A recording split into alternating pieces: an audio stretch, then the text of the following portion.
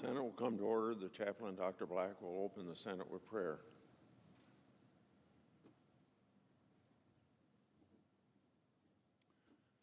Let us pray. Heavenly Father, give our lawmakers wisdom and spiritual eyes to see you at work. Remind them that in everything you are working for the good of those who love you. Guide our senators to strive to please you by living blameless, holy, and disciplined lives. As they battle this coronavirus pandemic, may they not forget the marginalized. Lord, give our lawmakers a hunger for your words and a desire to apply your knowledge in their daily work. We pray in your merciful name. Amen. Would you please join me in the Pledge of Allegiance?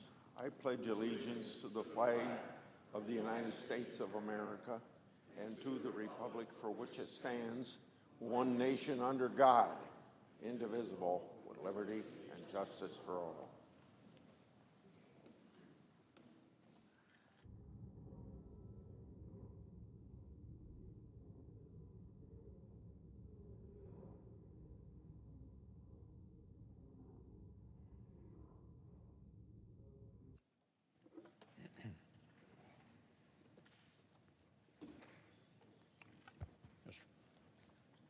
The Majority Leader. The eyes of the nation are on the Senate. For days now, we've been engaged in intense bipartisan talks to build emergency relief legislation on an historic scale to push resources to our healthcare heroes and American workers and families. Democrats and Republicans sat down together. We crafted this version of the proposal together. This compromise package would push tens of billions of dollars to hospitals and healthcare providers. It would send direct checks to millions of American households, direct checks. It would massively expand unemployment insurance in this crisis. It would stabilize industries to prevent mass layoffs. And crucially, it would deliver historic relief to small businesses to help Main Street employees from being totally crushed by this pandemic. But yesterday, when the time came to vote on these urgent measures, our Democratic colleagues chose to block it. So why are the American people still waiting? It's a good question to ask. I hear the markets are not doing well today. They like to ask the question of us, why not move? Why are Democrats filibustering the bipartisan bill they helped write? an appropriate question to ask this morning as the country waits on us. So let me give the American people a taste of the outstanding issues we woke up to this morning. Here are some of the items on the Democratic wish list over which they choose to block this legislation last night. Tax credits for solar energy and wind energy. Provisions to force employers to give special new treatment to big labor. And listen to this, new emission standards for the airlines. Are you kidding me? This is the moment to debate new regulations that have nothing whatsoever to do with this crisis? That's what they're up to over there. American people need to know it. Democrats won't let us fund hospitals or save small businesses unless they get to dust off the Green New Deal.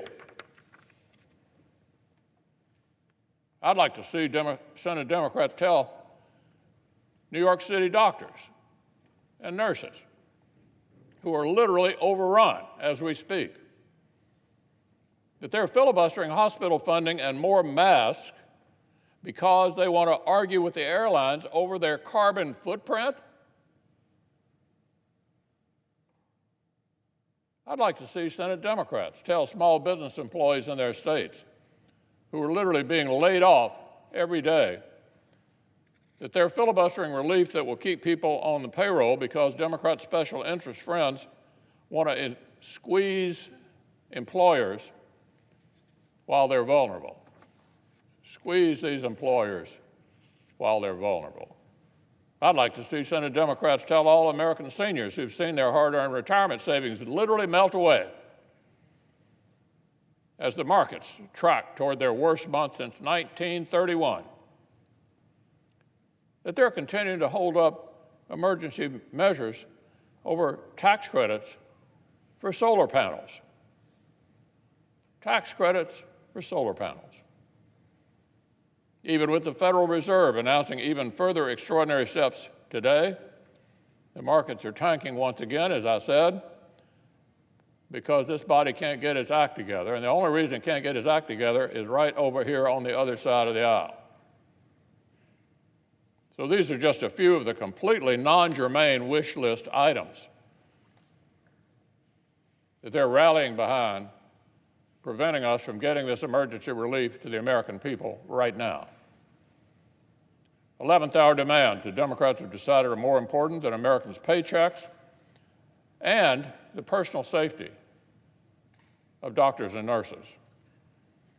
So remember what one of Speaker Pelosi's top lieutenants in the House said just a few days ago, and this is a direct quote.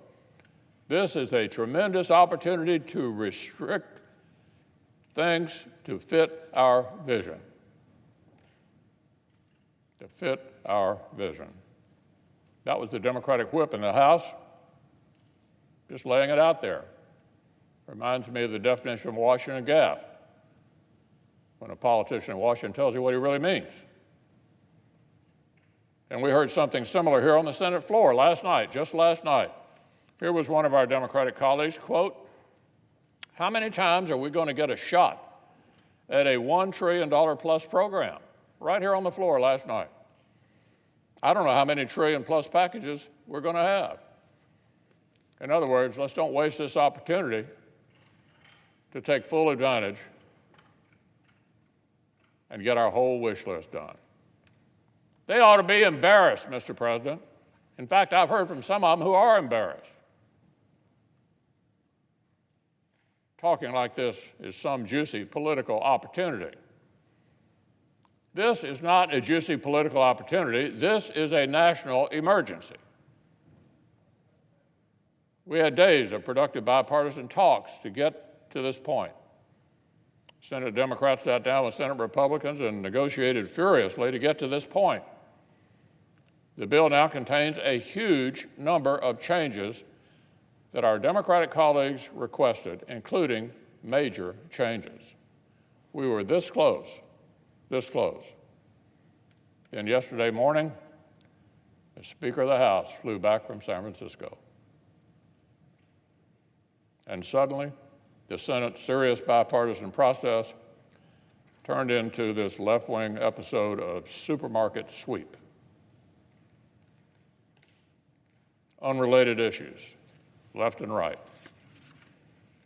I'll tell you what will really lower our carbon footprint, Mr. President. If the entire economy continues to crumble, with hundreds of thousands more Americans laid off because Senate Democrats won't let us act, that'll lower our carbon footprint, all right. Every single American outside of Washington knows this is no time for this nonsense. A surgeon in Fresno, California says, quote, "We're at war with no ammo. We are at war with no ammo." That's a surgeon in Fresno. An intensive care nurse in New York City says, if we don't get the proper equipment soon, we are going to get sick.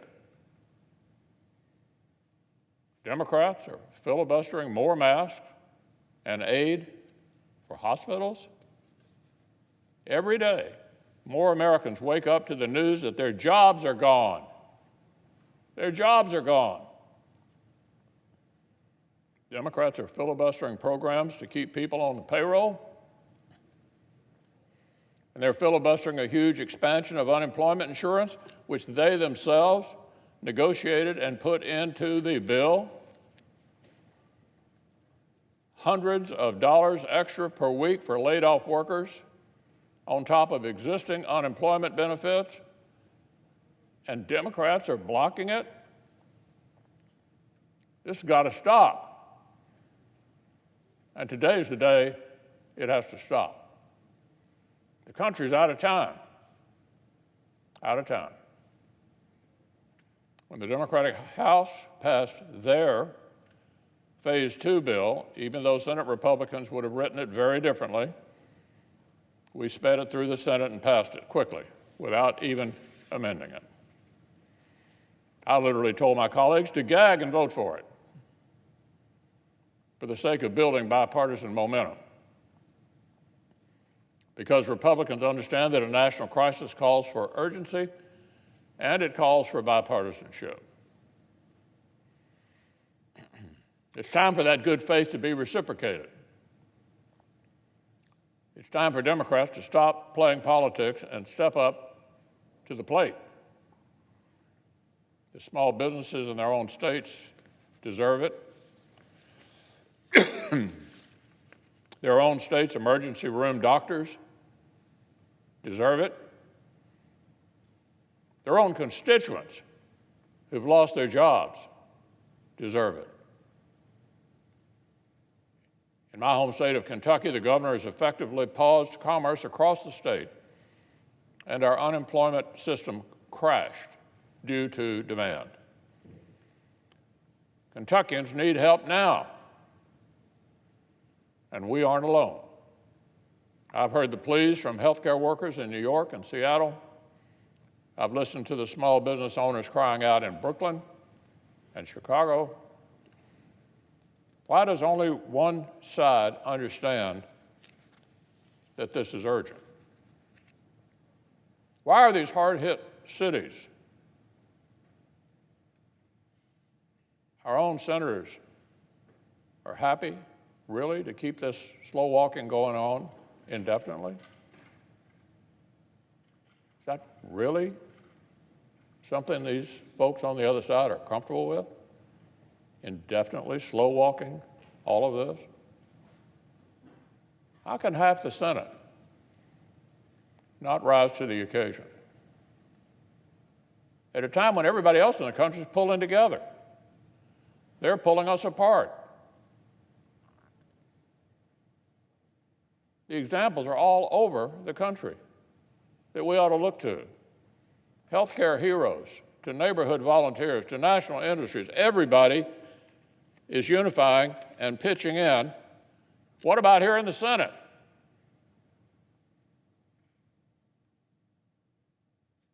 It's time to get with the program.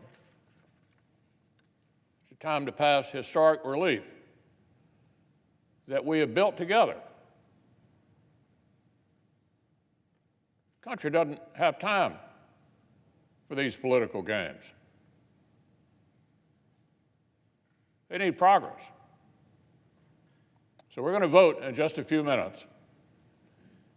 And I assure you, Mr. President, the American people will be watching.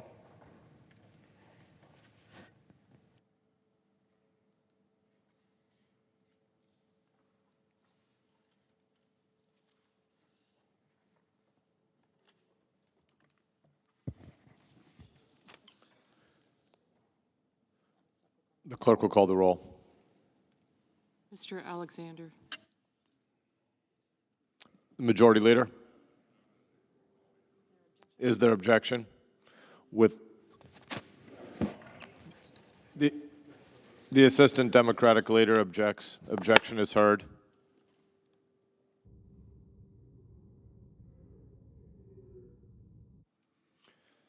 The Democratic Leader.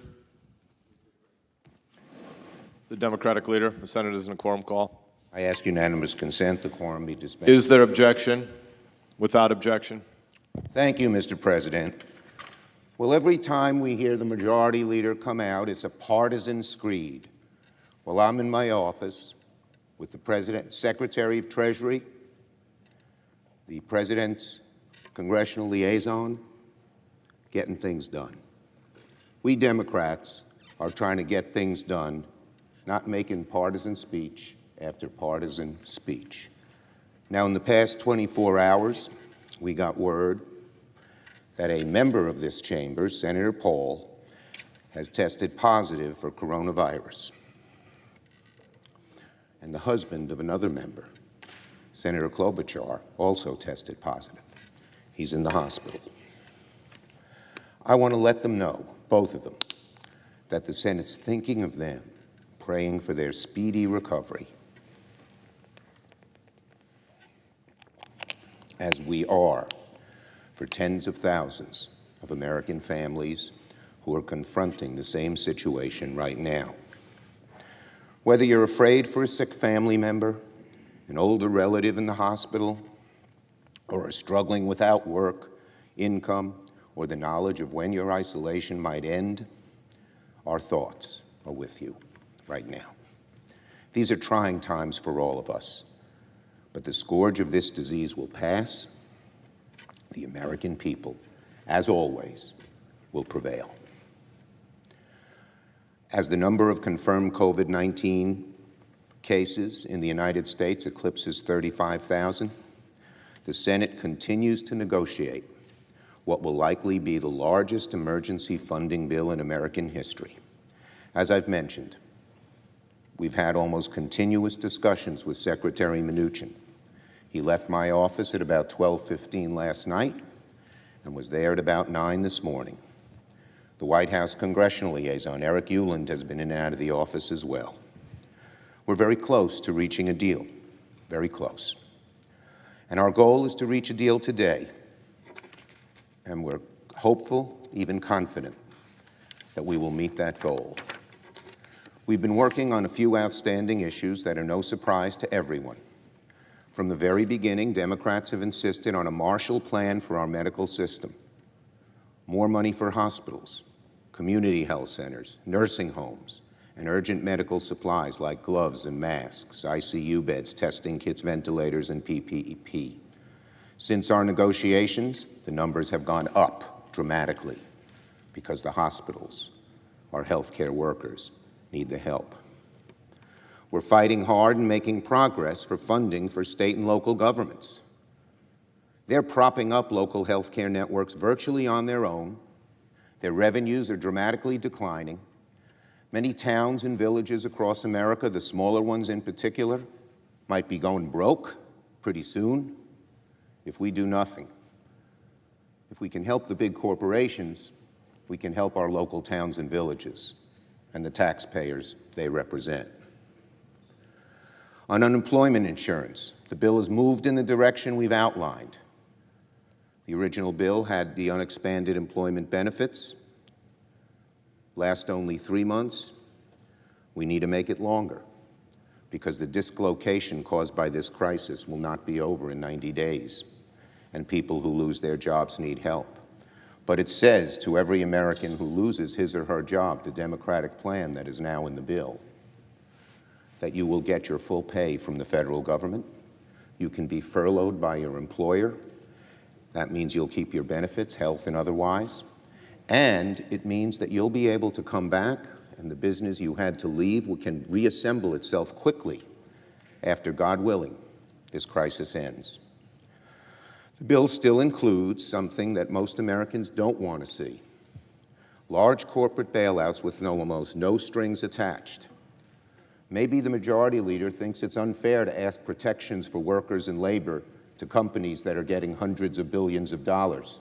We think it's very fair to ask for those. Those are not extraneous issues. That is a wish list for workers, nobody else. And so we are looking for protection. We're looking for oversight. If this federal government's making a big loan to someone, to a big company, we ought to know it and know the details immediately.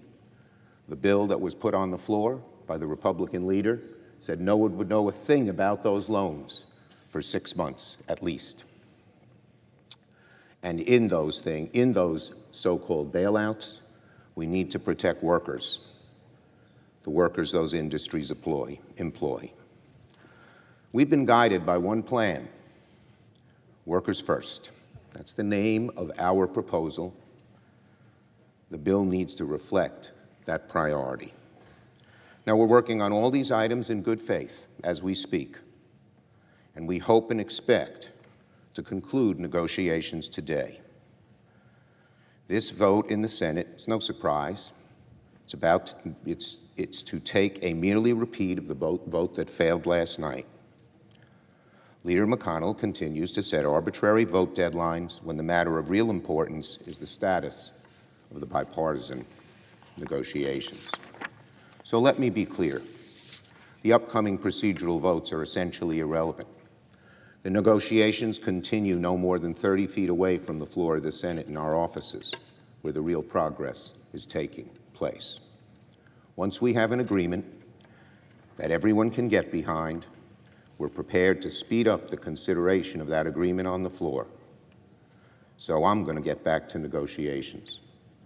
We all know time is of the essence. The country is facing the twin crises in our healthcare system and in our economy. We have an obligation to get the details right, get them done quickly. That doesn't mean blindly accepting a Republican-only bill. That was the bill we were given. Lots of things we didn't even know about Saturday. That means working to make this bill better for our small businesses, better for our working families, better for our healthcare system. Democrats will not stop working with our Republican counterparts until we get the job done. I'll continue to update the Senate on the progress of our negotiations. And I note the absence of a quorum. The clerk will call the roll. Mr. Alexander. Mr. President. The senator from Maine. Mr. President, I ask unanimous consent that proceedings under the quorum be dispensed with. Is there objection? Thank you, Mr. President. I object. The Democratic leader This objection is is heard. unbelievable.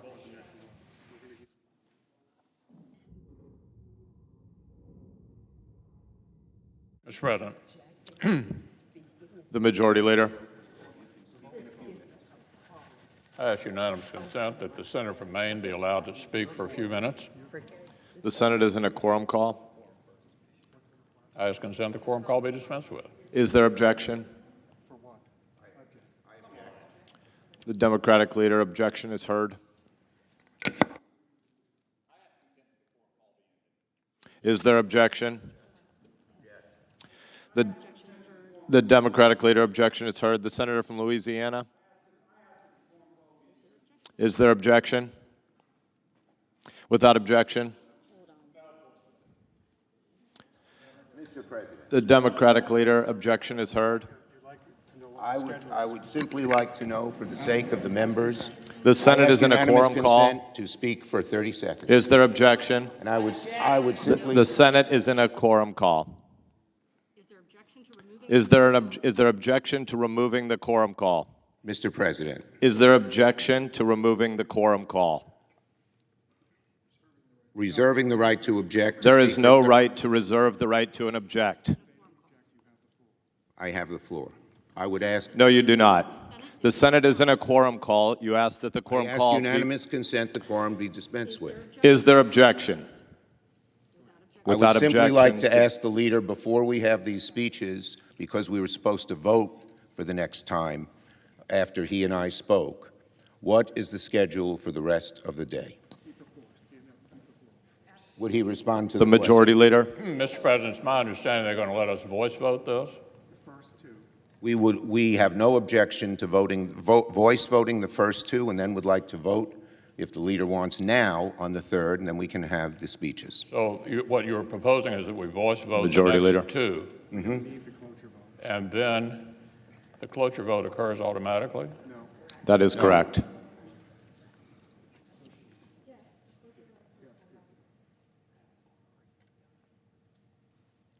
Parliamentary inquiry. Does the cloture vote occur now? Yes, the cloture vote pops and occurs third automatically.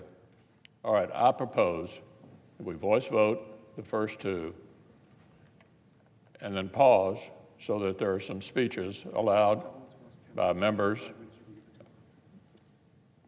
up to an hour. Those speeches allowed by members before the cloture vote. So I have no objection the to that. Democratic As leader. long as we have a schedule, I have no objection to that. The understanding of the chair is that there will be voice votes on the first two motions, and then there will be an hour of debate equally divided.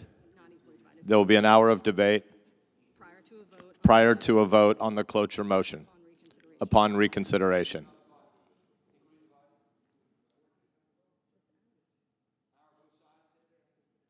Majority Leader. Yeah. That's fine. The hour would be, the understanding of the chair is that the request is that the hour of debate would be equally divided prior to the cloture vote on the motion to proceed. Mr. President, The Majority Leader. I move to proceed to the motion to reconsider the vote by which cloture was not invoked on the motion to proceed to H.R. 748. The question is on the motion. All in favor say aye. Aye. Those opposed, no. The ayes appear to have it. The ayes do have it. The motion is agreed to.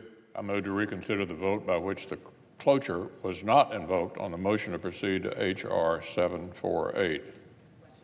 The question is on the motion. All in favor say aye. Aye. All opposed say nay. The ayes appear to have it. The ayes do have it. The motion is agreed to. There is now an hour of debate equally divided under the previous order. The Majority Leader. I also ask that the vote be 30 minutes in length. Is there objection? Without objection, the vote will be 30 minutes in length. So ordered. Mr. President, The Senator from Maine. Mr. President, we are in the midst of a crisis in our country, a crisis caused by the coronavirus.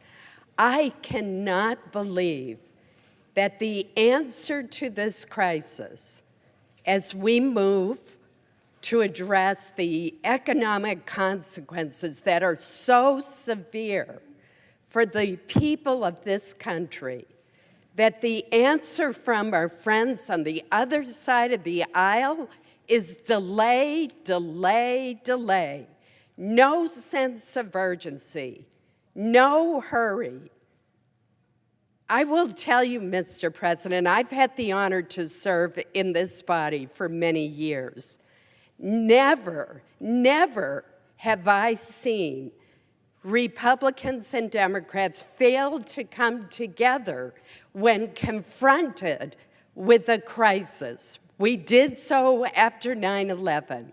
We did so with the financial meltdown in 2008. Here we are facing an enemy that is invisible, but equally devastating to the health of our people and to the health of our economy. And yet, unbelievably, the Democratic leader objected to my even being able to speak this morning? Is that what we've come to? The Democratic leader objected to our convening at 9 o'clock this morning so that we could begin working in earnest. Is that what we've come to?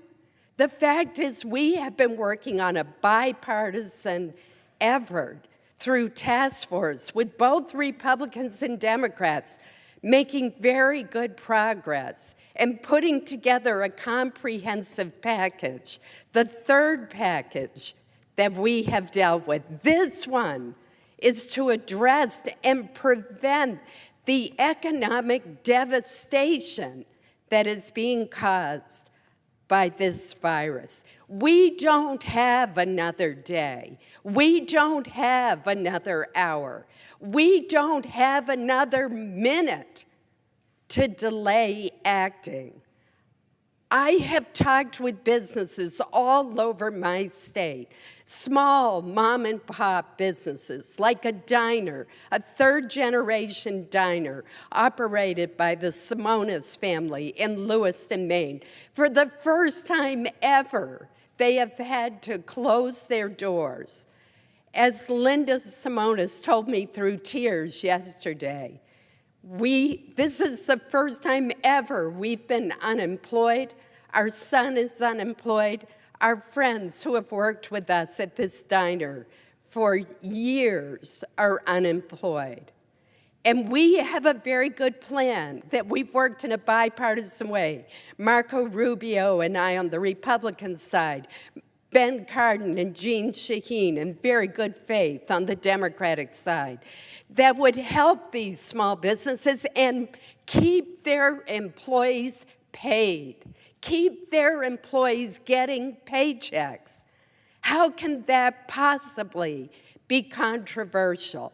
How can any of us want to see millions of Americans lose their paychecks, their health insurance, their contributions to their retirement plans?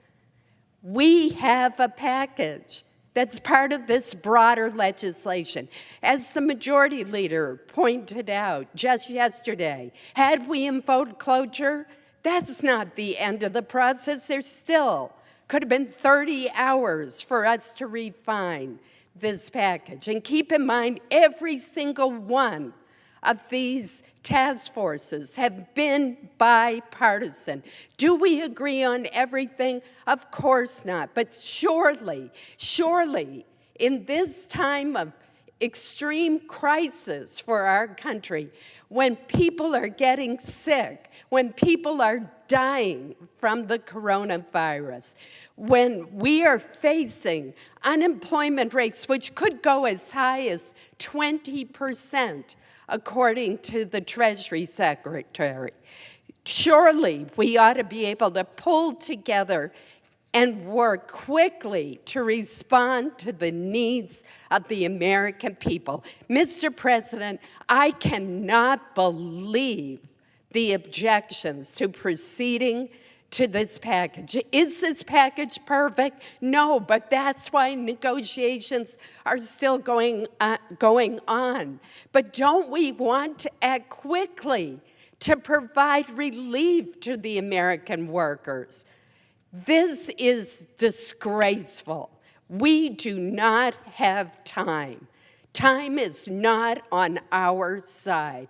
Let's get the job done for the American people. Mr. President. The senator from West Virginia. Mr. President, I rise because my dear friend, I can tell, is very upset. And I'm upset. I'm upset that we're at this point. I really am. I'm working with you on so many things in a bipartisan way, and I always have, always will. But with that being said, let me make sure, I haven't been here as long as many of you have the experience that you have, but the way I understand it, voting for cloture takes a 60-vote threshold, except for the judges, which basically the previous leader, Harry Reid, Senator Reid from Nevada, changed. I was opposed to that. We're in a situation now to where if you vote yes on cloture and then you're not in agreement with the bill, then it only takes 51. that seems to be the reason that everyone's saying, wait a minute, let's get an agreement so we can move through. That's what I have always heard. That's the way I understand it. So they're afraid, basically, if you vote for cloture, even though it's not the things you're wanting or haven't been negotiated out, then you vote for a 51, even with the 30 hours of curing, and then it goes from there. Then we're back to where we have not had any negotiation because the majority has the control at 51. That's what I think the fear is here. The problem that we have in West Virginia right now, you can throw all the money at Wall Street you want to. You can continue to put trillions upon trillions. People are afraid to leave their home. They're afraid because they're afraid of the health care. I've got workers who don't have masks. I've got health care workers that don't have gowns. I've got hospitals that won't be open in another 60 days because they have no cash flow. And it looks like we're worried more about the economy than we are the health care and the well-being of the people of America. Yes, sir. Majority Leader. My question is, does the senator understand that even if cloture were invoked, there's still 30 more hours? We know that, the 30 Yeah. hours, I said So that. in what way, I would ask my friend from West Virginia, would your side be disadvantaged by that? The Senator American from people West- are waiting for us to act today. Yeah, but Senator then they from West know. Virginia. Has laid it out very clearly, as she always does. We don't have time for this. Ms. Hardy, We don't have time for it. let me ask you a question. On the 30 Answer my hours, question. In what way would the Democratic minority be because you, the disadvantaged? majority, you have Senator from 51 West votes. Virginia. Senator from West Virginia has the floor. Sir, no, anything I'm saying, 30 hours to 30 days, as long as you have the majority, 51 votes rule. So the final vote's going to be on passage, whether you have to negotiate or not with us. The Majority Leader. We'd have to, if my friend would yield, we'd have to get cloture again once we got on the bill. In other words, this is cloture on the motion to moving on the cloture proceed to to move the to the bill. Let bill. me explain it to my good friend from I West understand. Virginia. Here's the way it works, colleagues. We have been fiddling around, as the senator from Maine pointed out, Mr. President, for 24 hours. Senator from West Virginia has the floor. Can I? I'll be happy. I know where you're coming from on this. We just have a little different opinion about this. I thank my friend from West Virginia. I think The Majority Leader. colleagues would benefit from understanding where we are. We've been fiddling around for 2 Let days me just, if I could just make my, on the motion to proceed. yeah. If, my friend, if that were invoked, there's still 30 more hours post-closure on the motion to proceed. Once you get on the bill, you have to go through it again. So there's no way in which The Senator if from I could West just say Virginia. this, we should be able to get a deal that we can move forward in unanimous consent. We really should. That's what I'm hoping for, and I think we can do it. Let me go back and say where I'm coming from. My whole thing is based around the health care right now. You can't throw enough money to fix this if you can't fix the health care. If you can't give my people in West Virginia and across this country the feeling that we have a treatment and we're moving towards a vaccine, they're not leaving their homes. My restaurants aren't going to open up. So the most important thing, how do we take care against the workers that have lost their jobs, no fault of their own? Businesses have closed, same in my state as your state, no fault of their own. That's the package we had to get out. We have $160 billion moving right now. So I'm saying this, it looks like things are weighted towards the Wall Street corporation side.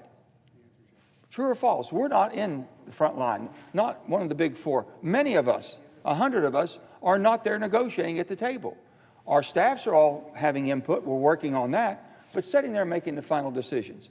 This comes down, can we give the confidence that we can rise to the occasion to keep the people healthy in our states?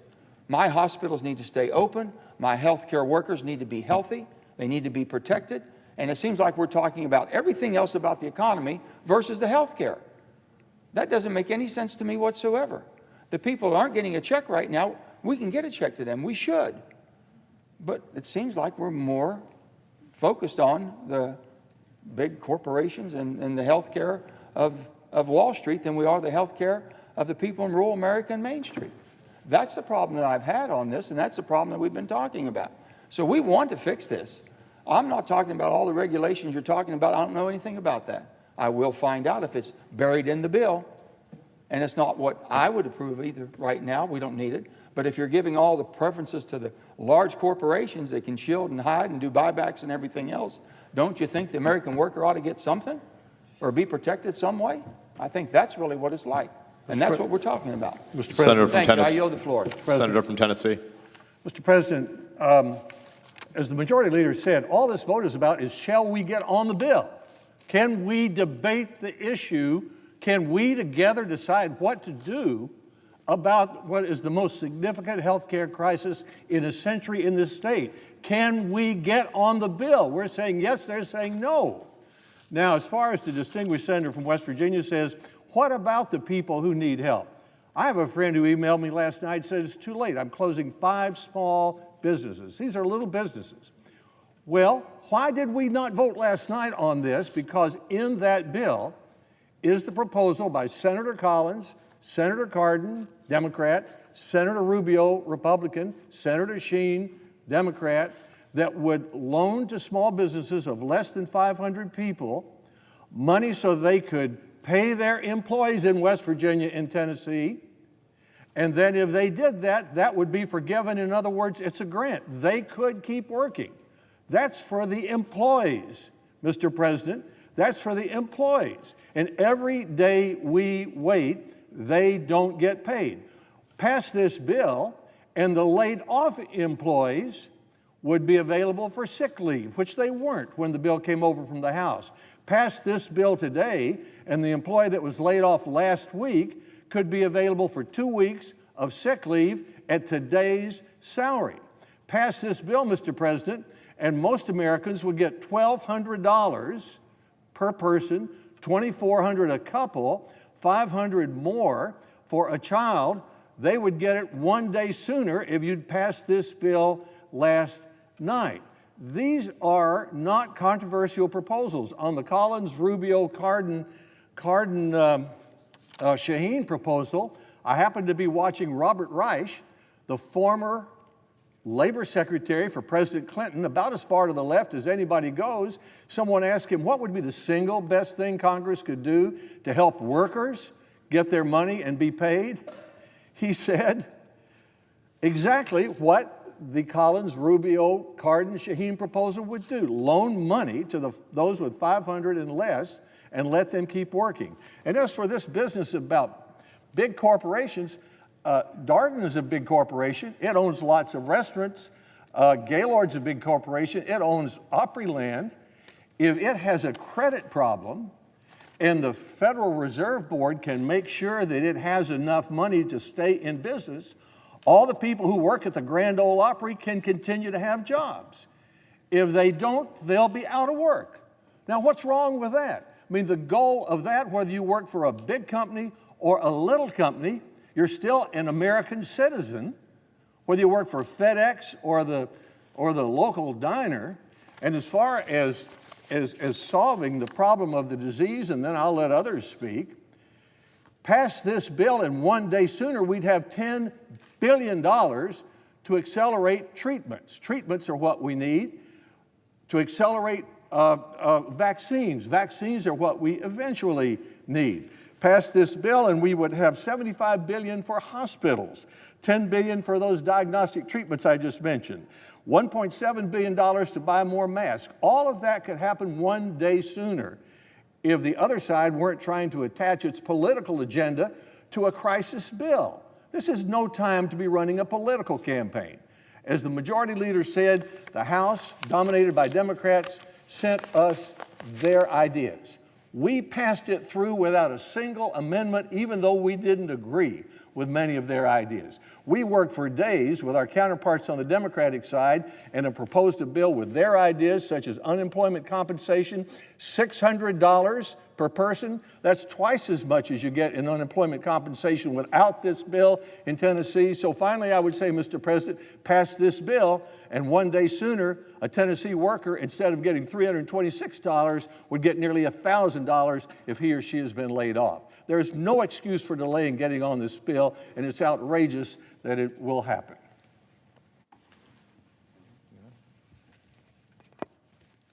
Mr. President. The Republican whip. Mr. President, I think we all know what's happening here. The leader pointed it out in his opening remarks. Everything was going really quite well. There were a lot of working groups that were meeting. There was great bipartisan cooperation. Both sides were getting ideas included in a plan. And then yesterday, the Speaker of the House showed up with an agenda. And then all of a sudden, it got taken over at the leadership level. And so now, instead of talking about helping workers, we're talking about the Green New Deal and all kinds of other things that demands that the unions and other special interest groups want to see in this deal. But the throwaway line that this is about bailouts for big corporations, really? Are we going to do that again? Are we going to do this again? You guys are going to come over here and block votes and use the line that this is a bailout for big corporations? You heard it. You heard what Senator Alexander just said. This has money in here for workers. This has money for families. This has money for small businesses. Lots of the money. $300 billion is going to go to checks. $1,200 per person, $2,400 per couple, $500 per child for everybody, up to $75,000 for a single and $150,000 for a married couple filing jointly. $250 billion in here for unemployment insurance, as the senator from Tennessee pointed out, to plus up and top off those unemployment those unemployment funds that the states have. Add $600 per person per week for the next 3 months. That's going to help unemployed people in this country. The small business loan program that was just alluded to, that Senators Rubio and Collins and Cardin and Shaheen have worked on, is a $350 billion program that allows small businesses to pay their employees, to keep them employed, so they keep their jobs, so those jobs don't go away. That right there is $900 billion going to workers. Senator Alexander pointed out there's over $242 billion in this bill that's going out to help out with health care. And we all know we've got to help our hospitals. And between the $75 billion in direct spending in this particular provision and the $25 billion or more that's going to be part of the Medicare provisions, that's $100 billion for hospitals, $20 billion for veterans' health care, $11 billion for vaccines, therapeutics, diagnostics, and other preparedness needs, $4.5 billion for Centers for Disease Control, $1.7 billion for the strategic national stockpile, $12 billion for the military, $10 billion for block grants to states, $12 billion for K-12 education, $6 billion for higher education, $5 billion for FEMA Disaster Relief Fund, $10 billion for the airports, and $20 billion for the public transportation emergency relief. All told, $242 billion, $186 billion, I might add, which goes through the states. Everybody's talking about helping out the states. $186 billion of the $242 billion in this part of the bill goes out to the states. So there's there's another $250 billion. You're looking at 1.2, 1.3 trillion roughly of this bill that is going to healthcare workers, hospitals, medical providers, families, employees, and unemployed people. That's where it goes. Now, yes, there is $500 billion in here to keep industries afloat that are failing, and they are failing by the day and shedding jobs by the day. And these aren't grants, although the Democrats did want some grants in here, I might add. These are loans. These have to be paid back. And bailouts usually apply to somebody who did something dumb on their own, made a bad business decision. These companies aren't in trouble because of something they did on their own. This is no fault of their own.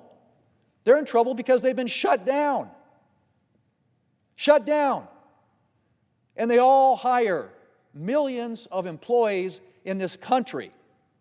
So yes, we probably need to do something to help businesses in this country so they can keep working and keep their employees working. This was put together with a lot of bipartisan input.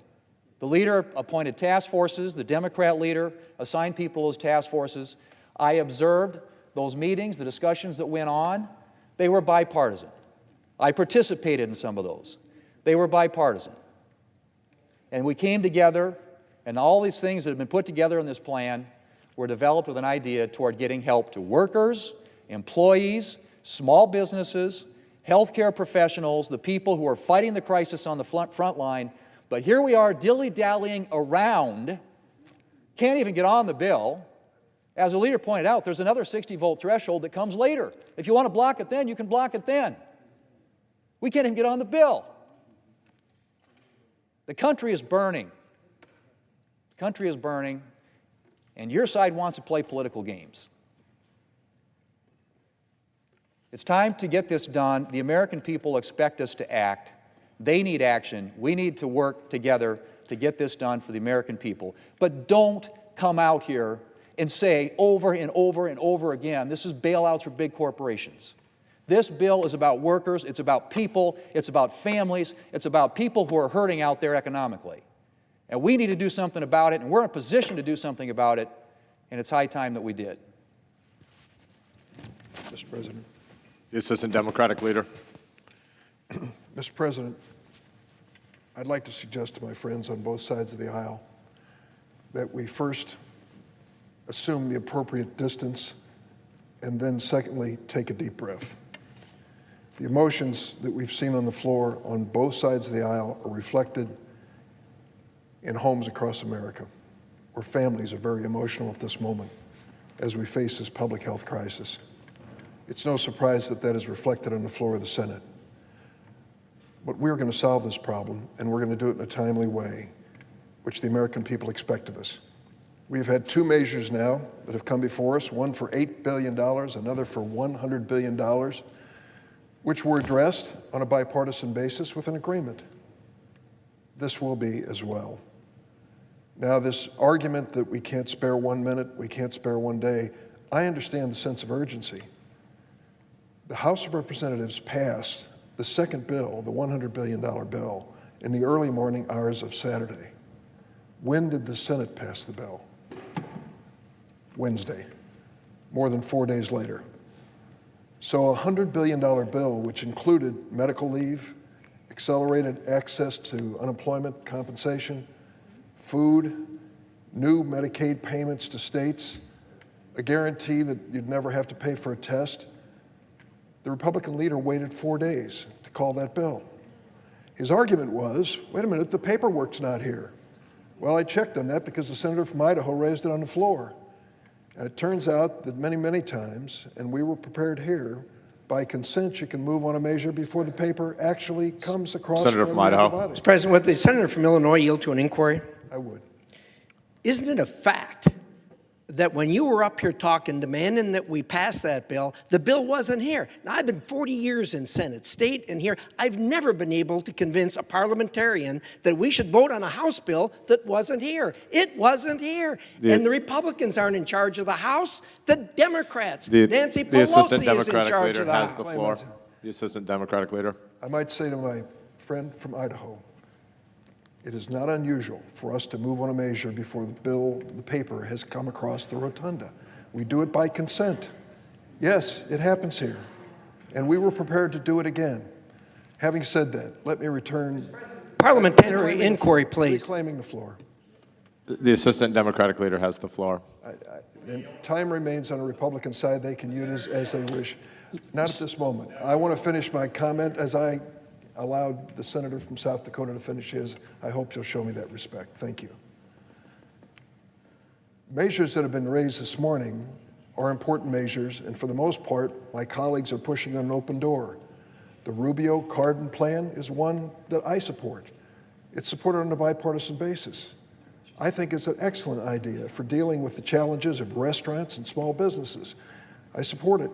There's no issue in terms of whether that'll be included in the final package. I believe it will, and I certainly hope it will. The notion of cash payments, this notion of, that was brought to us by the White House, I don't hear any objection whatsoever on the Democratic side of the aisle for the cash payments. The notion of extending unemployment insurance and providing additional benefits under unemployment insurance, I guess we're going to argue as to who came up with the idea first, but both sides agree on that basic idea. So these proposals brought before us are not in controversy, as I understand it, in the negotiations that are underway. The thing that I was concerned about, and Senator Schumer addressed, was really focusing, and Senator Manchin raised the same issue, focusing on the threshold issue of the capacity of our healthcare system to deal with this public health crisis. When we hear the governor of New York this morning suggesting that the hospitals of that state have to increase their capacity by 50%, and it still might not be enough, it's a suggestion to all of us that we need to start with healthcare and hospitals. It was our feeling that the bill which Senator McConnell tried to move yesterday was not adequate. didn't provide the necessary resources for that.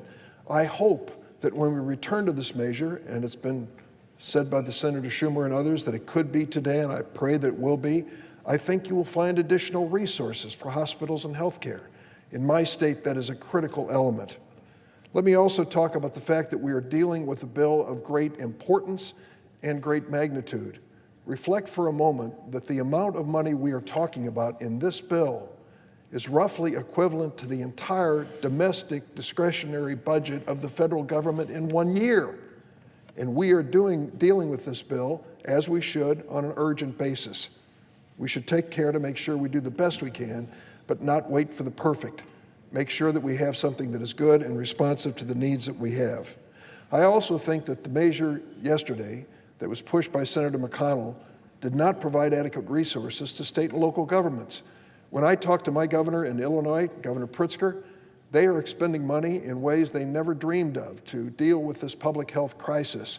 They're also seeing more unemployment insurance benefits claimed than we ever have in our history. We need to help the state and local governments, and that was one of the objections we had to the bill yesterday. We didn't feel that it was adequate. When it comes to corporations and providing help to businesses large and small, count me in. I'm one of those Democrats who stood for the stimulus package that President Obama brought before us because I thought it was necessary. I still believe that we did the right thing in passing that stimulus package. Many on the other side of the aisle did not. Part of that package helped larger corporations, and so be it. I thought that was necessary, but we learned a bitter lesson. Many times, the benefits being given to those corporations and the tax breaks being given to them translated into stock buybacks where many took the money and ran. We don't want that to happen again. Arguing for transparency and accountability on the money that goes to any business, large or small, is not unreasonable and used to be bipartisan. We are arguing over that, debating over that, negotiating over that at this minute. Let me also say that I continue to be amazed at the references to the Speaker of the House, Nancy Pelosi. She really unnerves a lot of people on that side of the aisle. She is the Speaker of the House, you know, and the measure, whatever we do here, is headed over there for consideration. The fact that she would want to be party to that negotiation is not an outrageous idea. It happens to be consistent with the bicameral system of government that we have. The senator from Kentucky got up and talked about how she came into the meeting and ruined the whole meeting by asserting herself as Speaker of the House. It's reasonable for her to do that. In fact, the suggestion by Senator Schumer at the outset was that we have the four corners, the four leaders, Democrats and Republicans, and a representative of the White House for this negotiation. That approach was rejected by the senator from Kentucky. We'll do our own, he says. We'll get back to you when we have a Republican plan. It wasn't bipartisan from the start, and it should be all the way. It's the only way it will work. And let me say for a moment that if and when, and I pray that it'll be done under circumstances where we've reached an agreement, if and when we vote for cloture to motion to proceed, at that point, the senator from Kentucky can offer any amendment he wishes.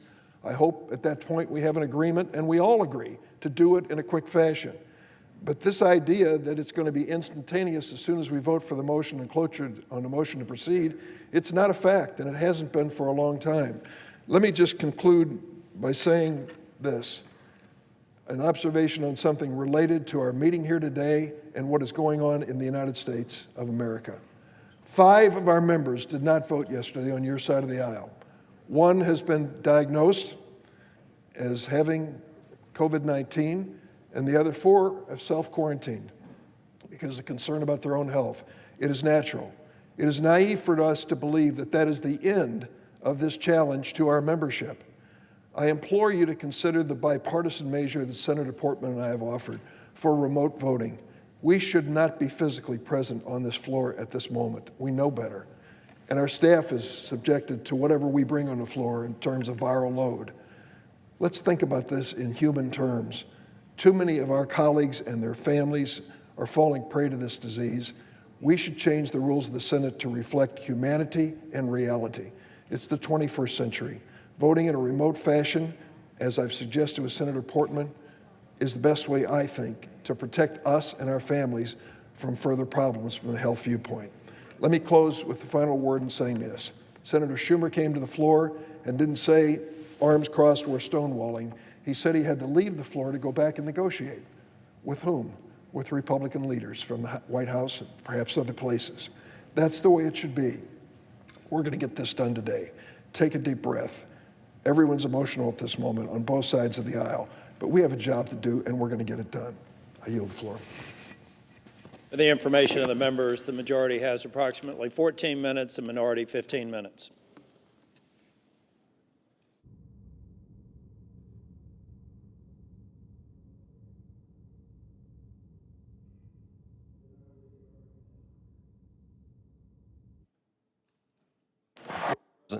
Senator from Georgia. Thank you, Mr. President. I've been here 5 years. I came from another world where to get anything done, you had to compromise. The problem we have today, I can't find any partners to compromise with. This bill has been characterized as another bailout for large corporations. Really? That is the most amazing characterization I can hear today. When I look at this, what this bill is focused on is the American worker, who in the time we've been debating this morning here, thousands have had phone calls given to them today by their employer to say, we're sorry, but because of the liquidity situation we have, there's no demand for our products or services, we need you to go home. That's been going on now for weeks while we sit up here and talk and blame each other for things. The time for action is right now. This bill gives us an opportunity to bring over almost $2 trillion of liquidity to the American people who are in need. This is not about big business. As a matter of fact, I don't see any grants in here, Mr. President. What I see are liquidity opportunities so employers can keep their relationship with the employees. We've already heard the details today. Direct payments of $300 billion directly to individuals, $250 billion for 3 months of unemployment insurance, unprecedented. $350 billion going directly to small businesses. Why? So that they can keep their employees employed, even if they're furloughed, Mr. President. There are $500 billion being made available for loans through our banking community. This is federally guaranteed loans. These are not grants. These are not monies that are going to go to the boards and the executives and all of that. This is money that's going for the purpose of getting directly to payroll. There's $517 billion of tax deferrals on withholding taxes on the corporate side. That's a 1-year deferral. That is not a guarantee. It's not a grant. There are $250 billion of other monies, 180 of which is going to cities and municipalities and state. And I agree with the assistant leader of the Democratic Party that we might need to do more for our states and local communities. So let's get to it. If that's the biggest issue here, but that's not the biggest issue. There are so many of these other things that are being thrown at this bill because it is a big bill. It's unprecedented. But let me just say this. What we've done is trying to make this a situation where we can avoid a liquidity crisis causing an insolvency crisis. And that's the most damaging thing we can do to the American worker. At the end of the day, the American worker has something that they all have in common. They have an employer. That employer is made up of investors just like you and I who invest in those companies who employ these people. This is not a government employing 150 million people in our workforce.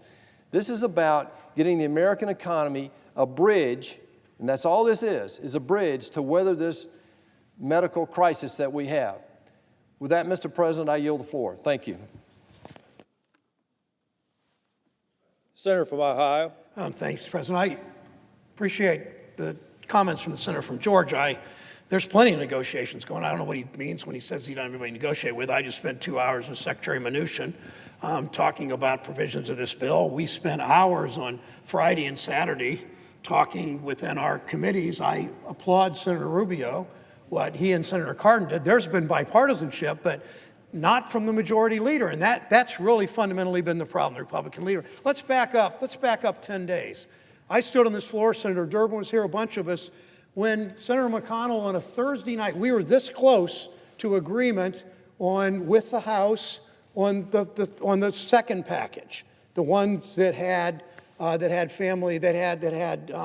sick days in it, sick leave policy. We were that close. Senator McConnell decided he had to go back to Kentucky to go to a political event with the Justice of the Supreme Court, a political event with the Justice of the Supreme Court in Kentucky. Yield. I'm sorry, what? Will the senator yield? Of course. When did the Senate receive that bill from the House? That's not the point. The point is that... Will the senator yield? Certainly. Will you answer my question? When did the House receive that bill? I don't know the day, but I know it was a day or two later. What about where has the House been for the last I'm not week? yielding now, Senator Cox. Where has the House been for the last I know you week? always want to do Trump, the president's bidding, and always want to do is I have the floor and I will keep the floor. The fact is that we were in negotiations with Speaker Pelosi, I assume with Leader McCarthy. In the Senate, we were this close to legislation. Senator McConnell went home. Senator Cotton's not disputing the fact he went home for a political event with a justice of the Supreme Court, for gosh sakes. Went home Friday. We didn't vote Friday. We didn't vote Saturday. We didn't vote Sunday. We didn't vote Monday. We didn't vote Tuesday. We didn't vote until Wednesday. So we've tried to be bipartisan. Senator McConnell then dispatched all of us just a few days ago to do negotiations within our committees. I sat with... Would the senator yield for a question? Well, I'd like to sort of explain the senator does not details, yield. but if the time comes out of your time, I'd be glad to. The senator yields. My question will be short.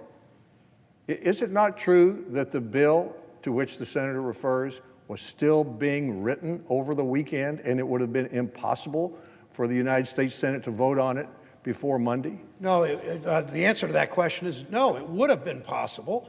We can always suspend the rules and move if it's in the national interest, but we didn't vote, you know this, Senator Alexander, we didn't vote until Wednesday. But let me back up. So this weekend, Senator Crapo and I and Banking Committee members were making progress on Friday and Saturday. Then Saturday night, Senator McConnell decided that he would take everything back and write a partisan bill. So don't tell us that this has been a bipartisan effort. Again, Senator Rubio and Senator Cardin had some bipartisan efforts. We attempted that. But the fact is, we need to learn from 10 years ago, the same people came to us and said, we need this bailout. They promised that it would help people stay in their homes. They promised that it would be money in the pockets of workers. The banks have done well, the executives have done well, but since then, wages have basically remained flat. The American people don't want another corporate bailout. They don't want a bailout for Wall Street. They don't want a bailout for the airlines. They want money. If we're going to do a relief package, the money needs to go in the pockets of workers. We know that in case hundreds of people, thousands of people in each of our states are faced every day with the situation, do I go to work? I'm sick today. Do I go to work and possibly infect somebody else in the workplace? Or do I stay home and lose the pay that I need in order to pay my mortgage or in order to pay my rent? We need this plan is all about a corporate bailout. The money, $425 billion, that the Secretary of Treasury can decide as a slush fund on where to direct that money instead of money going to workers, to food banks, to unemployment insurance, to sick day policy, to all the things that we need to do to keep businesses going and people in their homes. We have a prohibition that so far Senator McConnell has objected to on foreclosures and evictions. You all know the statistics. 40% of Americans don't have $400 discretionary money in their pockets that they can use in an emergency to fix their car or whatever. If they go several weeks without pay, they will be evicted. They will be foreclosed on. We need Senator McConnell to actually agree to that. And when it comes to the $425 billion slush fund, we want to help these businesses, especially small businesses. We want to help the airlines, but we need to make sure that this money passes through to employees. That means no corporate bailouts without investing in the dignity of work. It means if you're taking taxpayer money, no stock buybacks, no sending jobs overseas, no outsourcing your jobs to independent contractors, no golden parachutes for executives, no using taxpayer dollars to bust unions, no wage cuts for these employees, no health care or pension cuts. We put money into these businesses. This money is there not for the executives, it's there for the workers, and it's there for the community. It means actually helping people stay in their homes. If you love this country, you fight for the people who make it work. We have to show the people we serve that we've learned from Congress's mistake 10 years ago when the banks did very well, thank you, and Wall Street again will do very well, thank you, under the McConnell plan. We have to come together to put money in people's pockets. We need to help people stay in their homes. We need to invest in healthcare workers who are in the front lines. We need to mobilize American manufacturers. The partisan McConnell plan doesn't do this. The bipartisan work we're trying to do could do this. We know we can get through this together. Put this partisanship aside, come together for the people whom we serve. I yield the floor. Senator from South Dakota. Mr. President, I would defer to the gentleman from Tennessee. Senator from Tennessee. Thank the South. I have a parliamentary inquiry. The senator will state his inquiry.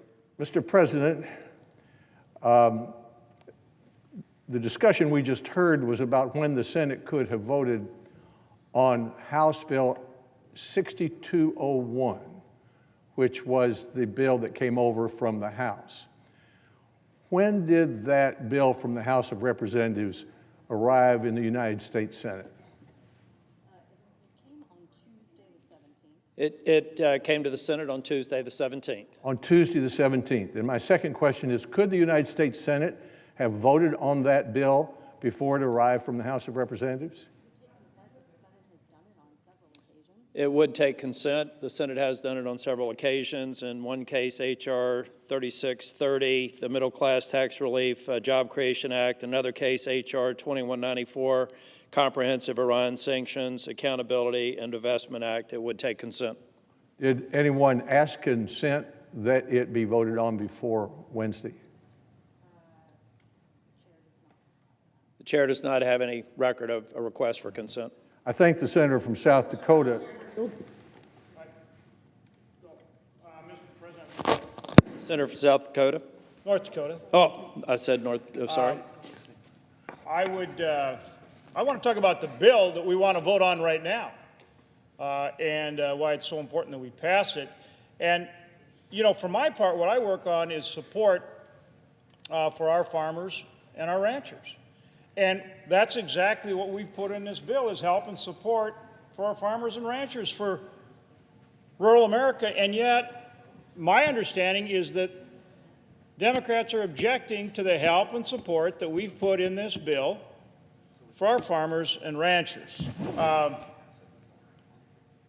Last week, the Department of Homeland Security recognized that agriculture, our supply of food, fiber, and feed, is one of our nation's critical industries. Our country's been blessed with an abundant, affordable, and safe food supply that we rarely stop to notice, but that we depend on every single day, and we certainly depend on at this time with this pandemic.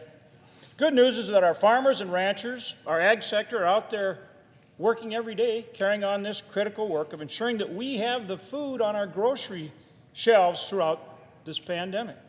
The bad news is that the farm economy, already facing a number of years of declining income, has taken a further nosedive on the account of the coronavirus. And so we have put forward assistance to make sure that we address that. Let me just give you one example, though, of the difficulty faced in farm country, in rural America. The cattle industry's lost between $7 and $9 billion over the last 2 months. And that's just one sector of our ag economy. Congress needs to act, and we need to act now to ensure that farmers, ranchers, and rural America, receive the relief they desperately need. Why would Democrats object to that? Why would they object to that? We included 2 important provisions to ensure that rural America and our farm and ranch families receive assistance. First, we replenished the Commodity Credit Corporation, making sure that the CCC has the funding necessary to carry out the Farm Bill, including the Farm Safety Net, conservation programs, trade programs, as well as emergency and ad hoc programs like the Market Facilitation Program. Second, we increased CCC authority to ensure that we can meet the coronavirus impact on agriculture head on. That makes sense. That's in the bill. They're objecting to it. their objective. This is our food supply. This is our food chain. We also included an important provision that enables USDA to provide critical support to ranchers during this market downturn, to ranchers. However, the Senate Democrats are objecting to that provision. Congressional Democrat leadership has objected to helping our farmers and ranchers in this relief package. The bill also includes an additional $15.5 billion for the SNAP program, for the Supplemental Nutrition Assistance Program, for food stamps, to provide nutrition assistance for those affected by this economic downturn. I urge my colleagues to get on board and support our farmers, our ranchers, and our food supply. Support rural America. Quit objecting to rural America. Quit objecting to our farmers and ranchers. We can't let that happen. We've talked about the importance of the bill. It's important for our entire country, and it is certainly important for our farmers and for our ranchers and for the food supply, the lowest cost, highest quality food supply that they provide every single American every single day. Thank you, Mr. President. President. The majority has 5 minutes. The senator from Louisiana. Thank you, Mr. President. You know what the American people are thinking right now? They're thinking that the brain is an amazing organ. It starts working in a mother's womb, and it doesn't stop working until you get elected to Congress. You know what the American people are thinking right now, Mr. President? They're thinking that this country was founded by geniuses, but it's being run by a bunch of idiots. You know what the American people are thinking right now, Mr. President? They're thinking, why do the members of the United States Senate continue to double down on stupid? Now, this is not a Republican bill, Mr. Chairman. This is a bipartisan bill. We have spent hours and hours and hours negotiating these provisions with our Democratic friends. This is not a slush fund. This is a bill to help people and businesses in America. This bill is going to increase unemployment insurance. This bill is going to send $1,200 to every man and woman in America, taxpayers who make less than $75,000 a year, and $500 for each of their children. This bill is going to help every small business in this country. It's not a bailout. It provides up to $350 billion for small businesses for the next 8 weeks to keep going. And if they don't lay anybody off, the loans are forgivable. Now, we have some businesses in this country that are bigger than 500 employees. This bill has a provision to help them too, as well. In America I was raised in growing your business and becoming as large as possible was something we aspired to. This bill does not create a slush fund for the Treasury Secretary. It provides $75 billion to help some of our industries hardest hit in a collateralized loan, not a bailout, and then provides another $425 billion to the Federal Reserve under Section 13.3 of the Federal Reserve Act, which the Federal Reserve will make available to all businesses, including those that don't qualify as a small business. And it's not a gift. We can negotiate warrants. We can negotiate stock options. We can take a piece of their company in stock. Mr. President, I don't understand it. I get politics. I've been around it my whole life. But there comes a time when we have to stop thinking about the next election and start thinking about the next generation. What are we going to leave to our children if we allow this economy to crash? And it is happening as we speak. I mean no ill will toward my Democratic friends. I like and respect every one of them. But let's pass this bill. I suggest the absence of a quorum. Is there objection? There's objection. Objection having been noted by the senator from Connecticut. Less than 10 minutes remaining. Consent is required. The senator from Connecticut. Thank you, Mr. President. You can't keep on saying it's a bipartisan bill when it clearly is not. If it was a bipartisan bill, you wouldn't have this level of angst from Democrats who were shut out of the process. Let's be clear about what we're talking about here. We don't think your bill works. We don't think the bill that has been drafted by the majority party is going to fix the problem. This is a policy disagreement, and I have an obligation as a representative of my state to stand up and say when I don't think a $2 trillion bill is going to fix the problem. It may make a lot of people rich, but it doesn't have the resources in it today to take care of the most vulnerable in this country, and it's not going to do the primary job at hand, which is to stop the virus. Remember, there's no amount of economic stimulus that we can pass, $1 trillion, $2 trillion, $3 trillion, that will solve this problem if we don't get serious about the public health crisis that exists today. And when you shortchange states, when you don't provide enough money to help my state and my municipalities manage testing, move congregate populations apart from each other, try to manage the crisis, then you aren't serious about stopping the virus. And so, yes, one of the outstanding issues in this bill is that we think we need more funding for the states and municipalities that are on the front lines of fighting the virus. And yes, we don't think this bill will work at job number one, which is stopping the public health crisis, unless we provide ample funding. And yes, we are worried about the lack of conditionality on funding to big businesses, to Wall Street.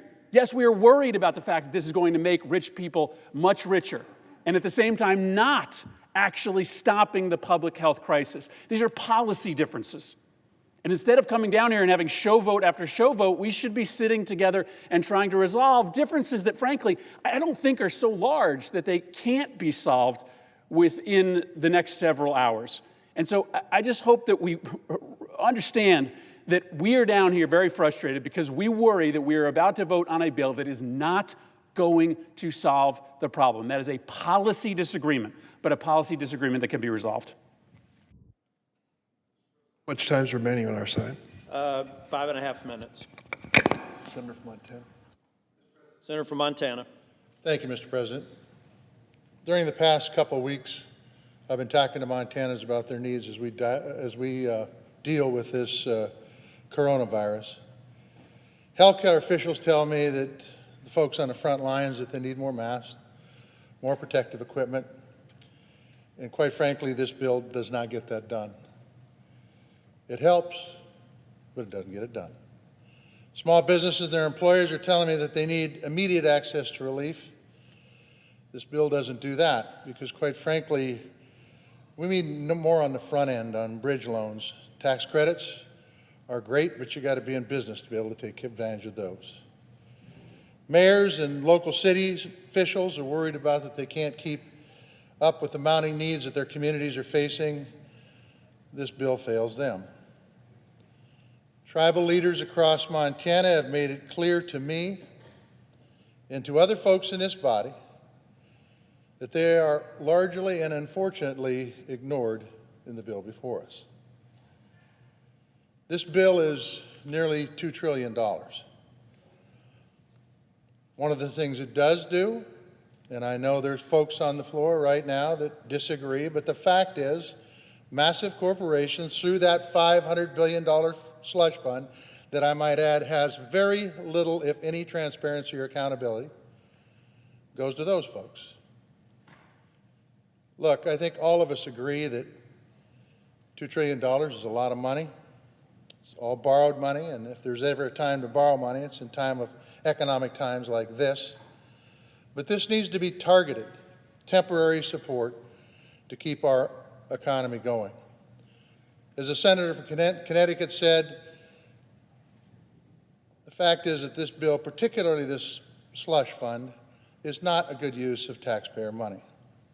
It would allow an unelected official with no accountability to the American people to dole out $500 billion while hiding the receipts for months, if not longer. And I know there's senators who say, well, they can get warrants for these loans. They must get warrants for these loans. As written, these companies could take advantage of billions of dollars in taxpayer money and continue to lay off some of those same taxpayers that are supporting through their taxes. Look, Montanans can do better, and we expect better. Working together, I'm going to tell you, we can get this done. There isn't a person in this body that hasn't filled a leadership position outside of their service in the United States Senate. You guys all know that you need to negotiate and you need to compromise. If that's done, and it's done in good faith, we'll have a bill before day is done. I yield the floor.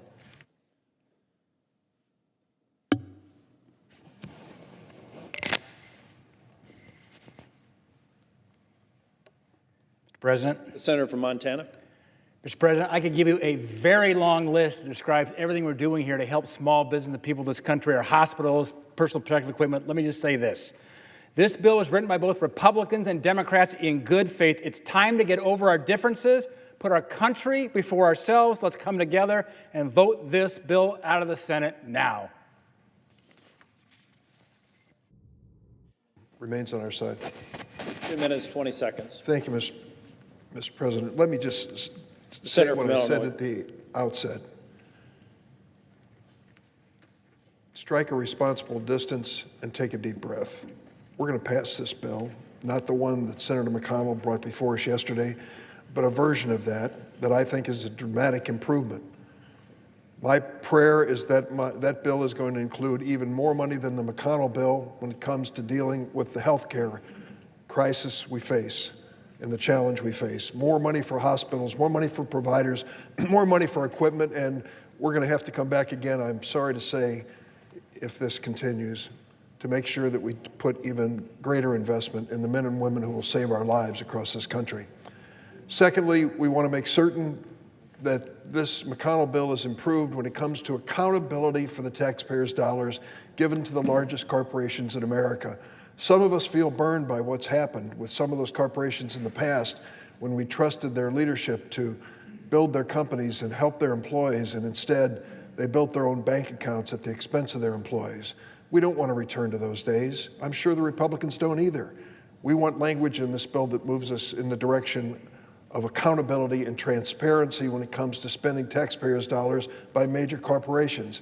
And third, never overlook the need of state and local governments.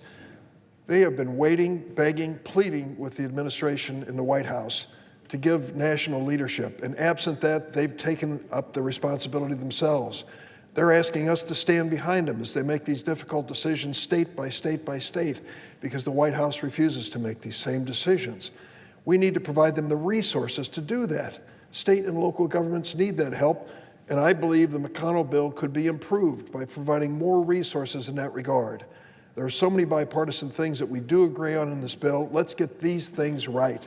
And as Senator Murphy from Connecticut said, if we don't get it right in terms of dealing with the coronavirus, we can't put enough money on the table for economic recovery. Let's do it. I'm sorry that we're going to this roll call. It is not an indication of the progress that I believe has been made since yesterday in negotiating a bipartisan approach to improving the McConnell bill. I think that's underway at this moment, and I think we recognize that. Thank you. The clerk will report the motion to invoke cloture. Cloture motion.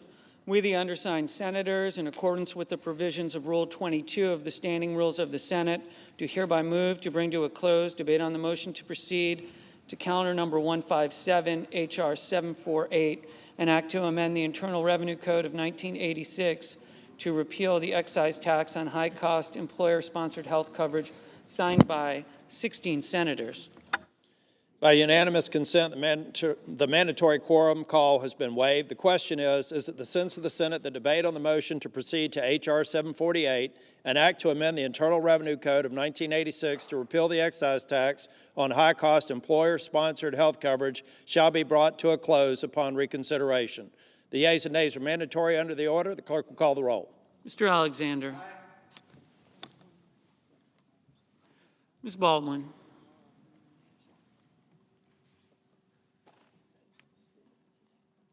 Mr. Barrasso. Mr. Bennett. Mrs. Blackburn. Mr. Blumenthal. Mr. Blunt. Mr. Booker. Mr. Bozeman.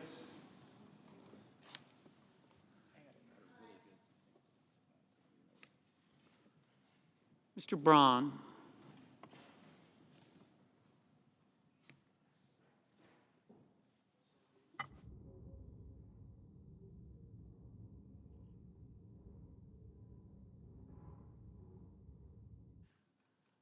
Mr. Brown.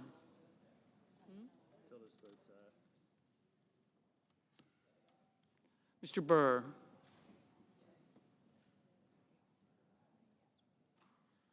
Ms. Cantwell.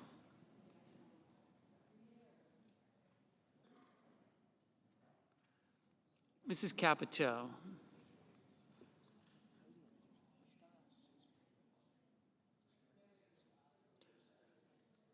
Mr. Cardin.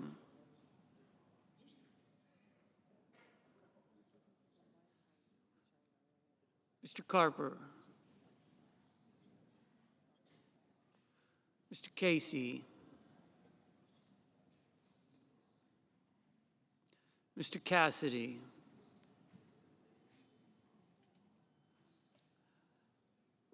Ms. Collins.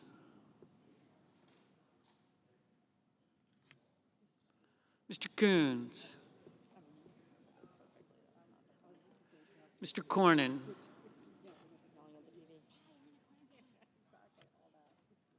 Ms. Cortez Masto.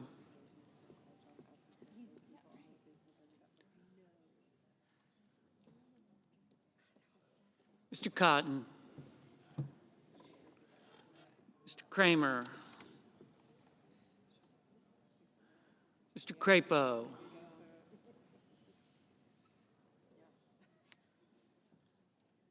Mr. Cruz. Mr. Daines. Ms. Duckworth. Mr. Durbin. Mr. Enzi. Ms. Ernst. Mrs. Feinstein. Mrs. Fisher.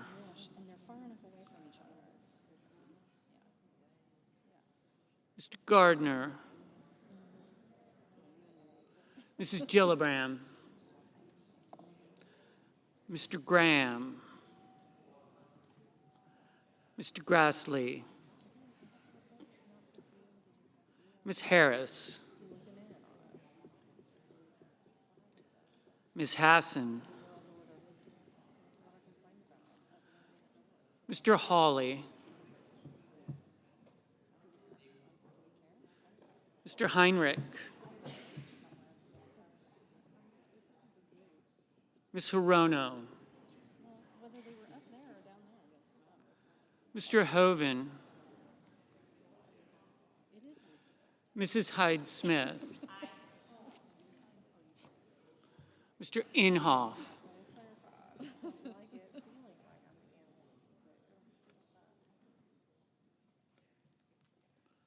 Mr. Johnson.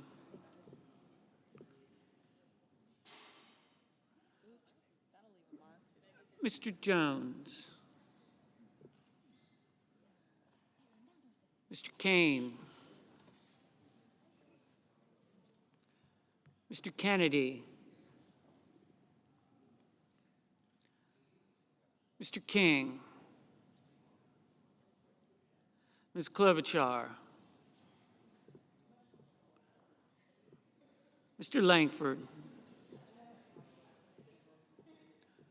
Mr. Leahy,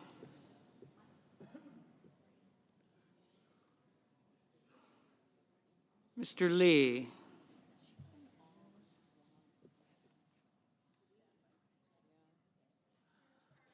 Mrs. Leffler,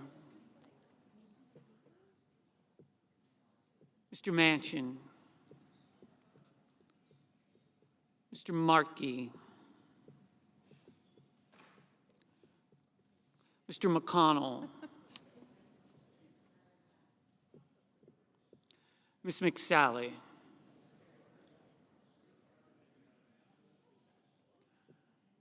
Mr. Menendez,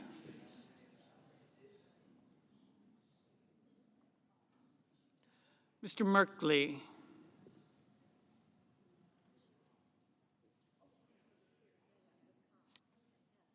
Mr. Moran, Ms. Murkowski,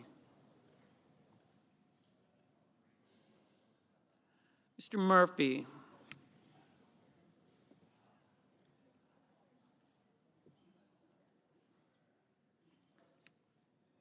Mrs. Murray,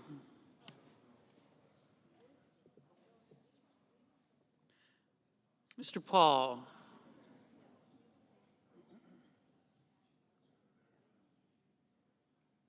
Mr. Perdue,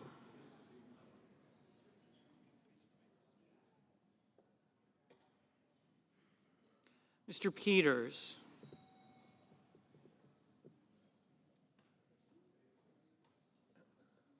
Mr. Portman,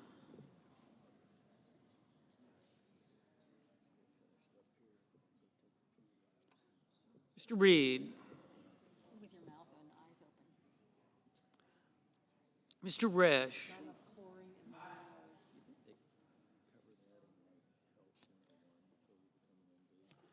Mr. Roberts,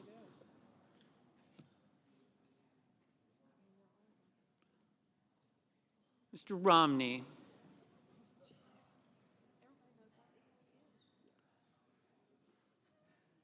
Ms. Rosen, Mr. Rounds,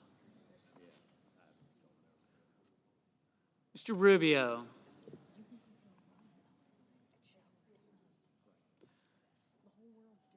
Mr. Sanders, Mr. Sass,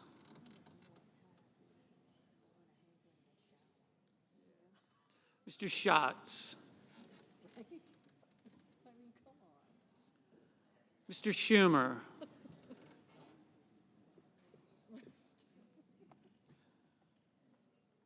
Mr. Scott of Florida, Mr. Scott of South Carolina, Mrs. Shaheen, Mr. Shelby,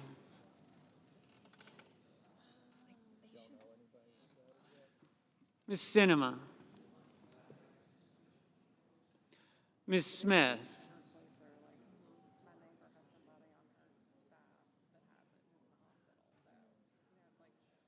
Ms. Stabenow, Mr. Sullivan,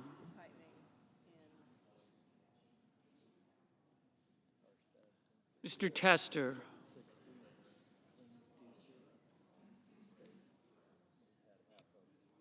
Mr. Thune,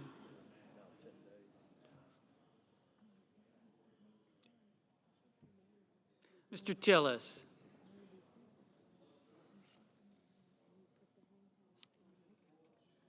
Mr. Toomey,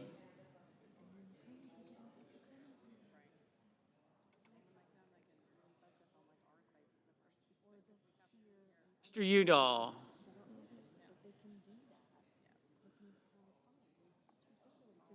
Mr. Van Hollen, Mr. Warner, Ms. Warren,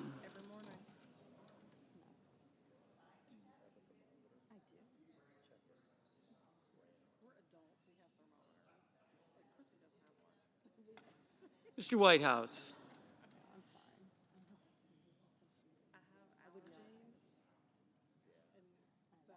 Mr. Wicker. Mr. Wyden. Mr. Young.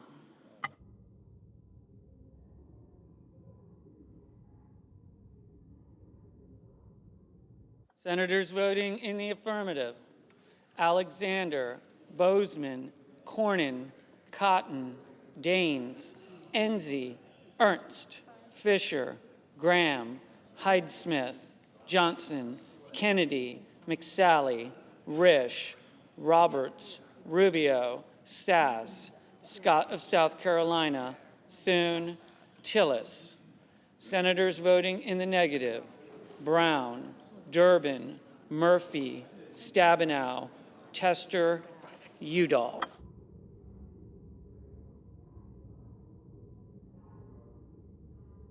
Mrs. Gillibrand. Mrs. Gillibrand, no.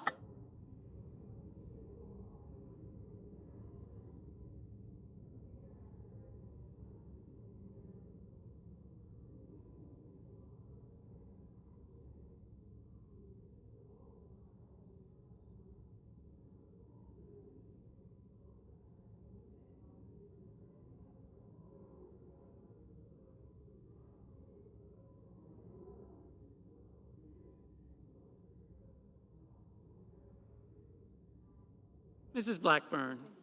Mrs. Blackburn, aye. Mr. Booker. Mr. Booker, no.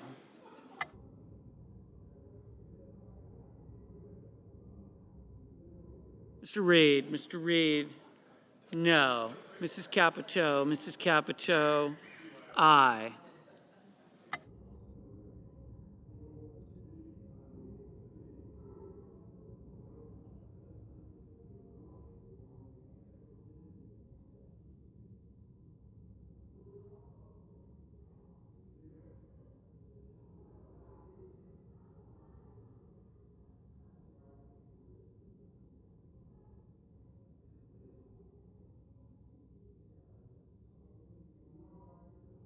Mr. McConnell. Mr. McConnell, aye. Mr. Rounds. Mr. Rounds, aye. Mr. Cruz. Mr. Cruz, aye.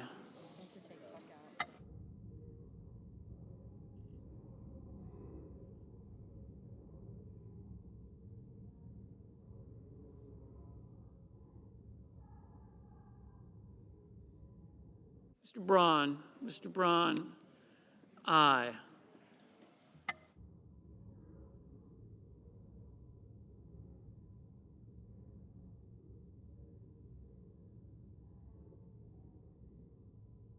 Mr. Peters. Mr. Peters, no.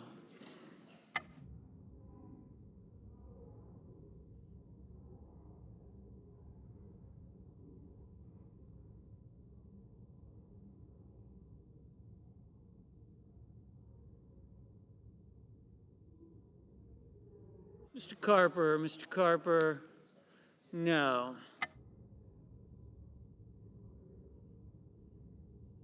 Mrs. Murray. Mrs. Murray, no.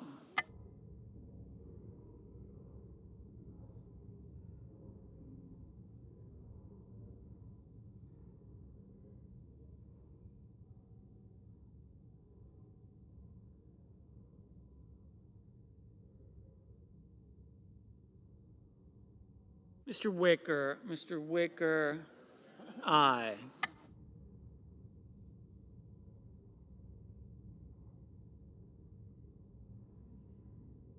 Collins. Ms. Collins, aye. Mr. Perdue. Mr. Perdue, aye.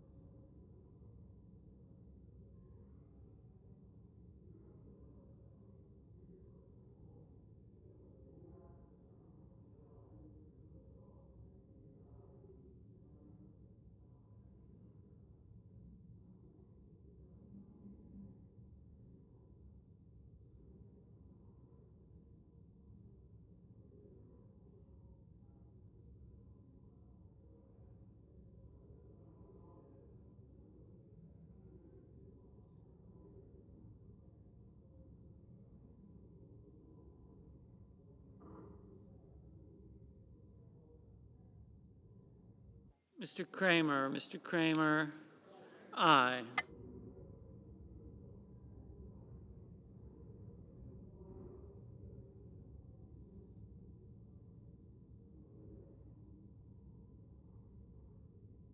Mr.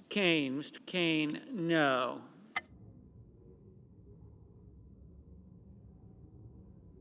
Mr. Barrasso, aye. Ms.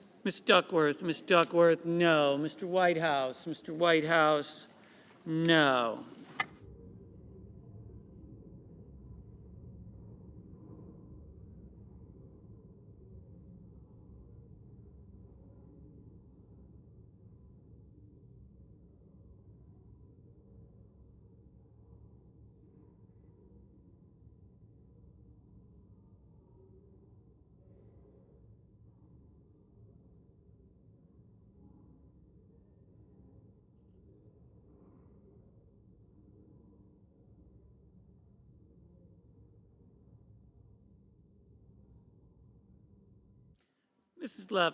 Mrs. Leffler, aye.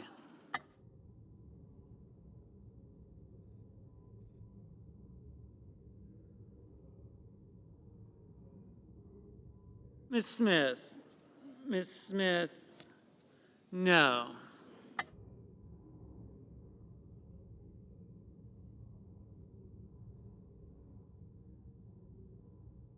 Mr. Langford, aye.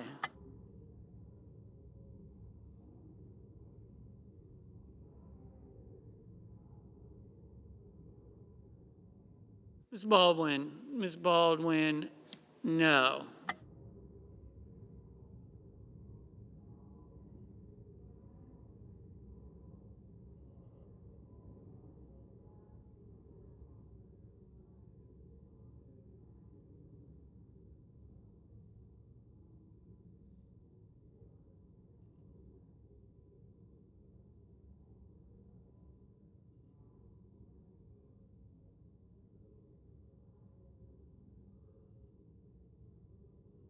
Mr. Burr, aye. Mr. Leahy, no.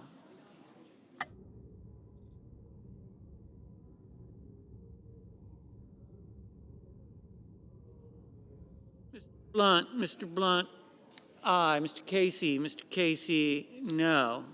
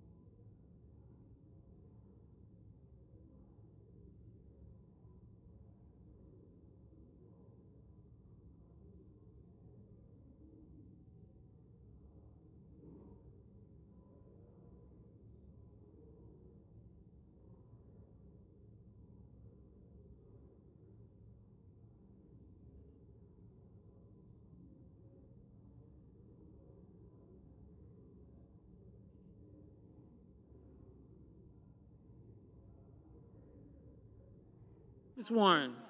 Warren, no.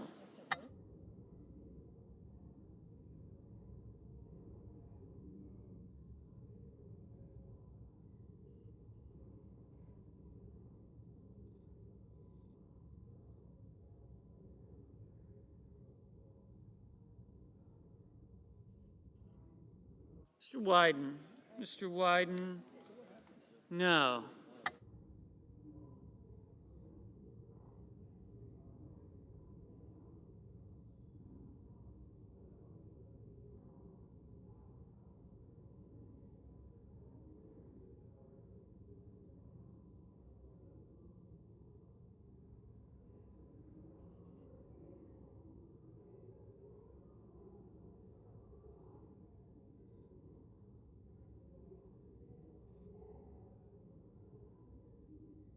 Mr. Sanders. Mr. Sanders, no.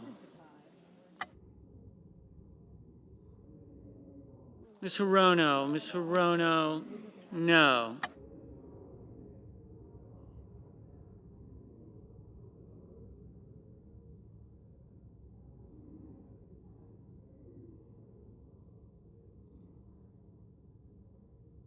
Mr. Grassley. Mr. Grassley, aye.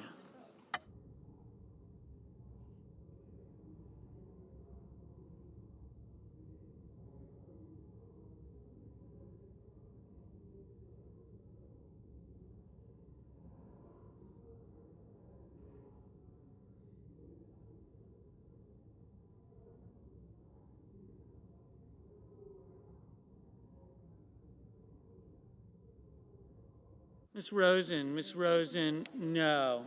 Ms. Cantwell, no. Mr. Blumenthal, no.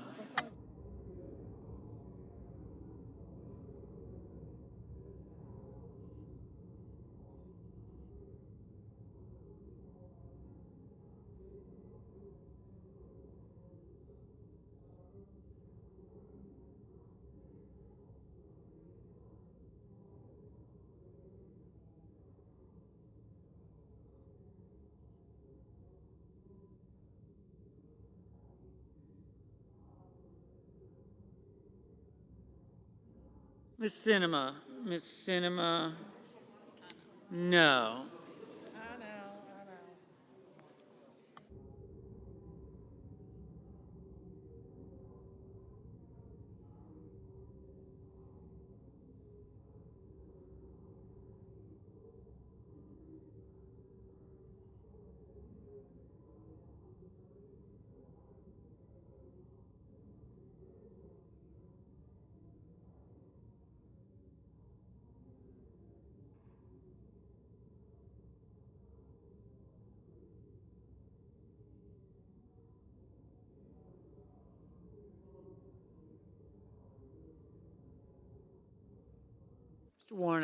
Mr. Warner, no.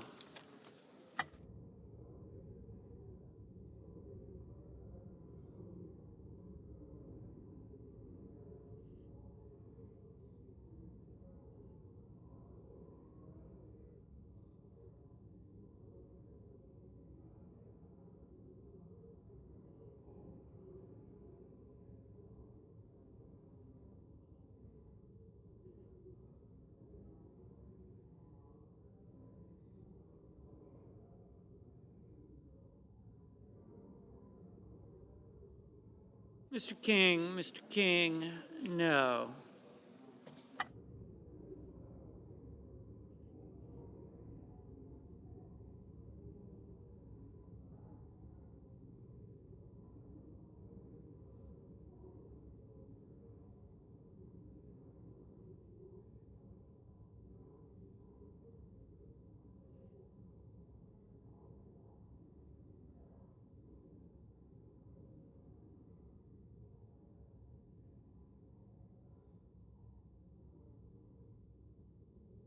Ms. Markowski, aye.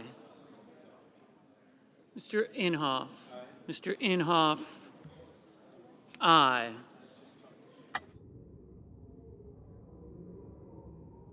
Ms. Cortez Masto, no. Mr. Shelby, aye. Mr. Cardin, no.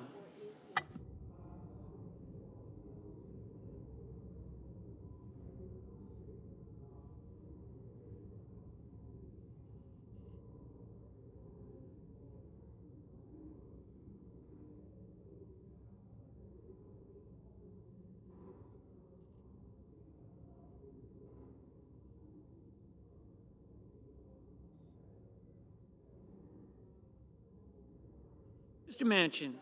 Mr. Manchin, no. Mr. Schumer. Mr. Schumer, no.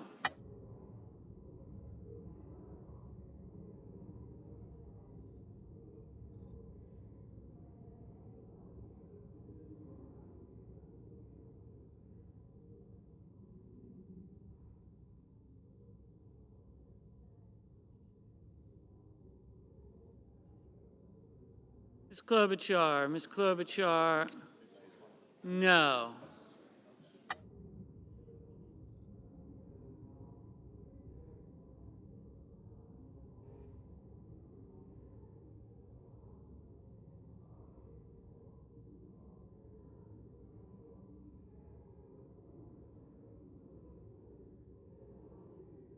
Mr. Merkley. Mr. Merkley, no.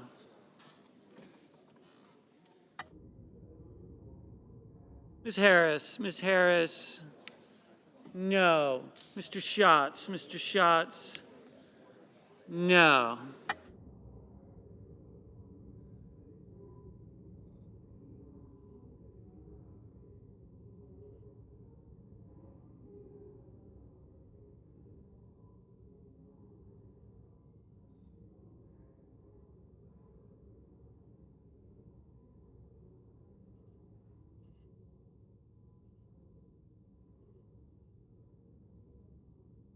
Mr. Sullivan.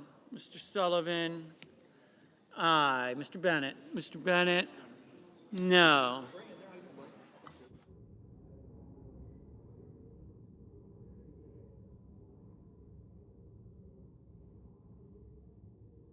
Mr. Hawley. Mr. Hawley, aye.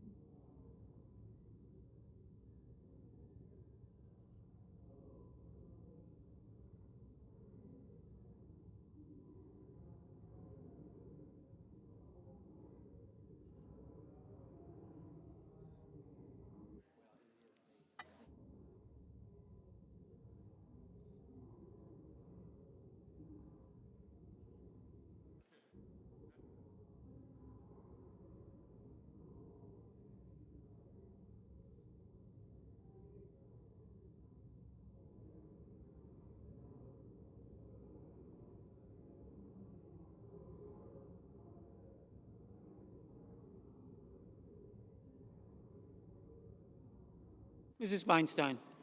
Mrs. Feinstein, no. Mr. Heinrich. Mr. Heinrich, no.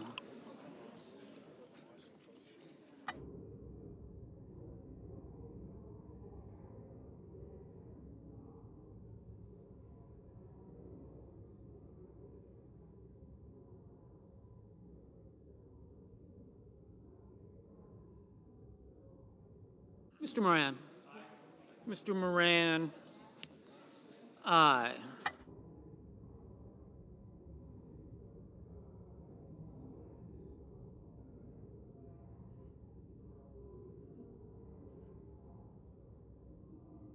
Mr. Markey. Mr. Markey, no.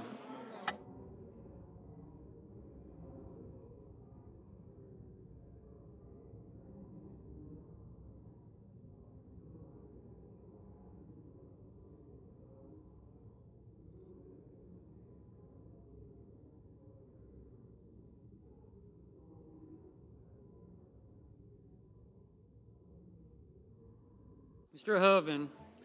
Mr. Hoven, aye.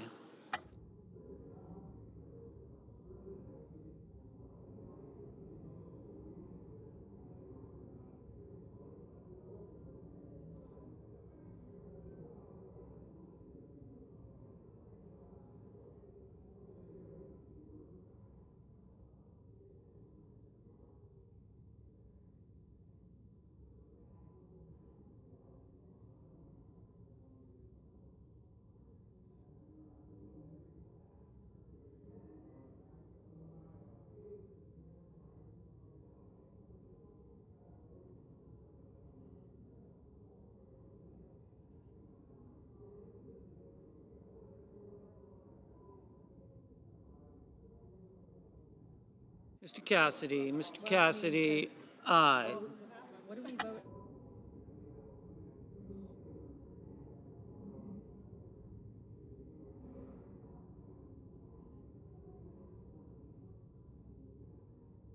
Ms. Hassan. Ms. Hassan, no.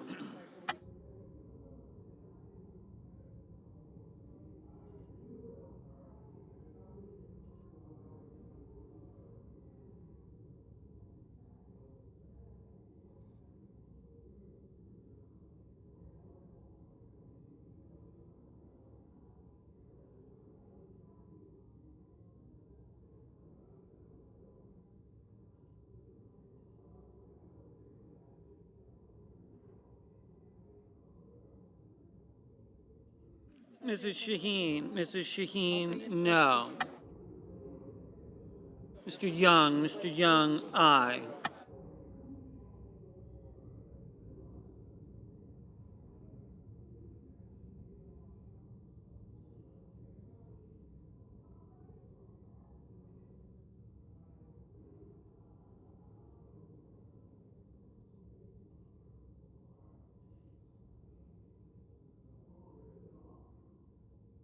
Mr. Van Hollen. Mr. Van Hollen, no.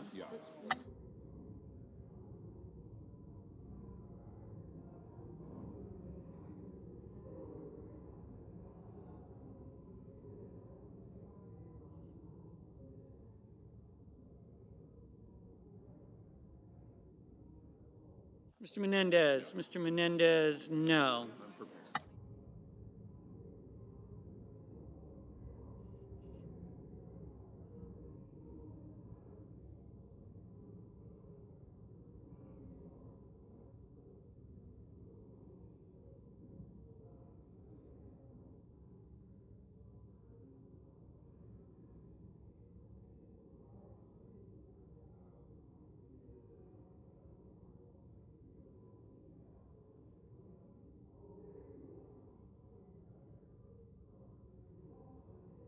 Mr. Crapo. Mr. Crapo, aye.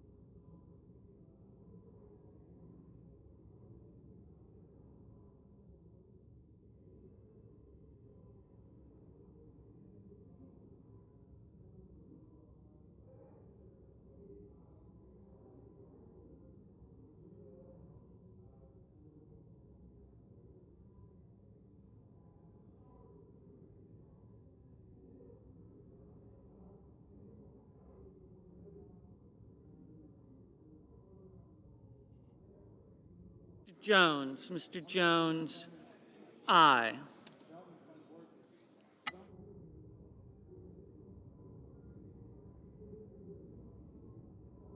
Mr. Portman. Mr. Portman, Give Sarah some space. aye.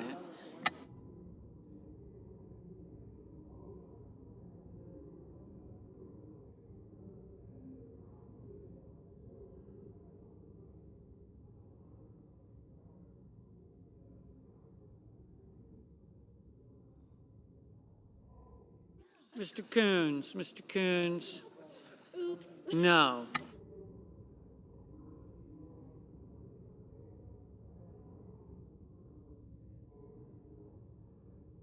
Mr. Toomey. Mr. Toomey, aye.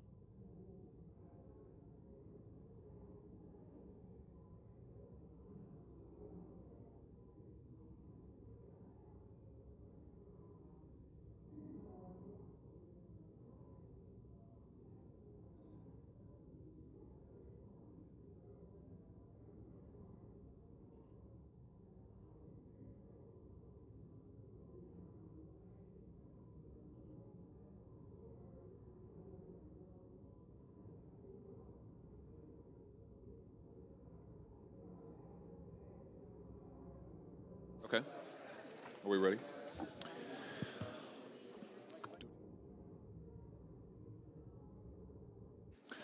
On this vote, the yeas are 49, the nays are 46. 3/5 of the senators duly chosen and sworn not having voted in the affirmative upon reconsideration, the motion is not agreed to. Under the previous order, the Senate will resume consideration of the motion to proceed to H.R. 748, which the clerk will report. Motion to proceed to calendar number 157 HR 748, an act to amend the Internal Revenue Code of 1986 to repeal the excise tax on high-cost employer-sponsored health coverage. Mr. President, The Majority Leader. just for the information of all of our colleagues on both Can we have sides- order, please? Senators will suspend their personal conversations, move them off the floor. The Majority Leader. For the information of our colleagues on both sides, as a result of this procedural obstruction, let me explain where we are. By refusal to allow us to take this first step, which would have still given them plenty of time to negotiate, we have put the Senate in the following position. If any one of the 100 of us choose to object, we can't deal with this until Friday or Saturday at the earliest. If any one of the 100 of us objects to some of the procedural hurdles we have to overcome as a result of this mindless obstruction, absolutely mindless obstruction going on the other side, while the public is waiting for us to act, while people are losing their jobs, losing their income, and shutting down the economy, which we've had to do to deal with this public health crisis, they are fiddling around with Senate procedure that could, if one senator objected, take us all the way to the end of the week to solve this problem. I'm beginning to think our Democratic colleagues don't understand the procedure in the Senate. I'm not sure you understand the position your leaders put you in. He loses nothing, in terms of negotiating leverage by letting us get through these procedural hoops sooner rather than later. Sooner rather than later. The American people have had enough of this nonsense. They wonder where we are. They're looking to us to solve this problem. The Secretary of the Treasury keeps going into the Democratic leader's office, the list keeps getting longer and longer and longer. The bazaar is apparently open on the other side. Never let a crisis go to waste. One former president's chief of staff famously said. So look, I hope my colleagues will come out here and express themselves in the course of the afternoon. The American people would like to hear from us. They'd like to know what's going on here. So let's tell them. I yield the floor.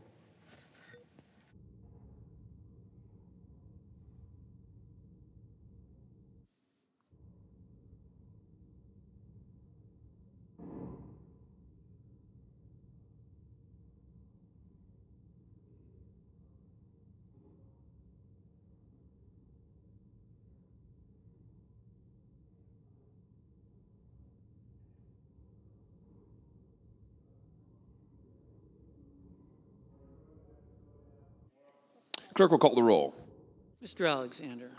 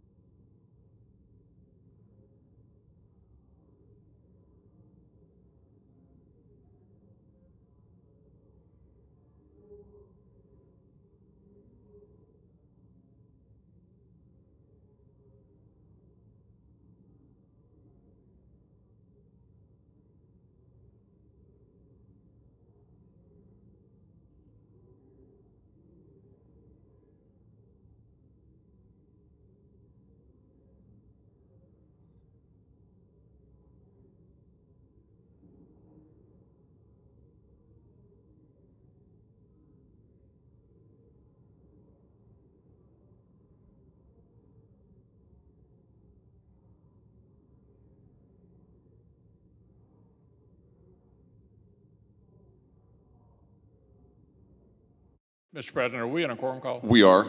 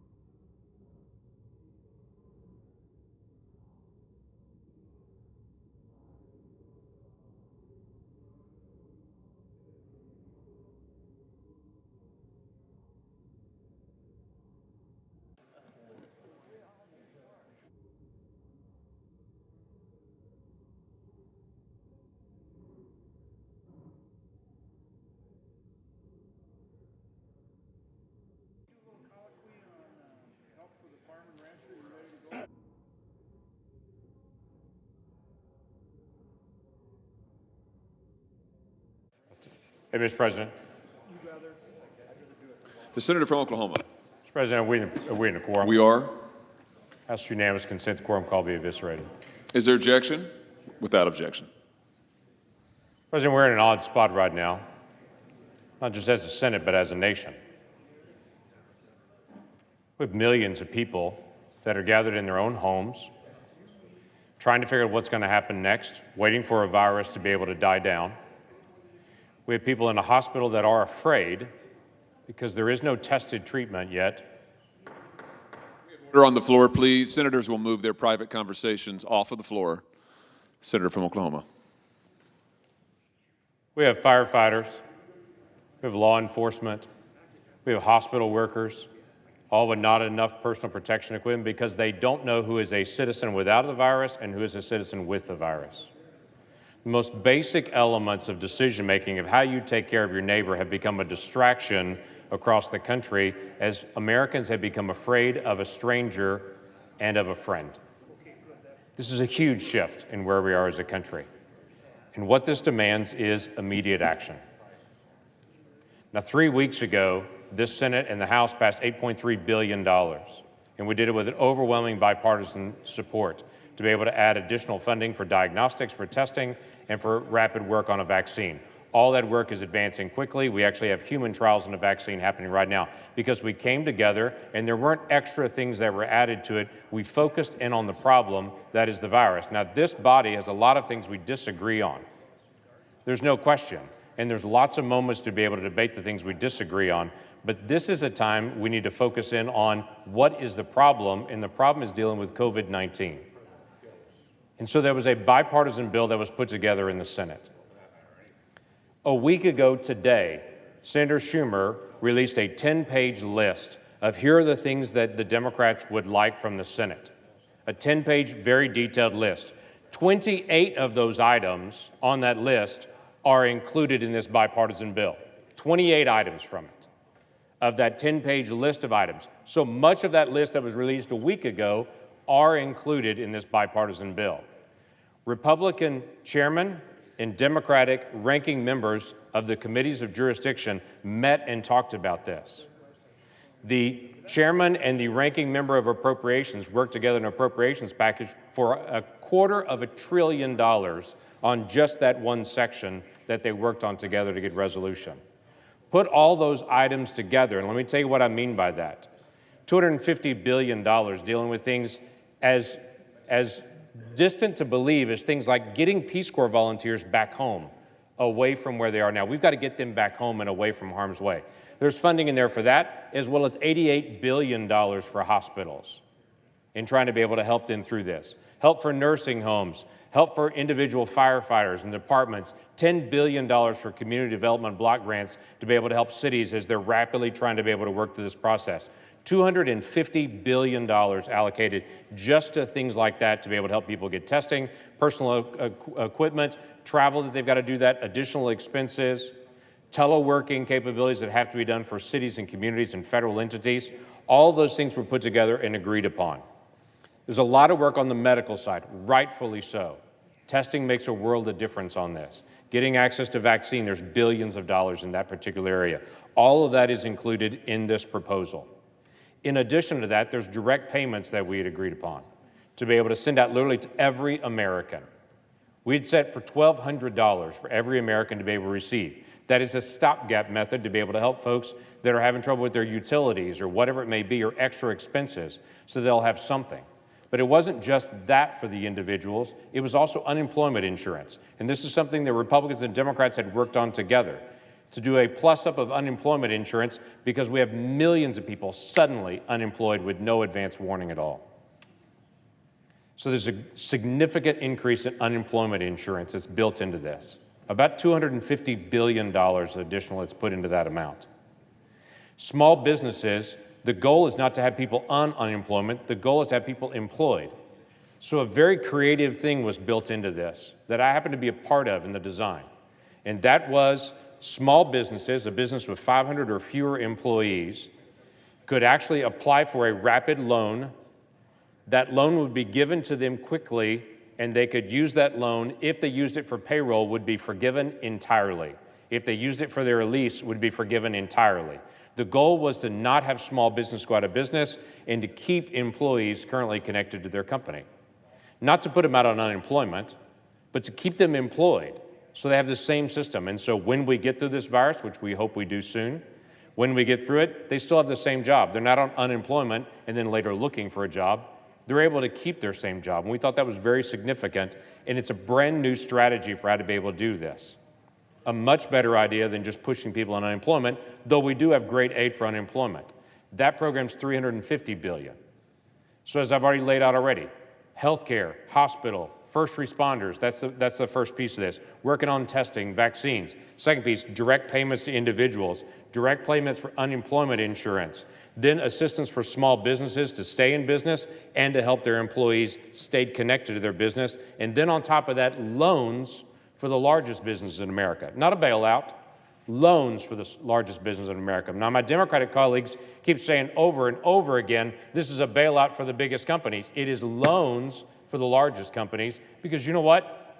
They employ a lot of people. And we'd like those businesses to also stay in business. All of that seemed to be going on well and negotiating well until the last 36 hours, it suddenly blows up. And here's what I've heard first. It's not enough. It's $2 trillion. It's $2 trillion. And it's suddenly, well, it's not enough. We need to plus this up to be even bigger. And then suddenly it's become this whole transition into the most random of things. Well, if a corporation gets a loan from the federal government, then someone here in Washington, D.C. should be able to determine how that corporation is run. We should be able to have a member on their board or a union representative on their board.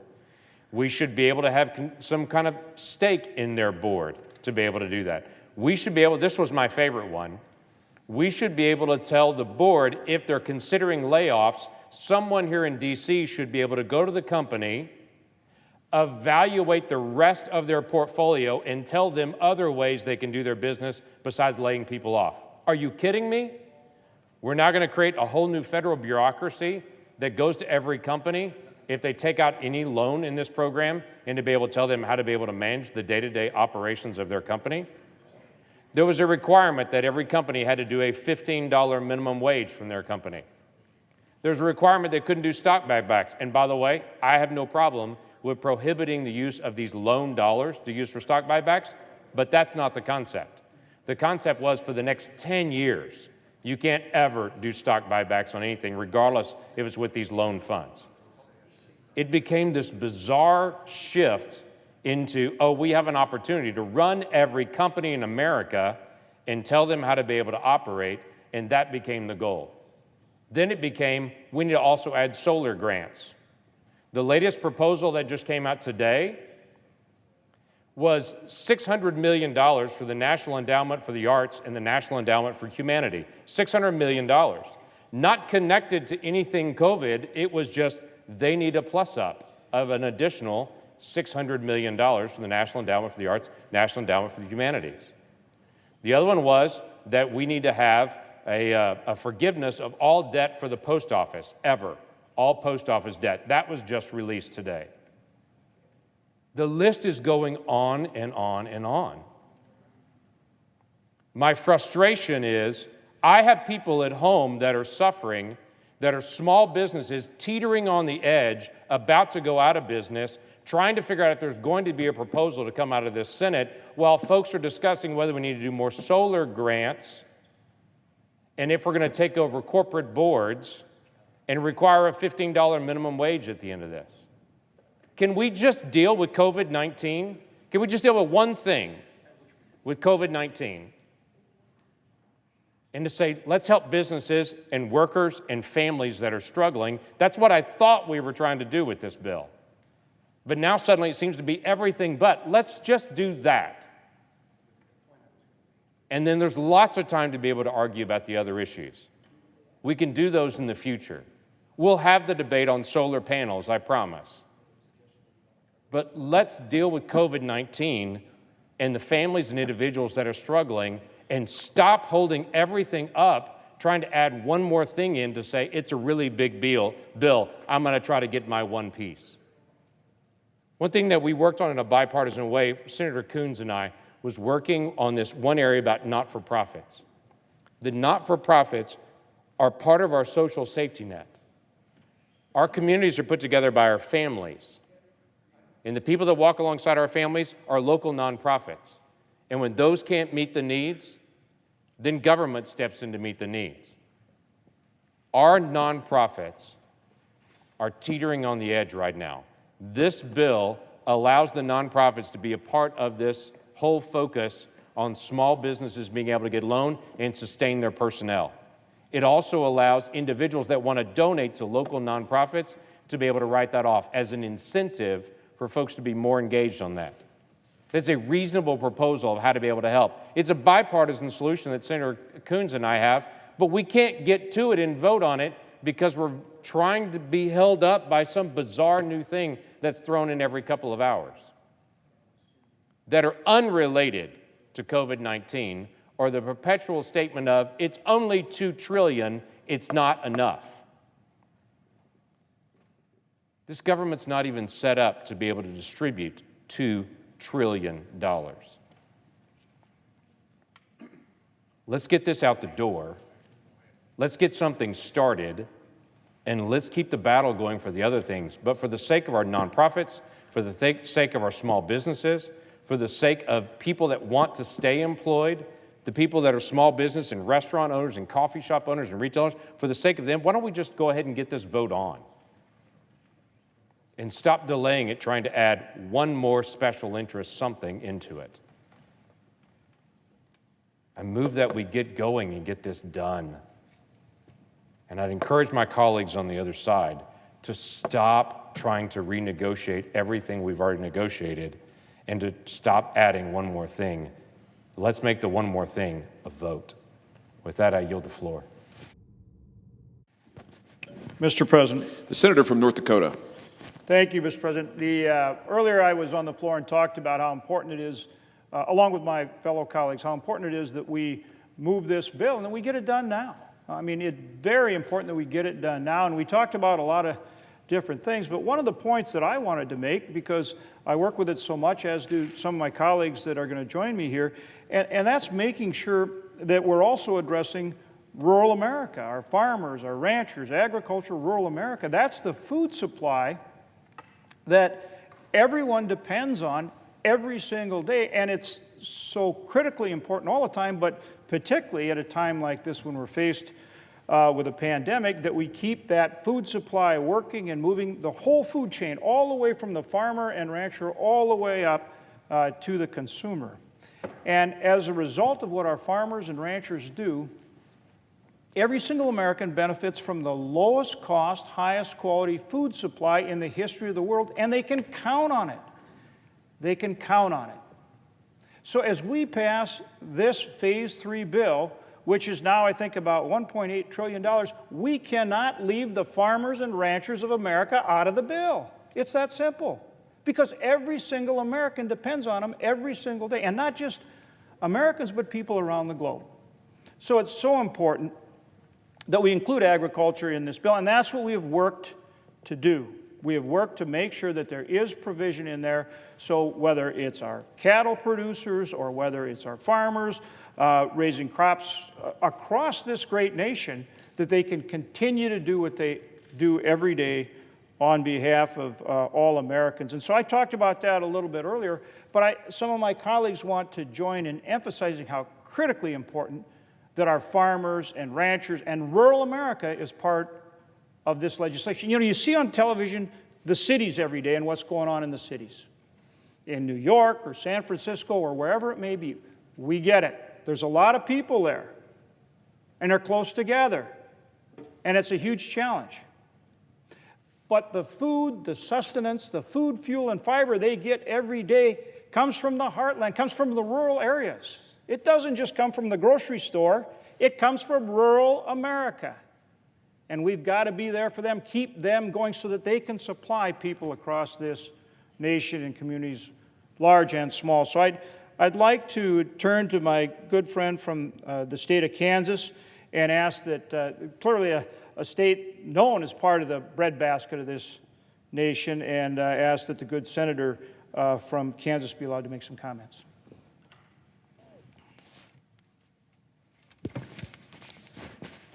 Mr. President, thank you very much. Senator from Kansas. Thank you, Mr. President.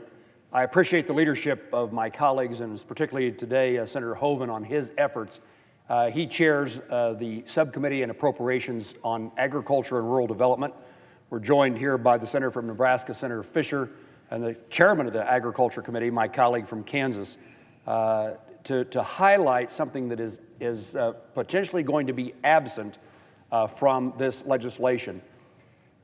Earlier this month, I asked Secretary Perdue in a letter that I was joined with by many of my colleagues, both Republicans and Democrats, to look for a way to be helpful, particularly to livestock producers, the men and women who raise cattle, who feed cattle, who are the backbone of the ag economy, are certainly a huge and critical component of how we earn a living in Kansas. Both Republicans and Democrats signed the letter asking that Secretary Perdue take steps. The reason this is necessary, at least according to Kansas State University research, since the arrival of Corona, since January, $8 to $9 billion in lost income has occurred for livestock producers in this country. That is a huge and significant amount of money, and one that is hard to recover from.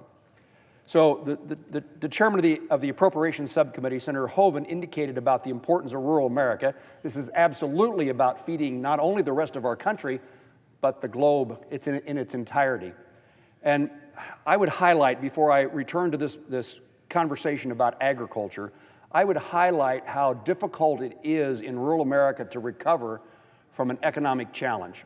Certainly our cattlemen and our livestock producers, our farmers and ranchers recognize we've seen instance in which farmers are going out of business. I would put on top of that, since 2013, on-the-farm income in Kansas is down 50% since 2013. You add this crisis to the challenge, and many of my farmers and ranchers probably will not survive this crisis.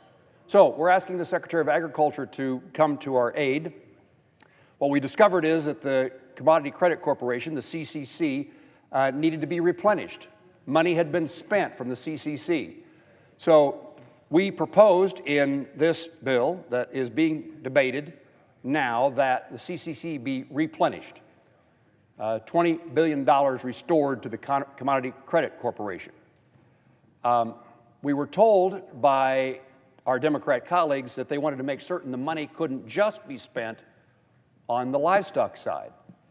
And so the provision in this bill, bipartisan agreement, certainly agreement on the side of all of us that we care about farmers as well as ranchers, and so we changed the language to make certain that the Secretary of Agriculture use CCC funds not only for livestock producers, but also for the cultivation, the crop side of agriculture.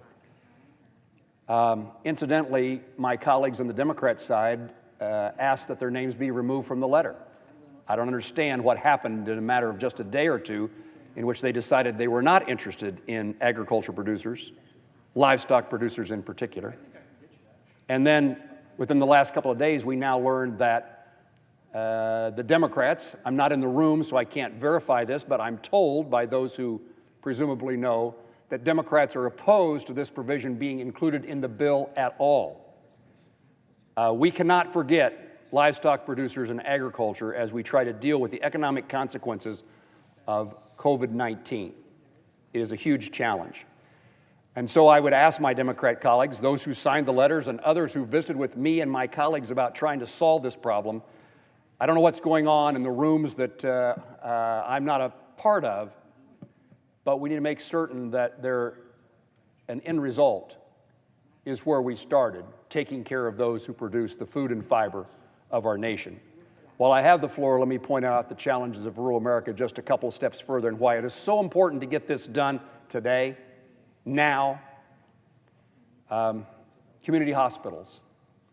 Significant resources in this bill to try to keep the doors of our hospitals, to keep our physicians practicing medicine, to keep the pharmacy on Main Street are involved in this bill. The dentist. A dentist is a pretty important person in a small town in Kansas. The optometrist, a huge component of how we deliver health care. Very small businesses, Many of them are solo practitioners and they employ just a handful of people. This bill will help them, and yet it is now stymied. And I would say that even if you're not a health care provider, this bill is important to every small business in Kansas.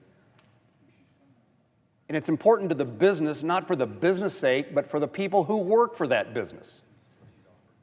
We want that sole proprietor, but we want that business that employs 10, 5, 50 people. A lot of small manufacturers in Kansas that produce agricultural equipment.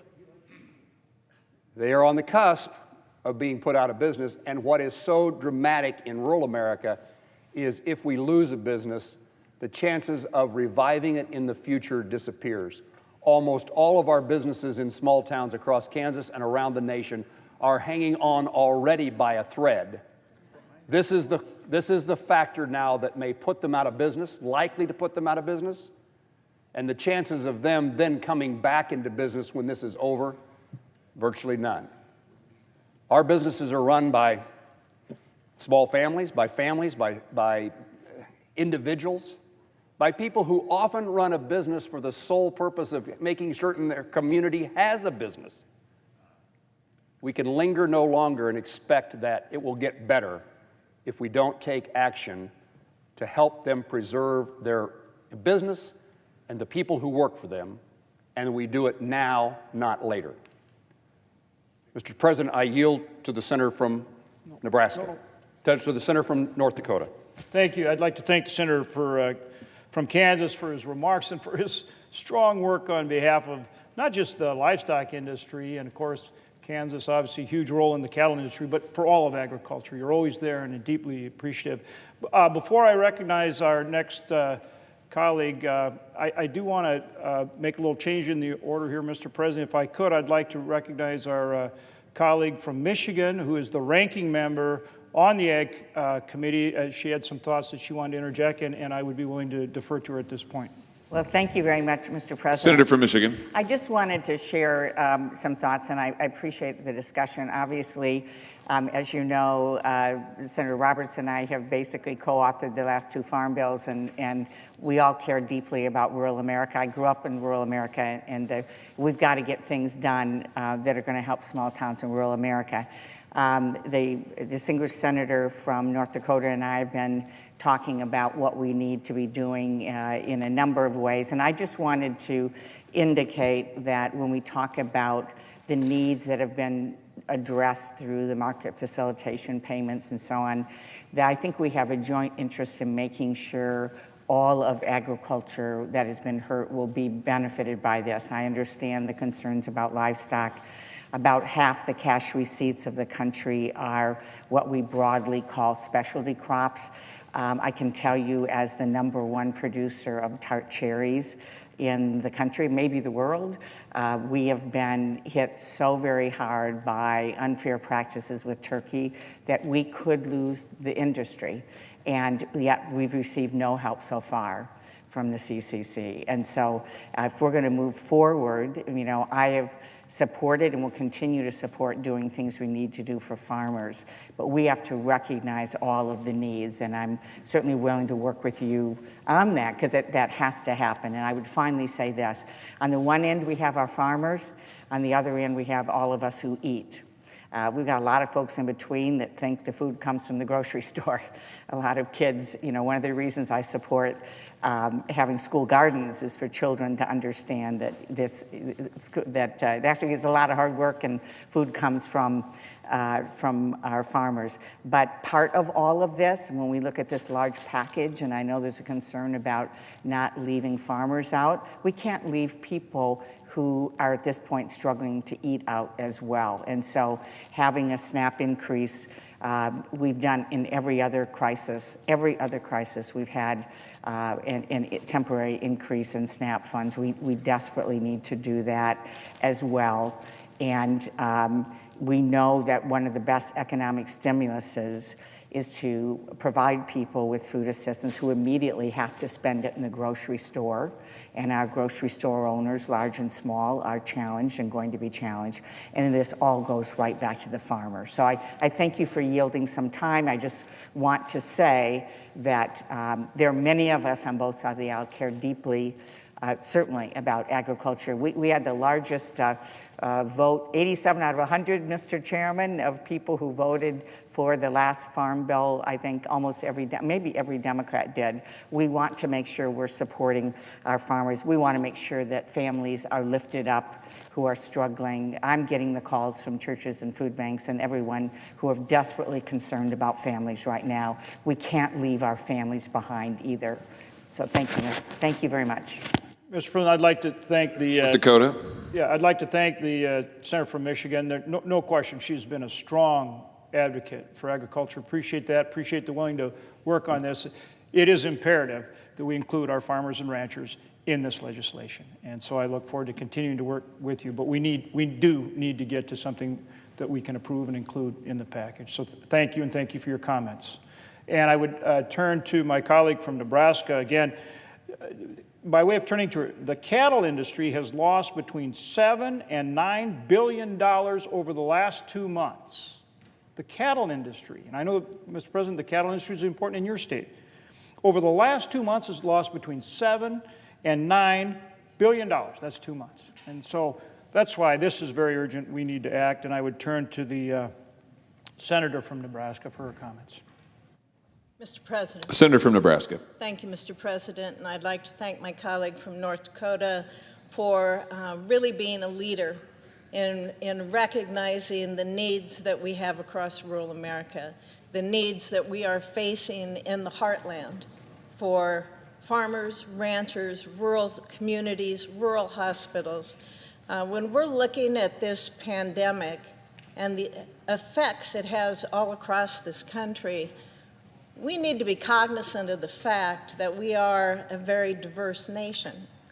We are a nation of condensed urban areas, and we are a nation with extreme vastness. I happen to live in a county which is in the middle of cattle country here in the United States, where we have less than 1 person per square mile, and there's over 6,000 square miles in my county. We understand what being rural means. We understand the differences that exist, not just within the state of Nebraska, but that exist here in this country.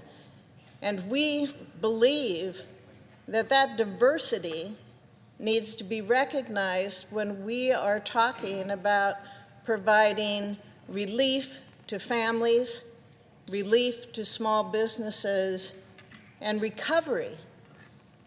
But first we have to get to the relief. We can't get on this bill right now, which what I hear from my constituents, and I know all of you, it doesn't matter if you're a Republican or a Democrat, I know all of you are hearing from your constituents how really ridiculous we look, because we can't get on a bill for political reasons. I hope that as we move forward, we are able to provide relief to families.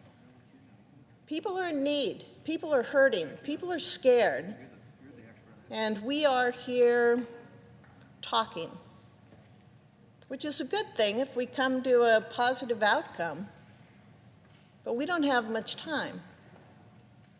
We have small businesses across this country that are hurting. I've heard from my dentist, I've heard from my neighbors who are very concerned about what's going on and if they're even going to be able to provide for their employees, their families, and have a business to come back to. But when you talk about livestock, I think Nebraskans have a good understanding of that, because livestock is the economic engine in the state of Nebraska. It's the biggest revenue provider in agriculture in the state of Nebraska. It is a part of that ag economy that drives our state's economy. And that's why working on provisions that are going to help producers helps every single person in my state. We reached out in my office to a number of my friends and my neighbors who are family ranchers, family farmers, and asked them, you know, what's going on. The senator from North Dakota talked about the losses, extreme losses that we're looking at.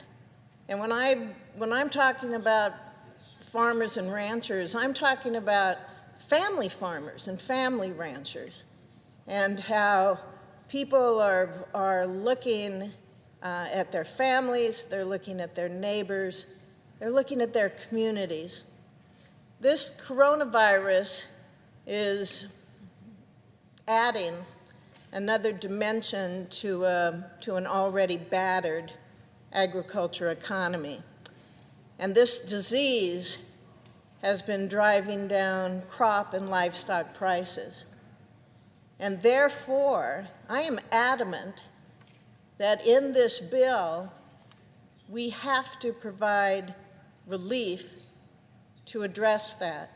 And my colleague from North Dakota, to be able to lead on this and come up with a solution that will help families, neighborhoods, communities, and my state, I thank him. We've seen ag futures that have been dropping since February. Prices that have been offered for ranchers' cattle have been dropping. Ethanol plants, they're starting to idle. They're starting to close down across the country. And there's a lot of unsold grain that is sitting out in the countryside, or it's in farm storage right now. In cattle, I can speak to this. We've seen large volumes of negotiated cattle being procured at lower prices. We've seen sharply rising box beef market, both in volume and in price. As of last Thursday, Mr. President, cattle volume at live auctions declined by 75%. And that's due to folks who are practicing social distancing.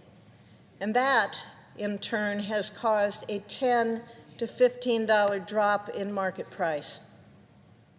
Feeder cattle sales have slowed down. If you drive around counties in my state where we see a lot of fed cattle, you'll see empty pens. Feeders are getting hit twice, and arguably the hardest. Suppliers, which include ethanol plants, they're telling feeders that they have maybe 1 to 2 weeks max where they can provide feed to them. And then those family farms, they're going to be in trouble because those ethanol plants are going to idle or they're going to shut down, and that's going to cause feeders to worry about supply. The panic buying that we're seeing in the news, it can be correlated back to that high volume of beef that's being sold. We can see packers are selling large volumes of beef with outstanding consumer demand. You know, as a cattle rancher, you want to see that consumer demand. But not in these times when they're so uncertain. We've had packers communicate that they're going to continue to ramp up production. We are grateful for that, and it is needed to meet that high demand. Beef sales are increasing, box beef prices are, and producers, Mr. President, producers need to be able to share in the price gains of this unexpected surge in demand. In reality, the opposite has been happening. I've been working with my colleagues on measures that's in the CARES Act to provide some relief to people in my state and across the heartland who are working to keep the world fed during this pandemic. The provision that we have in this current version of the bill, it will help provide relief to cow-calf producers and feeders through a Commodity Credit Corporation, the CCC that we've talked about, so we can have that increase, so that livestock, beef, pork, poultry can be included. And that can also assist other commodities. This provision is needed. These dollars are the vehicle that we can use to help our producers get the relief that they need during these tough times. You know, so many times I hear from my neighbors, you leave agriculture out all the time. You don't think about rural America. Well, we do. We always do. And we have now.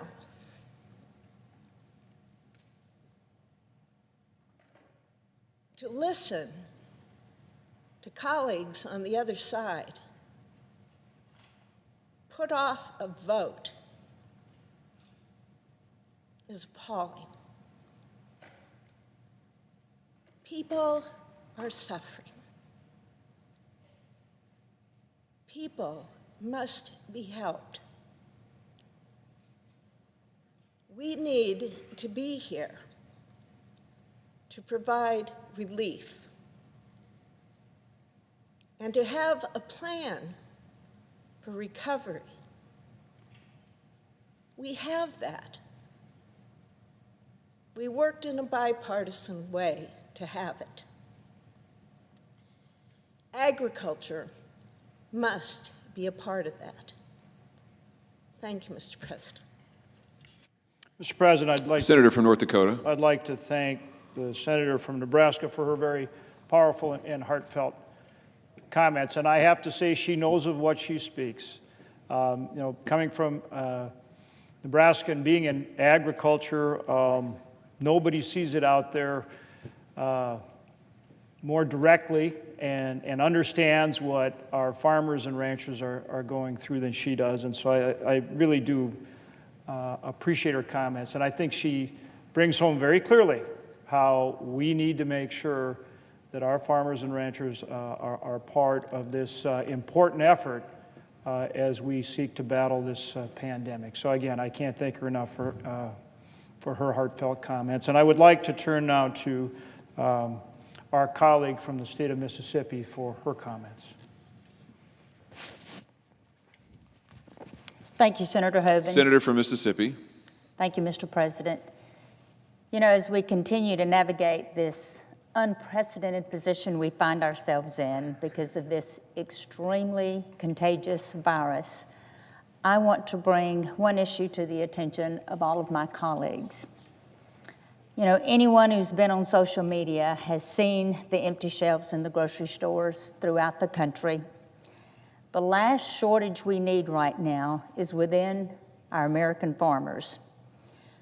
We are going to be able to feed this country, but only if we keep the farmers in business. With virtually every restaurant in this country being on shutdown now, we have never found ourselves here. They are not ordering the food that they normally order because they are on shutdown. To be here in the city of Washington, D.C., and every restaurant closed except a few for takeout, that is one market our farmers have just lost in this position that we're in. We don't need to, we have to make sure our food production continues. You know, as a former ag commissioner of the wonderful state of Mississippi, I can speak to this firsthand when this market slows down. It doesn't move the needle a little bit, it moves the needle a lot. The emergency supplemental appropriations portion, Division B of the coronavirus Phase 3 legislation, provides that critical support for American farmers and ranchers that are truly being impacted by this virus. An important provisions which Democrats seem to oppose is just a no-brainer for me. It's simply one, it reimburses the USDA's CCC that we referred to, the Commodity Credit Corporation, to prevent any delays in program funding vital to U.S. agriculture. The second thing that it does, it temporarily raises the CCC's borrowing authority to ensure USDA has the resources needed to assist producers during this COVID-19 emergency. This is just basic economics. You know, people come to the floor and they talk about all these programs that we need to be increasing right now. Democrats want billions for domestic food programs, but what happens when those supplying our food goes out of business? You know, this is a $1 trillion+ package. And as the dear senator from Nebraska stated, we cannot leave our farmers and ranchers out, the backbone of rural America. I look at the Democrats' bill and they're calling it the workers first. There's nobody working any harder right now to feed this country, to feed those medical workers that are being pushed beyond restraints that they should never have to be pushed to, but they are willing to step up because they are the medical community that's willing to take care of these patients. Every small business has employees. They're going to have to be fed. We have to ensure that we continue to have the safest, cheapest, I might add, food supply of anywhere in the entire world. I appreciate the work of the Agriculture Appropriations Subcommittee, Chairman Hoeven, and others for including this in this bill, this provision that is very vital, and it has to remain in there. So I just want to stress the importance of making sure the farmers and ranchers, including those wonderful farmers and ranchers in the state of Mississippi and throughout this country, can continue to do what they were born to do, and that is to produce our ag products to make sure this country will continue to sustain itself. Thank you very much, Mr. President. Mr. President. Senator from North Dakota. I want to thank the senator from Mississippi who also understands agriculture and is a strong advocate for agriculture and recognizes how critically important it is. And then I'd like to turn at this point to our chairman on the Ag Committee who, though, you know, he's somebody who's been around agriculture for a long, long time. He's worked on many, many farm bills. He understands whether it's livestock or crops or, you know, any specialty crops, but across the board. And I say that for this reason. The provision that we have put in here helps all of it. It's designed for all of agriculture. Certainly it's absolutely vital for our cattle ranchers, for us to help them working with USDA, but for all these other crops too across this great country. And there's incredible diversity in agriculture. But what we've tried to do here is make sure that we have something that enables our Department of Agriculture and this body to help all of our producers. And without this, we're not able to do that. And that's why it's so vital that it's part of this package. And with that, I would like to turn to our esteemed Ag Chairman. I thank the senator for yielding to me. Senator from Kansas. Thank you, Mr. President. We're in a tough place. We really are. Rural and small town America, given the rural healthcare delivery system with regards to this virus, but has been aptly pointed out by Senator Hoeven, who, by the way, does an outstanding job as our banker, our protector on the all-powerful Senate Appropriations Committee. I thank Senator Fisher, who's in the business and always does a good job of telling the story of the beef producer, always trying to tell me that Nebraska beef is more tender, more delicious than that of Kansas, but then, you know, that's your right. Senator Heitkamp, who just pointed out what we've been trying to point out, and Senator Stabenow, who just recently spoke on the floor. We on the Ag Committee like to say we're the least partisan committee in the Congress. I think that was evident by the time we passed a farm bill. It took us a year to do it, a little over that, but we got 87 votes. It was truly bipartisan. And I deeply regret that we have reached a point here in the Senate where that is not the case with regards to the full Senate. You talk to any agriculture commodity group, any farm organization, or just up and down Main Street throughout Kansas. Matter of fact, talk to the Chamber of Commerce, Senator Moran, who just gave some very pertinent comments to our situation out in Kansas. About the second question in, Chairman Pat, what about our rural areas? Well, at that time, we were having trouble with regards to the testing, and some rural hospitals were having to drive a great deal of miles to Topeka. That was the only source. That stopped. In other words, it hasn't stopped. It's gotten a heck of a lot better. But with Quest and LabCorp and other folks that are now making these tests available. But I want to get back to agriculture, and the senator from North Dakota is exactly right. We've been hit pretty hard. 2013 was the last time we had our prices above the cost of production, and that involves everybody involved in agriculture, along with Senator Thune. And I'm going to try to, wind this down here pretty quick so we can get to you, Coop. And I thank you for your help. And I thank you for your overview of what's in this bill, what isn't in this bill, and why on earth we can't get to it. So I think probably the best thing to do for our beef industry is to continue to work with our Secretary of Agriculture, Sonny Perdue. If there's anybody who is more knowledgeable about what we're facing, I don't know who it is. And I think possibly there could be a CCC payment that would help us out in the beef industry in particular, because that's where we are really in trouble. But you could go down every commodity and you'll see the same thing.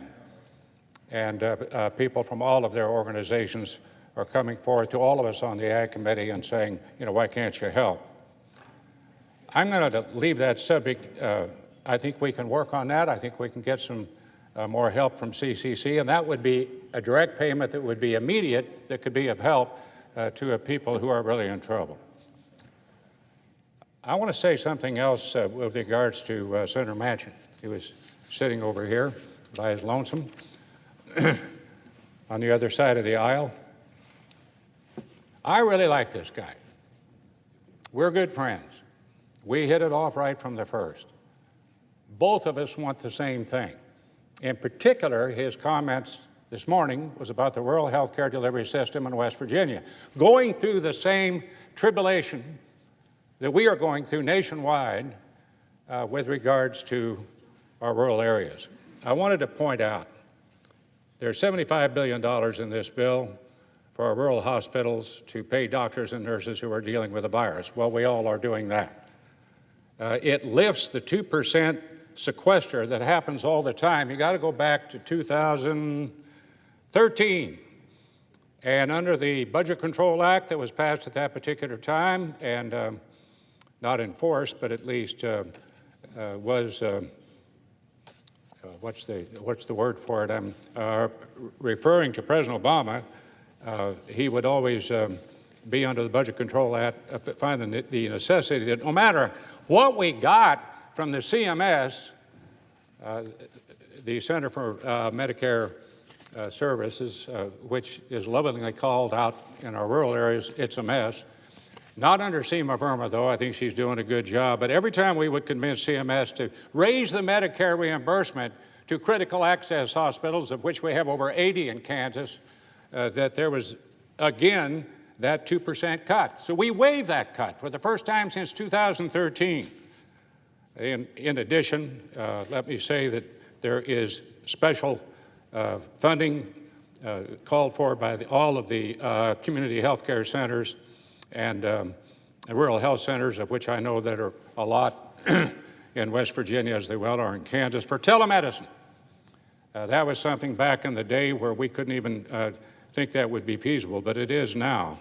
And there's a 15% reimbursement increase for these folks who are using telemedicine. So it's not like that we haven't put together something we think that will be improved, we could do more. We could do more. The senator from West Virginia has certainly indicated his strong interest in doing that. My point is we can do that if we would just vote to get on the bill, and we'd have 30 hours, and I know that Senator Manchin and Senator Roberts working together, I think we could accomplish darn near everything. Now, I see the senator rising. I'm not quite through. As the, well, yes, I'd be happy to yield to my distinguished friend. Well, truly, we are friends, and there's not a person over there I don't consider my dear friend. A lot of times that's used in a very colloquial way, but I mean it. Mr. Senator from Nebraska, let me, from Kansas, let me just say this. Excuse me for the mispronouncing the wrong state there, but you don't have a problem on this side with a 30-hour waiting. That's never been, we very seldom ever object on anything. That's not where the problem comes from. So everyone thinking that we're going to make everybody stay here for 30 hours, that's not going to happen from the Democrats objecting. We will not. There's not a person that I've spoken to is going to stop it. What they want to do is in good faith get to the bill. And once we get to that bill, and any time they say, well, let's get on the bill, can't we at least get on it and work on it? Usually don't move to that unless there's good faith in the beginning. Right now, there's very little good faith here from the top end of the food chain. That's the sad scenario that we're in. But I can assure you, as soon as there's an agreement, we're moving. Unless somebody on your side would object. There's no objections on this side. So I would hope that you all would not use that 30-hour as obstruction because it's not here. And I'll have a chance to speak about this more, but I just thank you because I know rural and your state rural and my state rural is the same. These people are out there and they're depending on us, and we have to get together here as Americans. I appreciate your comments. I guess it's okay to call you Joe. And I appreciate your friendship. You did mention something else about there's no objection on your side. Well, about 2 hours ago, when we got this whirlwind or this dust-up going again, when our distinguished leader pointed out that we have a good bill and it was a bipartisan bill, and now we're talking about the footprint that the airlines, the carbon footprint, that we have to take a look at that, and then on the boards of these corporations that we want to investigate, are they truly diverse, and et cetera, et cetera.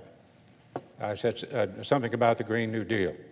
That's not pertinent to this particular situation, to say the least. Then when you said an objection, here's what I'm worried about. We have the Democrat leader, who I have known from his House days. We used to play basketball together, for goodness sakes. Both of us very slow. What I was doing on the court at my age, I have no idea. My job was to set blindside picks on Democrats, which I enjoyed, one of which was Chuck Schumer. But here we have the Democrat leader, when Susan Collins, sitting right here, stood up to be recognized, and there were 3 objections to her even talking. That's going back to the days where we really don't want to go back to. This is not the Senate that I came to 24 years ago, or for that matter in the House 16 years ago, or as a staff director for 12 before that, and 2 before that in the Senate. I mean, I've been around here for quite a while. These are not the worst of times. I mean, Washington was on fire when we had the horrible assassination of MLK. Then we went through Watergate. And then we went through the Vietnam War. Well, actually, it was the Vietnam War before Watergate. And that tore the country apart. And here in this Senate, we were able to come together to try to reach bipartisan agreement. I'm telling you that this blanket of comedy and respect is pretty threadbare right now. We're right there. For a lot of reasons. I could go back to the Kavanaugh hearings or the impeachment hearings where one of the House members, me sitting right here, him talking right here, looking right at me, and said, "You're on trial. And if you do not vote for this, it's treachery." I said, "What? Me?" I mean, what was that all about? At that time, by the way, we could have taken first steps with regard to this virus. I know that the assistant or the deputy leader there on your side said, "Everybody take a deep breath." We don't want to take a deep breath anywhere now.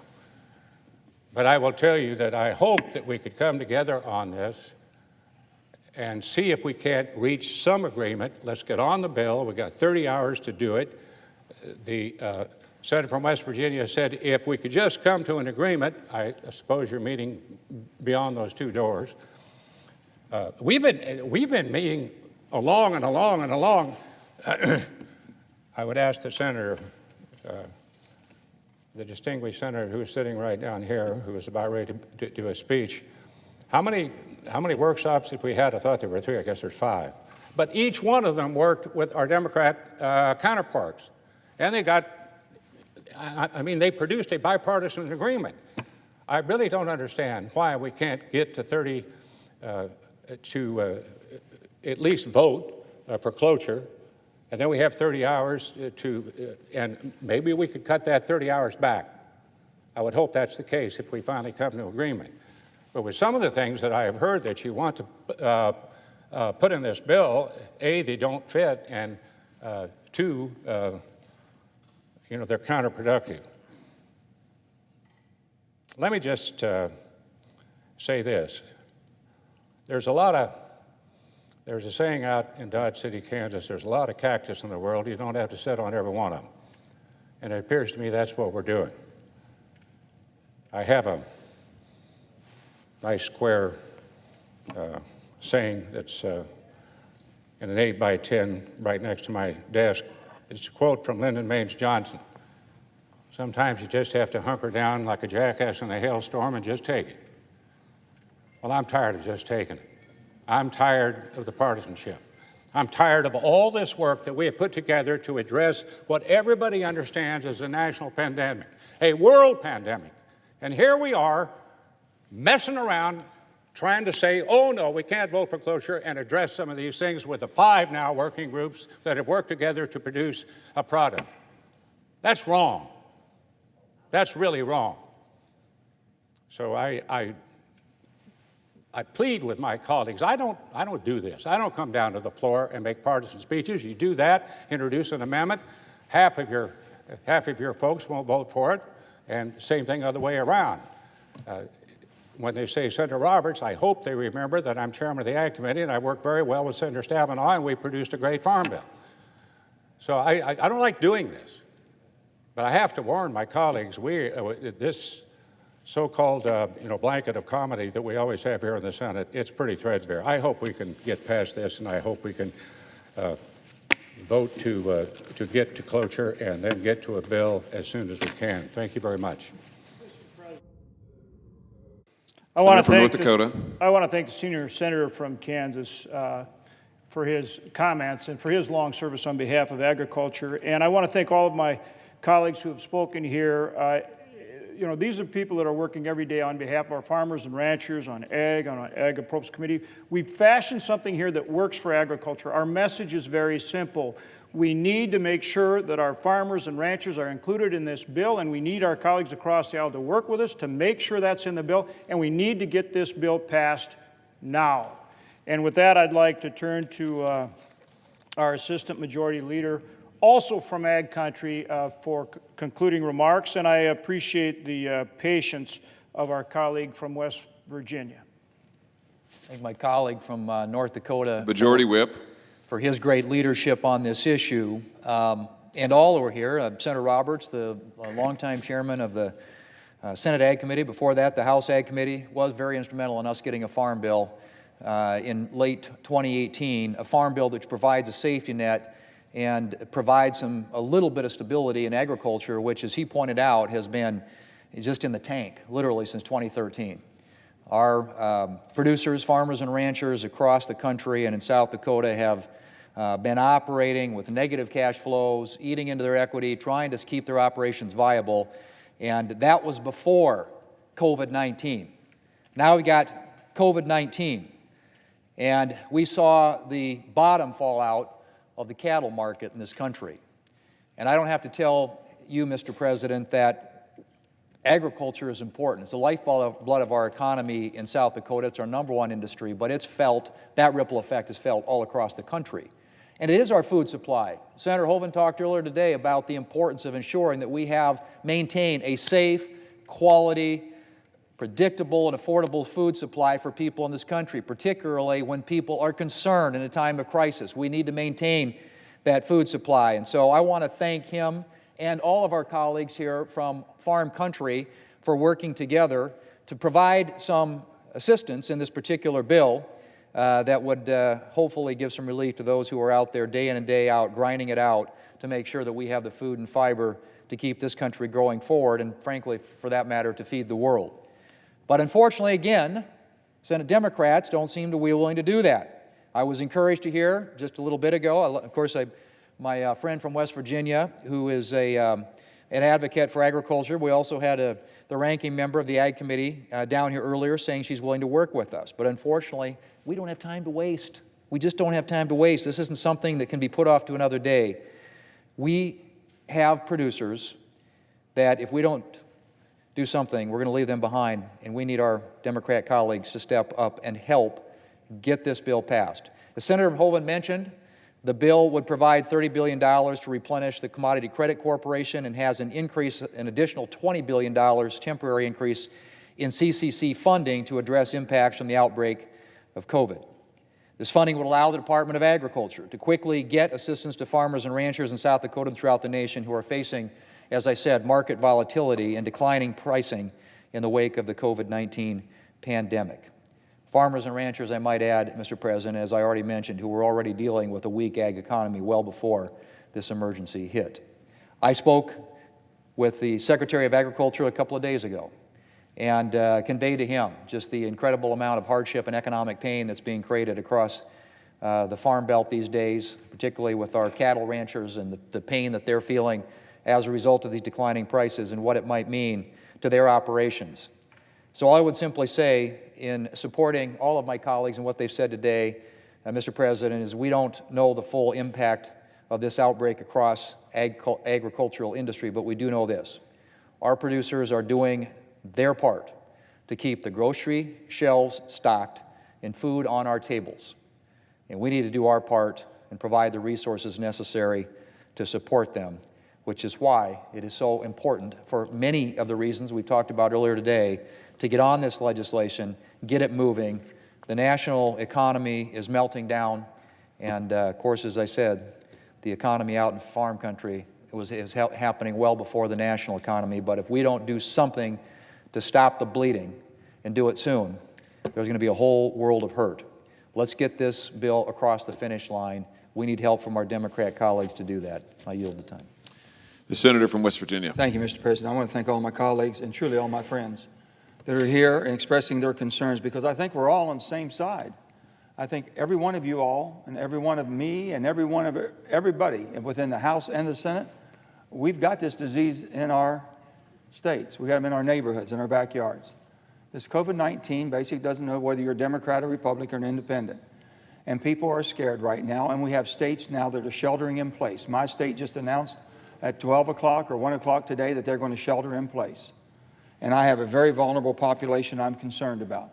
I have a very vulnerable healthcare system I'm very much concerned about, because if they're not able to provide the services that we're going to need and that we need now, then help us all. Then, good Lord, help us all, because we will be in trouble then.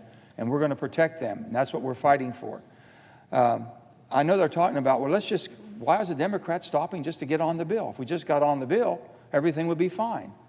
How many times do we all understand how this process works? We usually have an agreement before we get on the bill if we want to pass something. If there's not an agreement, we make a political posturing. And that's what's happening. The political posturing is going on because they know that there's a difference. So where can the pressure be put? I've been here for 10 years and I've never seen the place work at all. So I appreciate those of you who can give me some historical values of how it used to work. I wish it did. Because I always thought that basically when there was good faith, whether I agreed or not, you should have a chance to amend a bill, to change a bill, to do something to it. We don't get that chance here. So if we start moving before we have an agreement that there is going to be a conciliatory movement towards something, then we can make it happen. So where we are right now, let me just tell you, the $500 billion in that bill, I don't know whether it's 1.3 trillion or 2 trillion, but I know it's moving up rapidly. But 500 billion of it that we can basically kind of identify, this is where I've had some problems and what I understand. First of all, there's no strong language to prohibit the stock buybacks. I know they keep saying corporate bailouts, okay? Forget about the bailouts, but you tell me if this is not pretty favorable, slanted to one side. There's no strong language to prohibit stock buybacks. As written, the buyback limitation can be waived by Secretary Mnuchin. The Secretary Mnuchin can direct funds and loans to whom he sees as necessary with very, very little oversight. No restraints on taking assistance and firing employees at a later time, as employers only have to keep employees to the extent possible, which is in the language. These are the concerns. Bill allows a 6-month delay on releasing the names of businesses. Tell me why we would put a 6-month delay on basically releasing the names of businesses that take advantage and get this type of opportunity. Why shouldn't we be transparent? And there's only a 2-year prohibition in increasing executive compensation. We've seen what happens when it runs amok. Those are the concerns that we have. Those are the concerns that I have had. Now, with that, let's look at the things we agree on. We agree on that we should be protecting the healthcare industry. We've agreed on $100 billion. We were way off of that. Finally, by not agreeing to move on to the bill, it's up to $75 billion. I think when we come out this afternoon, there will be $100 billion to take care of our hospitals, our rural, our basically all of our healthcare system, so they can survive. Making sure that all of our healthcare providers are protected. These are the things we're talking about and the things that we've asked for. So when they start saying, oh, just get on the bill. Yeah, just get on the bill. And you know what happens? Nothing else happens, because then it's out of our jurisdiction, if you will, because we have a little chance to intervene.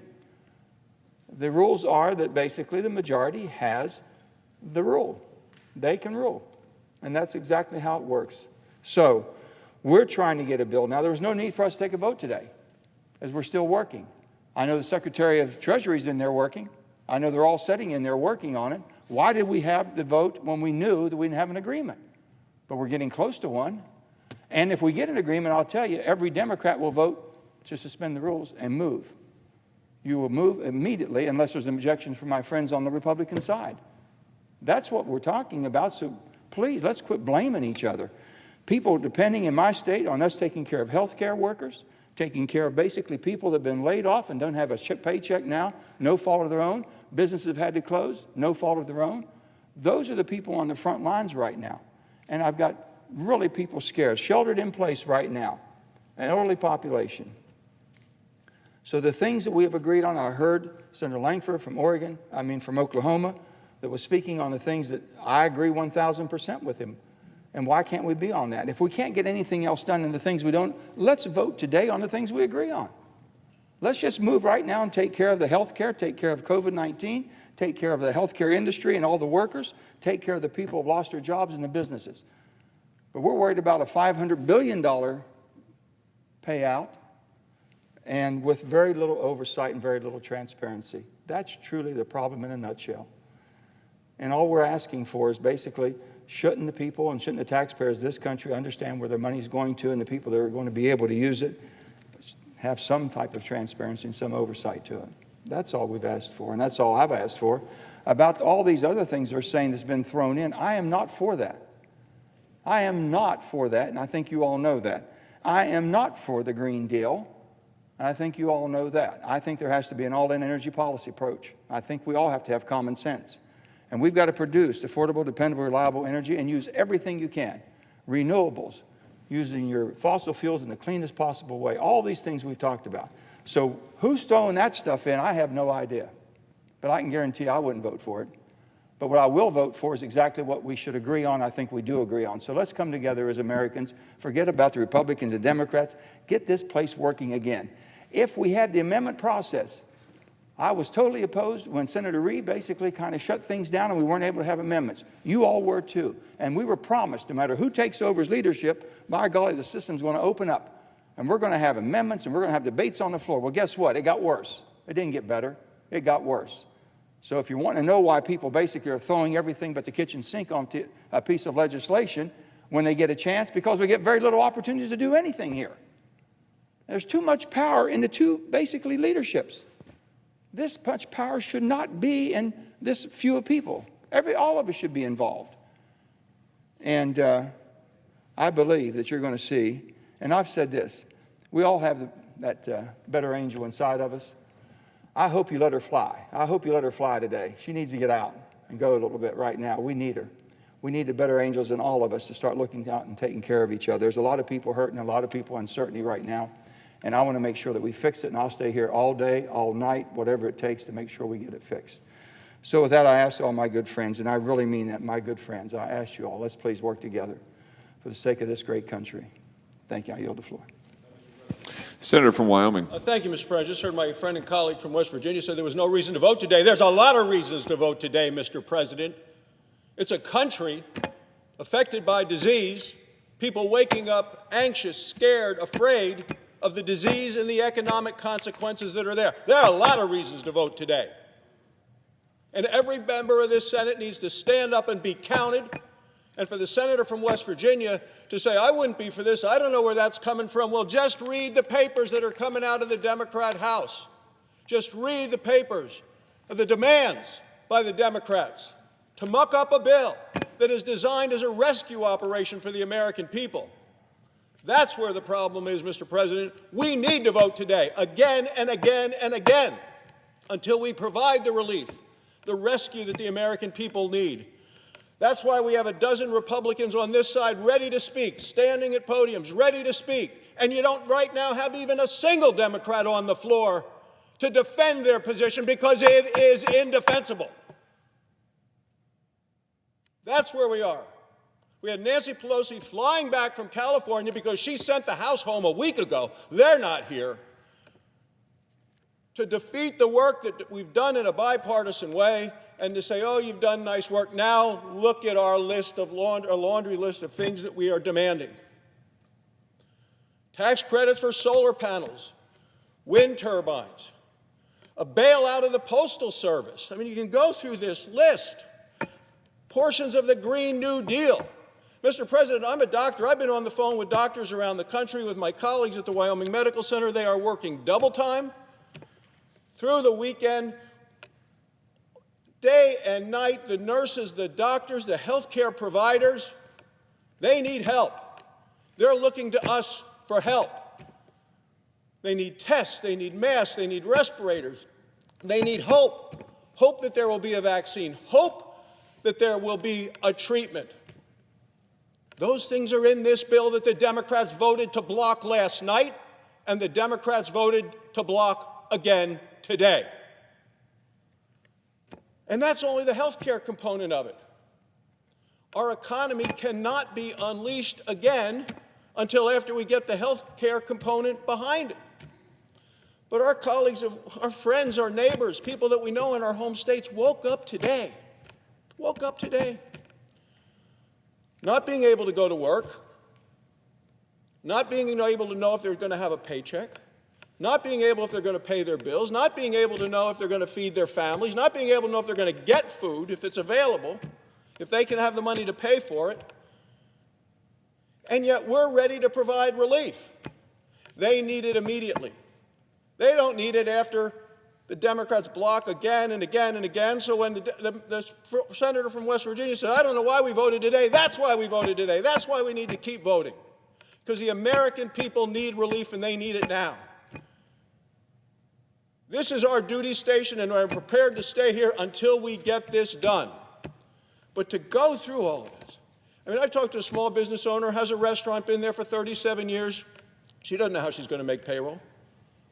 Never closed her door other than for snowstorms in Wyoming. Successful restaurant, very good, great to the people that work there. She didn't know how she's going to pay for the food that was delivered at the end of last week. She didn't know how she's going to pay the help. This bill takes care of so much of that. Blocked by the Democrats today. We have a good program for small businesses. It's really good. It was worked on in a bipartisan way. But yet it's being blocked by the Democrats who blocked even the motion to proceed to the bill. Businesses all across the country employ people, regardless of the size. It's the people that need the jobs, the people that like this. A job is part of somebody's identity. It's their people who work realize how important it is to who they are. They feel a sense of productivity. People I know aren't looking for a check. They just want a job. They want to work. They're ready to produce. And they can't. Why? Because a disease has struck America and the government Not the economy. The government has said we're going to shut down this economy. And the government has a responsibility to provide relief, to rescue those people, to provide immediate relief. And every Democrat came to the floor and voted against doing that last night and again this morning. We need to continue to vote. This bill is about our health care system. It's about our economy. It's about money in people's pockets who, through no fault of their own, are finding themselves in a position they've never been in before, ever, where they can't go out and knock on a door and say, will you hire me? I'm ready to go to work, whether it's a farmer, a rancher, anyone. They can't do that today because the government says you may not. You stay home. You might have a good job, a job you love. Can't go to it today. Monday, you want everyone to work on a Monday. Not in America on this Monday. And so there's a role and responsibility of us to step in and do what the role of government ought to be in this case of crisis. A crisis caused by both a disease and the economy, the government's action to shut down the economy, and yet Democrats, one after another, continue to block it. And they're not blocking it for things that have to do with actually helping the American people. It is a wish list, a liberal wish list. It is astonishing. They are delaying direct assistance so they can play to the liberal left. The extremists, the environmental extremists, the labor special interests. We're here trying to fight for the man and woman on the street in our hometowns, and yet they're fighting for the Green New Deal. Bernie Sanders may have lost to Joe Biden, but the Green New Deal of Bernie Sanders and Elizabeth Warren and that entire crew is alive and well in the Democrat cloakroom and is controlling the actions today on the floor of the United States Senate. They want to put up an entire cap-and-trade system for the airline industry. That's a worthy debate to have, but not on this bill. They want to expand tax credits for wind and for solar power. That's a debate that is worthy of being held, but not on this bill today. That's not going to help one person who's having problems breathing to get a respirator that they need. That's what's holding this up. We know, Mr. President, that Nancy Pelosi has been pushing this extreme environmental agenda from the moment she cut the deal to remain as Speaker and said to the liberals, I will do what you want if you just allow me to be Speaker again. And now, through a letter that she's written to the Democrats, she is bragging that she is carrying the flag for the Democrats' agenda. The Speaker is pushing for diversity on corporate boards, for collective bargaining, for election reform. There are proposals here in her proposal, and she said, I'm going to go write the bill requiring early voting, requiring same-day voter registration. Where does that fit into a bill to rescue the American people who right now find themselves in the throes of a disease that may kill them and an economy that has been shut down? That's why the Democrats aren't on this floor, because what they are doing cannot be defended. So I would just say, and I would appeal to my colleagues, Mr. President, let us do the work of the Senate. It is time for everyone to stand up and be responsible. Let us get this done. Let us get this passed. The days for political games are now behind us. Everyone who's watching should understand the House of Representatives is not in town. They've been gone for a week. Only Nancy Pelosi just flew back from California to throw a monkey wrench into the works. And we need to get this done. We failed a cloture vote last night, blocked by the Democrats. And at that time, we found that one of our colleagues had tested positive for coronavirus. We failed a cloture vote today, blocked by the Democrats again, when we learned that the spouse of one of our colleagues is hospitalized on oxygen with this same disease that is hitting the entire country. We can litigate the Green New Deal another day. Americans' lives and livelihood is at stake. That is the situation we are at today for the nation.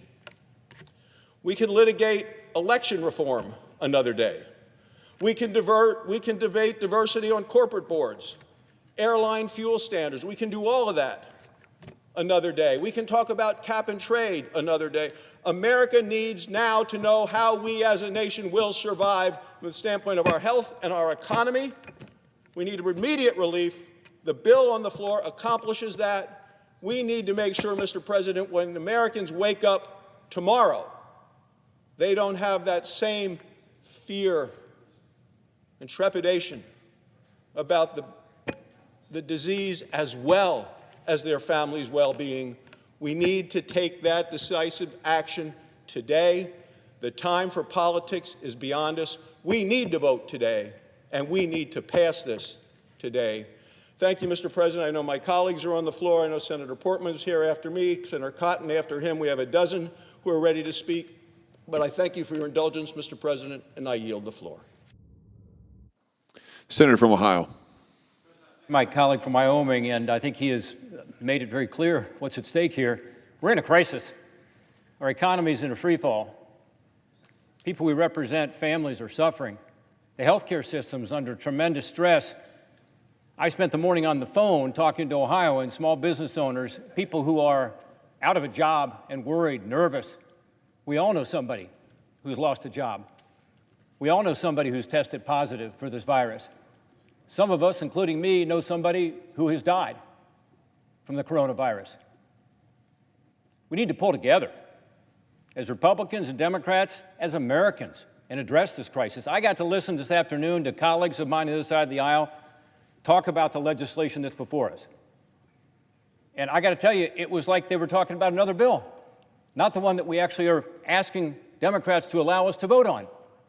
The one we're asking them to allow us to vote on is the product of a bipartisan process. The majority leader set up 5 different task forces. Each task force is represented by Republicans and Democrats. I was in one of them. 2 Republicans, 2 Democrats. We sat down and we hammered out details. We took Democrat ideas, and they are represented in the legislation. So this process that we've gone through, very different, by the way, than what happened in the House with regard to the first bill. We've had an $8.3 billion health care bill. We've also had a Phase 2 bill, which is about $200 billion. It provided free testing, helped in terms of health care and paid leave. Now we have this bill that's $1.8 trillion. $1.8 trillion. That's about as big as our entire domestic discretionary spending that we approve here every year. And yet Democrats are saying it's not enough money. So the most charitable way to describe what the Democrats are asking for now, although Senator Brasso did a good job of laying out some of the outrageous demands that have come up that have nothing to do with coronavirus, but the most charitable way to say it is that they want more money. They want more money for states, they want more money for hospitals, they want more money for so many things. Guess what? There is $1.8 trillion in this bill, including billions of dollars, hundreds of billions of dollars for those purposes. If we find out in 3 weeks, in 6 weeks, in 2 months, we need to do more, we will. But that's not an excuse for stopping the progress of this legislation now when it is so badly needed. One of the calls I got this morning was from a small business owner. You know what he said to me? He said the same thing I'm sure all my colleagues are hearing, which is I'm watching, I'm waiting, I don't want to pull the trigger and let my employees go. I started this business. I started it from scratch, and now I've got to see the prospect of these people who I know and love losing their job. I'm waiting. I'm waiting to see what you do today. The country's waiting. The markets are waiting. People are hurting, they're suffering, but they're waiting to see if we can get our act together and actually come up with something that helps them. And you know what? This legislation does exactly what all of us, I thought, wanted to do. 3 things. 1, help keep people at work. We want people to stay with their employer, have a job, have their health care, have their retirement. 2, help workers who, through no fault of their own, lose their job. This legislation does that. And 3, let's get this health care crisis under control. Let's slow the spread of the coronavirus. All 3 of those things are precisely what's in this legislation. Last night I went through in detail and described every detail of how it addresses that and where the bipartisan ideas came from. I won't do that now because I see the majority leader on the floor and I want him to have an opportunity to speak. But I will tell you, those three objectives are in this legislation, specifically laid out in this legislation. On the health care side, which is so important, we need more masks, we need more gowns, we need more ventilators, we need more respirators. We need to have more testing and a system to track that. That's in this legislation. There's over $4 billion to CDC to do exactly that. We need some data, some metrics, some measurements to know how we're doing and to be able to get out of this crisis. Because until we deal with the healthcare crisis, we'll continue to have this failure of our economic system because we're letting people down right now. I would yield. Beyond everything the senator's accurately pointing out, they put us in the following procedural position. By refusing to jump over some of these procedural steps along the way that would not disadvantage their negotiating one bit, they put us in a position where one senator out of 100, one, could keep us here till Friday or Saturday. And our constituents are saying, act now, as your senator from Ohio is pointing out. Mindless procedural roadblocks in a time of national emergency. Reclaiming my time, that is added to the absolutely inaccurate descriptions I've heard from the other side as to what's in this legislation. In other words, they're blocking us moving forward, creating the procedural hurdles that Majority Leader just talked about, but also doing so by telling the American people, for instance, there's not enough in here for small businesses. My gosh, this is an unprecedented program for small businesses, something we've never done before. Telling businesses, if you're paying your employees to stay there, you don't only get a loan, you get a grant. They said there's not enough in here to help people who are falling between the cracks. Unprecedented unemployment insurance system that we are setting up here. By the way, if you look at the unemployment insurance side, look at it this way.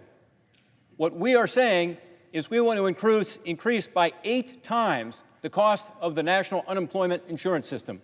That's how I look at it. It's an additional $600 per week per person. It's a broader employment system because we're going to bring in people who are self-employed, people who run the gig economy, something that we should be doing as a matter of reform perhaps, but in this case we have to do it. These people are hurting too. This is unprecedented to provide people the ability who are low, moderate income Americans to have wage replacement through unemployment insurance. That's never been done before. That's in this legislation. This is a rescue package. It's to help people weather this storm. It's to ensure that we have the ability to say to the people who are calling us and saying, please help us. Help is on the way. Are we going to solve every problem in this one bill? No, although $1.8 trillion goes a long way toward solving the problems. But we'll be back here again. We'll be back here to ensure that we can fine-tune this legislation.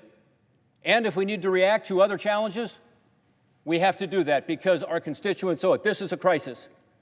But in the meantime, let's pass this legislation. It does help small businesses keep people at work. It does protect those workers who lose their job through no fault of their own. It does take our healthcare system, which is under such tremendous stress, and improve it in every respect to deal with this coronavirus, to slow the spread, ensuring that we can tell the American people not only are you going to be safer and healthier if this legislation passes, but guess what? You have a better chance of keeping your job and being able to take care of your family. With that, I yield to my colleague. Mr. President. Senator from Connecticut.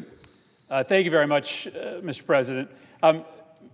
Mr. President, let me just make clear what happened over the course of the last couple of days, because I've heard many of my colleagues come down to the floor today and claim that this is a bipartisan bill that's on the floor of the United States Senate today, which would strike a lot of Americans as curious because the votes are not bipartisan. So how could that be? How could it be a bipartisan process, as has been claimed by my Republican colleagues, and yet there is not bipartisan agreement? Well, let's start from the beginning. Instead of deciding to write this legislation from the beginning with Republicans and Democrats in the room, the leader decided to write the bill initially, bringing together a consensus of Republican senators, and then bringing Democrats to the table. And there was a period of time for about 24 hours in which Democrats were in the room and we were making progress, and that was a great 24 hours. And then all of a sudden, on Saturday night, Democrats were let out of the room. And on Sunday morning, lobbyists on K Street sent a draft of legislation to chiefs of staff here that Democrats had not had any part in writing. And so you can't call it a bipartisan piece of legislation if Democrats weren't involved in the beginning and then they were let out of the room at the end.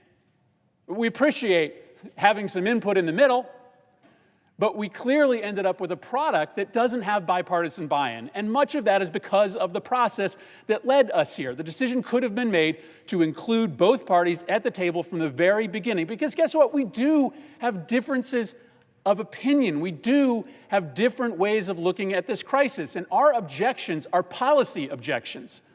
I mean, spare me the righteous indignation about Democrats trying to settle outside political scores in the context of this legislation. Let me tell you what I care about. What I care about is making sure that if we're going to spend $2 trillion, that we spend it wisely. And if you spend $2 trillion and you don't stop the virus, then you haven't done anything meaningful in the long run, right? Because this is first a public health crisis that is causing an economic crisis. And so, yes, one of the things that is an open issue in negotiations right now is whether we are putting in enough money to healthcare providers, nursing homes, hospitals, states, and municipalities to give them the resources to stop this virus in its tracks. We don't believe that this bill today has enough resources in it for states, municipalities, hospitals, nursing homes, and healthcare providers to stop the virus.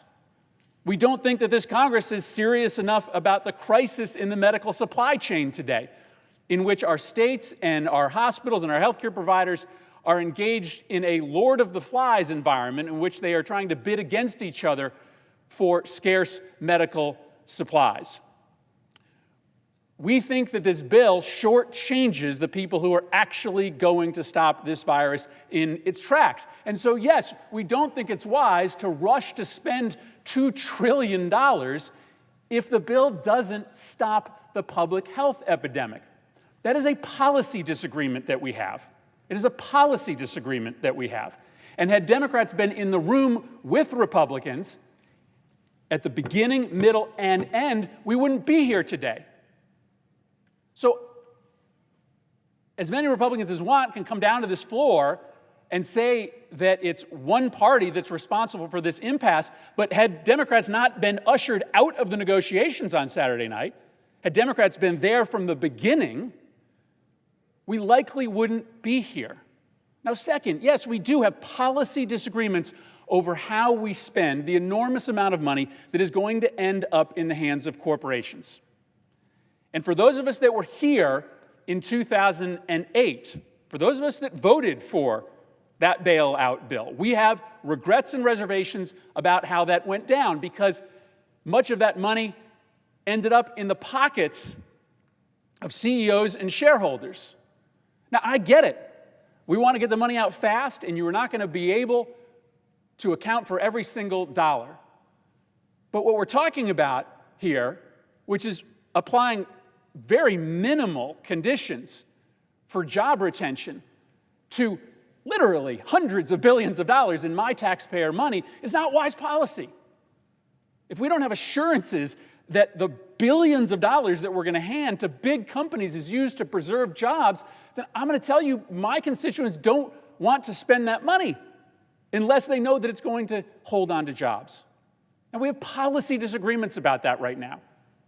I take my Republican friends at their word that they believe that the restrictions in the bill are good enough. We don't think they are. We don't think they are. And so we think we should work together throughout the day to get this right, to make sure that every dollar is there necessary to stop this virus, to stop looking at it at an economic crisis first and a public health crisis second, and that we should make sure that there are real requirements on this $2 trillion to make sure that it doesn't end up in the hands of people who don't need it, that it ends up protecting jobs, not just in the hope of protecting jobs, but the actual result is protecting jobs. And these are policy disagreements that we have, but they are disagreements that we are still fighting over today because of the process. Because of the process. And so you're angry and we're angry. We're angry for being shut out at the beginning. We're angry for being shut out at the end. Because our Republican colleagues knew that you couldn't pass anything without 60 votes. You knew as you were developing this legislation that you needed to get bipartisan buy-in. And yet there was a limited opportunity for us to have input here. And now we're engaged in a series of votes that are foregone conclusions until we get on the same page. And we can, because from what I understand, and I admit I'm not one of the negotiators in the room, but from what I understand, these are not unbridgeable differences. These are not unbridgeable differences. We can figure out a way to put tighter controls on the funding that is going to companies and corporations. Just make sure that if we're going to spend $2 trillion, that we spend it right, and to make sure that we aren't shortchanging our states and our hospitals. There's provisions in the first draft of this bill that would limit which kind of providers get Medicaid dollars and which won't. Our belief is that that language actually leaves a whole bunch of healthcare providers out in the cold. Now, some have said that that was intentional, that was because Republicans didn't want Medicaid dollars to go to abortion providers. That sounds like politics to me, but that's just something I read in the paper. I don't know that that's true. What I do know is that whether or not that decision was about politics, the politics of reproductive health care, it's still just not good policy to leave a whole bunch of health care providers outside when it comes to the additional Medicaid money that is absolutely necessary to make sure that we have what it takes to stand up defenses against this virus. That's a policy difference. And I could sit here making accusations that Republicans are bringing outside political issues into this process, like Senator Barrasso made accusations about Democrats. But aside from that question, it's just still not good policy to limit the number of healthcare providers that can get this additional Medicaid money when everybody is in this together, when we know that every single healthcare institution by the end of this week is going to be dealing with patients who have positive tests for COVID-19. These are policy differences. But policy differences that didn't have to be outstanding today, had the process run by the majority party been different, been more inclusive. I agree that back home, my constituents do not care about who takes credit for this, who drafts it. They want a bill done. They want assurances that money is on the way. And I think we have agreement on big pieces of this. I may not love the small business provision of this bill. I put a different concept on the table that I think is better than the one that Democratic and Republican colleagues have come up with. But you know what? I will not let on that front the perfect be the enemy of the good. I think we've made tremendous progress on unemployment compensation insurance. There are big titles of this bill that I think are in good places. We should be working out the details of those outstanding issues right now, rather than spending all of our time on the floor casting broadsides against each other. I understand my Republican colleagues are complimenting themselves on how many of them are down here on the floor blaming Democrats. You're right, there are not as many Democrats here levying the same charges against Republicans, but it would be better if we were all spending time trying to work out these final differences, because we can get there. We can get there. I think we can get there by the end of the day if Republicans are committed to making sure that we attack the virus first, that we don't shortchange the public health response, and that we make sure that our taxpayers don't end up subsidizing the profits and pocketbooks of people who don't need any more help from this government. Thank you, Mr. President. President. Senator from Iowa. Mr. President, our country is facing a crisis. Maybe I don't need to whisper that, Mr. President. Our country is facing a crisis. I have served many times over in crisis. Floods, hurricanes, and war in a slightly different suit. We are facing a crisis. We have 3 states that have had National Guardsmen activated in support of the coronavirus pandemic. We are in a crisis. And right now, we right here in Congress have the ability, the duty, to act and to provide additional much-needed relief to the American people. Last night, and unfortunately, yet again today, have been very, very disappointing displays of putting partisan politics ahead of the immediate needs of the American people. Now, some will call this righteous indignation. I say no, it's fighting for the American people. My friends on the other side of the aisle delayed, no, let's say it the way it is. They blocked this package to move to cloture to further debate this bill, this bipartisan relief package. And let me make this clear.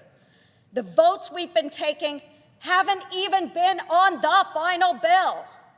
It's simply a way for us to continue negotiating and debating on a path forward on a bipartisan relief package, a package that, again, I'm going to echo what my colleague from Ohio said, was written in a bipartisan way. 2 Republicans, 2 Democrats from those lead committees assigned to these task forces. Folks, Iowans deserve better than this. All Americans deserve better than this. This is no time for political games and partisan wish lists. And yes, there are partisan wish lists out there of things that have nothing to do with the immediate needs of this pandemic. This is a time for action, folks, and it is a time for leadership. Look, folks, the Senate took up a House-led Phase 2 package that many of us considered not perfect. Phase 2, now let's keep that in mind. There are many phases going on during this pandemic. Phase 2, we didn't feel that was perfect. Well, what happens when a Phase 2 is not perfect? You move to a Phase 3 because we need immediate relief. We put our differences aside here in the Senate and we supported the Phase 2 package and provided the second round of immediate relief for our workers, our families, our seniors, and businesses across the country. Why? Folks, gosh darn it, it is the right thing to do. Why can't my Democratic colleagues do the same?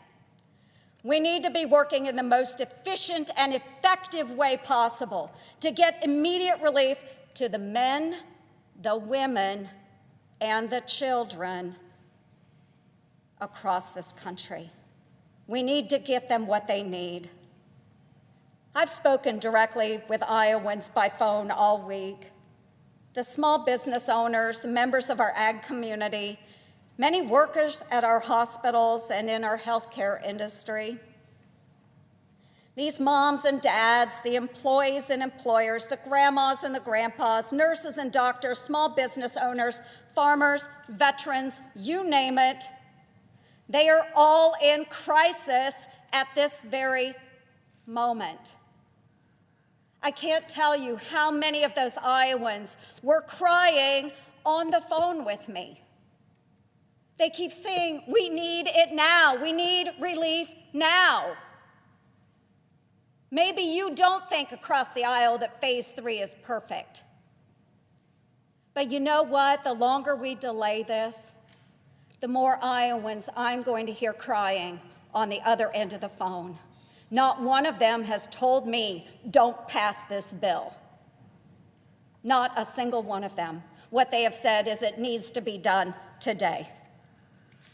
Again, I will remind you that there are states where we have mobilized National Guard soldiers. The president and those governors don't just mobilize National Guard soldiers because it's a fun thing to do. They do it because we are a nation in crisis. Just overnight in Iowa, we had 15 more cases, and that's a total of 105 cases of coronavirus in my home state. That's not a lot compared to other states, but you know what? Iowa's not populated a lot like other states. 105 in Iowa, that is a lot for us. Just a couple hours ago, I was on a call with Iowa's state leaders who are at the State Emergency Operations Center. Let me say that again, Emergency Operations Center, an EOC. You don't just set those up for fun, folks. You set them up when your state is in crisis. They gave us a picture of what's going on with our workers and our small businesses on the ground in Iowa. Within 3 hours, the state received over 11,000 calls for unemployment insurance. 2,000 of them are self-employed. They won't qualify for unemployment insurance. You know what would relieve their hurt? This package, phase 3. Meanwhile, my Democratic colleagues are holding this bill up that would actually deliver the relief that is necessary for these workers that I just mentioned, for things that have nothing to do with a crisis. Senate Democrats are stalling funding for hospitals and small businesses until they get to jam through their Green New Deal. Mr. President, you tell me, what does placing emission standards on airlines have to do with getting Iowa families and workers the relief they need right now?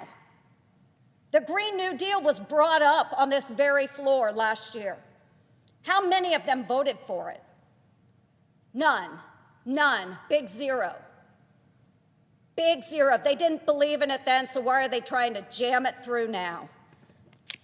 Americans from every corner of this nation are looking to the Senate for more help. This is an extraordinary situation, folks, and it requires an extraordinary response. This is arguably the biggest bill ever. Nearly $2 trillion of funding. But is that enough? If we were offering up $3 trillion, would it be enough? If it were $4 trillion, would it be enough? I guarantee you that our friends on the other side of the aisle would say, oh, that's not enough. We need the Green New Deal. We need XYZ, which has nothing to do with the COVID-19 crisis. Mr. President, we are better than this. Let's come together in a bipartisan way, as we have done through much of this process. We took up phase 2. We supported it. I was glad to support it because it was the right thing to do. Let's deliver for the American people. It is our duty. We do not have time to delay. We must pass this additional relief now. And again, it's phase 3. There may be many more phases to go. And if the Democrats believe it is the right thing to do, they'll get this package done today, and we'll move on and have discussions for yet another phase. Mr. President, I yield the floor. Mr. President. Senator from Maryland. Thank you, Mr. President. America is in crisis. Time is of the essence. And the Senate needs to work on a bipartisan basis to get the job done, and get it done today without delay. We see our fellow Americans all across this country uniting at this time of crisis. Neighbors helping neighbors, people helping throughout their communities. We're watching our healthcare workers on the front lines of fighting this virus, true heroes who are putting themselves at risk every day in order to help patients coming in the door. They're facing extreme shortages in personal protective equipment. We need to rush that out in much greater volumes to protect them. We still have a huge shortage of tests in this country and got caught way behind the curve, and we're having to catch up. We're trying to manufacture ventilators to help those who are sick, who may get sick. And in doing that, Americans are coming together. We've seen stories of notices going out to dentist offices and others who have important personal protective equipment like masks, but aren't needing them right now, to try to rush those to local hospitals. We've seen nurses and doctors and other healthcare workers on the front line coming together. And that's exactly what this Senate and House need to do. We need to do what Americans around the country are doing, united to help one another and help our country. We did that on rounds 1 and 2. We worked very quickly to put together an $8.3 billion package for round 1. What did that include? More resources for our public health infrastructure, more resources to try to accelerate the development of a vaccine and therapeutics. That was all good work. On round 2, what did we do? We said we want to make sure that tests for the coronavirus are free, because we don't want Americans not going to get tests because they can't afford them. We had to fight for that on the Democratic side, but it became bipartisan in the end. We worked to provide more paid sick leave because we don't think it's a good idea for workers who are living paycheck to paycheck to feel like they've got to go to work when they're sick, even if it means they're going to potentially spread the virus. We want to make sure that they can pay the bills at home and stay home and not spread the virus. The provision in round 2 regarding paid sick leave was good. There are still big gaps in it. So how did rounds 1 and 2 come to pass? I hear talk over here, this is all a House initiative. Actually, it was a bipartisan initiative. The White House sat down with Speaker Pelosi, Secretary Mnuchin with Speaker Pelosi. They hammered out rounds 1 and 2 in a bipartisan fashion. They came to the United States Senate, and they were passed with big bipartisan votes. We need that same bipartisan spirit now. I've been listening in to some of the conversation on the floor. First of all, I keep hearing there are Democrats on the floor. Well, we're coming. The other thing I keep hearing is, let's blame Speaker Pelosi. I mean, this is pretty amazing. This bill's in the United States Senate. We're having discussions right now, Democrats and Republicans. We're having discussions right now, Democratic senators and Republican senators, and the White House, again, primarily with Secretary Mnuchin. And yet I'm listening to people on the floor blaming Speaker Pelosi. Well, guess how rounds 1 and 2 actually happened? They happened because Speaker Pelosi sat down with the Trump administration. They hammered out on a bipartisan basis and came over here. This time, the majority leader, Senator McConnell, wanted to start the process in the Senate. So let's get it done. Don't go pointing fingers at Speaker Pelosi. She's not here. I keep hearing about the House wanting a Green New Deal as part of this emergency package. That's a total red herring. I even looked at the list of ideas that the House put out, including Speaker Pelosi's. There's no new Green New Deal on this thing. So let's get real. So why can't we vote today again except for by unanimous consent? It's not because of the Democrats' vote. It's because the leader, the Republican leader, chose to bring up that vote. That was a motion to proceed to the cloture vote. It was a cloture vote, a motion to proceed to cloture on the motion to proceed. That's what it was. And so what did the leader know? He knew that we're still engaged in negotiations. They're going on right now. Hopefully when all of us on the floor leave here, we will continue to engage. But the leader knew that the votes were not there for that motion, that cloture motion.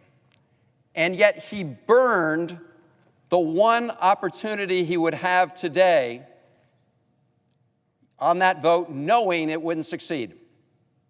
He could have waited 1 hour. He could have waited 2 hours. He could have waited 3 hours. He chose to hold that vote, knowing it would fail. That is a self-inflicted wound on the United States Senate and on the American people at this moment. Because of that decision, we will have the earliest opportunity to vote again on Wednesday. That was a decision Leader McConnell made when he decided to hold that vote today, knowing he did not have 60 votes, knowing that the negotiations were going on right now. So he's right. If we want to have a vote between now and Wednesday, we have to do it by unanimous consent. I hope we get to that point. But make no mistake, the vote that was held earlier could have waited till later today. It could have waited till we got closer to an agreement. And here's the tragedy of it.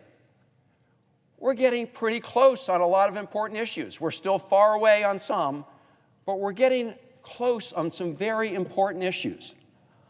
Unemployment insurance. As we speak, people are losing their jobs. We know that. Small businesses are shutting their doors.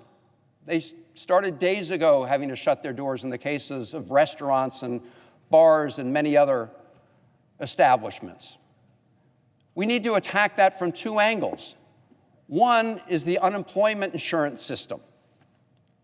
And we've made great progress in these discussions on that. What do we have to do when it comes to unemployment insurance? Well, we should work to make sure that somebody who's losing their job through no fault of their own because of the coronavirus, because they're working for an establishment like a restaurant that has to shut its doors, that they have 100% wage replacement for the period of time of this emergency. We wanted 6 months. Republicans wanted 4 months, wanted 3 months. I think we've got right now in the draft 4 months. Okay, that's a compromise. We also wanted to make sure UI could cover people who are not part of the traditional UI system. Part-time workers, the self-employed, independent contractors, gig workers. And so we've worked together on a bipartisan basis to make sure that we try to get those people help through UI as well, even though they're not part of the traditional system. Trying to streamline the process by which they can demonstrate that they've been making an income so that they can get help through UI in this emergency moment. We're pretty close on that. We've worked together on small and even mid-sized businesses because they're getting hammered right now across the country. We're all hearing from them, and they've had to let off their employees in many cases under very painful circumstances. They don't want to let their employees go, but no customers in the door means no sales, means no income. You still got to pay your rent if you're a small business or your mortgage. You have other fixed costs. So we've come together to work to try to provide a small business plan that would provide funds to those small businesses so that they can keep people on their payroll, and if they've already had to let them go, rehire them, and also meet their fixed costs. And if they spend the money the way it's directed, meaning for necessary fixed costs and for employees, then at the end of the day, that loan can be forgiven, because we don't want small businesses to have to go through 3 months with no money through the door and just a huge pile of bills they can't repay at the end of the day. And we've also tried to expand that and include mid-sized businesses. So we're making progress on important things. And those conversations are going on as we speak. But there's some areas where we need to reach final agreement. One of them is proper oversight and safeguards on the $500 billion fund to help some of the biggest businesses in the country. Now, we need to make sure we don't allow this economy to go into free fall. But I would hope we would all agree that we don't want a major corporation getting taxpayer dollars and going and doing another stock buyback, or for big employee compensation. And there's some language in there, but then there are these waiver provisions. I would hope we would put at least the safeguards in this provision that we did in TARP. That was the rescue package back in 2008. That was much maligned, and for many good reasons, there were not adequate protections to make sure that monies were spent in an accountable way. Don't we want to make sure the $500 billion is spent in an accountable way? I don't know why it's taking us so long to come to agreement on that. I don't think our Republican colleagues would want to give any administration a blank check to spend $500 billion however they want, without any clear safeguards or some process for accountability. So that's what we're talking about now. Maybe we could resolve that in 2 hours. Maybe we could resolve it in 3, and then we could have had the vote.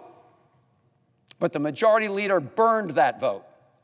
He burned that vote by having it when he knew the votes weren't there, and when he knew conversations were still going on. So I'm back in my office listening to this discussion on the floor of the Senate with the majority leader all upset. He brought that on this body by holding that vote as negotiations are going on. So what else do we need to work on still?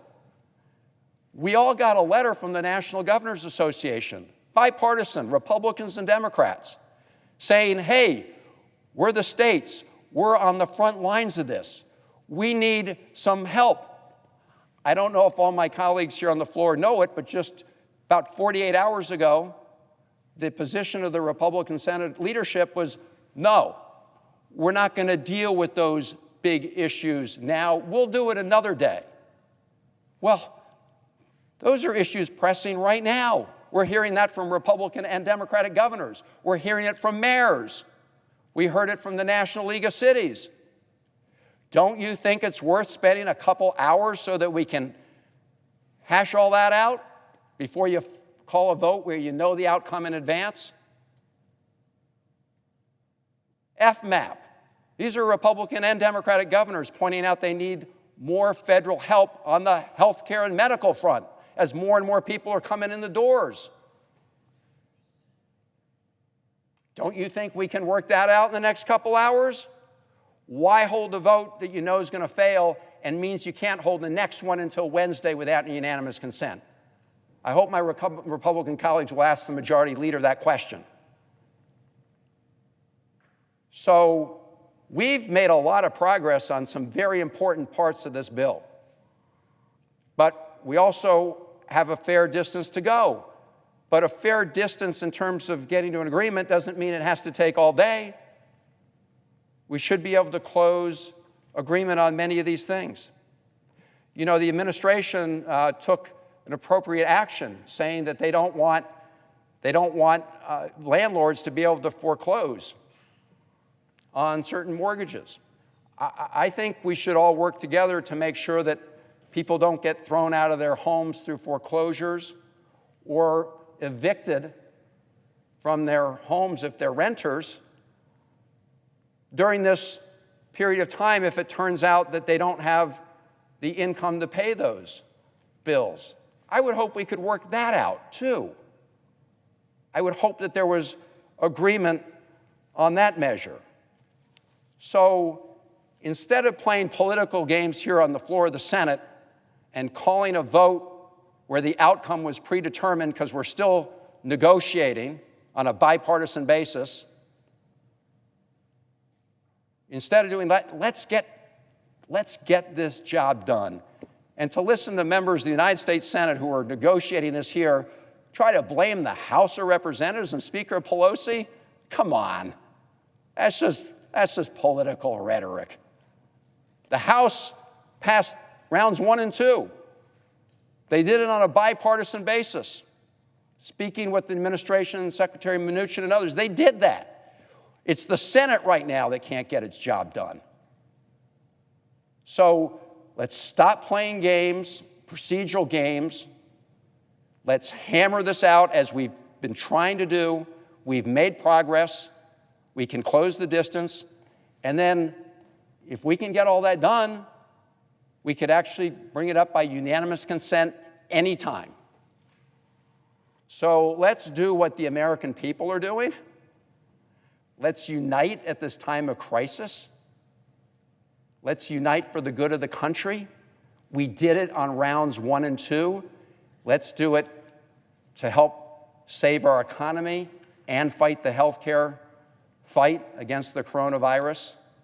I'm confident if we put our minds to it, we can get the job done for the American people. So let's go back to work. Let's complete these negotiations, and maybe we can come back in a couple hours with a proposal that gets the consent and support of this entire body. Thank you, Madam President. I yield the floor.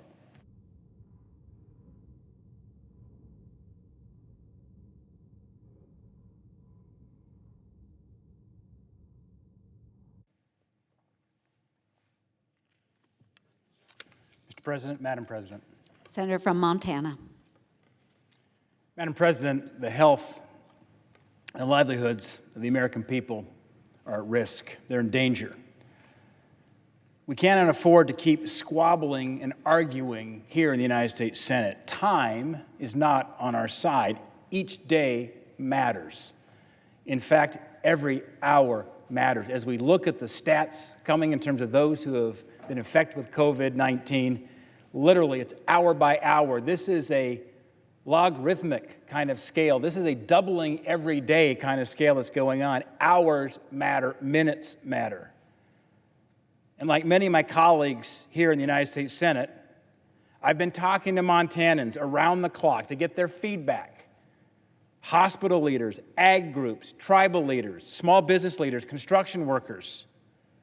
We are in a public health and an economic crisis. I have not sensed fear like this from the American people any time in my life. I remember 9/11. I remember the crisis of 2008. I remember the 1987 crash. Those pale in comparison to what we're seeing today at this very moment in our country.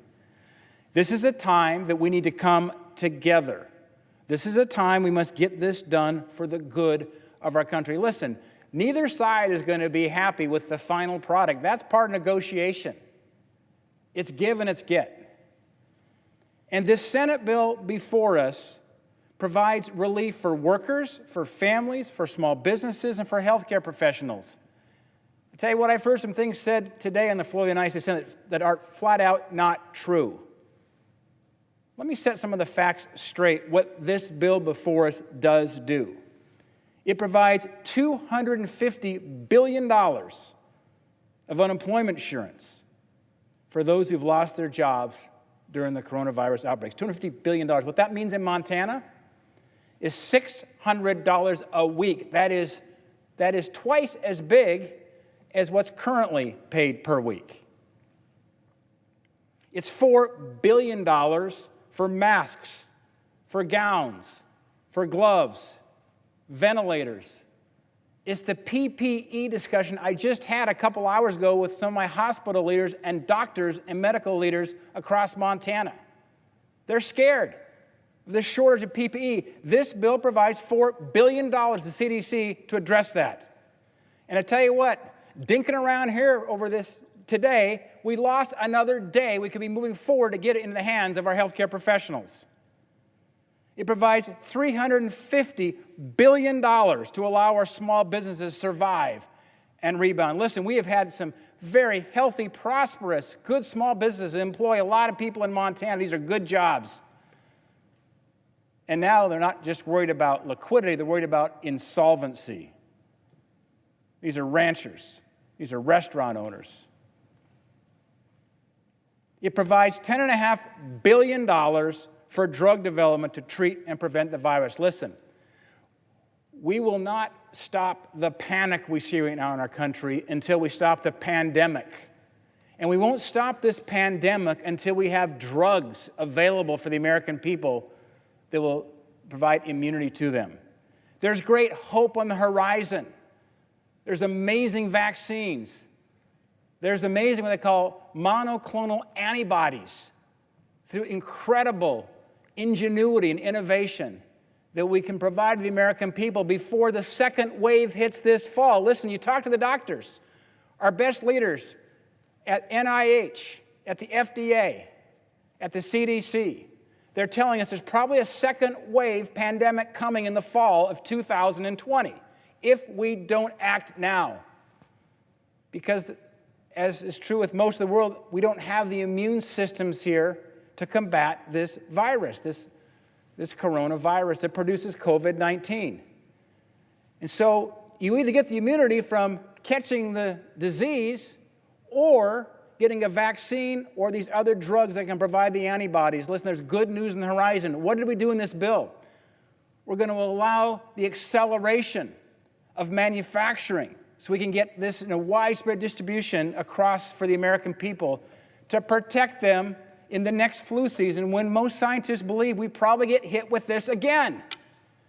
And we just lost another day here in the U.S. Senate.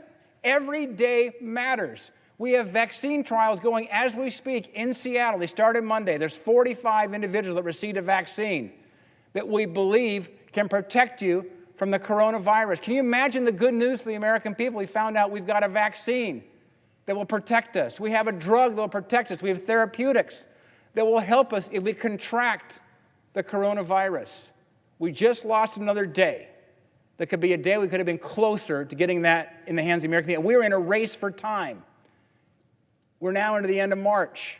We've got to get this available by September to the American people. This is literally an all-of-government Manhattan Project kind of approach.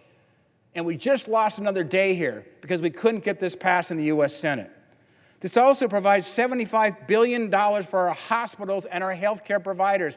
Those are the men and women on the front lines right now saving lives. God bless them. $75 billion for them. And if you heard the Democrats talk about this bill, you'd think there's nothing here for the average hardworking person in this country. That's absolutely false. And we can lay it all out. And there's parts of this bill I don't like. There's parts of this bill I would change. But we've got to be satisfied now with a good 80 for 20 because speed matters. It matters to get something done. The American people are looking here at the dysfunction in Washington. They don't understand. Frankly, I don't either. And this bill before us was written by Republicans and Democrats. I'll tell you why I know that. Because I was part of helping negotiate to get this $10 billion for this acceleration of vaccines and drug program. I went in this weekend, we were sitting looking at spreadsheets that said, here's the Republican ask, here's the Democrat ask. They're spreadsheets. We can show them to you. We were going back and forth in a bipartisan way to try to craft a bill here that we could pass in the Senate last night. In fact, the American people are watching both sides in this kind of ping pong match today around one side says one thing, one side says the other. Sometimes I look to people like Susan Collins and Lamar Alexander at moments like this. I think few Americans, few senators would claim that either Lamar or Susan are hyper-partisan senators. They've got a pretty good temperature of the Senate. They've got a pretty good sense of finding ways to make things work. When you hear Senator Susan Collins down here outraged at what happened, when Senator Schumer and Speaker Pelosi basically put the brakes on the discussions, we lost another day, maybe two, by demanding this bill includes an ideological wish list. Susan Collins is outraged. Lamar Alexander, he was shocked. Let me tell you something. When Susan Collins is outraged and Lamar Alexander is shocked about what's going on around here, that tells you something. You can discount what I'm saying here and many Republican senators and Democrat senators, but those two senators are viewed as some of the most bipartisan senators here. And when they're outraged and shocked, that tells you what's going on in terms of one of the low levels of partisanship that we've achieved here in the U.S. Senate over the course of the last couple of days. This obstruction will create a devastating impact on American workers, on families and small businesses. They're pushing for things that have nothing to do with the public health and the economic crisis we're facing today. The issues they're pushing have nothing to do with overcoming this pandemic. And in a global pandemic, some have tossed aside bipartisanship to push for airline emission standards. I was told there's no such thing as a House bill. Well, that's false. Here's Nancy Pelosi's House bill.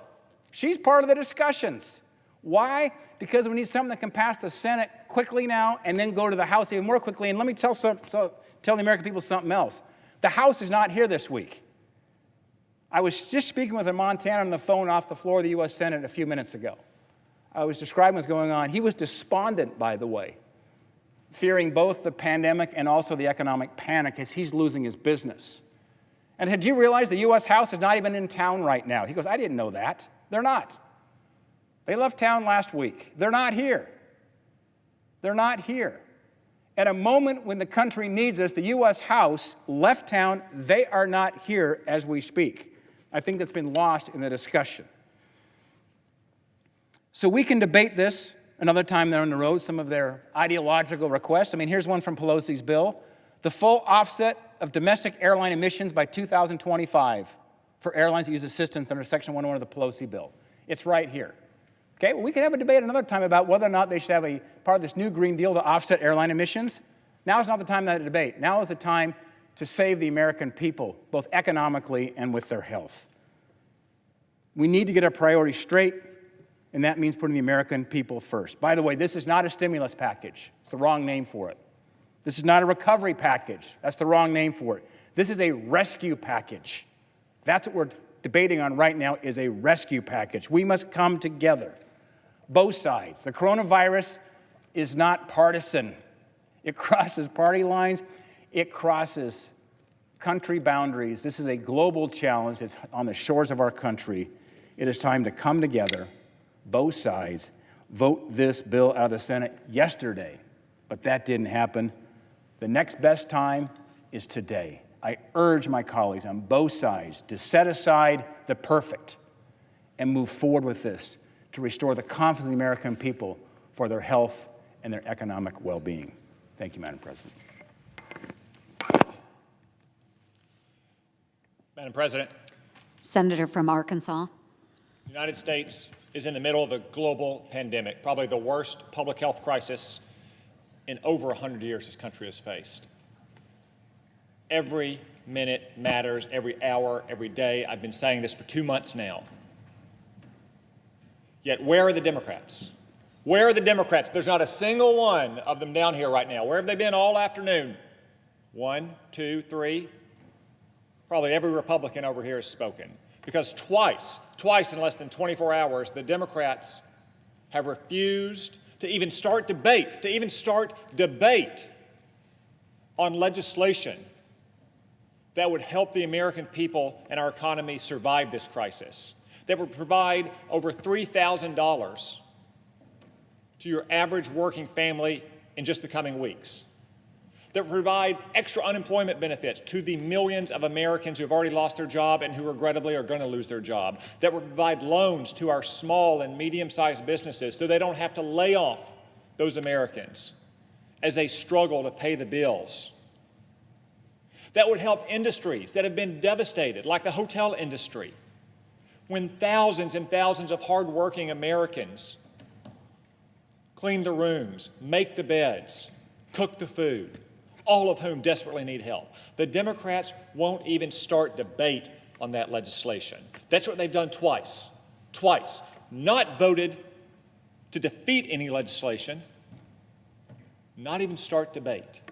And in fact, earlier today, Susan Collins, probably the kindest, most decent, most bipartisan senator, took the floor to speak, and Chuck Schumer blocked her, refused to allow her to speak. Probably because he was scared of what she had to say. And probably, just like there are no Democrats here right now, because they know they don't have anything to say. They have no case to make. Earlier today, Sherrod Brown was accusing us of not acting quickly enough on Nancy Pelosi's legislation that the House passed and then popped smoke and left town for more than a week. I asked him a simple question. When did the House bill arrive in the Senate? He refused to answer. I asked him again, a simple question. He refused to answer and rather engaged in ad hominem attacks, which is his weak and sad way of saying he has no answer, which is so often the case with the senator from Ohio. They come down here and they attack the Republicans for wanting corporate bailouts. We want to bail out corporations. Nothing could be farther from the truth. Any large company that borrows money from the Treasury or takes advantage of Federal Reserve programs will have onerous terms attached to it and will have lots of strings as well. We insisted only loans be available, not grants, not cash handouts. Do you know what the Democrats are advocating for behind closed doors? The Democrats behind closed doors are demanding free cash handouts for the airlines. Right through that door, right there, Chuck Schumer's office. They are demanding free cash giveaways for major corporations, and they have the nerve to come down here and accuse us of bailouts. Go right through that door and ask Chuck Schumer what he's demanding in secret behind closed doors. Oh, and don't forget all of their cities and all their states. Dick Durbin represents one of the most bankrupt states in America and the most bankrupt city, Chicago, in America. Behind those closed doors, they are demanding straight cash bailouts for states and cities that have been fiscally irresponsible for years. Yet they come down here and accuse us of bailouts. We're willing to help these cities and states. They are overwhelmed by this pandemic. Yet we simply say they have to repay the money on the back end. That's not what the Democrats are asking for behind those closed doors over there. They want straight cash payments. Now you ask yourself, why would they not even start debate? Not even start debate. Remember, that's all we're talking about here over these last 18 hours. Why would they risk your life and your loved ones' lives and your job and your lifetime of retirement savings? Well, now we know. Now we know. Nancy Pelosi is circulating a 1,400-page bill that she wants Congress to pass, that she claims will help save this nation from this terrible crisis. 1,400 pages. It's almost 3 times longer than our legislation, by the way. To give you a sense of what might be in that bill, because let me tell you, she's not hiding the good stuff in her bill. I don't have 1,400 pages here, but I do have a few pages. Let's just go through what is a priority for Nancy Pelosi and the Democrats as they dither while Americans die. Corporate board diversity. The Democrats want to impose quotas for race and sex on corporate boards. I know they want to do that for a long time. Is that going to stop anyone from getting sick from the coronavirus? There's another one, bailing out the Postal Service, wiping out all the debts that the Post Office has towards the Treasury. It's another issue we've been debating for a long time. Postal Service needs relief. And I greatly respect and praise the hard work of the men and women who are still delivering the mail. But is a survival package for the coronavirus the right time to be talking about Postal Service debt to the Treasury? Oh, here's another one. $10,000 minimum, $10,000 minimum of student loan forgiveness across the board. Another ideological wish list item for the Democrats. What does it have to do with stopping a pandemic, especially when Donald Trump has already waived student loan payments for Americans who are affected by this terrible pandemic? Early voting mandated in every single state. The same kind of early voting that almost doomed the Democrats' favored presidential candidate, Joe Biden, against whom Nancy Pelosi and Chuck Schumer, or for whom Nancy Pelosi and Chuck Schumer worked tirelessly to beat their colleague, Bernie Sanders. Oh, combine that with same-day registration. Every single state has to register voters on same day. So now they want to pile election rules on a bill that's designed to stop a pandemic. Remind you, election rules written by the same partisan geniuses who couldn't even count their own votes in the Iowa Democratic caucuses. Here's a good one too. Airline carbon emission offsets. Every airline that benefits from these programs, which is probably going to be all of them, has to go carbon neutral by 2025. Gee, it's going to be a pretty amazing feat of engineering to get jet engines that you can plug into the wall and then fly across the continent. Democrats have a lot of faith in American ingenuity. I wonder if that'll apply, by the way, to the private planes that Nancy Pelosi and her family flies in, or all their buddies in Hollywood. What about this one? Every airline has to tell you on every single flight what the greenhouse gas emissions of that flight are. So you get your departure time and your seat number and your gate number, and oh, by the way, how many greenhouse gas emissions your plane is going to have. What is that going to do to help a vitally important and devastated industry get back on its feet? Subsidizing retirement plans for community newspaper employees. Look, this has been a long-standing debate in Congress. It almost sank a retirement reform bill last year. And here it is again in a bill designed to stop a pandemic. Are you kidding me? $15 an hour minimum wage. Unfortunately, millions of Americans are learning that the true minimum wage is zero. When you lose your job because of a global pandemic that is killing your fellow citizens, and our elected leaders won't even have a debate on a bill. Here's a beauty too. Mandating that federal public employee unions get paid for the union work they do. So that means you, as a taxpayer, will pay federal bureaucrats when they're doing work not for you, the taxpayer, but for their unions. Again, is that going to stop the pandemic?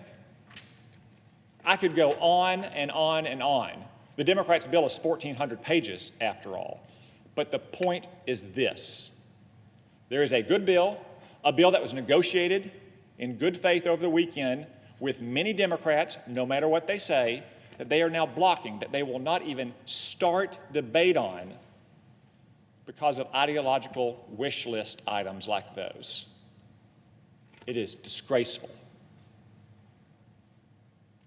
and it is dangerous to the lives of our people and to their economic well-being. It's time for the Democrats to get serious and to do their job.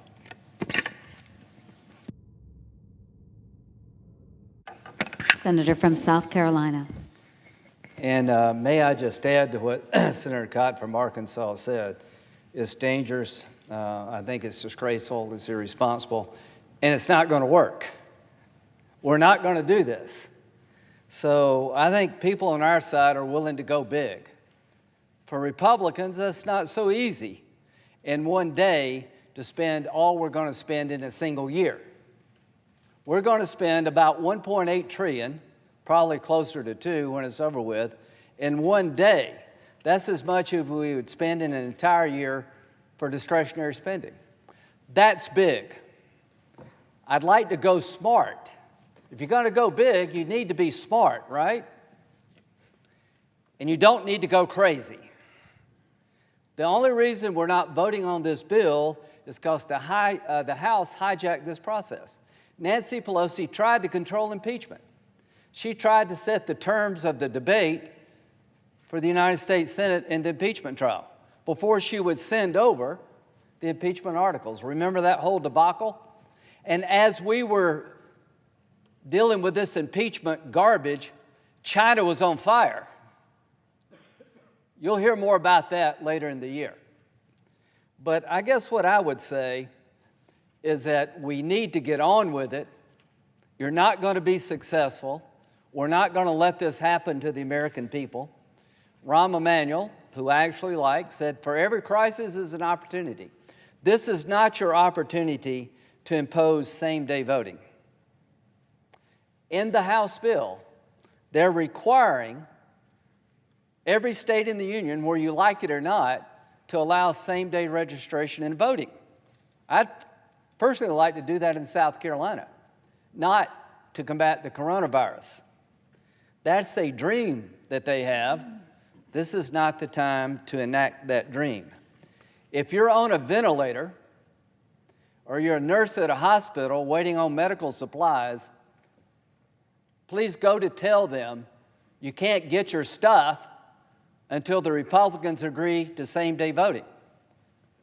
They're literally holding hostage the relief for doctors and nurses, for towns and cities, for businesses who've had to lay off their workers, for same-day voting, for corporate diversity, for a $15 hour minimum wage. If you get a dime of money in your business under the House bill, you have to pay your employees $15 an hour.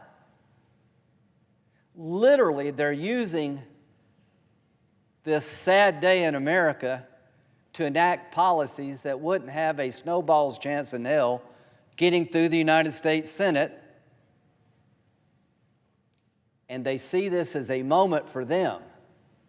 We see this as a moment for you. They see this as an opportunity to do things they couldn't do without the country being on fire.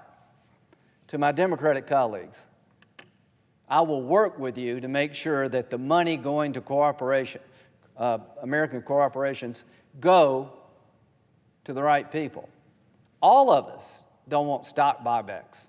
All of us want to make sure that the money is lent, not given as a grant to the big companies in this country. All of us are willing to do more to help the states. We're willing to work on the problem. We're not going to be willing to take your legislative wish list and allow you to use this moment of crisis to turn the country upside down. I don't know why you want to do this. I know this. If we were doing this, the media would be eating us alive. If there were a House bill that Republicans are writing doing away with right to unionization, every major paper and TV station in this country would be talking about the Republican Party going nuts, trying to take an ideological agenda and attach it to a national crisis that we haven't seen since World War II. So, two things are going to happen. We're not going to give in because it is wrong. It corrupts everything about why we're here. We have worked with a House-passed bill that we didn't like because we needed to get something done relevant to the problem. To Speaker Pelosi, you see this as an opportunity to do things you couldn't do otherwise. Republicans see this as an opportunity to do things that have to be done now to save lives. I have never been more disgusted since Kavanaugh. You tried to destroy a good man's life just to keep the seat open. And close friends of mine in the House have publicly said, this is an opportunity to reshape the country and our image. It's not going to happen. We didn't let you destroy Brett Kavanaugh's life to keep the seat open, and we're not going to let you turn the country upside down to shape it in your image. We will work with you in a very generous fashion to help people who've lost their jobs, help doctors and nurses who've run out of supplies. Shame on you. Shame on you for coming in at the 11th hour, taking good faith negotiations, and throwing them in an ideological ditch. To the American people, they're going to give in because what they're wanting to do should make you mad as hell. If you've got a family member who is suffering, do you really think now's the time to impose same-day voting? Student loans. $10,000 loan forgiveness for every student loan in the country. That's a debate we'll have, but not on this bill. And let me tell you what it would cost to forgive $10,000 for every student loan in this country. About $500 billion. Here's the question. If you're going to spend $500 billion, wouldn't you want to spend it on the virus? Wouldn't you want to spend it on hospitals who are under siege? Wouldn't you want to spend it on businesses who are shut down and have no hope of opening up anytime soon?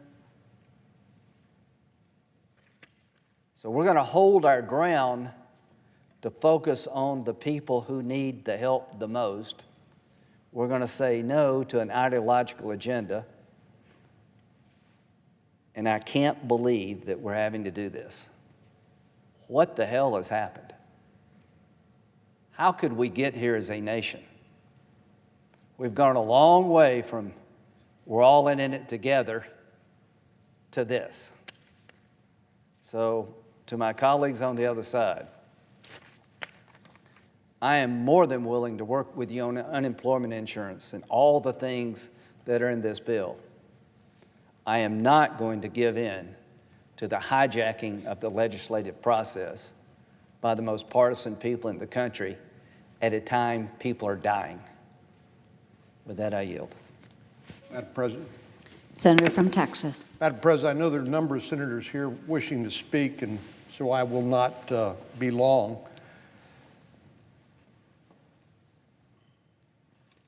It makes me angry that we're here talking about a bill that will not only help defeat this virus, but will also put money in the hands of people wondering, how am I going to pay the rent? How am I going to buy groceries? How am I going to buy food for my children?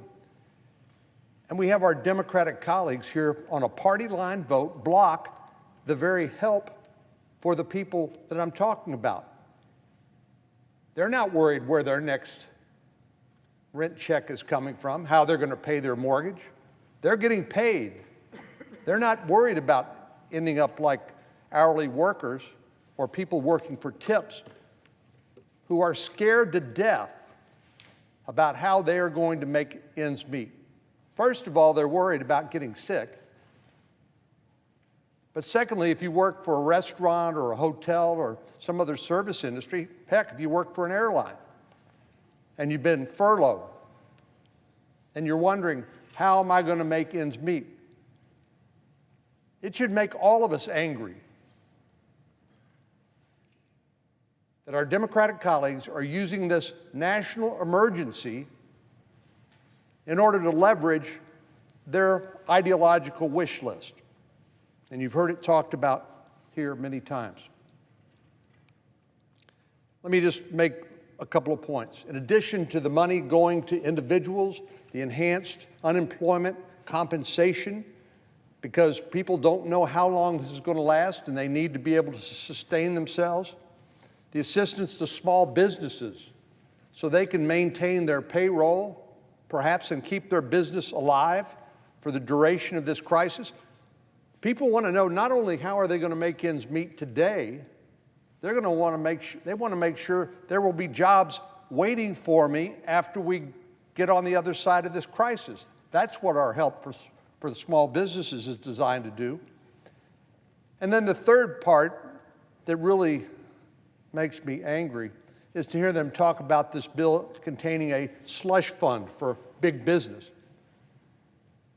Well, in my state, in Senator Cruz's state, some of these businesses employ hundreds of thousands of people.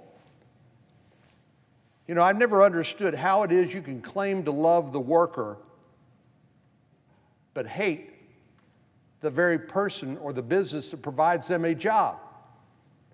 You can't separate those two. You need to have a worker and somebody who's invested, created something, so they provide a job. So this ideological division, which is designed for no other purpose than to mislead people into thinking that this is some sort of bailout. This isn't a bailout. What we're talking about is businesses who, through no fault of their own, are going to have to lay off workers. And trying to make sure that when we get on the other side of this virus, when we beat this virus, there will be jobs still available. So our economy can come roaring back, as it will do unless we mishandle our work here. So I'm angry. I'm frustrated. I'm not the only one. But I think about that mom and dad who's thinking, hey, I worked at a restaurant. The government shut the restaurant down. I don't have a paycheck. How am I going to provide for my family? And it's our Democratic colleagues, by their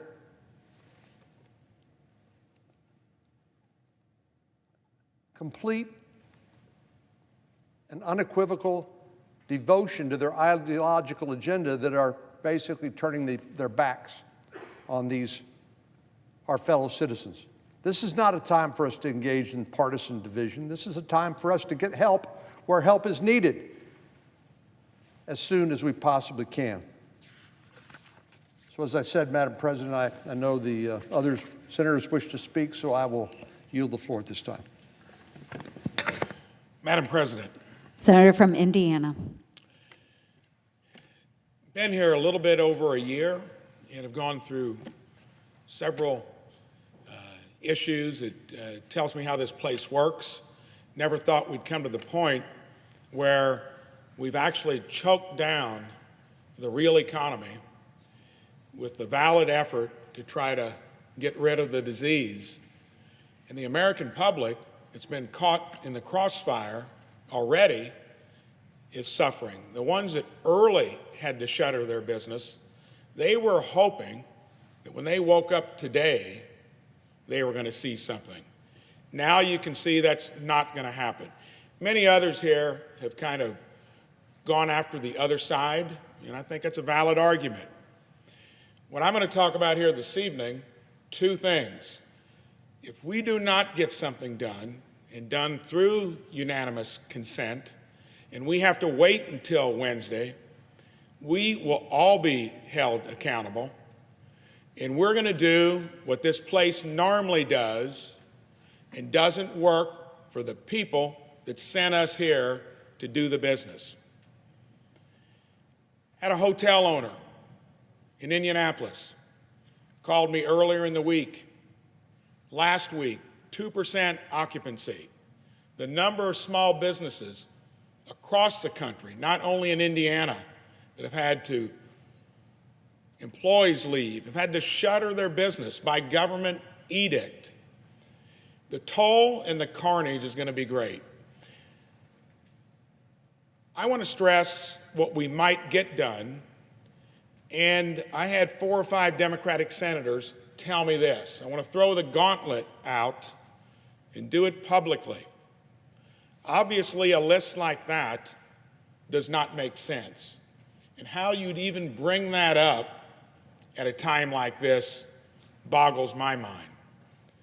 3 areas, 4 or 5 different Democratic senators said that if we come together on those 3 areas, they would have enough people to get it across the finish line, even through unanimous consent. Number 1, and I think most of the folks on my side of the aisle, shoring up what state and local governments need to effectively handle this crisis. That's Main Street. That sounds okay with me. Helping the frontline industry that's responsible for fighting the disease, hospitals and providers, and we're real close. We're not far away. And then the one that we hear the most about would be the transparency associated with what could be the most important part of the package, the Emergency Stabilization Fund that helps all those businesses that need liquidity to keep employees on their payroll. But I'm going to be for full transparency. The airlines and their practices of what they could do at the time that ate up all their cash, I think there needs to be accountability. Senator Manchin said earlier, needs stronger language to prohibit stock buybacks. Check. Most of us would be for that. To where Secretary Mnuchin cannot have full latitude on where to direct the funds I'm a Main Street guy. I'd go for that too. Don't have enough restraints on the assistance in firing employees at a later time, as employers might do. Any of us that care about our employees would be for that as well. A couple other things.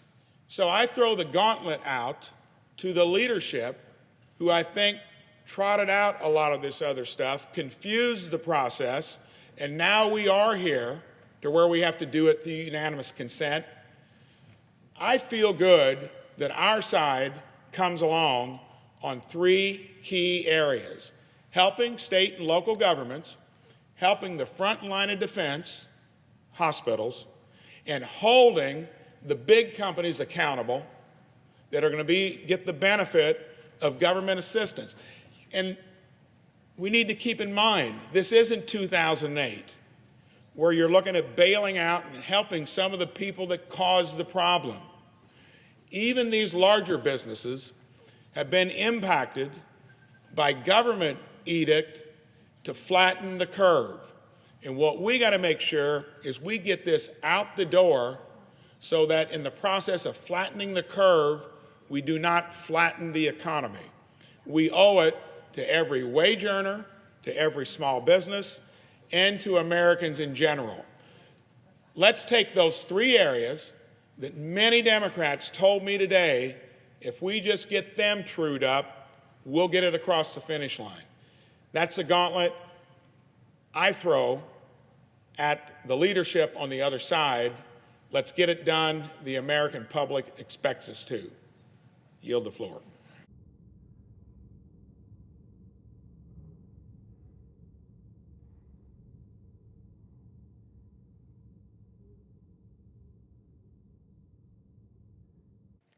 Mr. President. Senator from Texas is recognized. Mr. President, this is a time of extraordinary crisis for our nation. In this time of crisis, I call upon each of our colleagues on both sides of the aisle to rise above. Rise above petty partisanship. Rise above the bickering that so often consumes Washington. Rise above and put first the priorities of the millions of Americans who are hurting. Look, there is a time for political disagreements. There's a time for policy disagreements. I am no stranger to robust political and policy disagreements. But we are in the midst of a global pandemic. People are dying. People are suffering. Last night, when this Senate voted on whether to move forward with emergency relief legislation for the millions of people being devastated by the economic disaster we're seeing as a result of the coronavirus epidemic, every single Democrat in this body voted to block consideration of this bill. Now, for those of you at home who are not poring over a Senate procedural matter, what does it mean to vote to block consideration? Doesn't mean they voted against the bill. It means they voted against even starting to take it up. The New York Times headline moments afterwards said, Democrats block $1.7 trillion stimulus bill. Of course, that headline had the fault of being accurate. And so within minutes, the New York Times changed it to Democrats block $1.7 trillion stimulus bill, citing worker concerns. That was headline number 2. But then apparently the partisan leanings in the New York Times were too strong for that. And so they revised it a third time to say partisan division halts discussion of the bill. No, it wasn't partisan division. It was one party, the Democratic Party, saying to this chamber and the American people, hell no. We won't even take this up and discuss it. At a time of crisis, at a time when people are dying, that's wrong. That's shameful. When we awakened this morning, following the Democrats' obstruction, worldwide, there were 372,563 reported cases of the coronavirus. In the hours since then, just today, there have been an additional 23,352 cases reported today. While the Democrats are blocking the bill, 23,000 new cases today. In the United States, when we started this morning, there were 35,224 cases this morning. Right now, as of the latest numbers, there are 41,708 cases in the United States today.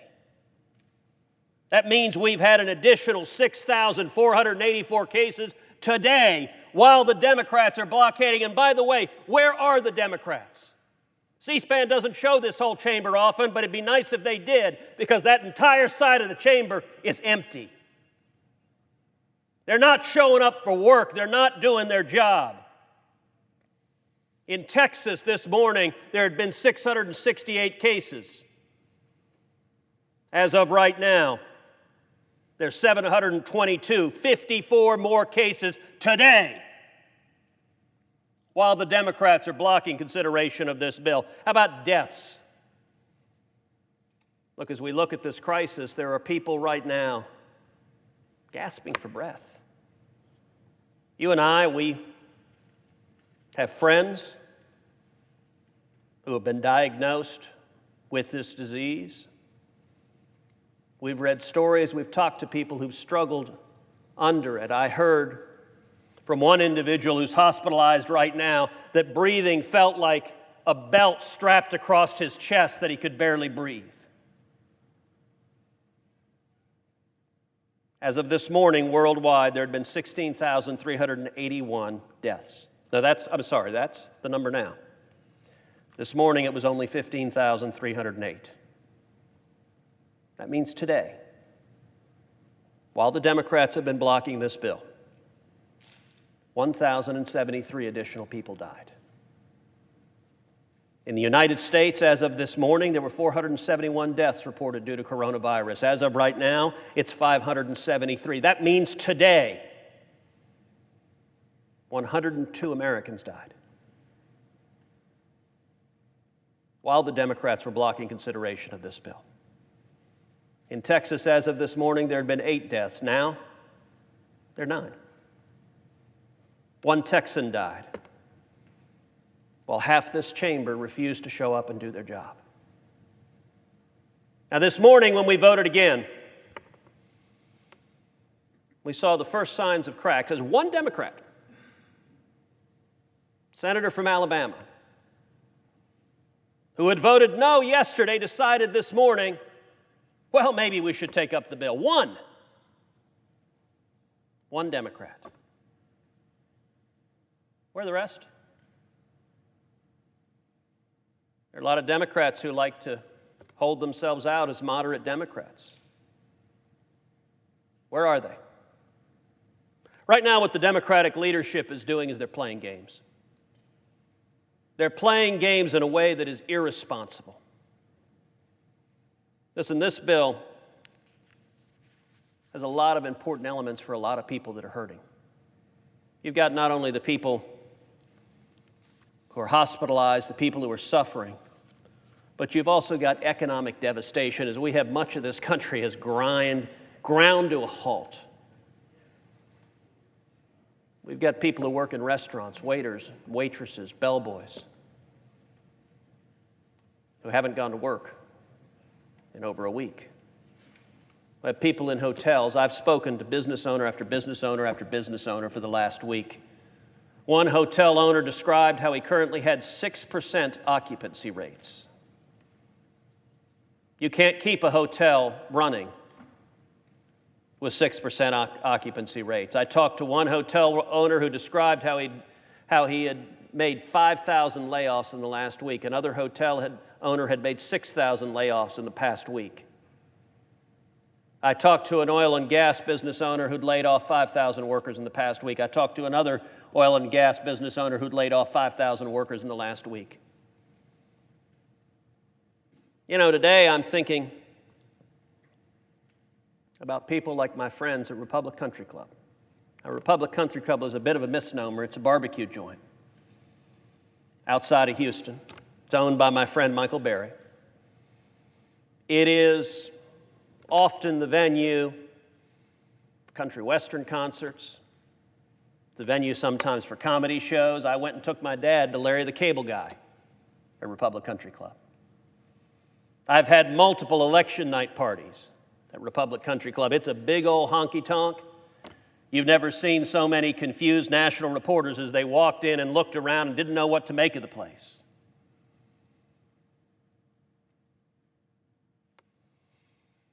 Father's Day, a year ago,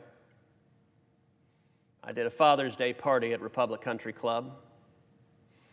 My dad, we roasted up 2 whole pigs. Cook staff at the barbecue place, they made them up and we had a big party, invited people there. It's a Cuban tradition to roast a whole pig.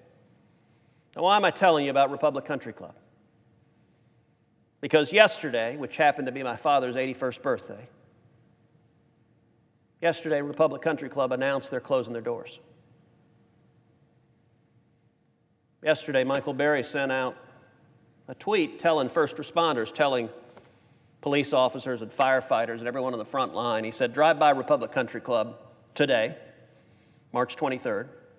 Drive by during the day and we'll give you a free barbecue.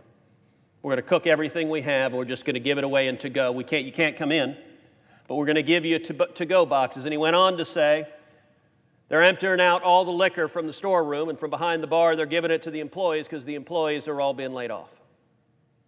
And he said he doesn't know if they'll open again. Now, I'll tell you, those employees, the bartenders, the bouncers, many of them are veterans. Many of them are big guys covered with tats. They're salt of the earth. And right now, they don't know where their rent check is coming from next week. That's happening all across this country. That's happening not just at one barbecue place in Houston. That's happening at bars. It's happening at nail salons. It's happening at movie theaters. You know, I love Sunday night to go with a buddy of mine and go watch a movie. Movie theaters are shut down all over this country.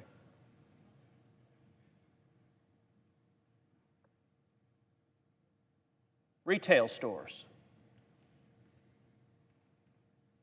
People laid off. Nobody's going to the mall right now. And for the people who are hurting, they're scared. They don't know, number one, if they're going to get sick. But number two, they don't know how they're going to make ends meet. This is a time of crisis, and we ought to be coming together.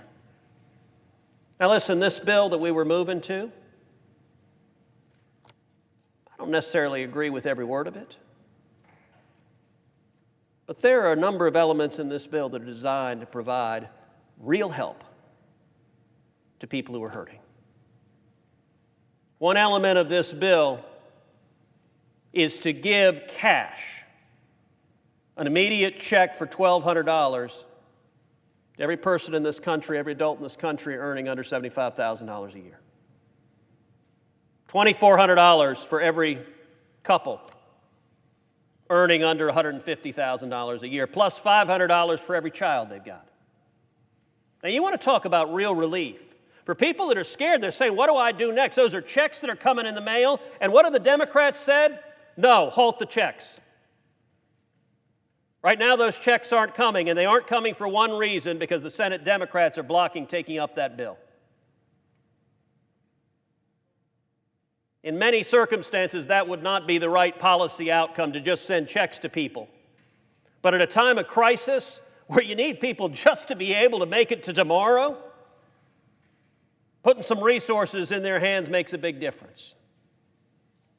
Another element of this bill that is being blocked by Senate Democrats is $350 billion in emergency loans to small businesses like Republic Country Club, to small businesses like restaurants and bars, to small businesses like nail salons and barber shops and movie theaters.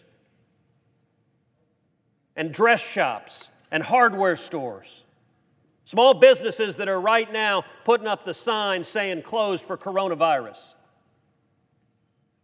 Now, those emergency loans are designed to be given with the condition that they keep their employees on payroll. A lot of these small business owners want to keep their employees on payroll, but they don't have the cash.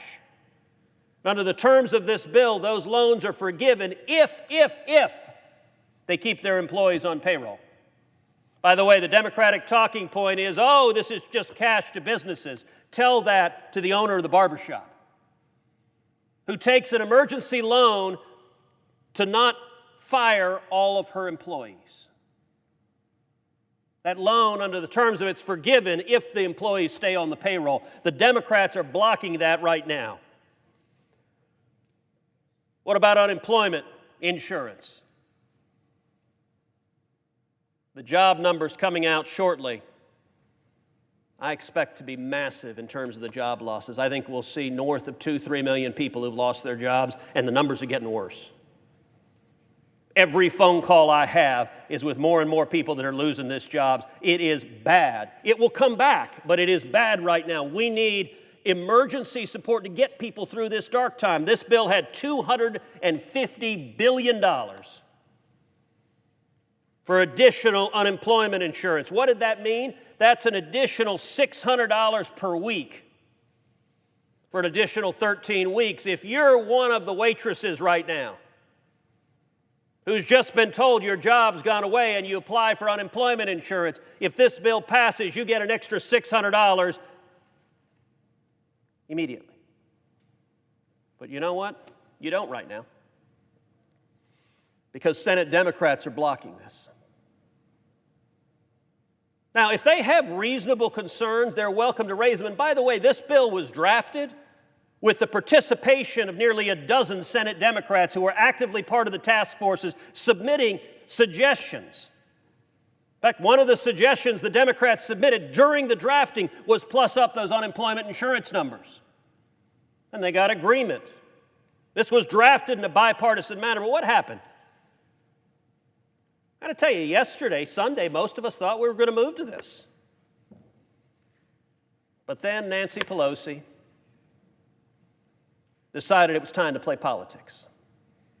Decided to throw a grenade into the whole process. And she had a list of demands, an over 1,000-page bill that she drops out of nowhere. And the demands she's pushing, I ask you, do these have anything to do with the coronavirus epidemic? A number of people have cited the famed quote from Rahm Emanuel, who's President Obama's chief of staff, "Never let a good crisis go to waste." Sadly, we're seeing the embodiment of that cynical approach right now. Because all the people out of jobs the Democrats are using to push, what are they pushing for? Changing the emission standards on airplanes. Mr. President, what the hell do the emission standards on airplanes have to do with thousands of people dying and millions of people out of work in the coronavirus epidemic? Don't treat this bill like a partisan Christmas list. And by the way, you know, Republicans, we've got things we would like to advance too. Things I believe in deeply. You want to talk about what I'd like to do? I'd like to abolish the IRS. I've campaigned on that all over the country. I'm going to continue fighting for that. But, Mr. President, I'm not standing here with an amendment saying, as part of this emergency relief, let's abolish the IRS. There's a place for that political and policy discussion. The Democrats are pushing wind and solar tax credits. Mr. President, what in the hell does a windmill have to do with this crisis? Other than there's some Democratic lobbyists getting fat and rich, and they're willing to extort a crisis to try to advance their political agenda. Mandates on corporate board diversity. So these are Democrats that want to social engineer. Now listen, I actually have a lot of problems with corporate boards. I think we have far too many corporate boards that are docile and do what management wants. That's a serious problem. A lot of discussion about stock buybacks. I'll tell you what I get concerned about stock buybacks. is when you have compensation agreements in place that the executives get rich if they get a short-term boost in share price, and it ends up hurting the shareholders. So I'd love to see actually more vigorous boards of directors that make sure that you're not creating incentives to game the stock price. That's a reasonable question. But they want to mandate effectively quotas on boards of directors. Mr. President, what in the hell does that have to do with this crisis? The Pelosi wish list wants to restructure the debt for the post office. Mr. President, last I checked, look, our postal workers, they go through wind and rain and snow, but they haven't been laid off.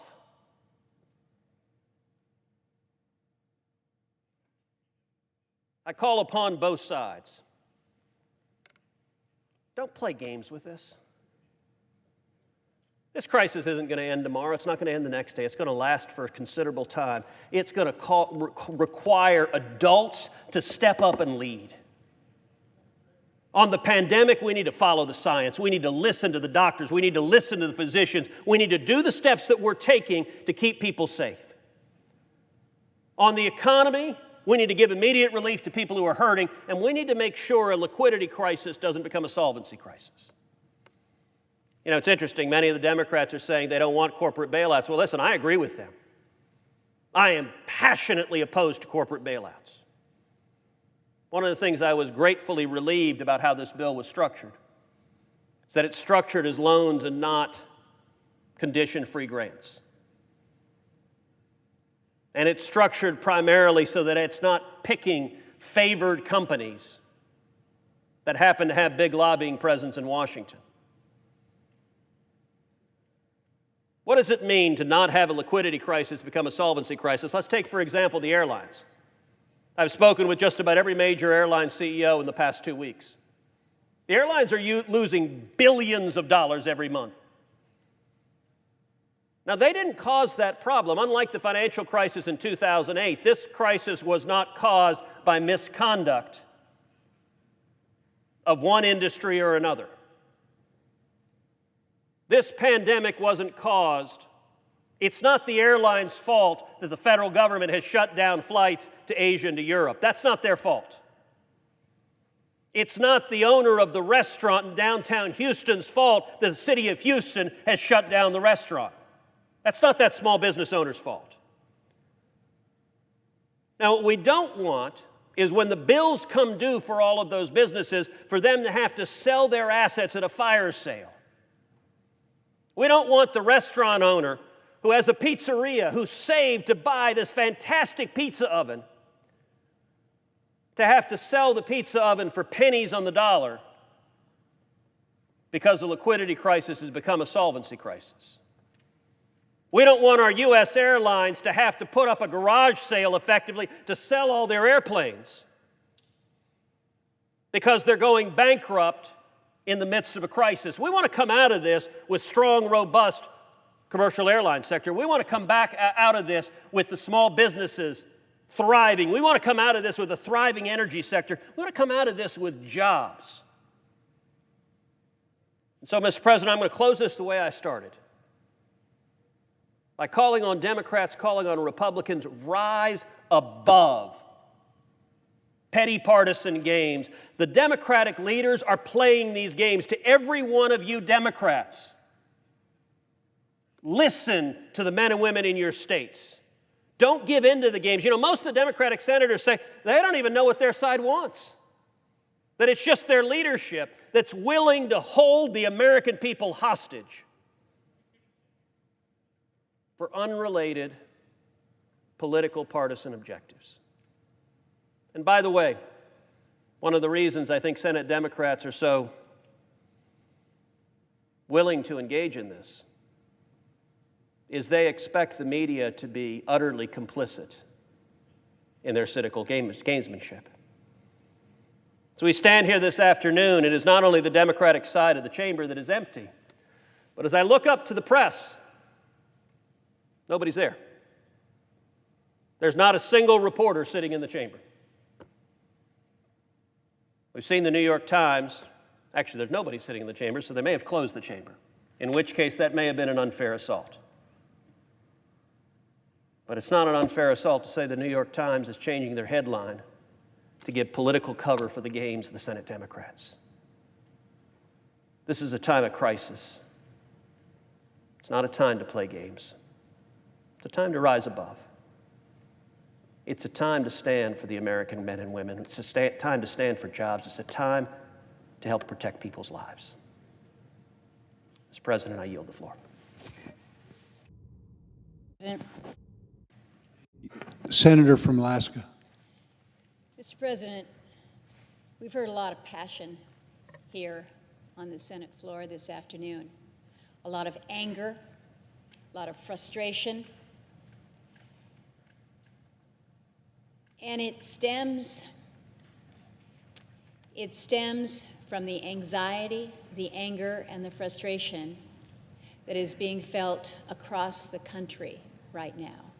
As Americans from Alaska to Arkansas are faced with the reality of this new day, a Monday that they thought they just could never imagine, when last week they had a healthy business and a going concern, and now that business has been ordered shut down.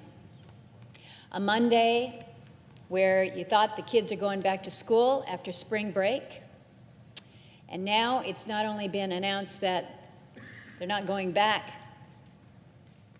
for a longer spring break.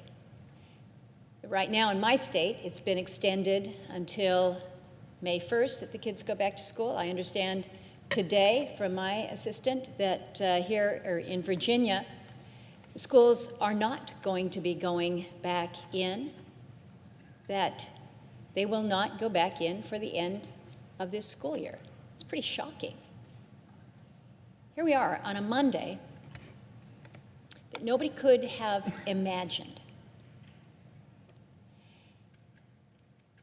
About 4 hours now ago, we were here on this floor to conduct a vote on a motion to proceed to cloture, a motion to get on to a bill,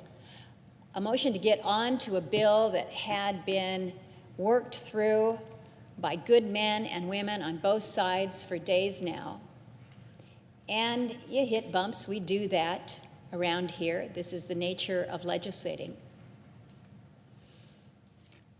But this is not a time for the bumps to derail us. This is not a time that we have that is unlimited to extend debate, to extend a process when we have folks back home that we answer to that are angry, frustrated, and anxious.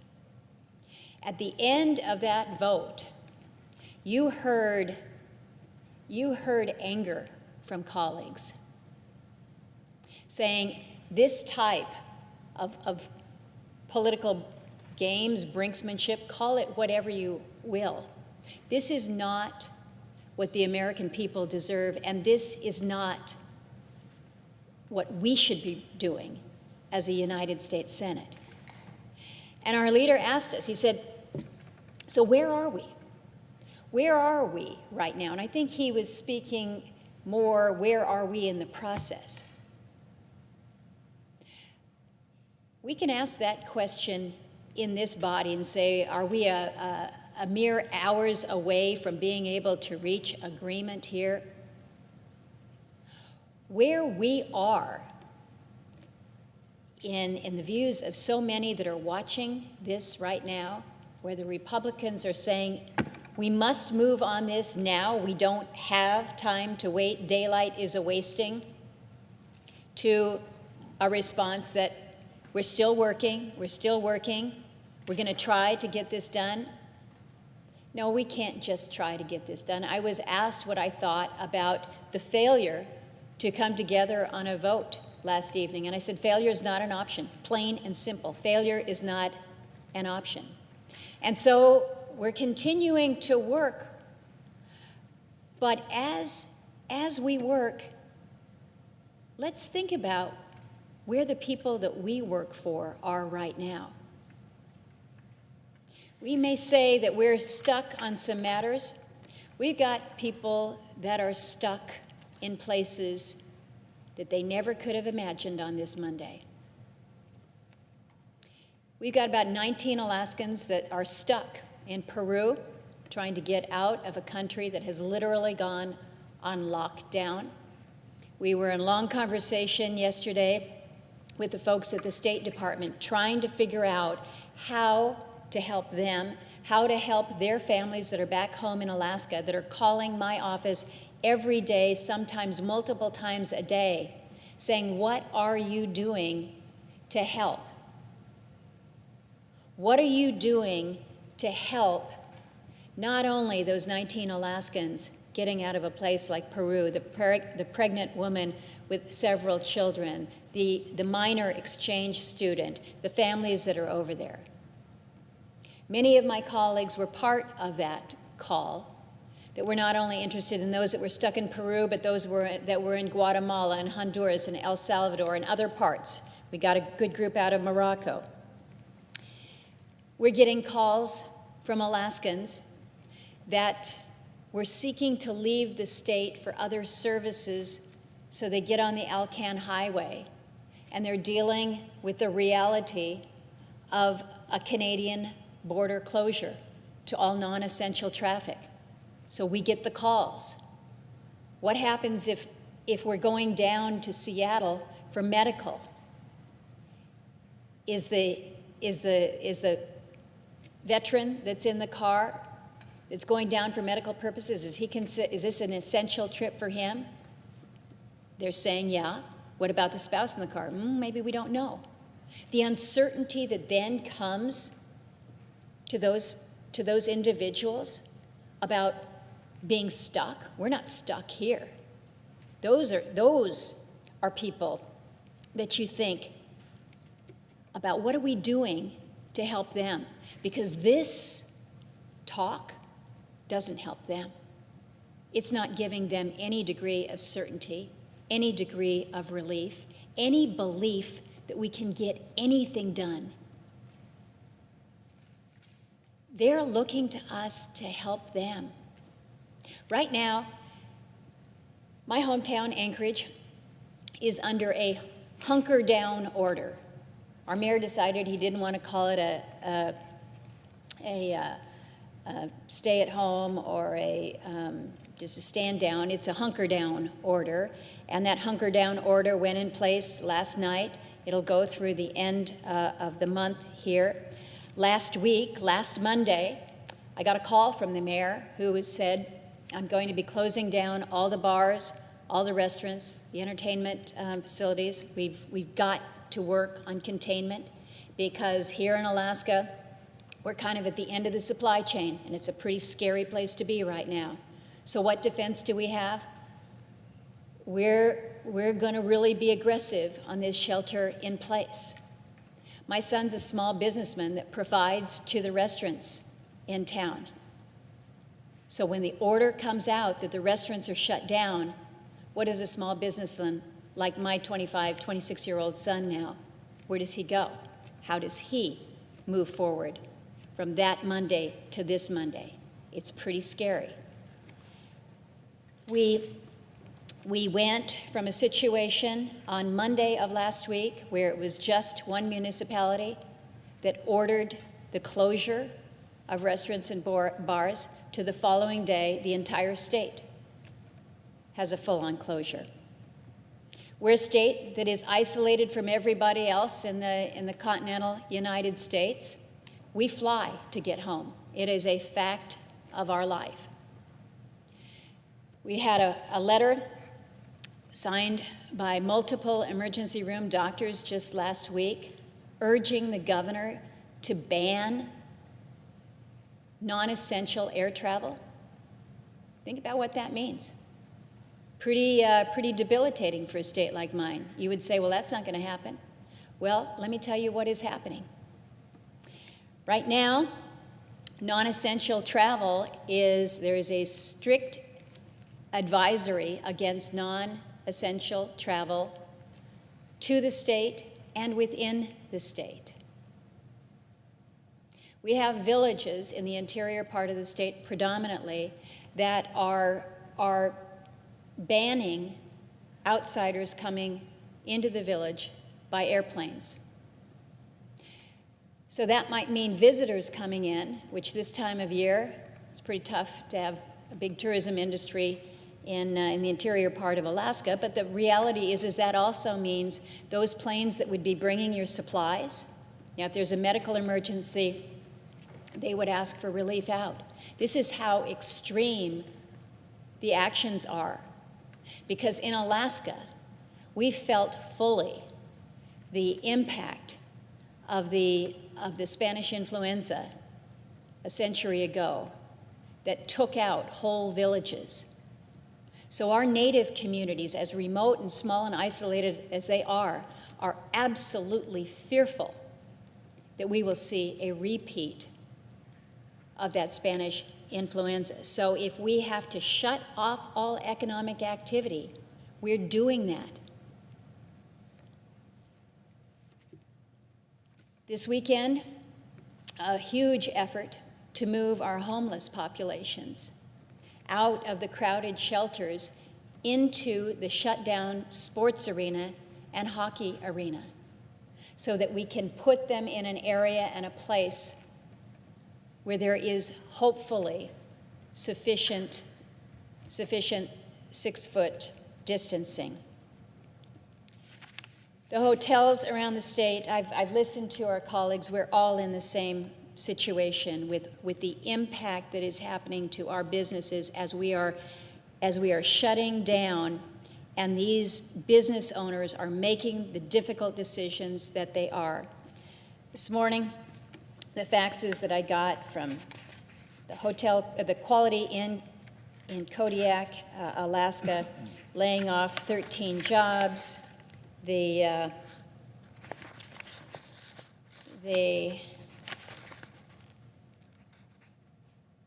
is from the Baranoff Hotel in Juneau, which most of us who have ever spent any time talking to our legislators know this is our most significant hotel in our capital city, laying off 45 hotel positions.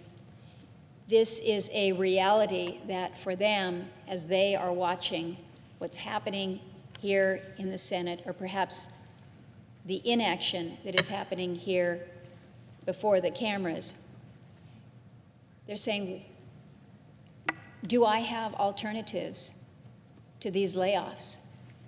Will there be the level of support for me to keep my employees retained, to keep our community moving forward?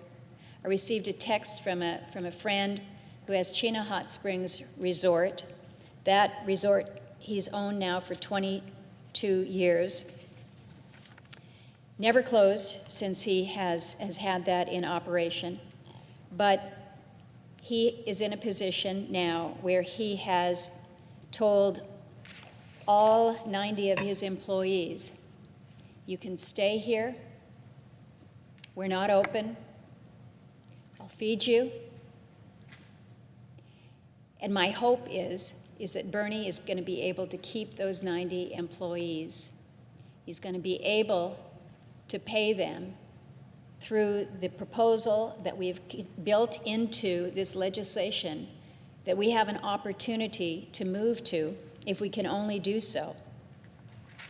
His ask to me in that text was not make sure that it's $150 billion or it has to be a $1.5 trillion.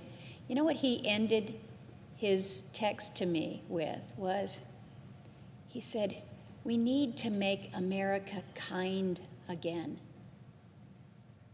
He wants to take care of his family, his work family, and he wants to know that we're going to be responsive to that we will show that kindness that we would all hope would come. I'm so discouraged as I listen to the nature of the partisan words that are on this floor today, because that is the last thing this body needs. That is the last thing this country needs. They need assurance from us. They need to have that confidence that we get the urgency, that we hear their cries, and that we're not just sitting back here bickering because I haven't got my number one project. Or if we're going to make this even Steven, if it needs to be one Republican priority, then it needs to be another Democrat priority over there. You know what? We all represent people of different political persuasions. My job as a senator from the state of Alaska is to represent all those Alaskans. And I would like to think that all Alaskans think that protective equipment for our medical providers is a priority for all of us. I would like to think that it's a priority for all of us, for all Alaskans, that we say it is best to keep those employees as part of your business, to keep that held in place until we can get on the other side of the immediacy of the health crisis, so that we can work together to avoid a further economic crisis. But instead of this Monday, the American public and Alaskans who are counting on me back home, instead of them being able to see this hope from their elected leaders that we've got it, that we understand the urgency, what they see are the partisan words. What they see is an empty chamber. What they hear is as much a measure of dysfunction as everything that they see in their world around them right now. One of the things that our governor has done, and he's made some hard choices in the past week to 10 days. He's made some decisions that will have significant and serious economic impact to a state that is already on its knees. But one of the things that he did was he put together what he's calling an Alaska Economic Stabilization Task Force. And this conservative Republican governor has appointed two co-chairs. One co-chair is a former Republican governor, Governor Sean Parnell, and the other one is one that many of my colleagues here in the Senate know, former Senator Mark Begich. Politically, you couldn't have two different guys who are ahead of this task force. But it sent a signal to Alaskans that, look, we are all in this together, that there are no Republican solutions, there are no Democrat solutions, there are just solutions, and we better figure them out. And the state of Alaska is working real hard to do that. I was just visiting with some of our Alaska labor leaders, and in addition to the issues that we're talking about, they're telling me that their members they're out making personal protective equipment. They're getting the sewing machines out, they're getting the fabric at Joann's Fabrics, and they're just making things. They're doing what needs to be done.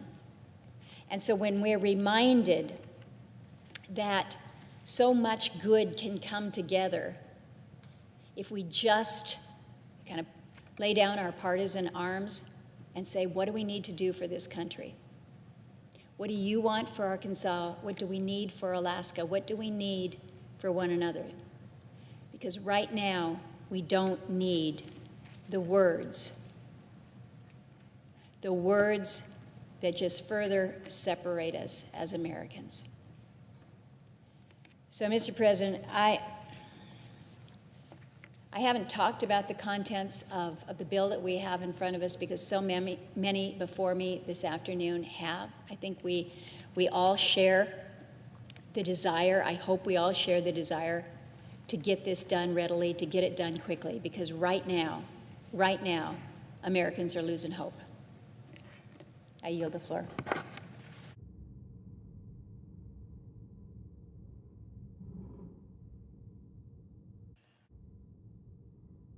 Mr. President.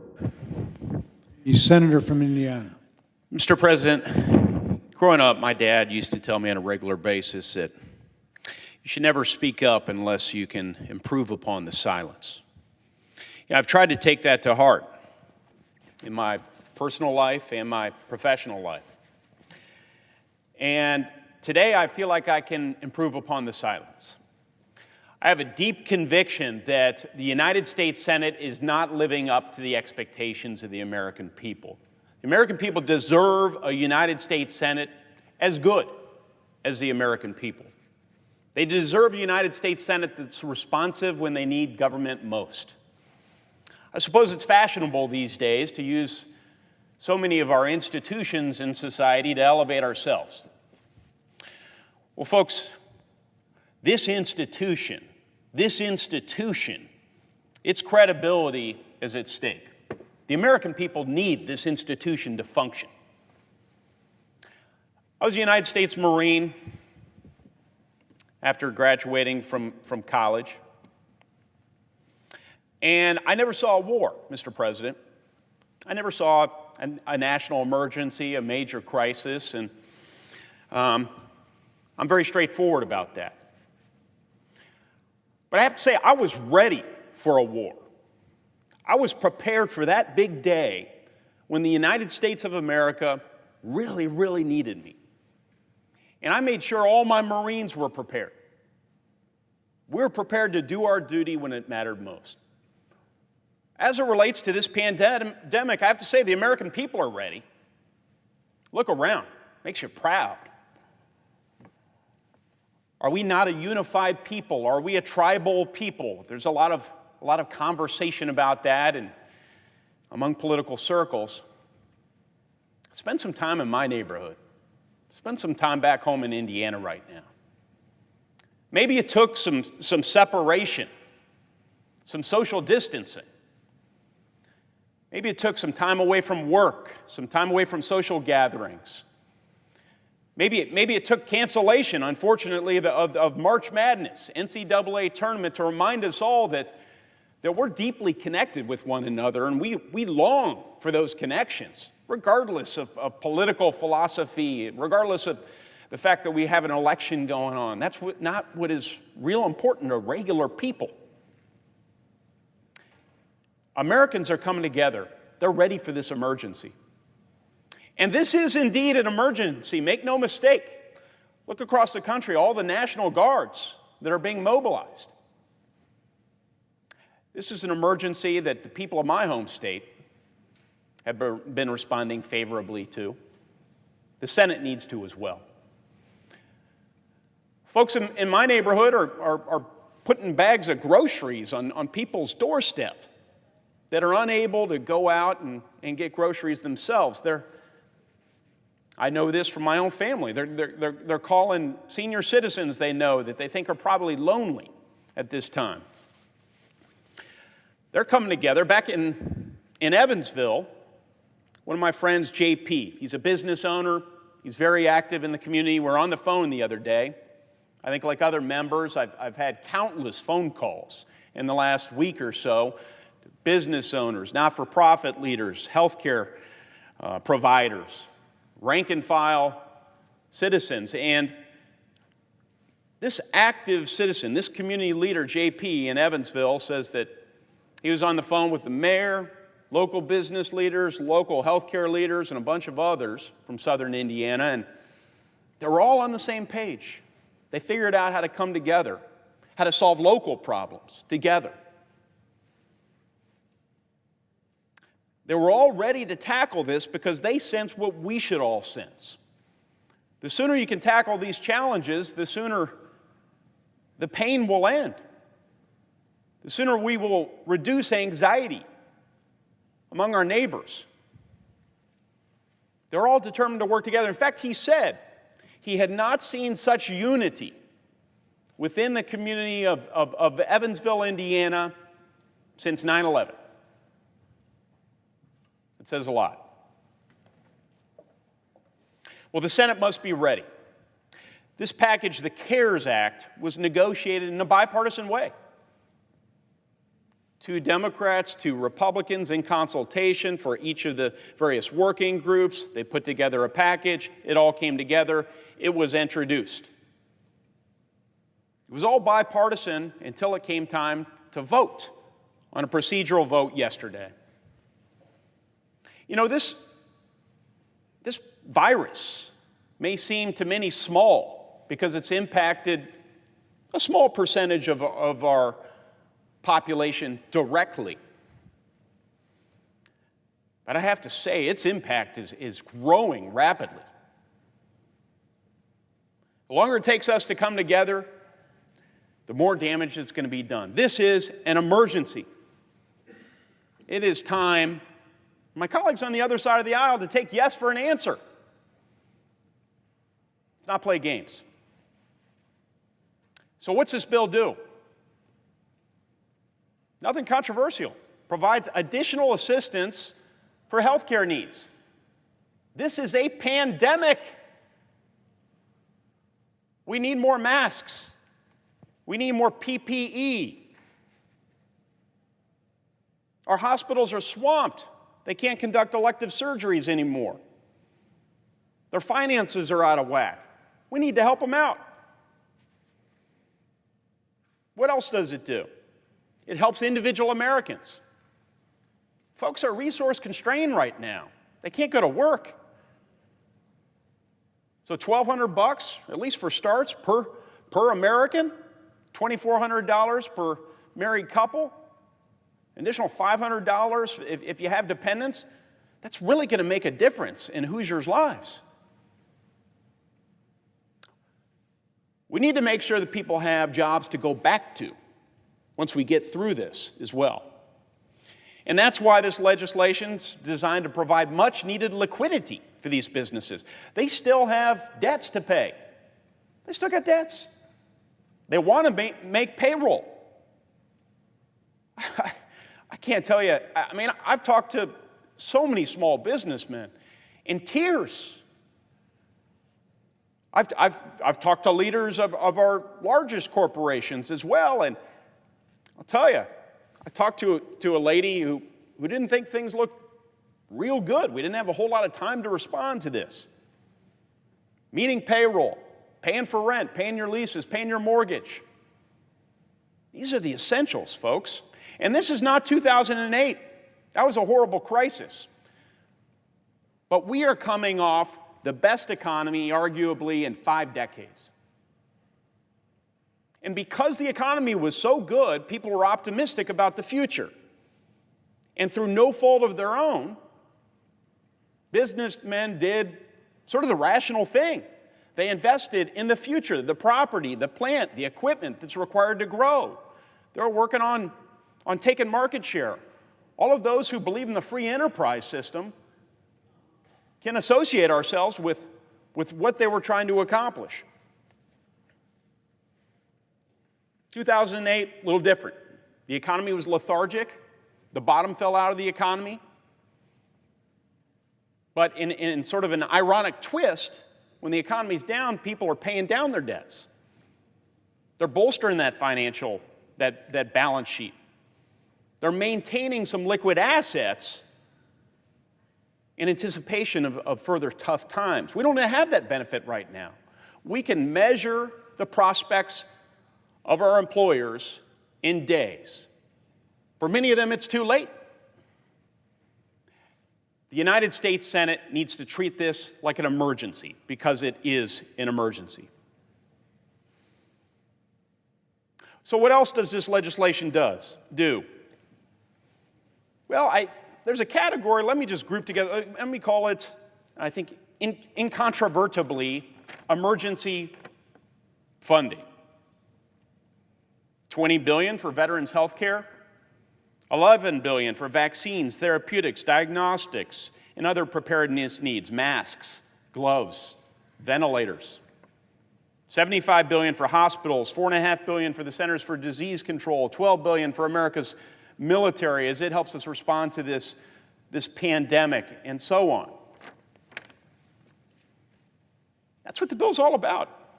That's what we're fighting about. So what happened? How did things go off track? Well, I've got, and it may surprise some folks, but I've got a very positive relationship with the Democratic leader. We just happen to have a lot of principled disagreements.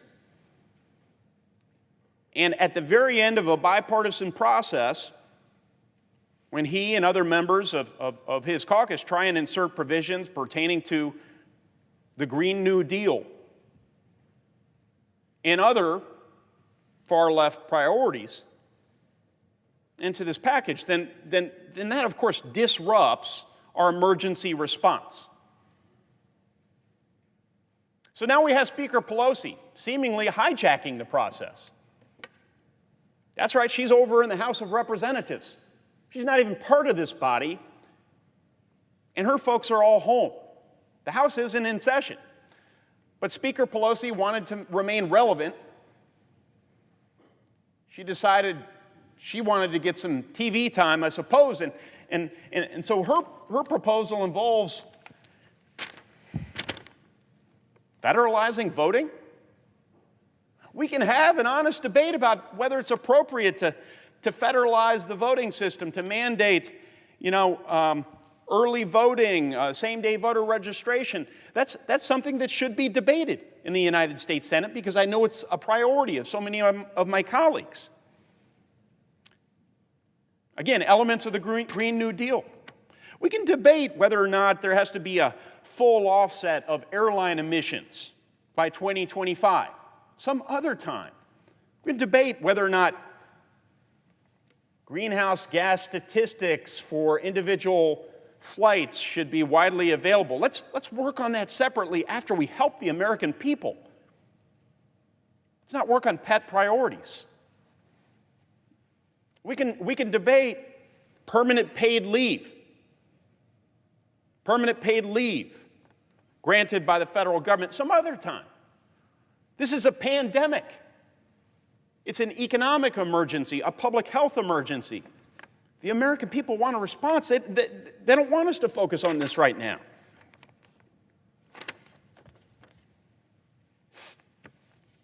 I made a lot of phone calls in recent days back home. None of this is possible without the wherewithal, without the hard work of sturdy Americans, without great American innovation. None of the resources that are required to actually sustain our government, to feed our families. People need places to work. Here's what's happening in Indiana, a little snapshot. The RV industry, the global headquarters of the recreational vehicle industries, Elkhart, Indiana. We're seeing RV companies temporarily shutting down in Indiana, and I know we're seeing it across the country. The hotel industry. Today, the two largest hospitals in Indianapolis had to shut their doors. I'm not just talking about buildings shutting their doors. This closure is going to mean the loss of employment for about 780 full-time workers. Think of all the family members that depend on those workers. This is an emergency. The auto industry. Hoosiers proudly manufacture the components for our auto industry. They assemble those components into finished automobiles. That industry has been brought to a halt on account of this unique crisis. And the worst we hear is yet to come. Airlines. They're feeling the most immediate impact. I flew the other day from my home in the Indianapolis area, flew out of the airport to Washington, D.C. It wasn't a charter flight. I was the only passenger I was the only passenger on the aircraft. We know that's not a sustainable business model when you're paying for the fuel.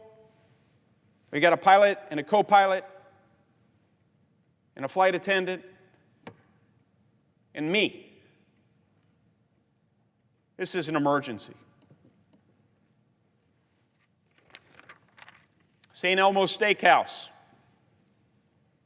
It's one restaurant.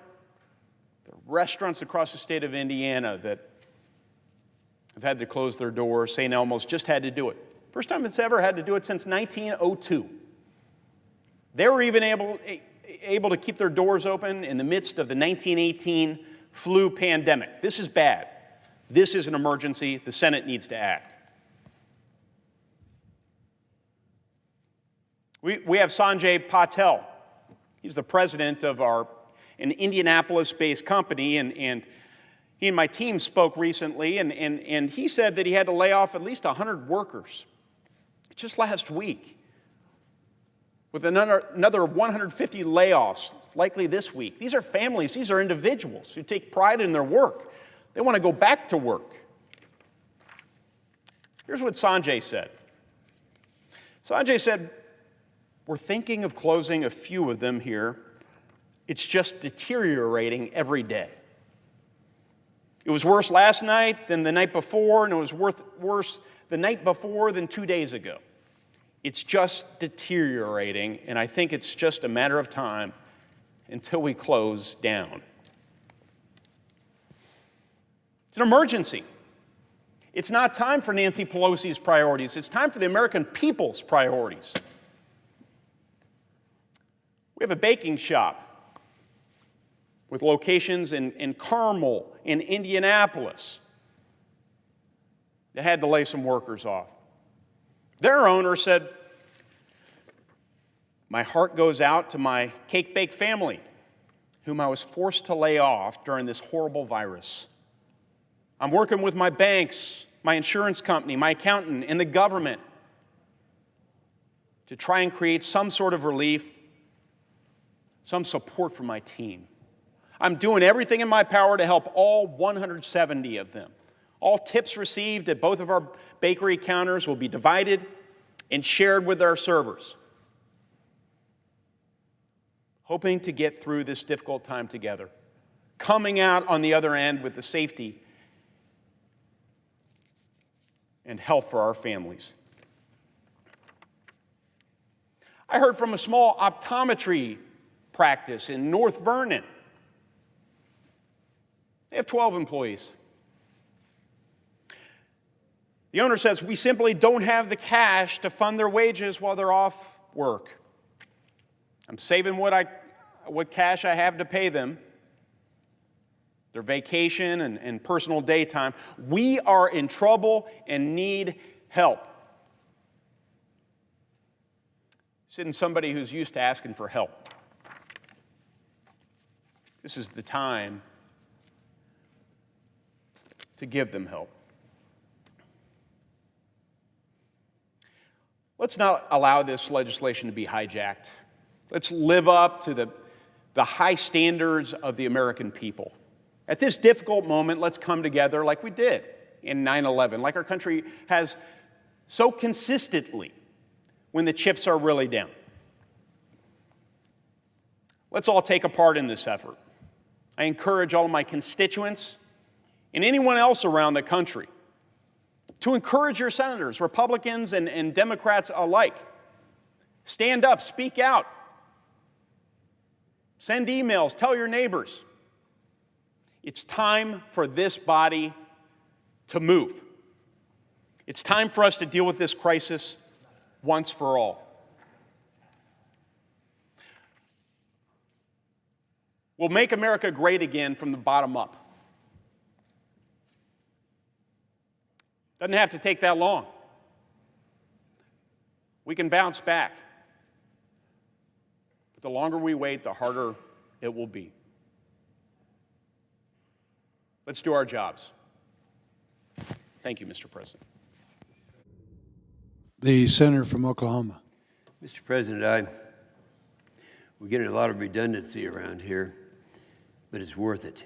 You know, I've been sitting here for several hours now, listening to my colleagues. I don't recall in the 25 years I've been here of seeing this happening over and over again, and everything that is said is so significant.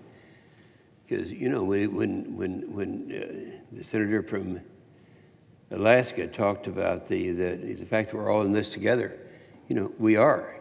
And things were going well for a while.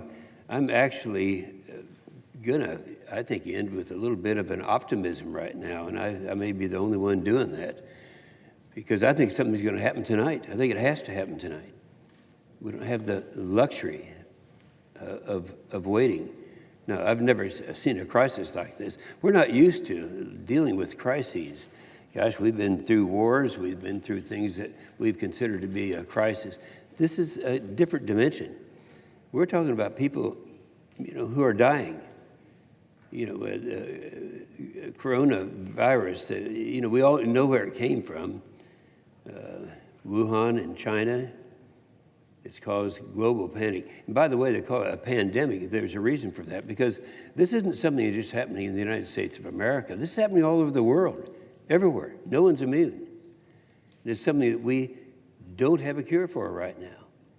You know, when the senator from Indiana kept using the word emergency, this is an emergency. It's an emergency unlike any that we've seen so far. I mean, it's something that's highly contagious, something that we can't do anything about. No one is immune. As of Sunday, according to the World Health Organization, there are 292,000 cases globally and almost 13,000 deaths. Let me put that in a different perspective, because I have had the honor in the last several days, and I'm talking about including the weekend, of talking to people in Oklahoma. And I've talked to, I think this morning, we talked to every single radio, television, and newspaper in the state. And I always start my speeches out to make sure everyone understands why this is not anything that we've done before, why it's so significant, because the contagious, and I explained to people, if you take, today's the 23rd, let's take the 22nd and the 21st. If you go back to the 21st, or let's say the 20th of March, that was last Friday, we had at that time 218 cases, 210,000 cases that were known. Now, they've been contaminated. 2 days later, it was 322,000. Now, look at the ones who have died. On the 20th, that was yesterday, that was Sunday, 8,800 people died. But 2 days before that, it was 13,714. Now that's globally. Look at you here in the United States of America. In 2020, it was 10,500 people who contacted it, and then just 2 days later, it was 31,000. It tripled in 2 days. That's what we're facing right now. On the deaths, they tripled in the same thing. 150 deaths on March 20th, 390 deaths on the 22nd, 2 days later. Now that puts it in a category. We've never had anything like that to talk about. And people, you know, the reason I do that, and when I'm talking to people in Oklahoma, it's like a lot of people, and I've been in this position before, when it looked like we're overreacting, we looked like we're creating a crisis, something that hasn't happened before. Well, in this case, this is a crisis, and so it's important. There are a lot of people around who are thinking, well, you know, this is kind of manufactured, it's not this big of a deal. In this case, it is. So at the same time, we have thousands of Americans that are losing their jobs. You know, we've been listening to this on the floor for a long period of time, and sometimes it's important to be redundant, to talk about these things. The people who are being forced to shut down without any sense when they might reopen. I had, you're spared probably 15 minutes or so of the examples that I had in my state of Oklahoma, bakeries and others. The senator from Indiana did a good job, and I think that would be unnecessary to go over all of that. We all have those stories. There's not a member of this Democrat or Republican in this body who have not had these experiences and could talk about the experiences. And so we started working. This is going to sound pretty phony when I say this, but I was so proud, and I talked about how proud I was of the Democrats, because until just yesterday, we were all working together. And, you know, we're having our meetings. I was with Mitch McConnell, and he was showing the progress that we're having, and the Democrats were cooperating. We really thought really good things were going to happen. We really believed that. And so we've been working around the clock, and the bipartisan negotiations, the relief that this weekend substantial progress was being made on a comprehensive phase 3. Now, let's keep in mind, this is phase 3 we're talking about now. This is the one that I anticipate tonight we'll vote successfully on it. We have to do it, because if we don't do it, people are going to die. This is not like, you know, it's going to cost so much money if it's, or some people are going to be inconvenienced. People are dying. So we had these bipartisan negotiations, and I thought we were doing great work.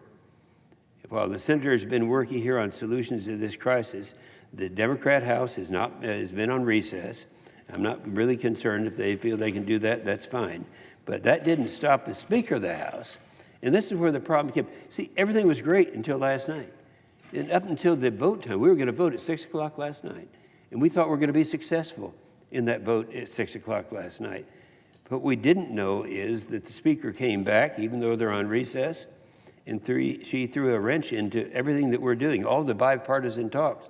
She came to town and decided to make this a partisan exercise. House Democrats are now demanding the far left wish of radical policies be included in otherwise a bipartisan agreement. And I think what their feeling is we're going to spend all this money. We got to get everything in there. If it has nothing to do with the crisis, if it has nothing to do with the virus, then we want it. This is the time to do it. And so the idea was they wanted to spend more. And I think the senator from Indiana did a good job of talking about some of the provisions that we're talking about. But I'm going to ask, is there anybody out there right now who's a conservative? Is there anyone out there who's really kept track of what kind of spending we're talking about here? I've never seen anything like it. The spending, remember phase 1, that was the $8.3 billion emergency supplemental. That was for state and local responses, testing kits, and that's fine. People understood that. That was $8.3 billion, phase 1. Phase 2 came along, and by the way, I have to admit that was the one phase I voted against for this reason. Oklahoma is a little different than a lot of other states. We have a larger number of small businesses in Oklahoma than most other states have.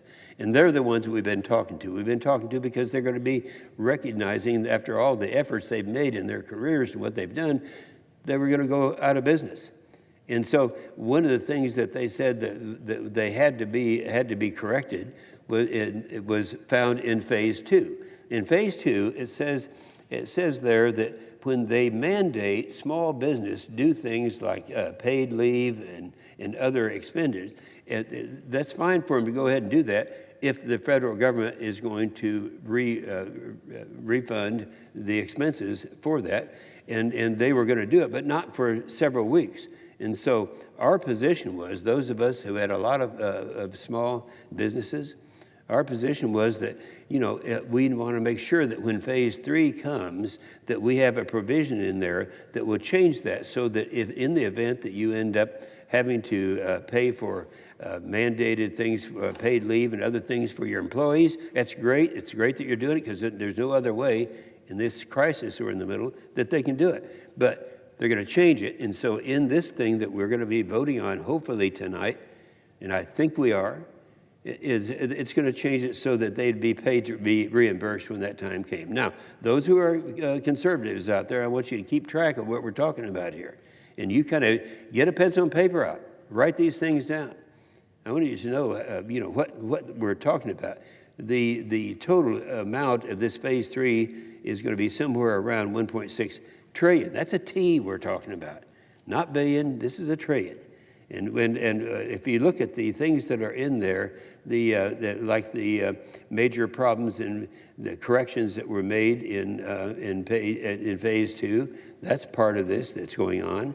The small businesses, $350 billion, write it down, add it up as we go along here, $350 billion, and that is to take care of some of the problems that came out that weren't addressed in phase 2.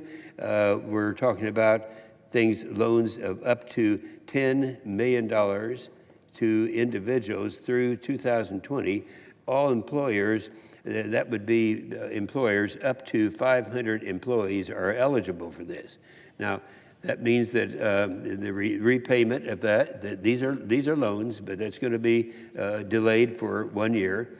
We don't have to pay back a portion of the loan, but most of that would have to be paid back. But still, that's money, that's $350 billion. Healthcare provisions. All right, we have $75 that go to hospitals, $75 billion that goes to hospitals, healthcare providers throughout the country, and these are for mostly the larger hospitals. Then you have a smaller amount, $275 million, that would expand services to rural hospitals. Now, in the state of Oklahoma, we have a lot of rural hospitals. A lot of our rural hospitals have gone under. I can remember one time back when Bill Clinton was the president. We had this great thing, and all my conservative friends were voting to support this, and this was a budget balance amendment that would bring the deficit down, but it was doing it on the backs of rural hospitals. At that time, I was ranked as the most conservative member of the United States Senate, and I voted against it. All my conservative friends said, wait a minute, how can you do that? We can do that because we have to have, in the state of Oklahoma, take care of our rural hospitals. That's in there, $275 million. Add it up, write it down. $3.5 billion, that's for vaccine development. You know, that's what has to be done. We've got to find a cure for this thing. They're doing it every day. You hear new ideas that are coming along. Is it the same thing that can be done for malaria? Is it the same thing that can be done for other problems? And again, but the cost is there. We're going to have to do that. That's $3.5 billion. Then there's a $2 billion item that's for a national security stockpile. How many people knew that there's such a thing as a national security stockpile? They don't know. You know, I'm a member of the United States Senate. I can't even tell you where it is. And the reason I can't is it's classified. People are not supposed to know where it is. But nonetheless, that there are things like masks, gowns, ventilators, and that type of thing. And it's a smaller amount, only $2 billion, but write it down and put it in there. Then there's the $500 billion. That's the support for individuals.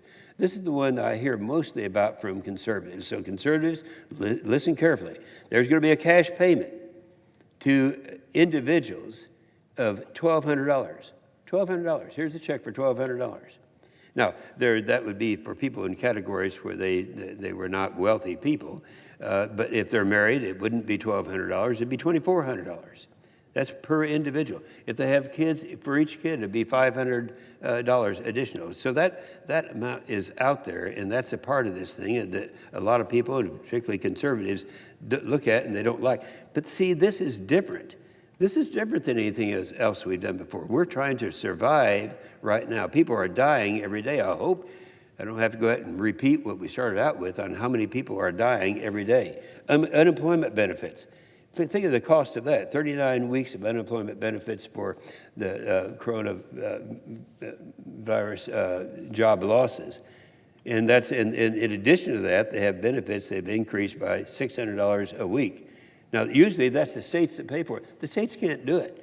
My state of Oklahoma, we have a great governor in Oklahoma, Governor Stitt, and yet he's not able to do that because we never anticipated the expenses that we're going to have. We'd never anticipated what's happened to our income, the revenues that come into the state that we've always expected since statehood in Oklahoma, which wasn't that long ago by comparing to other states.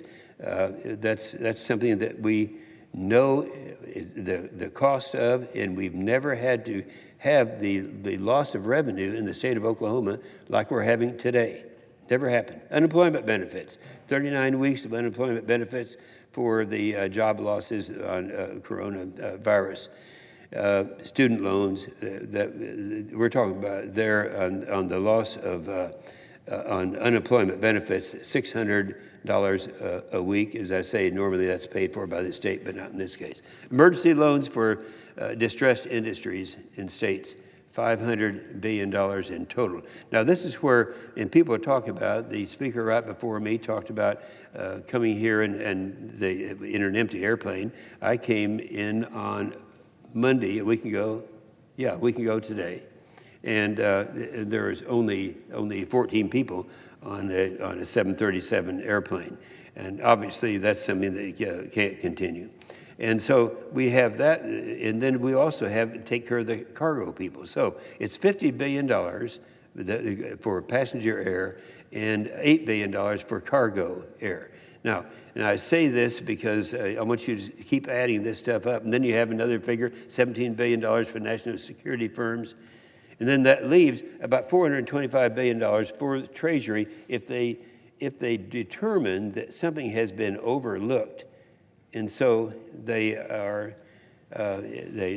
could take care of that.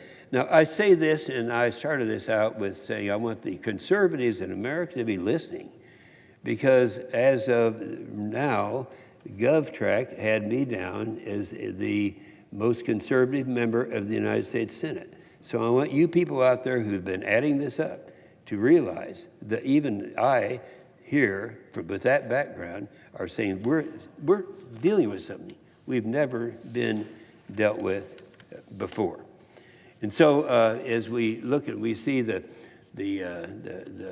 tax credits for solar and some of these things that were a part of the liberal agenda. This is something that is going on, and that's what we're dealing with right now. Everything was great until last night. And we were making great headway. And I was complimenting the Democrats and the cooperation that we had. And we can get that back again. But this temporary thing that came in, where all of a sudden you have the Speaker of the House looking at her liberal agenda and saying, hey, there's a lot of money out there. I've got to get mine. Let's get in line and do that.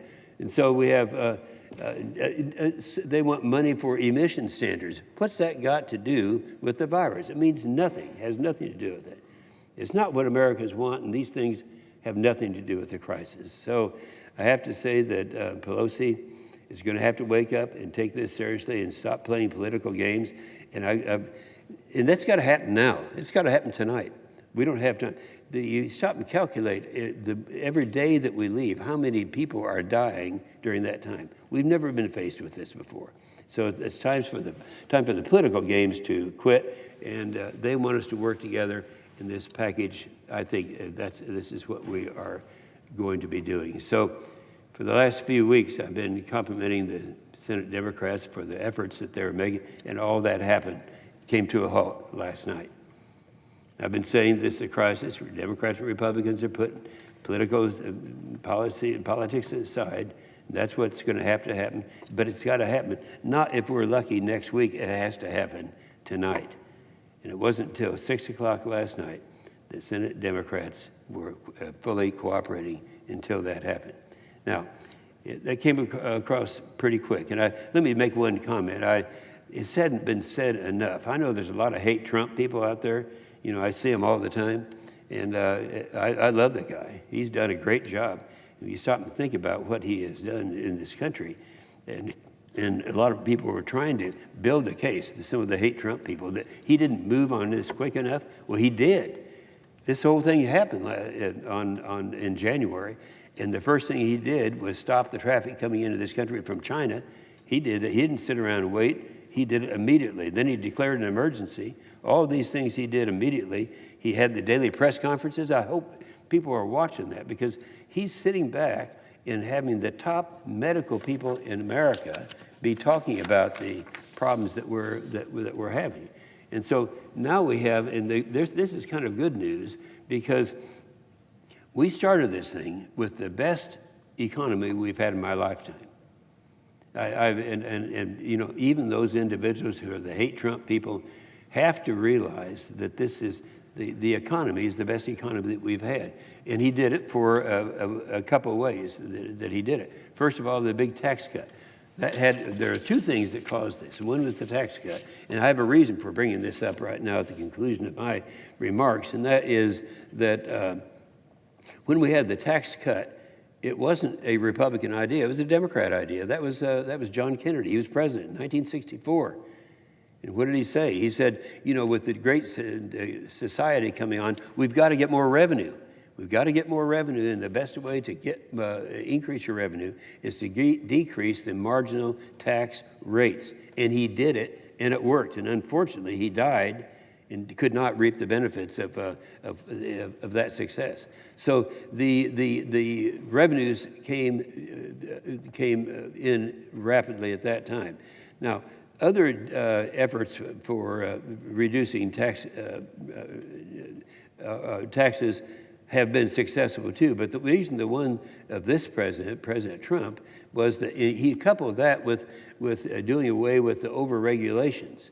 And I can remember mine. I was very happy that mine was the first bill that he signed. It was a regulation. It was put together back during the previous administration. It said if you're a domestic oil or gas company and you are competing for business with China or somebody else, you have to give them your whole playbook on how you calculated your. Well, that was giving a distinct advantage. It was part of the war on fossil fuels that this president had at that time. And anyway, so when this new president was elected, I went ahead and passed a bill to repeal that regulation. So the over-regulations, that's what made it very successful.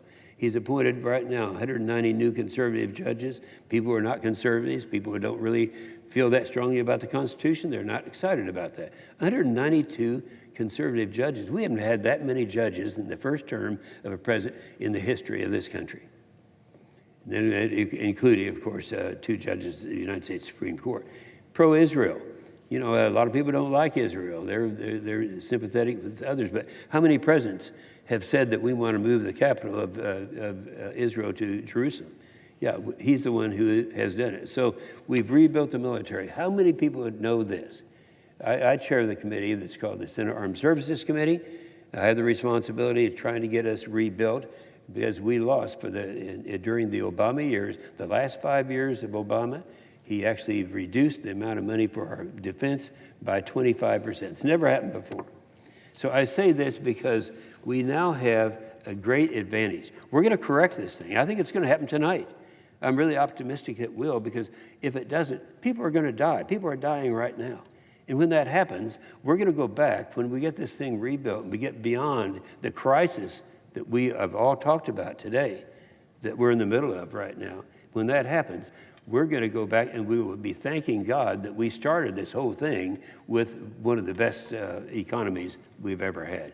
So I really believe tonight, you know, when we're looking at the fact of what's happening every day, and I'm not going to go back and repeat it, but we know what's happening, the numbers of people that are dying on a daily basis. Every day that we put this off, people are dying.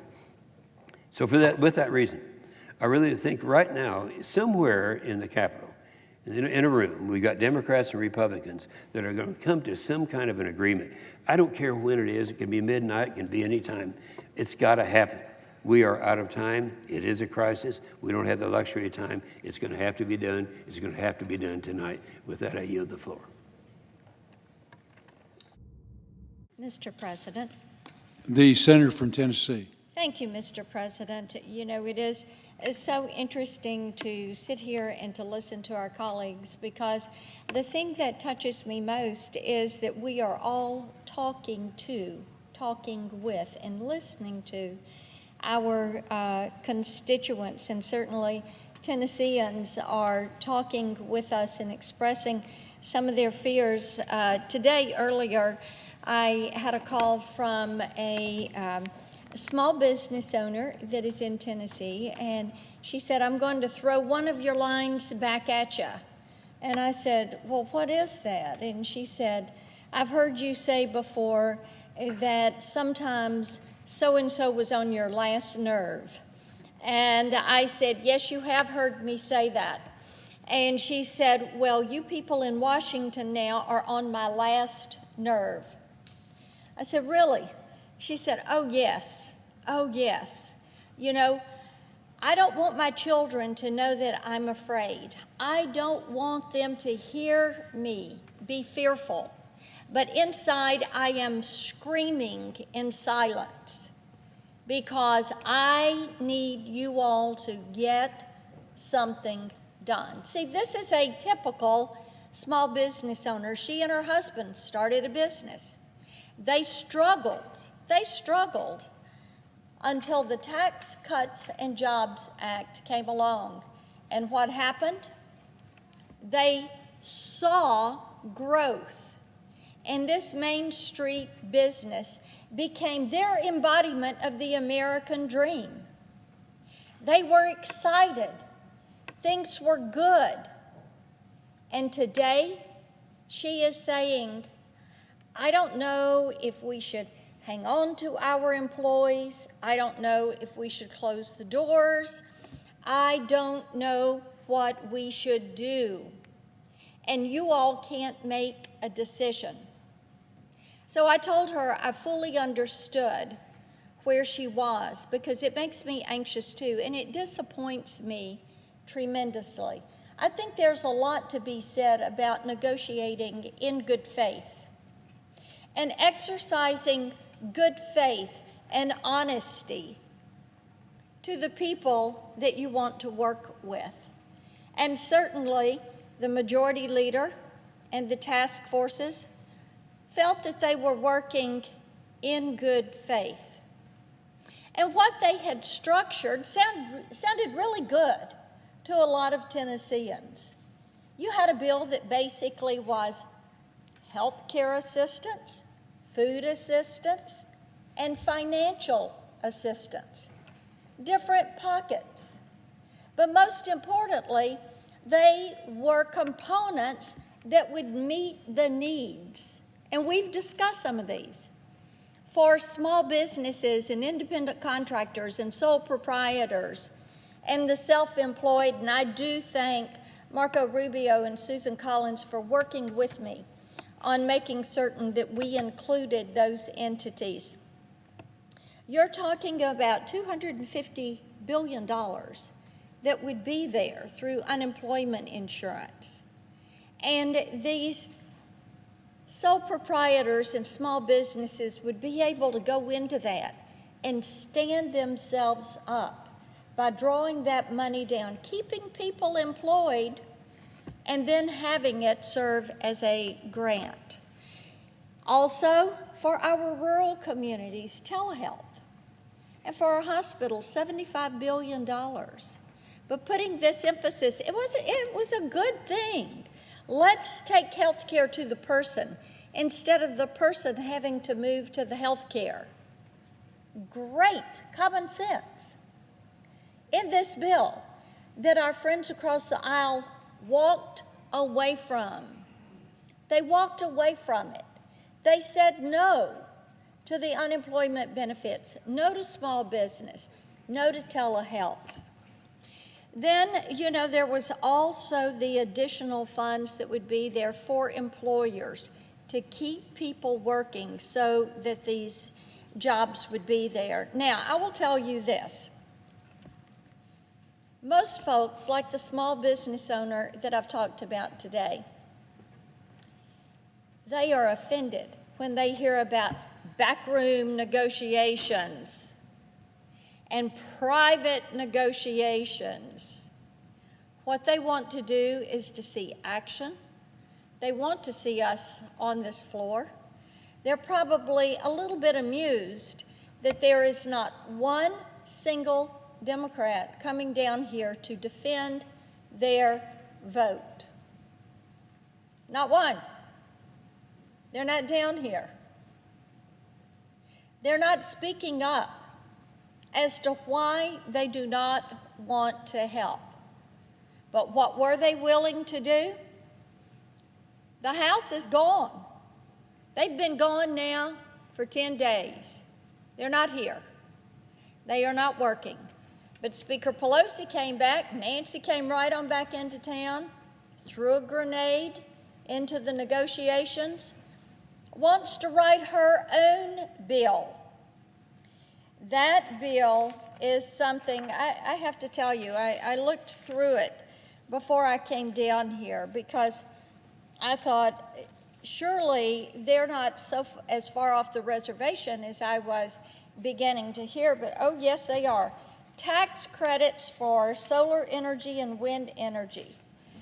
That has no place in negotiating a package to address the issues from COVID-19. It has zero connection to that. Tax credits for solar energy. It's one of their big wishes, the Green New Deal. They have been all about it. But this is where they're going to put their emphasis. Even they had one of their members of leadership saying, the global coronavirus pandemic is a tremendous opportunity to restrict things to fit a progressive vision. There they go. There they go again. Don't let this crisis go to waste. Let's load this up. This is the vehicle that is moving. Here we go. This is a way we can get the Green New Deal. This is how we can realize our socialist dream. This is how we go for government control. You got it, baby. This bill is moving. Let's load this up. Also, they have provisions in here to force employers to give special treatment to big labor. That has nothing to do with solving this crisis that we face right now. It has nothing to do with the small business owner figuring out if they're going to lay people off or they're going to be able to meet payroll. Since I have been down here on this floor, 2 phone calls, one from somebody in the hotel business, another from somebody with a real estate firm. Help me with this. Should we lay them off? Are you all going to get something done? Is there going to be something that will help us? Another of her dreams, early voting. And she wants to have early voting and day of voting. Oh, yes, let's pack the ballot box. Here we go.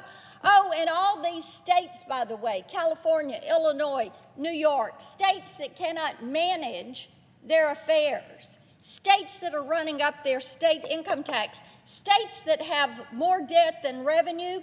Come on, let's bail them out. This is the vehicle.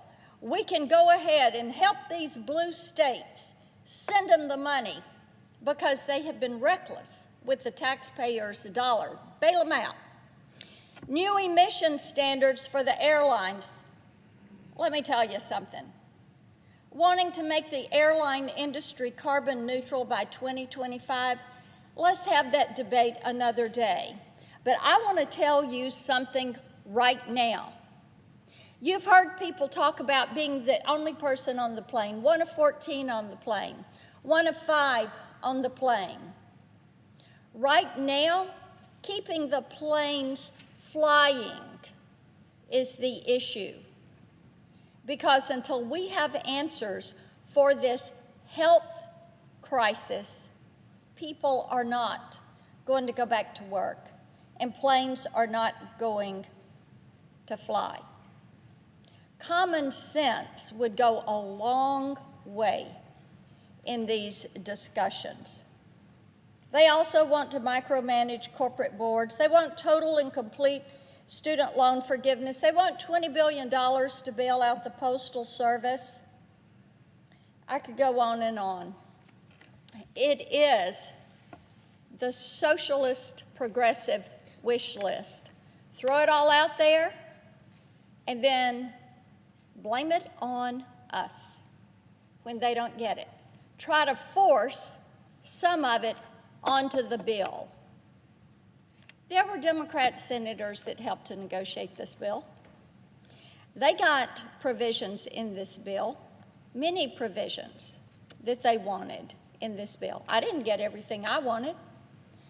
I thought, my goodness, I prefer to see that we would refund all of the income tax you've paid this year for individuals and businesses. System is set up, money could be backed out. I like the payroll tax holiday. That's something as a conservative I've supported for quite a while. Why should anybody have to pay the federal government for the privilege to hire somebody? And why should an employee have to pay the federal government for the privilege of working? Common sense. I also would have liked to have seen us use the employment security system for getting money to employees. It's set up, it's coordinated with the states. These are all things I would have liked to have seen. I knew I wasn't going to get everything that I wanted, but I will tell you this. When I read that there is a letter, a dear colleague letter that has gone out in the House from Speaker Pelosi, and she has boasted that the majority leader had to postpone the vote, the motion to proceed. Thanks to the minority leader, they didn't get the 60 votes required. I look at that and I think, what kind of joy do you take in that? Because here was a measure that had bipartisan support in the Senate, a measure that would bring relief to small businesses and to families and to friends who are receiving a diagnosis, a positive test for COVID-19, people that are worried about how they're going to meet payroll this week, workers who are worried if they're going to have a job, small business owners that are crying inside because they do not know what we are going to do. And our colleagues across the aisle are absent from the floor. And the colleagues on the other side of the dome have been away for 10 days, and they're not offering a rational solution. I yield the floor.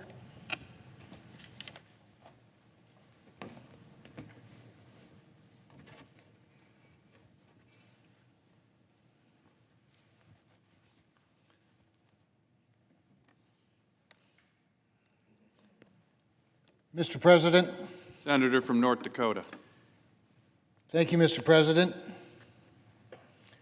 Mr. President, this is a tremendous opportunity to restructure things to fit our vision. Opportunity to fit our vision. Now, Mr. President, that's a quote, not from some communist activist leader somewhere in the United States, not from some third world general.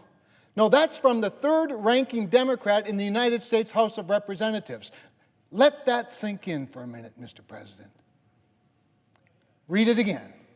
This is a tremendous opportunity to restructure things to fit our vision.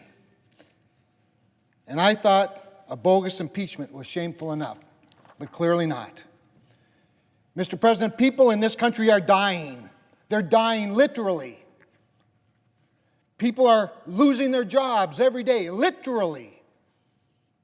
More and more people are getting sick every day, Mr. President. And that's why senators rushed back here. We rushed back here to pass the House bipartisan legislation that was negotiated between the President and Speaker Pelosi. Then we let both sides work on the next steps. We passed that bill within less than 24 hours of receiving it from the House. As imperfect as it was, we passed it with 90 senators voting for it. That's how bipartisanship works, Mr. President. We worked around the clock and to craft a plan, and we succeeded. And now here we sit, listening to our Democratic colleagues pretend that this is a partisan plan, as if they weren't sitting in the room as it was being negotiated. Many of their ideas are in this bill. But why are they doing that? Well, I'll tell you why they're doing it. Because when we see a rising body count, they see a political opportunity. Shame on them. The Trump derangement syndrome is accelerating the coronavirus. And they should be ashamed of themselves. They see a chance to impose their vision, their left-wing radical vision on our country because they think they can force it past us during this crisis. Their extreme partisan obstruction has blinded them. What has happened to this place, Mr. President? Why are they even here? Attempts to work across the aisle, honest attempts by rank-and-file Republicans and rank-and-file Democrats have resulted in our Democratic colleagues creating a revisionist view of what we've been doing and blind political opportunism just to advance their extreme left-wing agenda. An agenda that includes things like the Green New Deal, something that actually had a vote on the floor of the United States Senate, and guess how many of them voted for it? None. It's that nutty. None. And yet now, that's the agenda, that's their vision, that's the opportunity that they see. How about socialism for the entire economy, as though it wasn't enough just for the energy sector? Not enough just for the healthcare sector. Not enough just for the banking sector. Let's just have socialism. Let's debate which Democratic presidential candidate is the best socialist. How about hurting our farmers, our ranchers, our oil workers, our truck drivers, our restaurant owners, our manufacturers, our welders, everybody? Mr. President, we're not even asking them to vote on this plan. The vote last night was not on the bill. The vote this afternoon was not on the bill. It was simply a vote, a procedural vote to begin the debate, to continue the negotiations on the bill. Not one moment would have been lost, but guess what? Now over a day has been lost while we dither. And we're asking that when they do finally agree to help, that help the American people, that instead of killing the economy as they've been doing and the jobs, that we're ready to act on the bill. But no, not good enough for them. Many of my colleagues have talked about what's in the bill. $4 billion for the Centers for Disease Control. Do you think they could use it? How about $9 billion for child nutrition? Do you care, Democrats, about child nutrition? We've often heard you talk about it. Where is it now? How about $20 billion for veterans, Mr. President? They don't care about that? $50 billion for our farmers I spoke about. How about $75 billion for healthcare providers? Do you think your healthcare providers could use a little more assistance, Democrats? I think they could. And they need it now. They needed it yesterday. How about $350 billion for the small businesses that employ all those people that are now getting fired because they can't keep their doors open? But that's not even worth the debate to our Democratic colleagues. Oh, no. And apparently, it's all now back open for debate. Reports today say that the minority leader is holding the $50 billion for farmers hostage so they can get more of the opportunity to restructure things to fit their vision. Apparently, the majority leader either forgot or he never knew that food doesn't come from the deli, Mr. Minority Leader. Food comes from the farmer. There's no sandwich in the New York deli without the farmer growing the grain. There's no meat in that sandwich without the rancher raising the livestock. No, they don't make that food in the deli, Minority Leader. And who started all of this? It wasn't him. He tried to be helpful for a while, or at least it appeared so. No, it wasn't him. It wasn't even an uprising of the rank-and-file Democrats that have been filing in occasionally into this chamber. It wasn't even a breakdown in negotiations between Republicans and Democrats. It was the House Speaker, Nancy Pelosi, flying in here on an airplane powered by fossil fuels. Maybe those fossil fuels were even made by some oil from Alaska or North Dakota or Texas, demanding an expansion of what? The renewable energy tax credits and other parts of our extreme left-wing radical partisan agenda. What in the hell does that have to do with coronavirus? The absurdity of it speaks for itself. That's what we've learned to expect from the majority of our colleagues on the other side of the aisle and the other chamber of Congress. Ever since the freshman Democrat from New York became the de facto Speaker of the House. But that's the House, Mr. President. We're not the House. We're the Senate. We're supposed to be the adults in the room. And yet some of our colleagues are here acting like petulant children when there are people suffering who don't know what to do or where to turn for help. Mr. President, they're turning to us. We're it.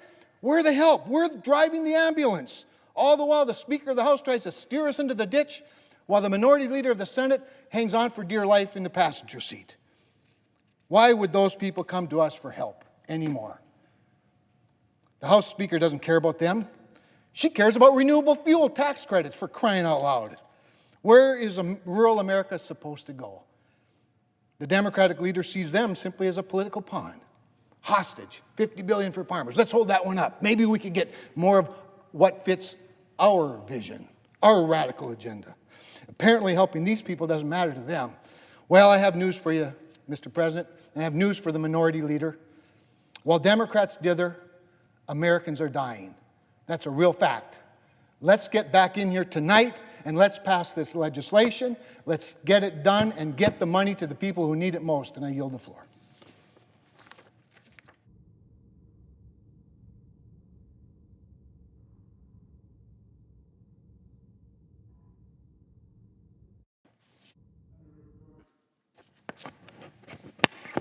Thank you, Mr. President. Once again, I stood at this podium yesterday calling on the Senate to put politics aside and to deliver critical relief to the American people, many who are on the front lines of this war. Yet, Chuck Schumer and Senate Democrats have turned their backs on them, encouraged by Nancy Pelosi. People are getting sick. They're worried about their families. They're losing jobs, schools are closed, small businesses are days away from shutting their doors, and hospitals are running out of equipment, cash, and room.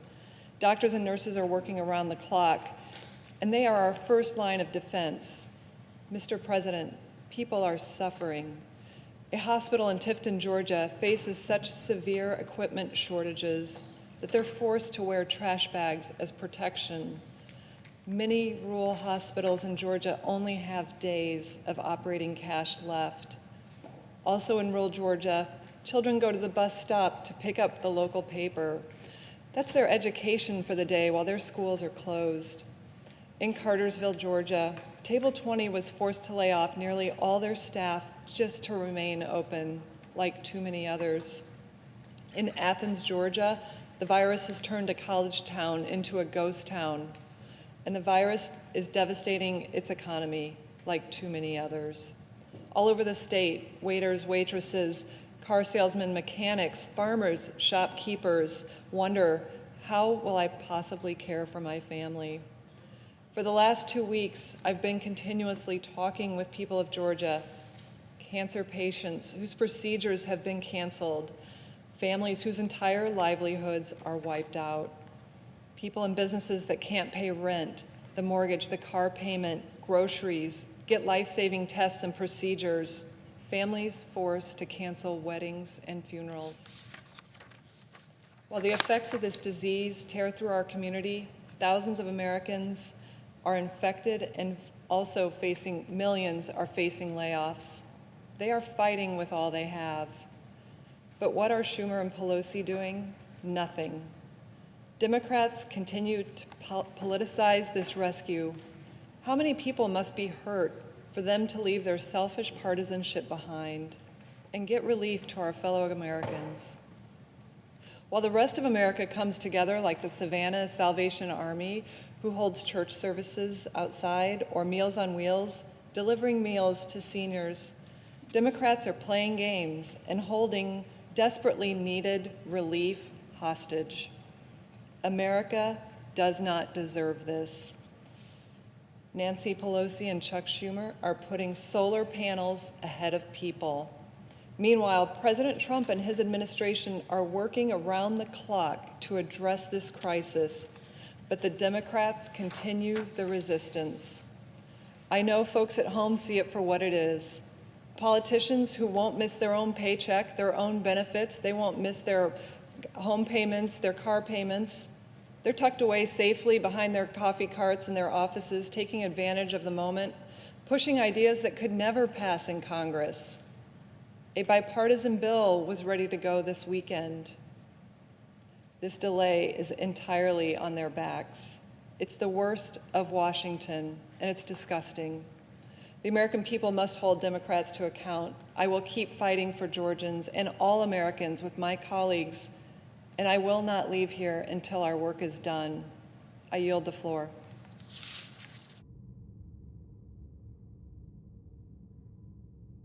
Mr. President, Senator from Iowa. 24 hours ago,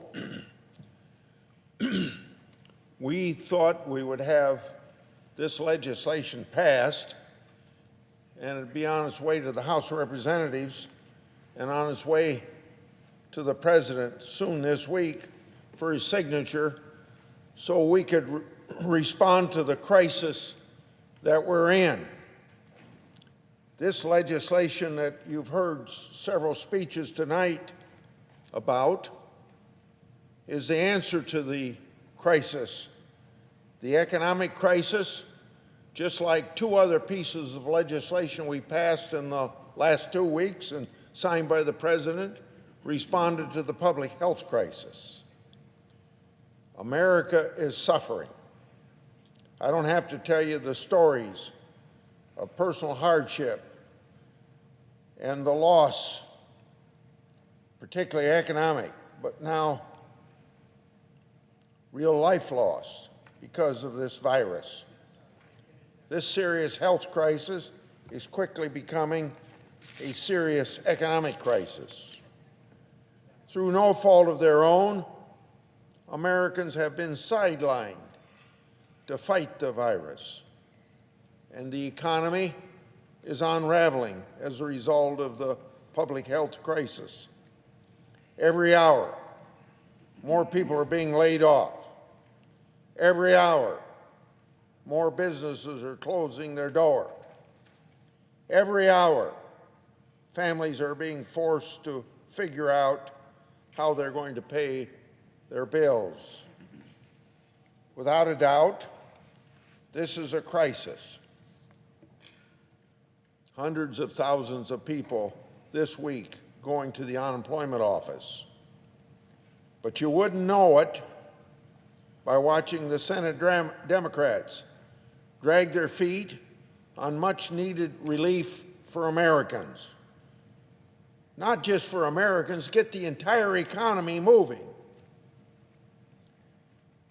So how has this evolved to the point that it has now? Last night, number one, and not once today, but twice today, so 3 times. We've tried to get this bill up on the United States Senate floor just for debate. We've been filibustered on procedural votes just to allow us to debate this relief package. It's a package that we've been working on in a bipartisan way for several days now. This sort of activity by the Democrats, senators, is outrageous. They're blocking a bill that includes relief that we all agree is needed for the American people. They say that this wasn't a bipartisan effort. That's what we've heard all day. Really? Well, I've had very good working relationships, very good dialogue, some disagreement, but coming together with my Democrat colleague on the Finance Committee, several of my Democrat colleagues on the Finance Committee, in meetings on Friday, Saturday, to work out a bipartisan bill that we could be voting on now. So they say it wasn't a bipartisan effort, really. Then who were all those people sitting in the same room I was, negotiating around the clock for multiple days? The fact is that we worked with Democrats on this bill, and we worked in good faith together, both sides. And we included many provisions that Democrats wanted because we started with what Republicans thought was a good bill to solve these economic problems. And so we had to change some Republican issues. We had to add some Democrat issues. In fact, they don't want to admit it in the legislation, but many of my colleagues on the other side, just this very day, have come to the Senate floor to brag about the areas where we agree. These are provisions in this bill, but in the same breath, they call this a partisan bill. That makes no sense. Why would they want to say that a bill that we worked in several days, working out differences between Democrats and Republicans, that it's a partisan bill? They also claim that this bill contains so-called corporate bailouts and not enough funding for workers and health care providers. Well, let me say that loaning money to small business and big business, that has to be paid back. In the case of small business under this bill, I have to admit that if they have less than 500 employees and they get benefit from it and they don't lay anybody off, it'll be a forgiven loan. But for really large corporations, let's say like getting the airlines flying again, because the public depends on them, because there's millions of jobs connected with the airlines. Giving them loans is a bailout? No, it's not. It's a jobs bill. So those millions of people working for the airlines can continue to work, and the flying public can fly when they want to fly. That's my response to the fact that this is not a corporate bailout like they want you to believe, and no help for individuals. But let's look at the facts for helping individuals. This bill would send $1,200 to almost every American immediately. If it's a family, couples, $2,400. And families would get $500 for each child. And it's meant that this money would be out to these families that need this help just as fast as the IRS can get it out. And it's no different than what we did in 2008 with the Great Recession that we were going into at that particular time. This bill also responds to what Democrats ask us to do: beef up the unemployment insurance program, benefiting those people laid off.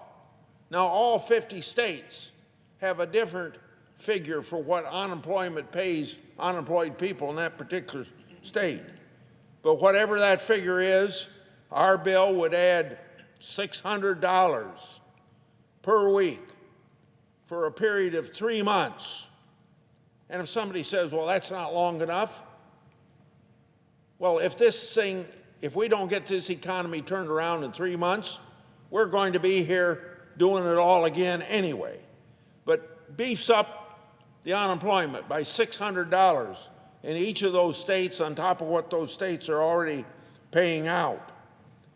So, and it also, in this unemployment parts of this bill, makes it available to more Americans than ever before. Now, I'm chairman of the Finance Committee. This is just the provisions in the Finance Committee bill. There were 3 other bipartisan groups of people working on other parts of the economy to get this bill put together to help unemployed people. Our bill, though, in the Finance Committee also includes assistance for businesses of all sizes.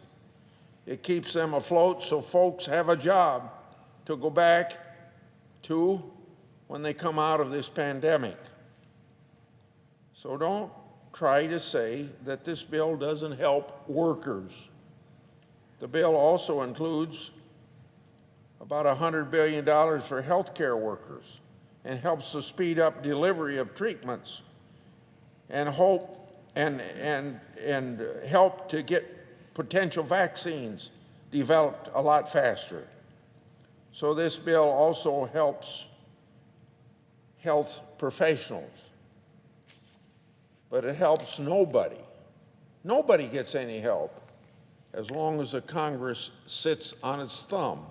And that's what we've been doing all day when this bill could have been passed and sent to the House.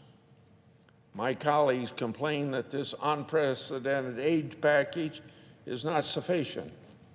I don't know what the exact figure is at this point because there's still some negotiations going on, but the last I heard, it was fastly approaching $2 trillion. But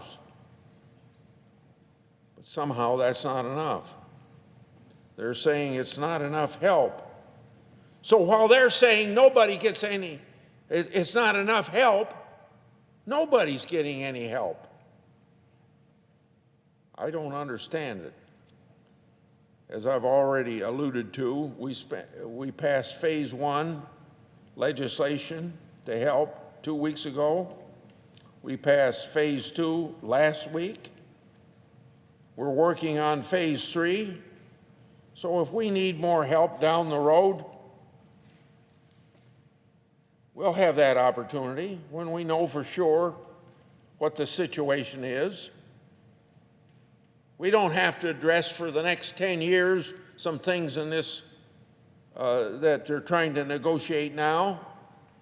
We can address these problems if this legislation, and we don't get the pandemic under control by then. So, there's no excuse for not delivering what we can do this very day.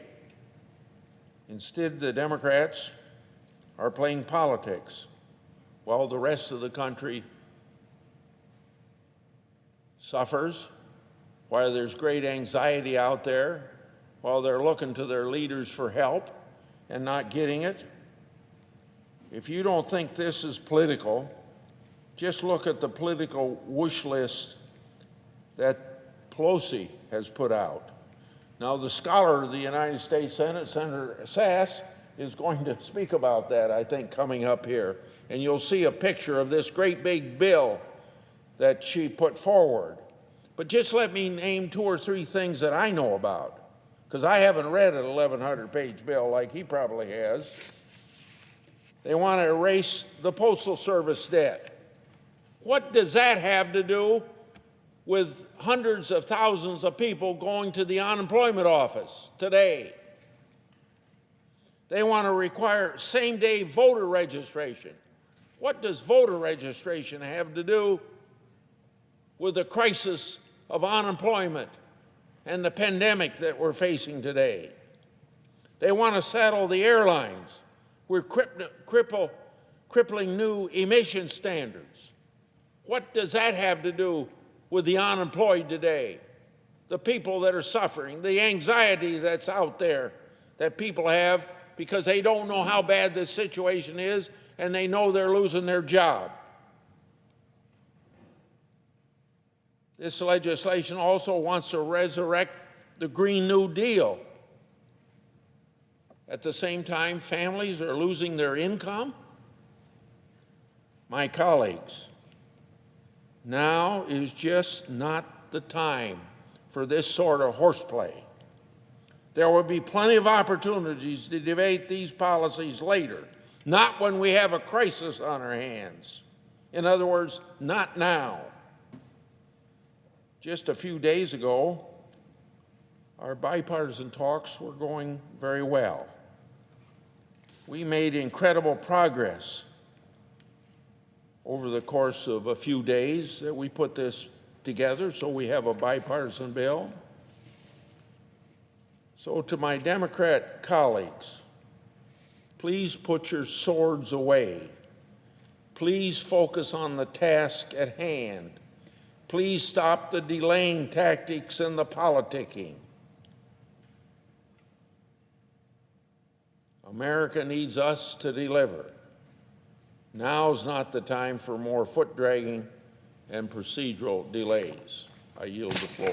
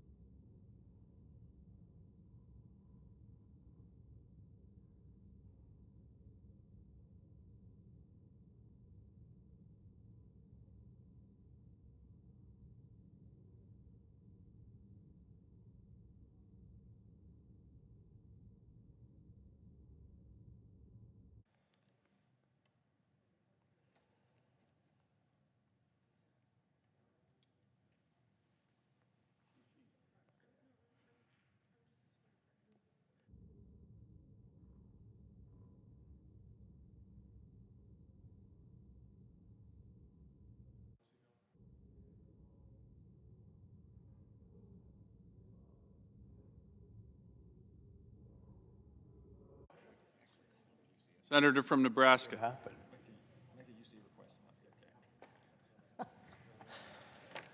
Mr. President, my chairman on the Finance Committee, Chairman Grassley, who just left the floor, called me a scholar, and I think he meant it as a compliment, but it doesn't feel like that today.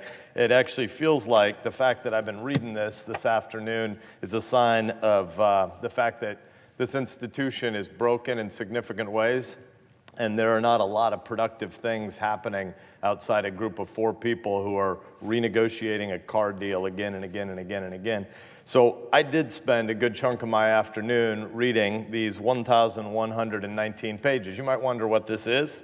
This is Nancy Pelosi's last-minute additional Christmas wish list of progressive items that she wants added to the coronavirus relief bill that's been being negotiated here over the course of the last 96 or so hours. I wanted to read this because I think we owe it to our constituents to know what's in bills before people pass them. And I want to say in full disclosure, the wish list keeps growing so rapidly and radically that this thing could be like 50% obsolete since 3 or 4 hours ago when I started digging into it. There may be another bill that's another 1,200 pages thick. But this is the one I've been reading in today. And the Speaker has obviously decided that she doesn't want to waste any crisis. The American people face 2 unprecedented emergencies. We face a public health emergency that is genuinely disastrous, and we face a consequent resultant economic emergency that puts at risk lots and lots of families' livelihoods, lots of dinner tables around the country. There are 5,997,000 firms in the U.S., so just a hair shy of 6 million, I think I might have misspoke there, 5,997,000 firms, so just shy of 6 million firms in the U.S., and lots and lots and lots of those, the overwhelming majority of firms, and 47% of all employment is small business in America. It's firms of 500 or fewer employees. These are family businesses, these are corner stores. Lots and lots and lots of these people live on an average, their businesses live on an average of 16 days of cash. And so when the country is shut down in the midst of something like the coronavirus crisis, there are lots of businesses that only have about 2 weeks before they may cease to exist and just go poof, or do something, go down some other pathway that leads them to become dependencies of the state. So we have 2 massive crises in this country, one public health and one economic. And this place often lies and pretends there's some piece of legislation that can solve every problem on earth. That isn't true. But in this case, both of these emergencies need lots and lots of help and Band-Aids and salve and lifelines, life preservers from this institution. And that's why so many people around here have been working all night, overnight, 3 or 4 days in a row. A number of us have been in this chamber till midnight or 1 a.m. multiple nights. I'm a 4 a.m. wake-up guy, so I'm usually in bed by 9 p.m. When I'm here at midnight or 1 a.m., it's well past a period of coherence. And so when we're working around the clock, it's because there's an emergency. Lots and lots and lots of stuff in this 1,119-page additional bid from Nancy Pelosi have nothing to do with the coronavirus emergency. And so I want to take us through some of what is in this piece of legislation, but I'm going to pull up for a minute as I recognize that the majority leader, who's at the center of this negotiation, has entered the chamber. And so I'm going to yield to him and let him make whatever updates he wants to give us in this chamber, and then I will return to this piece of legislation after the majority leader. Mr. President. Majority Leader. I say to my friend from Nebraska, I'll be very brief here. I send a cloture motion to the desk. Clerk will report the cloture motion.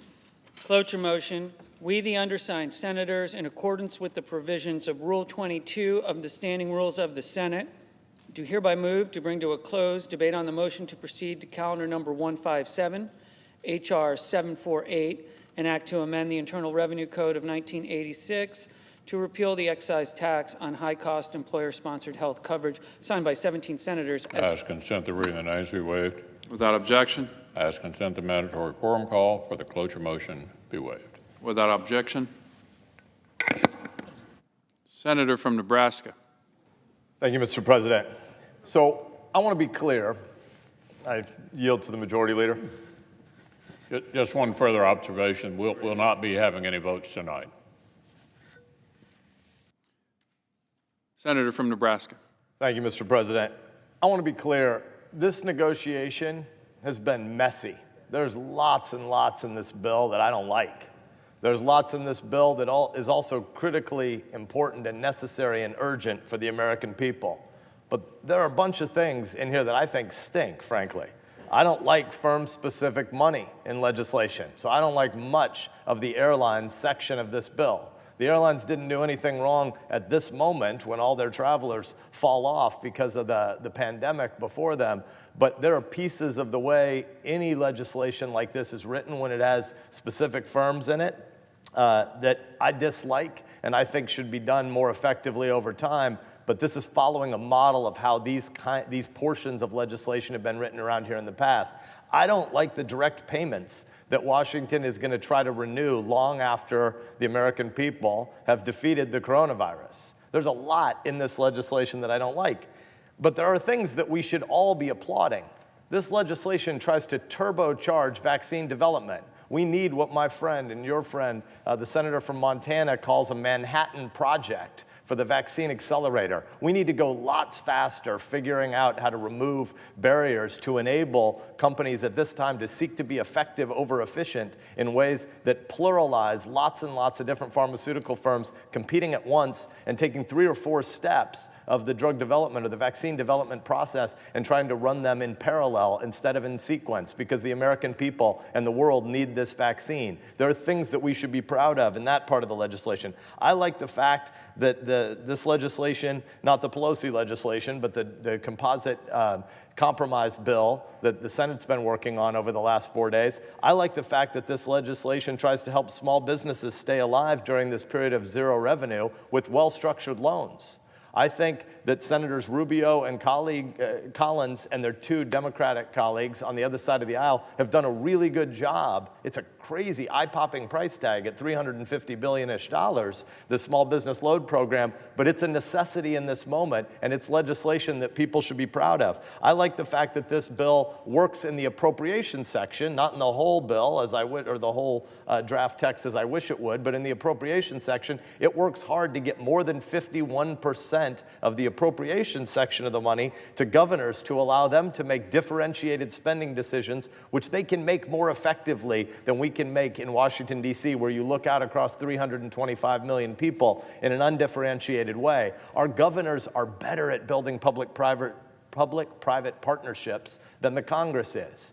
In my state, Omaha and Lincoln have different economics than the rural parts of the state, but Omaha and Lincoln are different than Nashville and Memphis. And Nashville and Memphis are different than LA and Seattle. And so this bill works hard to try to take a big chunk, a majority of the appropriation section of the legislation and drive it back to governors. There are things that are good in this bill. There are things that I think are weak and clunky in this bill. But it was negotiated in a bipartisan way, in good faith, on topics and issues that were related to the coronavirus emergency.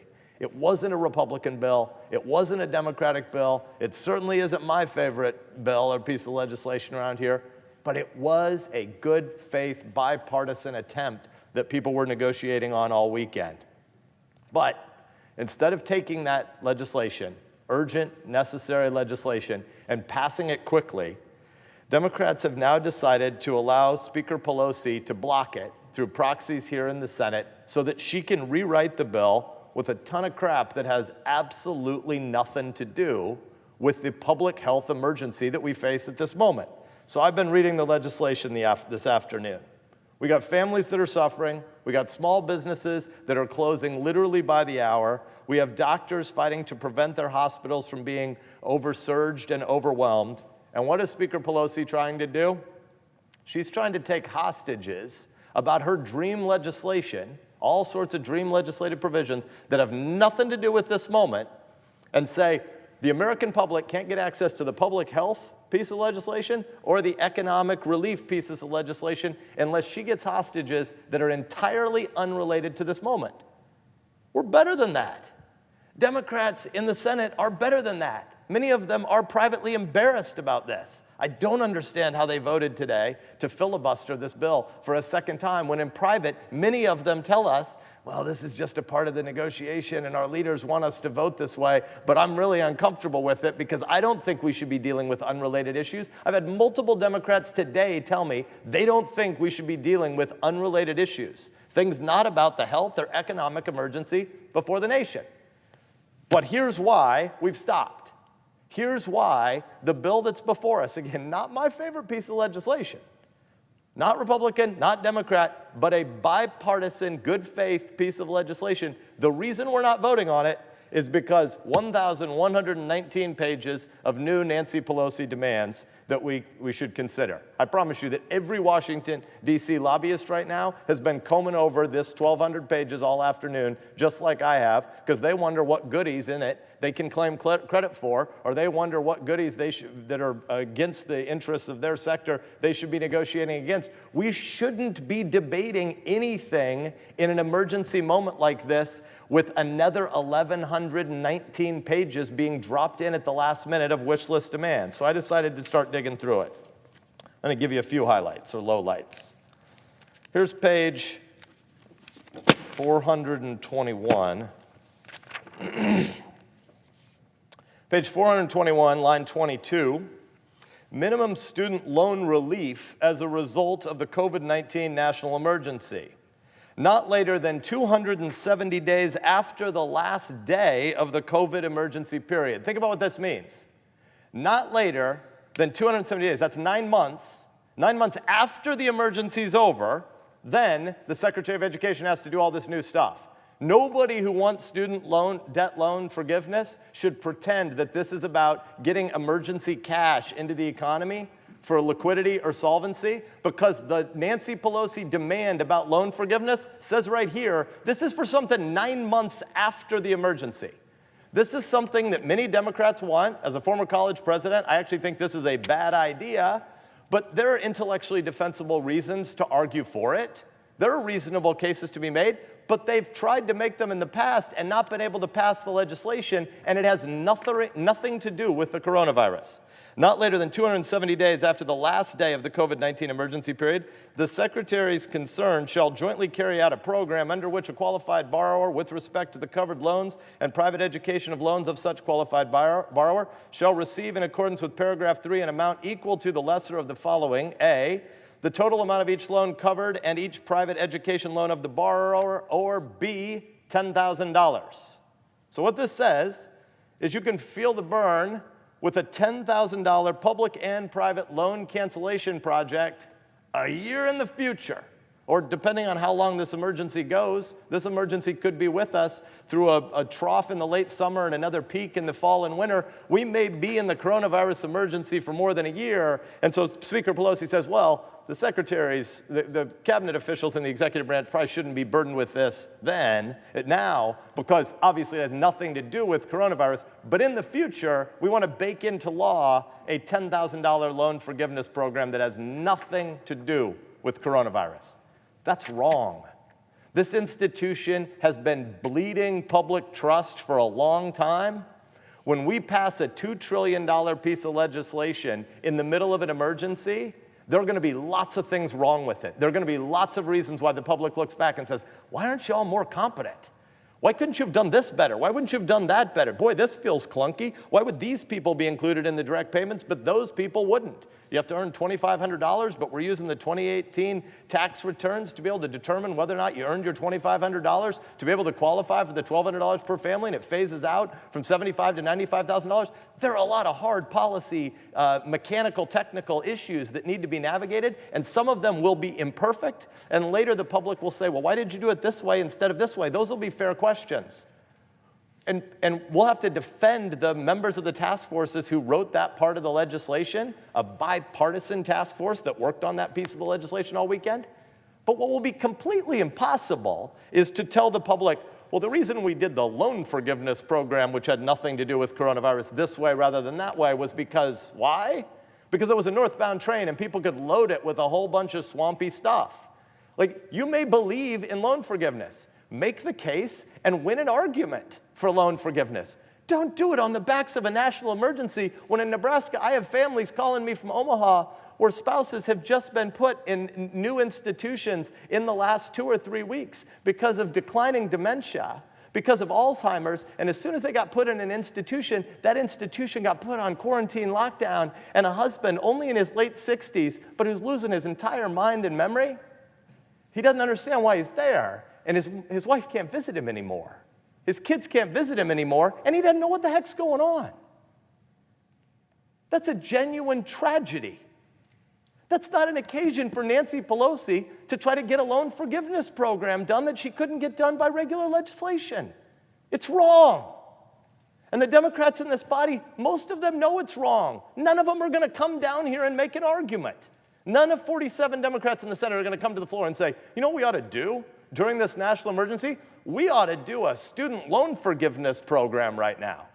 Somebody might mention it in a long list implying that the money will have to do with liquidity, but if you actually read what happens in the legislation, there's no loan forgiveness until 270 days after the coronavirus national emergency is over. Page 570.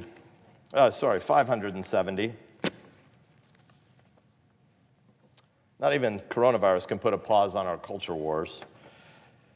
Line 14, the Congressional COVID-19 Aid Oversight Panel, in conjunction with SIGTARP, I don't know what that acronym means, shall collect diversity data from any corporation that receives federal aid related to COVID-19 and issue a report that will make publicly available no later than 1 year after the disbursement of funds. In addition to any other data, the report will include all the following. Number 1, employee demographics, the gender, race, and ethnic identity, and to the extent possible, results disaggregated by ethnic group of all corporation employees, as otherwise known or provided voluntarily for the total number of employees, full and part-time, ... I'm just going to skip ahead a couple of paragraphs.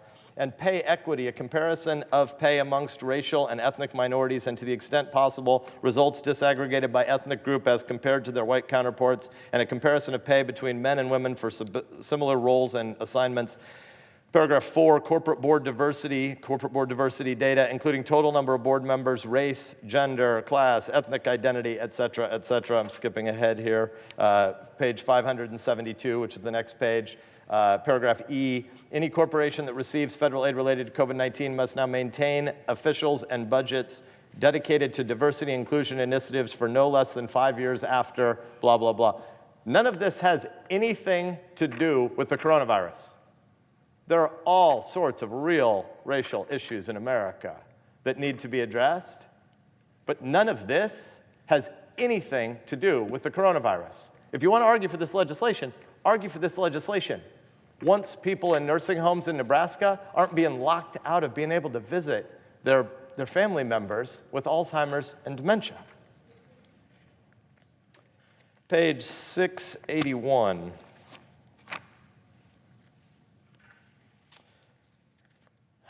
Line 16, section 325, same-day registration. In general, Each state shall permit any eligible individual on a day of the federal election or on any day when voting, including early voting, is permitted for a federal election, to register to vote in such election at the same polling place using a form that meets the requirements under Section 9B of the National Voter Registration Act of 1993, or if the individual is already registered to vote, to revise any of the individual's registration information, and B, to cast such a vote in an election. Paragraph 2, exception, the requirements under paragraph 1 shall not apply to a state in which, under a state law in effect, continuously on or after the date of enactment of this section.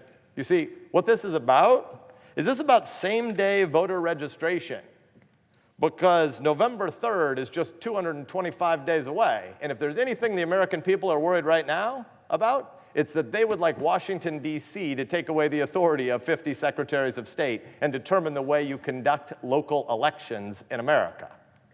This has absolutely nothing to do with coronavirus. Absolutely nothing to do with coronavirus. This isn't a Republican versus Democratic scream. This is nonsense. This is 99% of the American public, if they were in this gallery, would be shaking their head and rolling their eyes and saying, what? You guys are trying to decide that the federal government should, for the first time in U.S. history, change the way local elections are conducted by secretaries of state in America? By the way, there's no one in the gallery for a reason. The gallery is shut down because we're in the middle of a pandemic. So this probably isn't the time to be having a debate about whether the federal government should micromanage the way our 50 states conduct their elections. I think this is a bad idea, but if you want to argue for this idea, let's do it as soon as the pandemic is over. Come and actually make an argument. Quit trying to exploit a crisis. Page 725. There's almost no section of American life or government that can't be touched in an emergency if you want to play exploitative politics. Line 12, Division N, U.S. Postal Service provisions, because of course in the middle of a pandemic, you know what the American people want? They want to have a labor fight about the Postal Service. Section 140001, elimination of the USPS debt, additional borrowing authorities. In general, notwithstanding any other provision of the law, paragraph 1, any outstanding debt of the United States Postal Service owed to the Treasury pursuant to sections 2005 and 2011 of Title V United States Code on the date of the enactment of this act is hereby canceled, and paragraph 2, after the date of the enactment of this act, the U.S. Postal Service is authorized to borrow money from the Treasury in an amount not to exceed, I got to count all these numbers, $15 billion to carry out the duties and responsibilities of the Postal Service, including those under Title 39 of the U.S. Code, and the Secretary of the Treasury shall lend to such amount at the request of the Postal Service. Paragraph B, repeal of the fiscal year borrowing limit of Section 2005A1 of Title 39. The United States Code is now amended by shrinking the paragraph, quote, in any one fiscal year, close quote, and all that follows that period. Please, Senate Democrats, you don't believe that this is good governance. Somebody please come to the floor and defend why we're doing a Postal Service bailout in the middle of an emergency. I know that Bernie Sanders believes in Postal Service reform. I don't agree with Senator Sanders on this, but he's actually pretty thoughtful about it. He spent a lot of time thinking about how you might bail out the Postal Service. So if Bernie Sanders wants to argue for a Postal Service bailout, he should make that case. There's not a single, I haven't been here all day, but I've presided a couple hours. I haven't heard a single Democrat come to the floor and argue for a Postal Service bailout. Somebody please come back to the floor and at least stand in the light of day before the American people and say the stuff Nancy Pelosi's voting for you think is a good idea to do in the middle of this national health emergency. Page 768. Line 7, in general, notwithstanding any other provision of law subject to the requirements of this subsection, the wage rate in effect under Section A1 with respect to an employee of an employer described in paragraph 2, or any individual who provides labor or services for remuneration for such employer, regardless of whether the individual is classified as an independent contractor or otherwise by employer, comma, shall not be paid less than $15 an hour. So while businesses are struggling to make ends meet, and we're seeing lots and lots of small businesses go bankrupt in all 50 states in America today, Businesses are going bankrupt in America today in all 50 of the states that we represent. Speaker Pelosi wants to raise the minimum wage to $15 an hour. I used to be a professor. I'm a business guy by background, but I was a history professor for a long time. And when I would teach, I taught in the Socratic method when I taught in a seminar. In a lecture class, it's different, but in a seminar, if I had 12 students or I had 15 students in a class, I would regularly try to frame up a given weekly seminar, and I would try to figure out how to map a debate where you could get about half the people in the class on each side of a debate. But if it ended up that the debate was off-weighted, and there was a minority group and a majority group, I would tend to join the minority group regardless of what my view was on the issue. And I would try to fight for the minority position just to help spice up the debate and make it more interesting. I think a $15 minimum wage is really bad economics, but I've argued for it many, many times in class because there are intellectually coherent reasons to argue for it. I don't think it works, and if we weren't dealing with the pandemic in King County, Washington, one of the things we might talk about in this body is how the $15 minimum wage has worked out in Seattle, because their public was overwhelmingly in favor of it a couple of years ago, and now there's a huge move against it because people realize what a $15 minimum wage actually does. It accelerates the marginalization and the casualization and the layoffs of people making between $9 and $14 an hour. That's what it actually does. It speeds automation.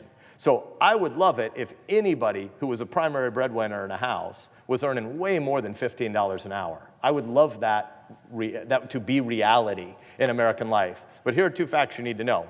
Fact number one, last time I checked the data, 89% of everybody who made the minimum wage in America wasn't a primary wage earner. They were a high school kid. They were a college student getting their first job. They were working part-time while they were in school, or they just graduated high school and they hadn't figured out their long-term path. Maybe they were in trade school, but they were working a minimum wage job, but they still lived at mom and dad's house. Or maybe they're a 65-year-old aunt who lives with a family, but the rest of the house is self-sufficient, but her wages augment the family's income. 89% of the people who make the minimum wage in America are not the primary wage earner or breadwinner in their family. But of the 11% that are, the idea that you can just raise the minimum wage to any amount, I mean, if you just think good intentions are sufficient, then why $15? For heaven's sakes, $15 an hour on a $2,000 work year, 40 hours a week times 50 weeks, that's only $30,000 a year. It's really hard to get by on $30 a year, or $30,000 a year. If you think good intentions are enough, $15 isn't enough. Why not have a minimum wage of $25? Why not $30 an hour?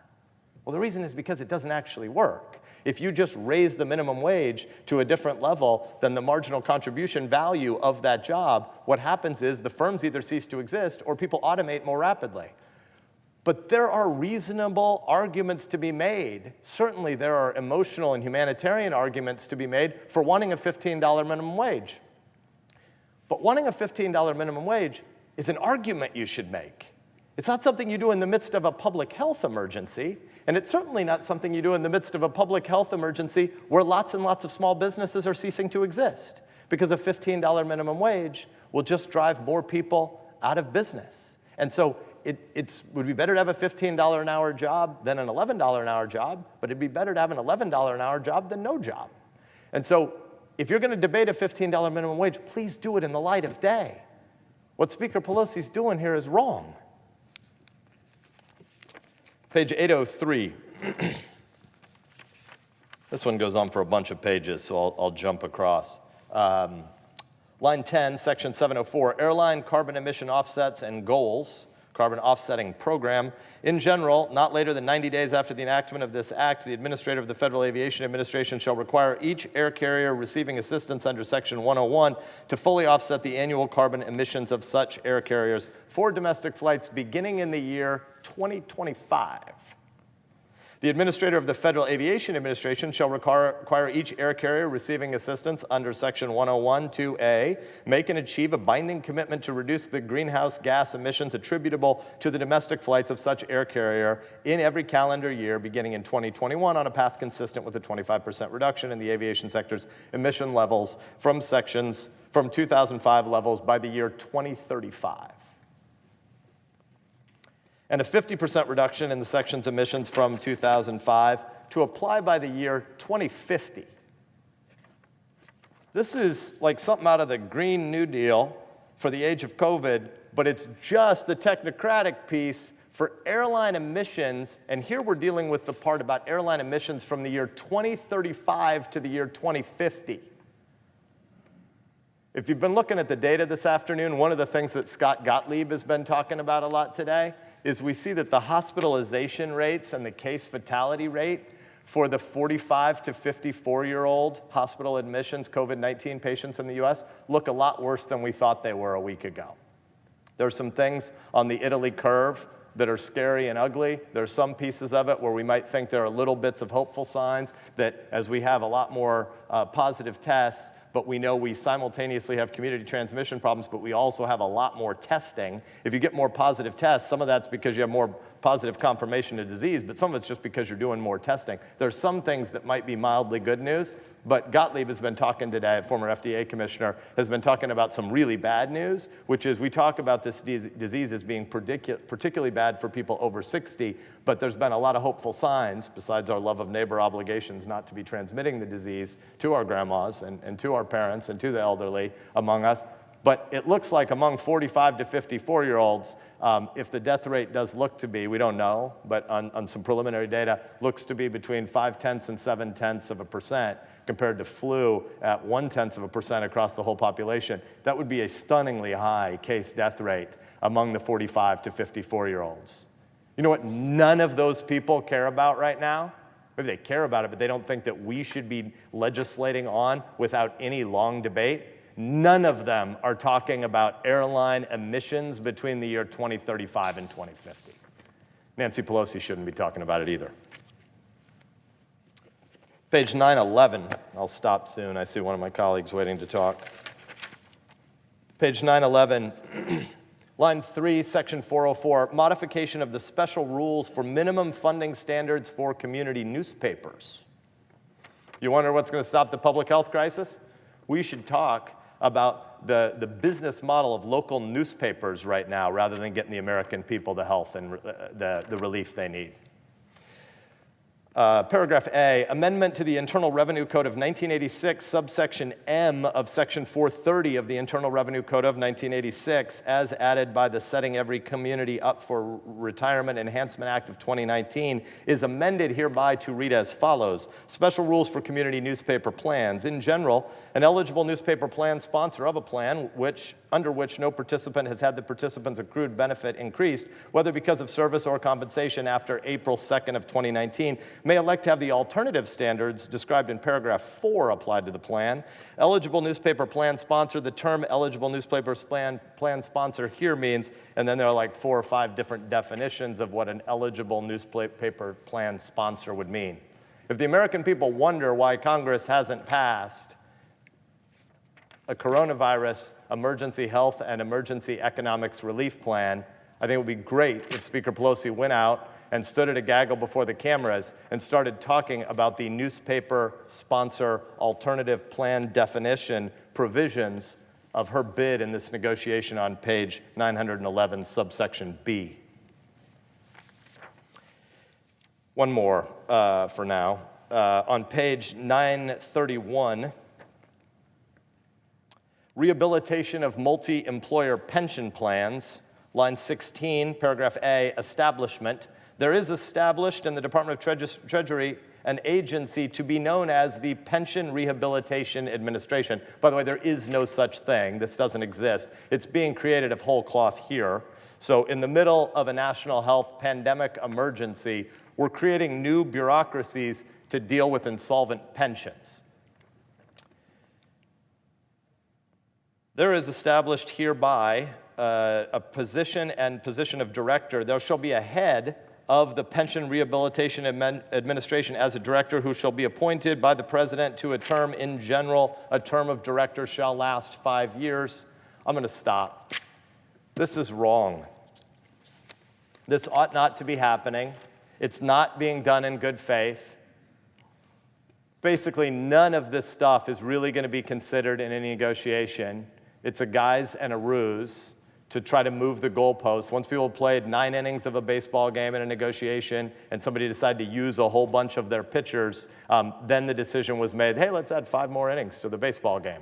The American people are waiting for this relief act, And it's gone on for another 36 hours here for no reason that's honorable and sincere. There are a whole bunch of big and real debates that could be had inside the four corners of the five task forces that helped write this piece of legislation. There are lots of reasonable debates to be had inside that. Throwing in a laundry list of Christmas list fighting is why this place bleeds public trust. The Democratic whip in the House said it explicitly, quote, "A tremendous opportunity exists in this crisis," I'm adding in brackets, "to restructure things here to fit our vision," close quote. None of these things, none of these 1,119 pages are about solving the crisis. None of the 9 paragraphs that I decided to read beat the virus. None of these things keep small business alive. I get it. Speaker Pelosi is a liberal progressive from San Francisco. I'm a conservative from Nebraska. We have a different political philosophy. That is fine. It is completely reasonable for us to debate politics and policy and ideology when we're not in the middle of a crisis. Speaker Pelosi could bring her liberal wish list to the House floor for a vote anytime she wants. Unlike most of us, she controls an agenda. But she ought to have the decency to vote on her ideologically driven wish list after this emergency legislation has been passed. We're better than this, and this is not the way to restore the public trust. We should do better. Thank you, Mr. President. Let's go. Mr. President, I know we're all talking about the unprecedented times that we're facing in our nation, but I want to talk about something that we have in common, something that's pretty remarkable that I think we all need to remember that we have in common. We represent incredible people, the American people, who are doing so much right now in Alaska, in Colorado, in Nebraska, in Montana, in Connecticut, to help each other. So much. I frequently tell my constituents as we're talking about getting through this crisis, everyone has a role to play. Young, old, business leaders, elected leaders, union members, and everybody is playing a role. So I am very proud of my constituents in Alaska, and I know that everybody in this body is proud of what their constituents are doing right now, the best of our nation. Right now. You know, we talk a lot about how we're teleworking. Well, I like to remind folks that there's some Americans, a lot of Alaskans, thousands, millions, who can't telework. Our healthcare professionals who are on the front lines, our first responders, our truck drivers, port workers, Alaskans who are stocking the grocery store shelves, picking up our refuse, parents who are teaching their children at home, local restaurants who are working day and night to continue to provide takeout food. So many people are doing such good work. There's an incredible outpouring of generosity from all of our citizens, all Americans. We're hearing about it. From our small businesses donating their time and services to help people in their communities, to volunteers, to our nonprofits.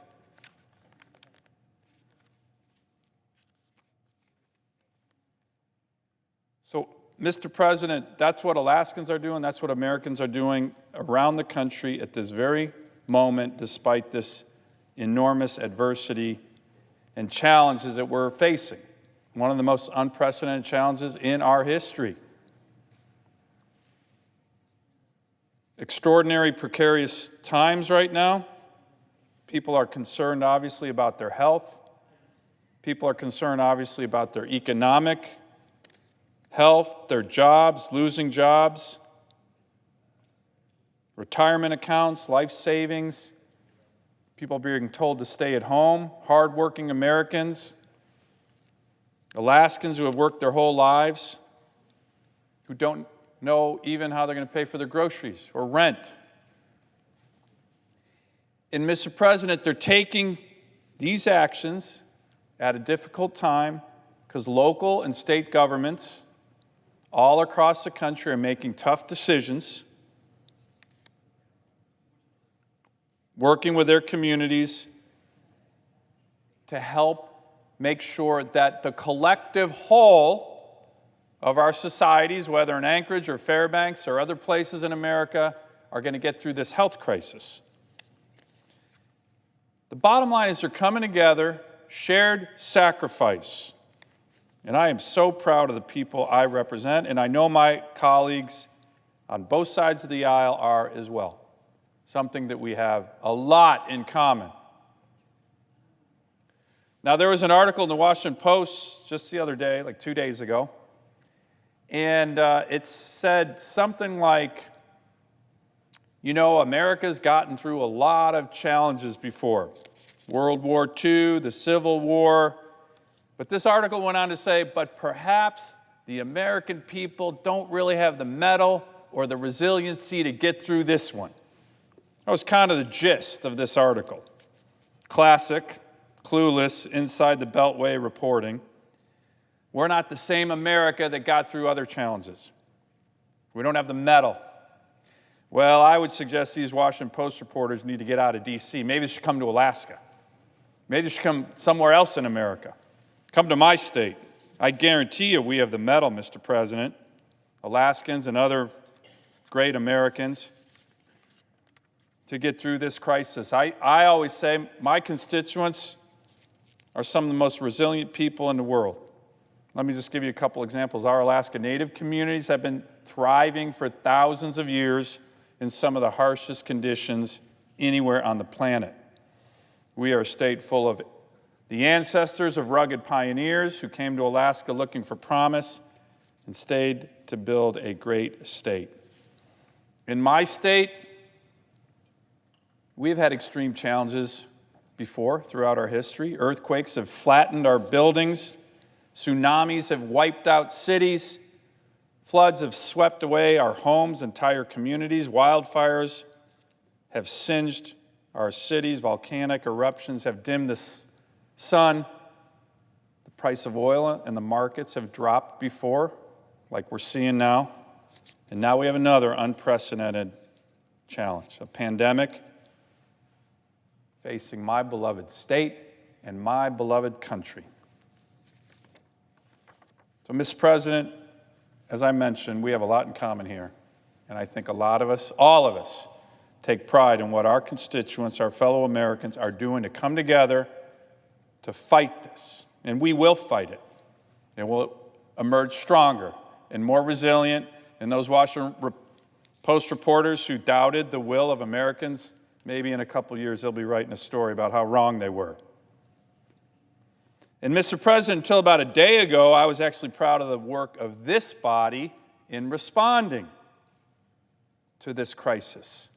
The past 3 weeks, we have come together, putting together bold, bipartisan pieces of legislation to address this pandemic in a quick amount of time. So what we were calling phase one was just 2 weeks ago, where Congress passed an $8.3 billion package. I won't go into all the details, to address the health care needs that we were starting to see with the spread of this pandemic. Phase one. Phase two, just last week. Again, members of the body, this body coming together. It wasn't a perfect bill, that's for sure. Came over from the House that provided federal funds so individuals exposed to the virus can get healthy and that our hospitals have more resources to combat this health crisis. The president passed it the day we passed it here in the Senate, just last week. Bold, bipartisan work. This legislation, for example, expanded emergency food assistance, including for children who rely on free and reduced lunches for school cafeterias, who could no longer access those meals because the schools are closing. New paid sick leave, 100% dollar for dollar that would be paid and reimbursed by the federal government. So we acted, Mr. President, we acted.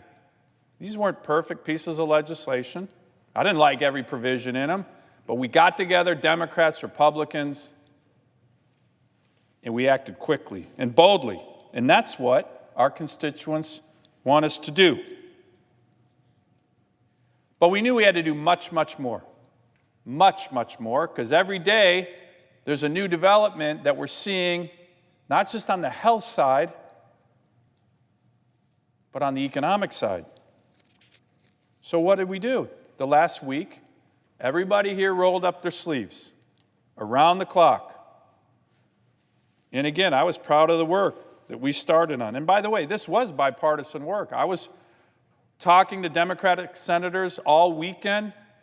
When you listen to the chairman of the Finance Committee, he talked about the task force that we had, Democrats and Republicans, putting together legislation, big, bold legislations coming together like we had on phase 1 and phase 2 to really focus in 4 key areas, Mr. President.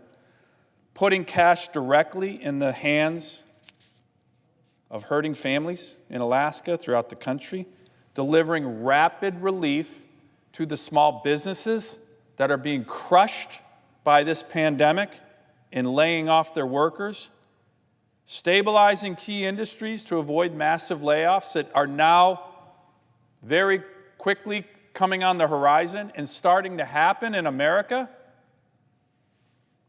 and sending new resources to medical professionals who are on the front lines. That's what our goals were. And we needed to do it in a big way. We completed this, the Senate, Republicans and Democrats, in less than a week. Why? Because we knew, all of us knew, the people that we represent were hurting, are hurting, and they need hope. And they're looking for us for that hope. Again, wasn't perfect. This bill isn't perfect, but it's pretty remarkable work to do in less than a week. And this bill represents a huge and massive effort to help the people we represent. Now, a lot of my colleagues have been coming down on the floor talking about what this bill will do for the people we represent. I'm not going to go into all the details, but let me just name a few, because some of them were ideas from our Democratic colleagues. Some of them where we had certain amounts in the bill, they came and said, no, we want more. Okay. All right, we worked with you, just like we did on phase 1 and phase 2. So I'll just mention a few. I've been talking to a lot of the elected leaders throughout my state, making a lot of calls. What do you need? What's happening? How can we help? I had a phone call just a few days ago with the mayor of Anchorage. That's my hometown. And everybody's working hard. The mayor is, the governor, who's doing a good job, a really good job, and his team. We're all working together. Mayor's a Democrat, governor's a Republican. I'm reaching out to everybody. It doesn't matter party at this moment, that's for darn sure. What did the mayor say to me? Priority has to be people need cash, Senator, to pay the rent, to get food, to get a car payment. There's so much uncertainty. Can we do that? Yes, we can do that. We did it. It's in the bill. $2,400 per couple, $500 per additional child. That's going to help. That's going to help with families who need cash. That's one thing. We did a massive increase, another thing, to the unemployment insurance program. $250 billion, $250 billion. Why? Because we're seeing massive layoffs. Now, I'm going to give my colleagues, a couple Democratic colleagues, friends of mine are on the floor right now. This was a big idea that you wanted to push. Big number. It's a big number, $250 billion. This is going to significantly expand the number of individuals who are eligible to receive benefits. This is really important for my state, particularly the self-employed, the fishermen who have never been covered under the UI programs in the past. And what's more, the bill provides a flat increase in benefits, $600 per week to all state programs in the next few months. So workers who are forced onto unemployment which unfortunately we're seeing hundreds of thousands across the country have the financial security to pay their bills and stay afloat. So this is another big element of this bill. Let me provide one more. I think one of the most important. And I think there's really strong bipartisan agreement on this one. I know it, because I talked to my friends who are Democrats. A small business rescue package and relief package of about $350 billion to enable small businesses to access credit and have the liquidity to stay afloat and weather this storm. Not creating a new bureaucracy, but an expansion of the Small Business Administration 7A loan program so you can do it through local banks in your state. The idea here, Mr. President, is to make sure the worker and the employers of our small businesses stay connected. Small businesses can take out a loan of up to $10 million under this program, and if they use that loan to pay for payroll and rent and other fixed costs, this loan is going to be completely forgiven. Whenever I describe this to my fellow Alaskans, they say, this is exactly the kind of thing we need, Senator, right now, as businesses are closing. So that's in. That's in the bill. Cash in the hands of small businesses so they can keep workers employed and be ready to get back up and grow and prosper again when we get through this pandemic. That's in the bill. Everybody agrees with that. And finally, another element, and I'm just describing some of the elements, Mr. President, but I wanted to highlight some of these things, is getting more resources to the men and women on the front lines of this pandemic who are every day out there in the healthcare industry trying to keep Americans, Alaskans, healthy and alive. How much? There's a lot in it, but the number's $100 billion for hospitals, for healthcare providers. Let me say that again. $100 billion. Now, the minority leader was on the floor the other day. I was kind of stunned when he said something along the lines of, this partisan bill, by the way, it's not partisan, okay? This was written by Republicans, Democrats. A lot of these ideas are from both sides. Doesn't do anything to help hospitals. We need a Marshall Plan to help them. Well, I think $100 billion is a pretty good start. That's in the bill. So, Mr. President, as I mentioned, I've been proud of the work of this body. I've been proud of my colleagues, both sides of the aisle. No one's got wisdom on how to fix all this. No one knows what's coming in the future. But I think all of us know that we need to act, and we need to act boldly, and we need to act in a bipartisan way. And we did it. We did it. Again, in less than a week. It's not a perfect bill, that's for sure, but it's going to provide help. To my fellow Alaskans, to Americans, it's massive, it's bold, it's bipartisan, it's timely. And as of yesterday, I thought we were going to go another bill out to the American people quickly. Hope. That's what they need. Yes, the Senate's working. And then for whatever reason, and I'm not going to point fingers, the wheels started to come off on this one, the one that we really need. And the bill has been filibustered. That means we can't even get on the floor to debate it. Can't start debating it. Now, look, I've been listening to my colleagues, both sides of the aisle. There's been a lot of anger on this floor, a lot of back and forth. My good friend from Nebraska just talked about this idea that somehow my colleagues on the other side filibustered this bill that the Senate has been working on to make room for Speaker Pelosi's bill. I really, really, really hope that's not true. I really hope that's not true. I don't think there's one member of this body, Republican or Democrat, who could defend that, what Senator Sass just read on the floor. And then there started to be talk about, well, the bill that we had that we're focused on is all about bailouts. That's a charged term, Mr. President, as you know.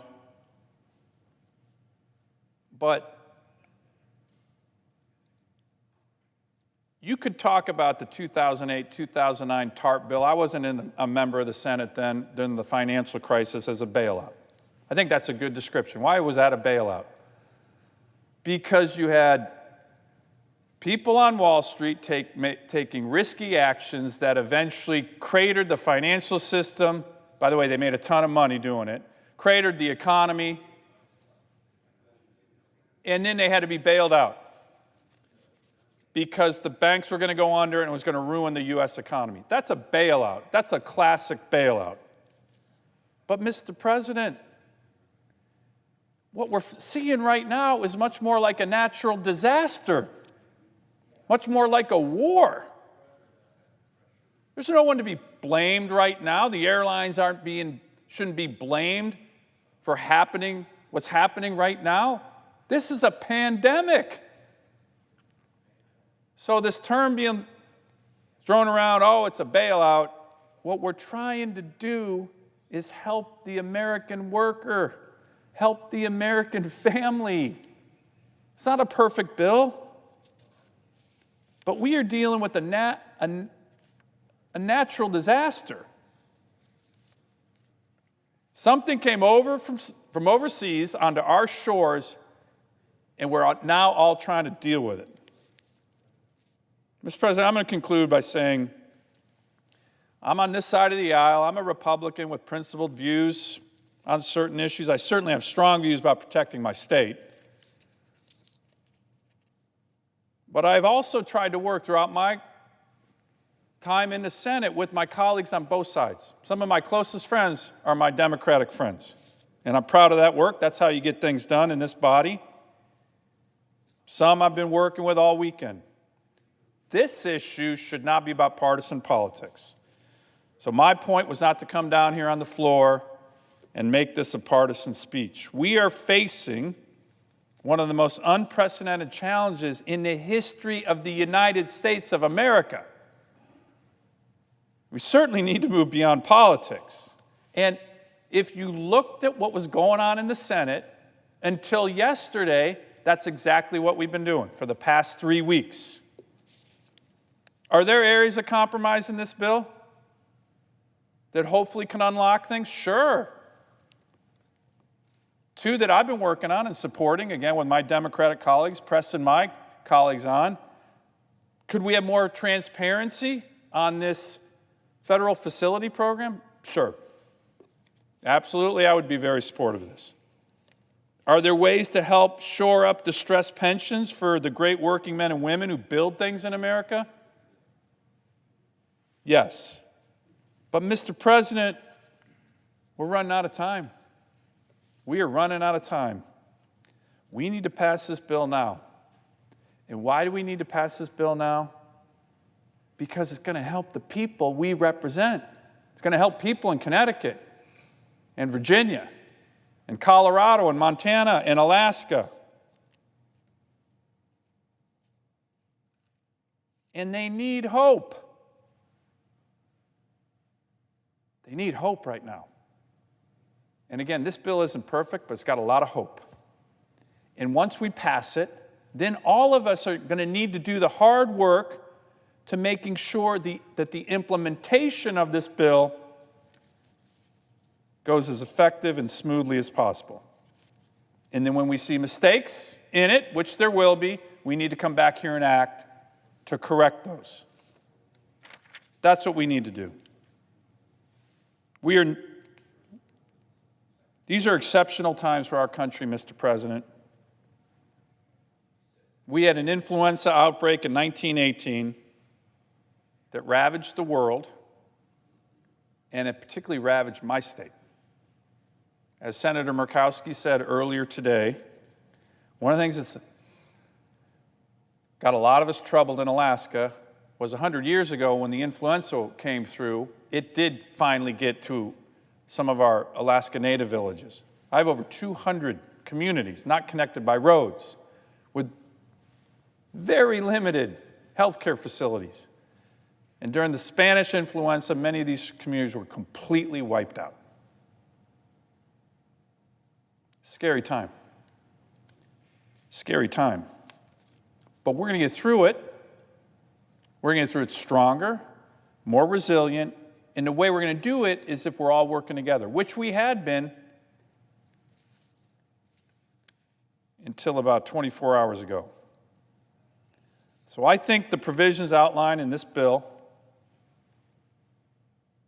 while not perfect, are what the American people are looking for. They can help minimize the damage done by this pandemic, and I certainly hope that we come together the way we have been for the last 3 weeks in a bipartisan way to get this voted on, passed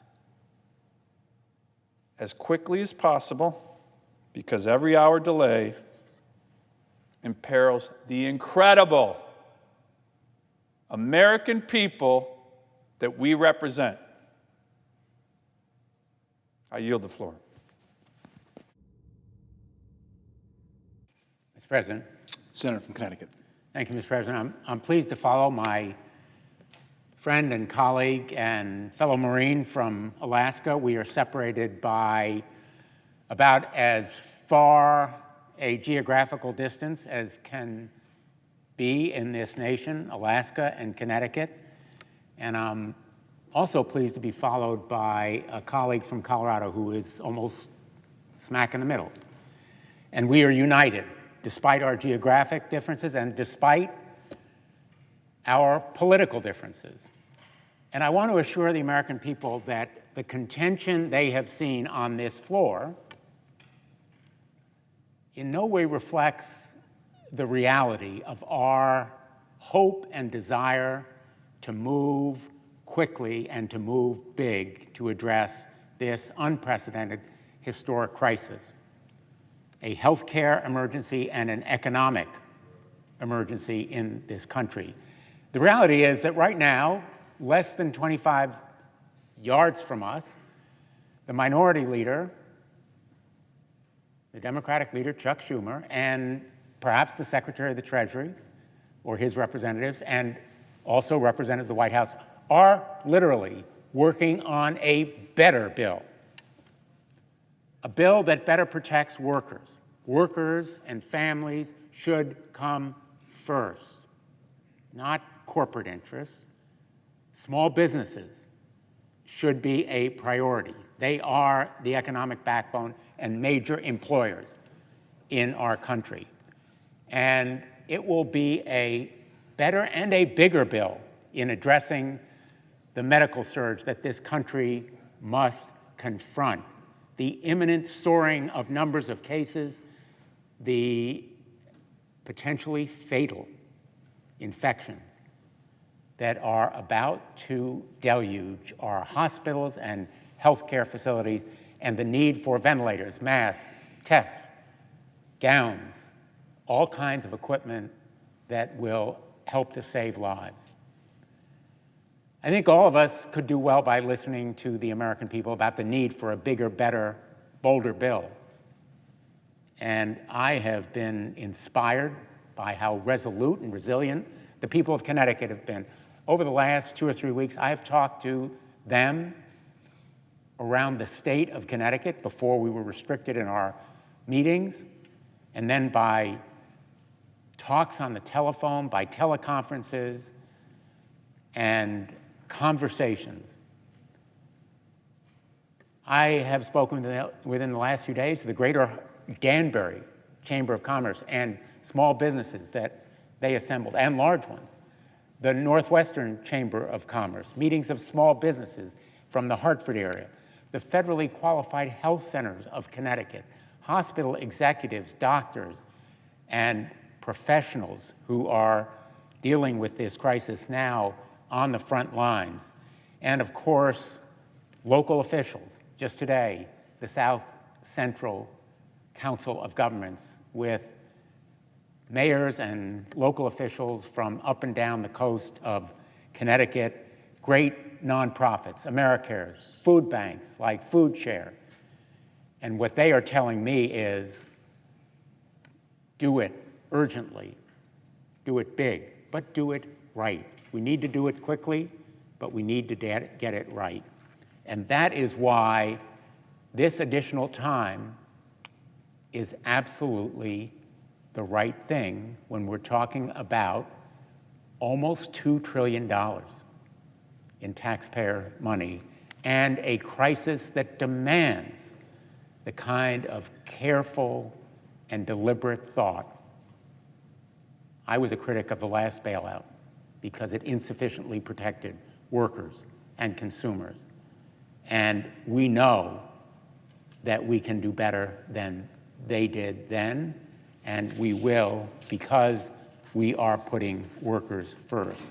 And what I have heard in listening to the people of Connecticut, talking to small businesses who are fearful about closing their doors and going broke, workers who are scared about losing their jobs, and nonprofits who are frightened about failing in their missions for lack of resources, is that they are hurting, they are fearful about being crushed by this healthcare and economic crisis. And that's why we need to work together to protect the men and women who own those small and medium-sized businesses with a generous loan and grant program. And we should take care of their workers with an expanded unemployment compensation program and guarantees that those small businesses will in fact maintain their payrolls. And if we're going to provide money to big industries like the airlines, we must include conditions, strings attached, that put workers first. No layoffs, no salary cuts for workers or salary increases to the corporate executives, and no stock buybacks, and treat consumers fairly. That should be the set of principles. Right now, all across America and in Connecticut, working families are worried about whether they're going to see another paycheck. They're worried about how they're going to pay their rent and utility bills, put food on the table, clothe their children. And small businesses are watching years of hard work, years of risk-taking and entrepreneurial energy potentially teeter on the brink of absolute collapse. We face calamity and catastrophe, not the fault of any of them or workers or large or small executives, but we must respond to the magnitude of this moment. I spoke on a radio program this morning, Chaz and AJ on WPLR, and I was asked, will it be bipartisan? Can you be bipartisan? The answer is clearly yes. We have been on 2 relief packages, and we will be on this one as early as tomorrow or the next day, because no partisan plan will pass as the creation of one party or another. Storefronts and inventory lists aren't the backbone of our economy. It's the millions of men and women who go to work every day and even tomorrow will do their jobs, even in the face of the uncertainty and the fear that they confront. Doing right by our economy means doing right by them, working families of America. There's much that the president could do if he uses, for example, the Defense Production Act or similar kinds of power that so far he has resisted invoking. He could provide the medical tools that we will need to confront the coming crisis by taking advantage of the offers he's received from GM and other major companies to produce the ventilators or the private protective gear that will help to save lives. There is much that we all must do in continuing to observe the restrictions that will help save lives. Not only restrictions physically in our homes, but also the perspective that we must have, that we are in for a long fight against this invisible foe. And it will be much longer than 15 days. It will be a matter of months, not weeks. And we must have the resilience and resoluteness that I have heard from the people of Connecticut in their voices as I have spoken to them. We live in no ordinary time, as Eleanor Roosevelt said about her era. And we must muster the same kind of determination, grit, and courage to face it.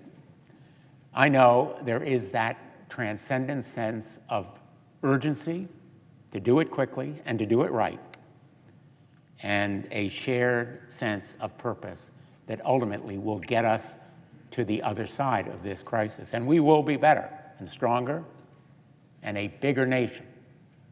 Not only in our economy, we will be a bigger nation because we have come together in meeting this crisis. So shared sacrifice must mean truly sharing the benefits with workers, with families, and with small businesses who will ultimately help us to save our nation and our economy. And my hope is that we will do it quickly, but we will do it right. Thank you, Mr. President. I yield the floor.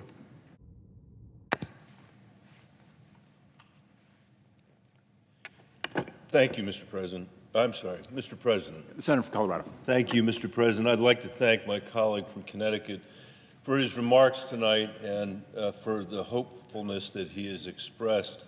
I've been here now for 11 years, and I can't predict success here, but I can't say it's assured, but I think it's very likely that we're going to come together in a deal. I hope we come together in that deal today, and I think the American people are going to be able to assess the progress that's been made for workers as a result of taking a little bit extra time, for hospitals as a result of taking a little bit extra time, for state and local governments who are going to benefit mightily because of the work that we've done. So I rise tonight really not to get into this back and forth about this, because I think we are going to address it. And I think we are going to address it in a way that's meaningful and in a way that's bipartisan, in a way that can help give the American people a measure of confidence that we're doing our job. And for those of you that have heard me over the years on this floor, I don't always come here with a report that optimistic, but tonight, given everything that I've heard over the course of the day, I want to say this is a serious problem. It's an unprecedented challenge. We have to rise to this challenge together, and I believe that when the votes are counted on this bill, it will have been a better bill for the work that's been done, and the vote will be a big bipartisan vote, which would be a shot in the arm for the country and for the American people. I want to talk not about this back and forth. I want to talk about something that's confronting us, and that is the worst pandemic in a century. Just a month ago, just 30 days ago, nobody here would have imagined 30 days ago we had 30 confirmed cases in the U.S. Today, there are over 41,000 cases, the most anywhere outside of China and Italy. The president's right. He goes out and says there are 140 some countries that have this. That's true. We're in the top 3 of those countries. 379 Americans have died as we're here tonight. And in the middle of the worst public health crisis in a century, our medical community doesn't have the basic supplies and equipment they need to respond. This matters, Mr. President, because if we don't get our doctors and nurses protective gear, they're going to get sick. And if they get sick, they can't help everyone else who's sick. That is a huge problem. And our medical professionals in Colorado, as in the Commonwealth of Virginia, all across this country, have been begging for us to pay attention to this for months. 4 months.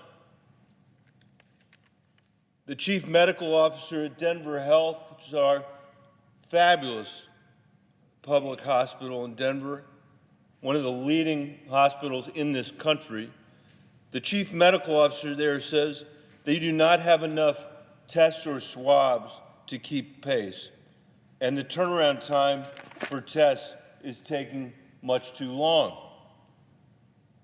Our ICU right now is full of patients awaiting test results, she said. We need faster testing, and hopefully that's coming, but it's been a long time getting here, and every single healthcare worker who's tested in this country but doesn't get a result for 5 or 6 or 7 or 8 days, even if they don't have the coronavirus, can't go back to work. And as a result of that, we face a severe shortage of healthcare workers in this country. At Denver Health, they say we're burning through our professional protective equipment to the point that we're on short supply, as is every other healthcare institution in Denver and likely in Colorado.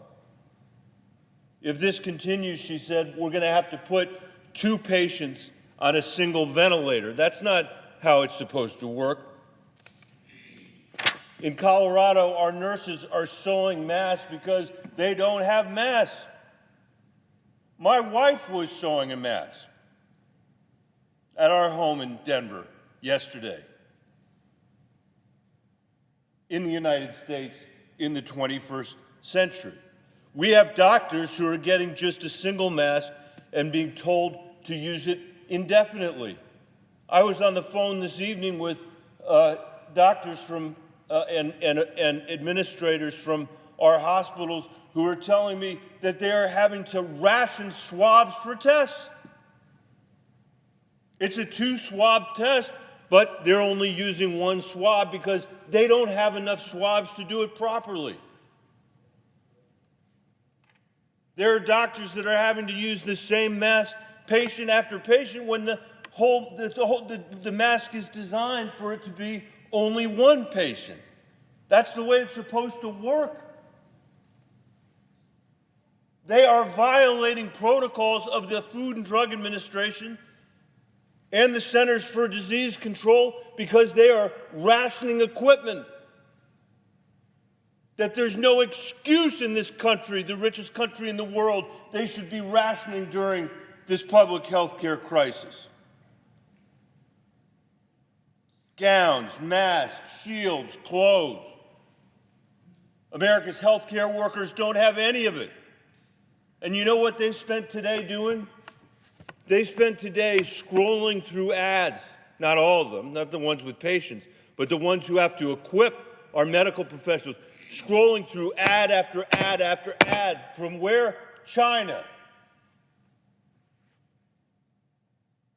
Saying that there are masks for sale in China. They have no idea whether these are fly-by-night organizations. These companies are requiring Denver Health and other hospitals to put the money up front and say, you'll get the masks 3 or 4 weeks from now. They don't even know whether those masks will come. They don't know what the quality of those masks will be. We were told yesterday by the president that China was sending us masks, and now all of those seem to be being sent to Italy. I saw a quote from a doctor in California who said, it's like we're at war with no ammo. That's not their fault. That is not their fault. And they are on the front lines of this war. We should be ashamed. We should be ashamed. I am. So the question is, how are we going to make sure our medical community has the supplies and equipment they need? Perhaps it would be useful to be honest about where we are, to start with. The Department of Health and Human Services estimates that we are going to need 3.5 billion masks to fight this pandemic this year. And when you hear me tonight use the word mask, just in your own mind, add the word gown, add the words gloves, add the word shield. Because they need all of that. 3.5 billion masks to fight this pandemic this year. When the administration first came with their first supplemental, requesting $1.8 billion. Today, we're at $2 trillion in just the last month. Just the last month. They came and said $1.8 billion. They said, we're going to need 350 million masks. We need 3.5 billion masks. Billion masks this year. Today in America, we have exactly 35 million masks. That is 1% of what we need. Not 80%, 1% of what we need. Nationwide tonight, our hospitals have 160,000 ventilators, among all the hospitals we have in the greatest country in the world. Johns Hopkins estimates that we're going to need another 40,000 ventilators by the time this is done. And you know what I heard tonight in Colorado? This might be of interest to the other senators that are here tonight, because New York represents half of the cases in this country right now.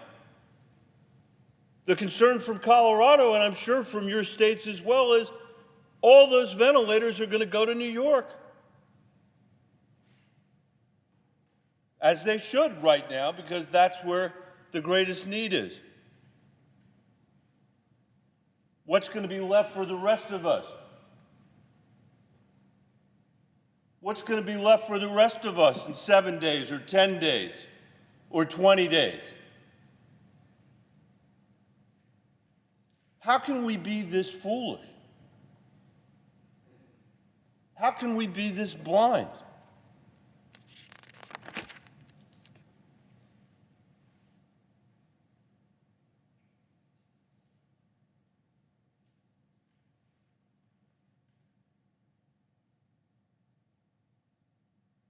The administration hasn't taken this crisis seriously enough from the beginning.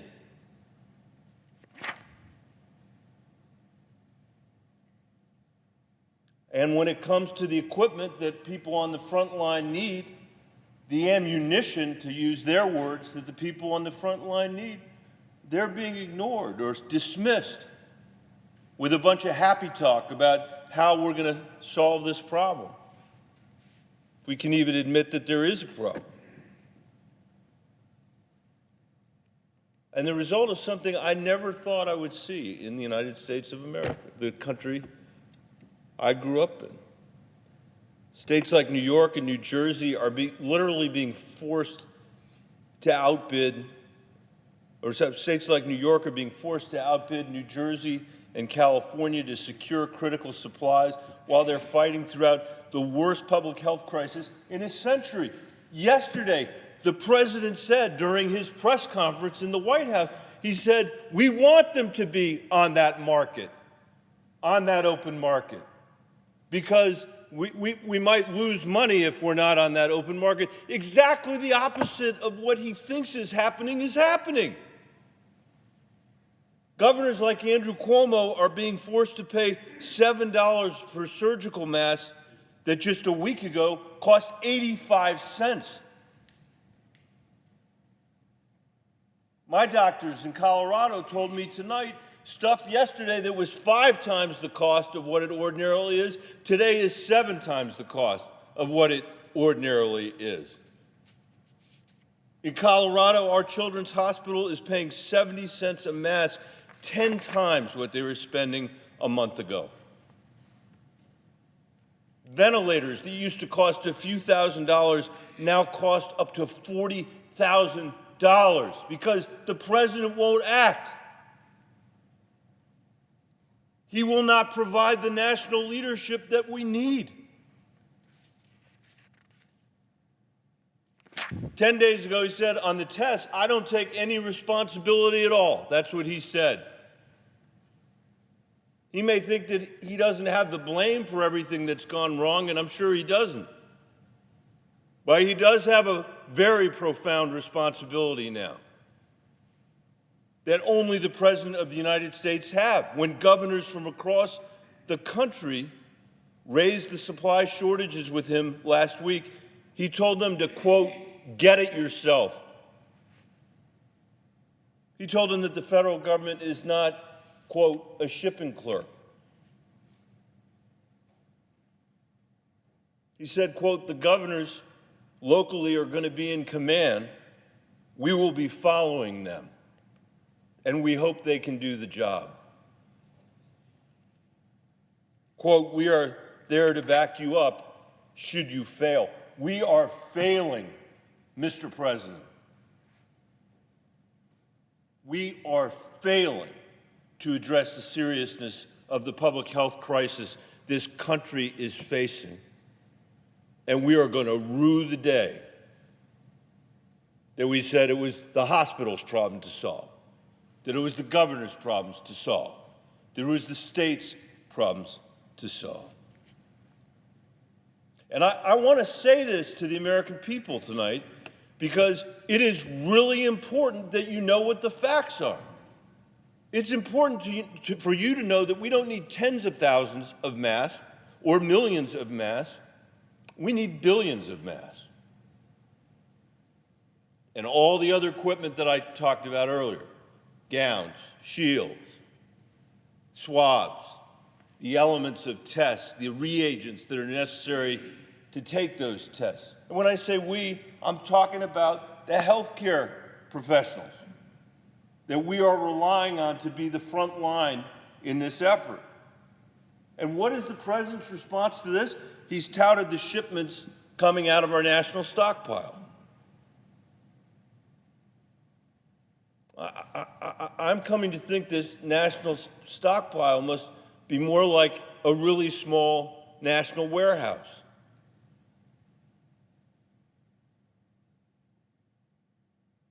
Colorado received that shipment yesterday. We're grateful for it. We are grateful for the shipment we got from the national stockpile. But I want my colleagues to hear me. The Department of Public Health in Colorado estimates that those supplies will last for a single day of statewide operation. One day. When the president comes out and talks about the tens of thousands of masks that, are going to New York or California, as if that can make the difference, it won't make a difference when you need millions of masks. And then at the press conference yesterday, he suggested that new commitments by private businesses will somehow be enough. He said the numbers are quite large, and we have tremendous numbers of companies making equipment. We have respirators, we have ventilators, we have a lot of things happening right now. We have millions of masks that are coming. Millions of masks. Not billions. They will be here soon, he said. They will be shipped directly to the states. He failed to mention that soon actually means 18 months from now. That's not going to help us. We don't have 18 months. It's literally life and death. And it's for all of these reasons, Mr. President, that we ask the President to invoke his authorities under the Defense Production Act, which gives him and him alone, the ability to mobilize private industry so we can ramp up production in a coordinated and coherent way, so we can have a national approach to fixing this broken supply chain, to fixing the empty storerooms, and to putting these critical supplies and equipment on the front line. And I was so pleased that he invoked those authorities 5 days ago. But instead of using them, he's equivocating. He said things like, we have the act to use in case we need it, the president said, but we have so many things being made right now by so many. He didn't finish the sentence, but he meant in this voluntary effort, which I deeply appreciate, by the way, don't get me wrong. Every single mask and every single gown and every single shield that can be manufactured, and every single respirator that can be manufactured or lent to the people on the front lines, that's important. But it's not going to solve this crisis. It's not going to keep us in a position where we can actually flatten the curve. He said yesterday, we're a country not based on nationalizing our businesses. Call a person over in Venezuela, ask them, how did nationalization for their businesses work out? As every senator here knows, the Defense Production Act doesn't nationalize businesses. It is our tool. It is a mechanism to create a coherent strategy for our public sector and our private sector to produce goods based on an urgent national need. And the government pays market value for those goods and has a strategy for how those goods will be distributed around the country as the epidemic moves from place to place. It is unacceptable that we're in a situation where states are having to bid against each other, where the hospitals in Colorado are having to bid against each other. They said to me tonight, Michael, if you could just get us 5 million masks and send them to Colorado, we can distribute them, but it makes no sense for us to be looking up the yellow pages in China to buy masks. And I said to them, I wish that were enough. I wish that would be enough. But as long as Colorado is going to have to compete with New York, is going to have to compete with New Jersey, or compete with Florida, or compete with Texas, it won't work. And it's not just the price, although that is shocking. And the fact that there are people gouging, at a moment like this is appalling. It's not just the price, it's the availability. The nurses and doctors in Denver, Colorado, or in any city in this country tonight should not be using one swab for a test that takes 2.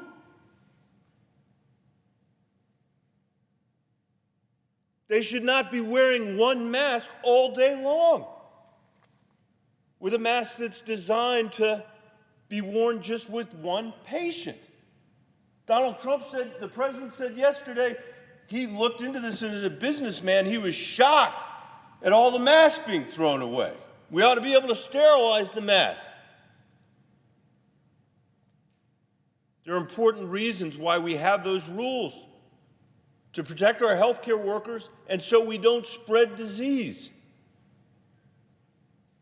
By the way, I said, look, does it solve your problem that the president has said we can use construction masks now in our healthcare facilities? And they said, we're grateful for the additional masks that we're getting, but it's not remotely helping fix the problem, the scale of the problem. And a lot of these masks actually aren't appropriate in a healthcare setting. They'll do anything. They're not looking their nose up on it. I had somebody say to me, Today, one of the people on the call said they'd gotten masks from a fingernail salon, and that they had no idea what quality the masks were. There was Asian writing on the outside of the package. They don't know what it is, but those masks will be there when they've run out of all the other masks. That's what they're going to use. That is what we're using in the United States of America tonight. That's what we're telling the people we're asking to save our lives, to save our parents' lives.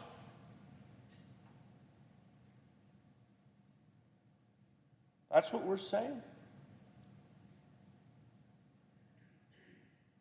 I'm sure the other senators have had the same experience that I've had, which is I've been in touch with companies all over my state that stand ready to help produce supplies and equipment. The president said yesterday one of the problems he had with this, one of the challenges that he had was you wouldn't have any idea where to begin. Don't know who makes ventilators. Maybe they made them a long time ago and they've forgotten how to do it, but surely he doesn't believe that we can't figure that out. That we couldn't figure that out in a split second, where the manufacturing capacity is in this country to do what needs to be done. But these companies have said to me that nobody in the administration has been in touch to tell them what to make, how much to make, or where it should go.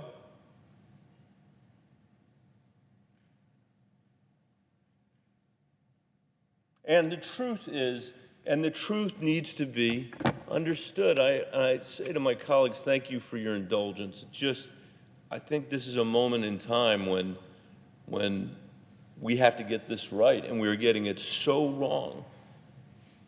The truth is, as much as we welcome all of the citizens and businesses who are stepping up on their own, it won't be enough. Hanes can't produce 3.5 billion masks.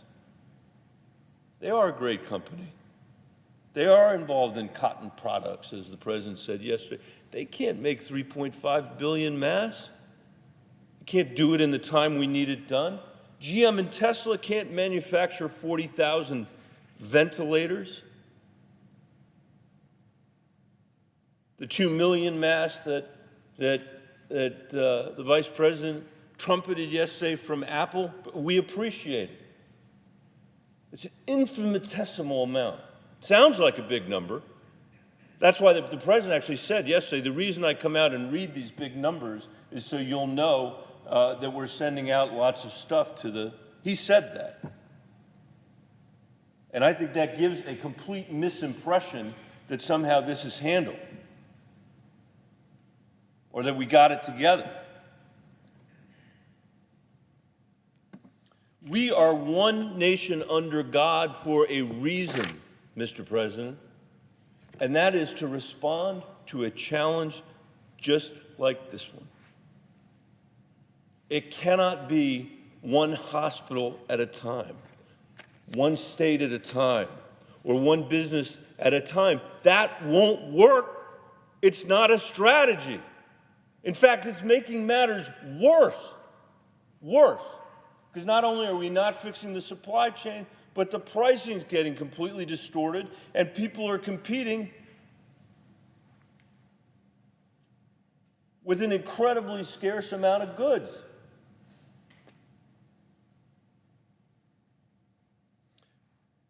This is not a substitute, Mr. President, for a coherent national strategy to figure out how we're going to meet these critical supply and equipment shortages across the country. And every single day it gets worse. You can hear the panic in the governors and in the people working in our hospitals and in the people that are working with people who are having to go in under unsafe conditions, willing to do it. On the front line of this war, with no ammunition. With no ammunition. And as much as the president may not want to make these hard decisions for whatever reason, because he hopes for the best, because maybe the medical thing will work itself out. Maybe instead of 18 months, it'll be shorter for a vaccine. Maybe the hot weather will make things better. He's literally the only one with the authority to call America to this challenge. The president is portraying himself as a wartime president, but he's leaving it up to Haynes to plan D-Day. It won't work. He needs to give the front line of this war the ammunition they need, and he's the only one who can do it. No one else can do it. This Senate can't do it. So there's been a lot of back and forth today about,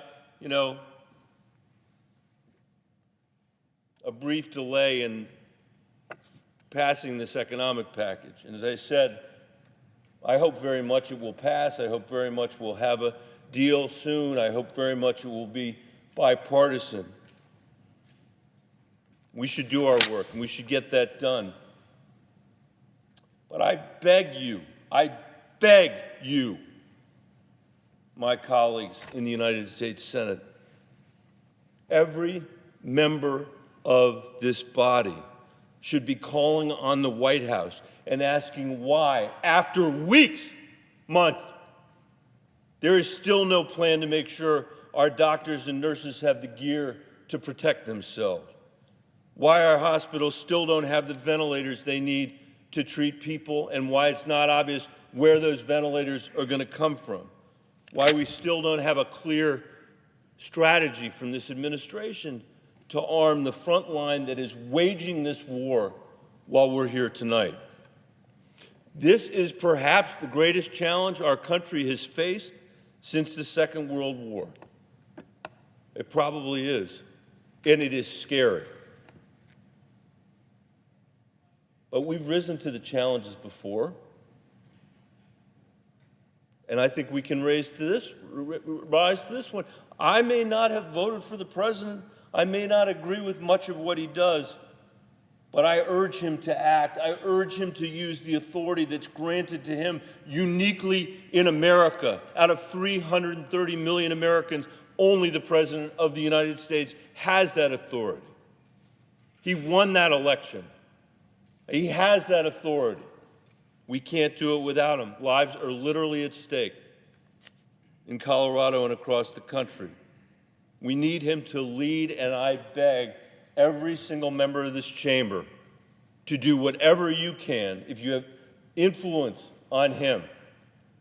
You get him to understand the gravity of the situation we're facing, the scale of the situation that we're facing, the scope that we're facing, and the lack of preparedness that needs to be addressed by invoking his authority under that statute. With that, Mr. President, I thank my colleagues for their patience, their indulgence, and I yield the floor. Mr. President. The Minority Leader. Thank you, Mr. President. I thank my colleague for his impassioned words that were right on the money. Now, Mr. President, the Senate is going to adjourn shortly, but that doesn't mean negotiations are slowing down one bit. Secretary Mnuchin just left my office. We've had some very good discussions, and in fact, the list of outstanding issues has narrowed significantly. We are going to work on into the night. I yield the floor. Senator from Virginia. Mr. President, I rise. I had not intended to speak today, but in my office, as I was alternately talking to Virginians and talking to colleagues about our goal to find an economic package that will backstop workers in the American economy, I had the TV on and I was watching what was happening on the floor. And I decided I would come and just speak for a few minutes because I frankly think that what's been happening on the floor today is sort of artificial, and it doesn't really show to the American public what is truly going on. There were a lot of speeches that were taking place where it was sort of a blame game, and I don't think that's what Americans wanted to see today. There was a vote just as yesterday, another vote today that failed a vote that was destined to fail, and I don't think that's what Americans deserve to see today. What Americans didn't see yesterday and today is the intense dialogue and debate and discussion around the third coronavirus response bill, by far the largest. It is important to get the details right. We spent time to get the details right in a bipartisan way to pass an $8 billion supplemental appropriation just 2 weeks ago. We spent time to get the details right to pass an extension of paid child care and unemployment insurance that had a cost of about $100 billion. We are now talking about an economic stimulus package that could be as high as $2 trillion. The American public wants us to get the details right. As I look at the stimulus discussions, it's sort of 5 pillars, is the way I describe it to Virginians. It's workers and their families, it's small businesses, it's large businesses and industry sectors, it's state and local governments, and it's our healthcare network. Workers, we're all hearing from people in our states who were so significantly affected. They're without salary and wages. How are they going to pay their rent or their mortgage? They're in danger of eviction and foreclosure. How are they going to pay child care and other expenses? This has to be the heart of this bill. I think the White House accepts that, and we should too. This package has got to be right for working people, and the details matter. Only about 26% of American workers are covered by the unemployment insurance system. So we can't just rely on that old system if we really want to backstop all the people who've lost income and protect them and their families. I saw that the government of the United Kingdom over the week has decided to just make a guarantee to all working people. We will backstop you for 80% of your lost earnings during the time period of this national emergency. We should hold ourselves to that standard and try to provide a package that backstops workers and their families, those who were low and middle income. That's pillar one. Pillar two, small businesses.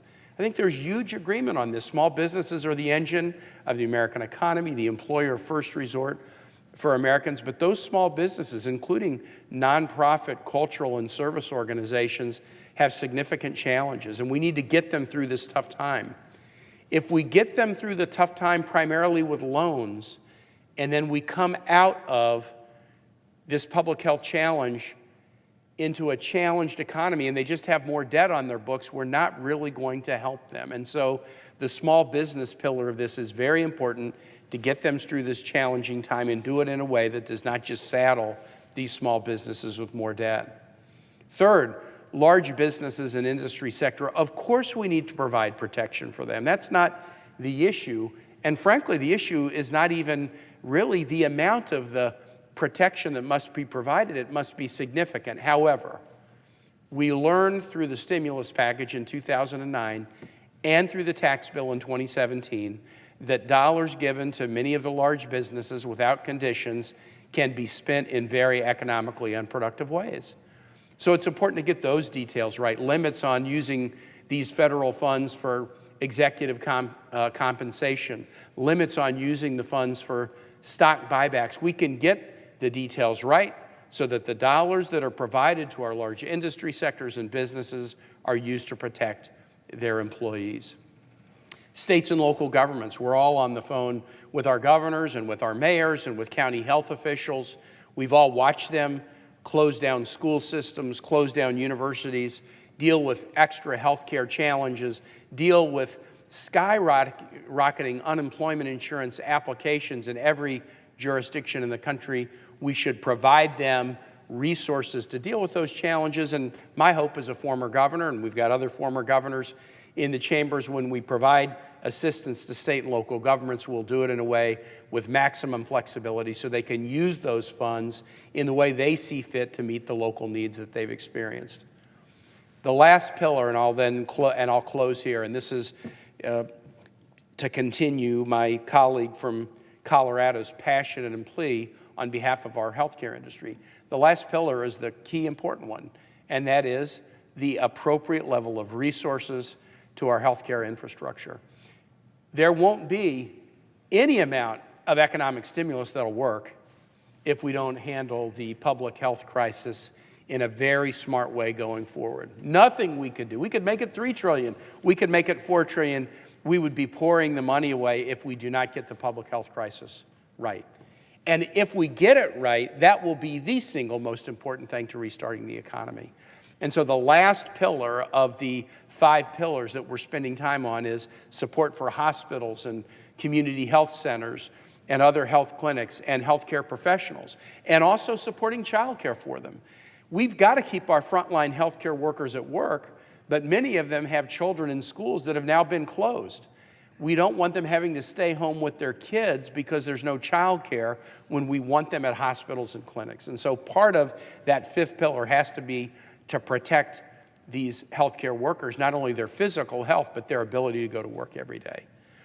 I believe we are close on the negotiation. I don't like watching stem-winding speeches from the floor blaming who's responsible for not being able to pass a vote, when I know 20 yards away, the White House is sitting down with Democrats and we're getting closer and closer and closer to come up with a package that can gain bipartisan acceptance, as it should.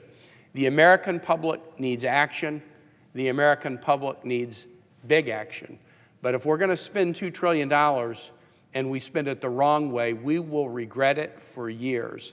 If we spend it the right way, we can get through this crisis in a way that will do minimum damage to our economy. And with that, Mr. President, I yield the floor.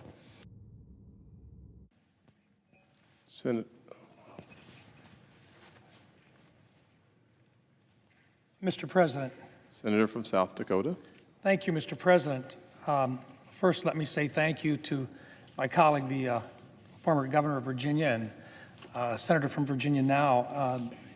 As a former governor, we have a real interest in making sure that there is a good cooperative spirit between the federal government and state governments.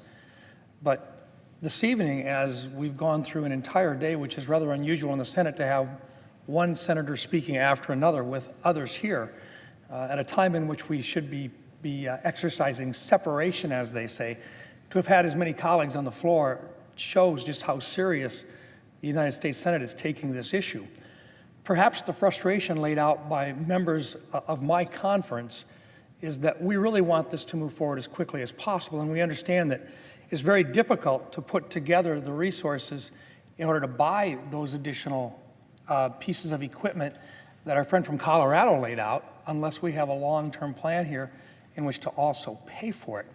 So what I'd like to do is to share a little bit within this, just in terms of a summary of what's in the proposal right now, and that we believe is an appropriate major step in taking care of funding to respond to not just the medical emergency, but also the economic emergency that we have in front of us right now for men and women that are worried about where they're going to get the next paycheck. First of all, under the appropriations section, we have $75 billion for hospitals. That's included in the proposal. $20 billion additional for veterans' health that's included. $11 billion more for vaccines, therapeutics, diagnostics, and other preparedness needs. There's an additional $4.5 billion for the CDC, the Center for Communicable Diseases, CDC. And the reason why we've put that in there is because we want to be ahead of the game when it comes to making sure they have the resources to take care of the emergency needs that we know are showing up right now.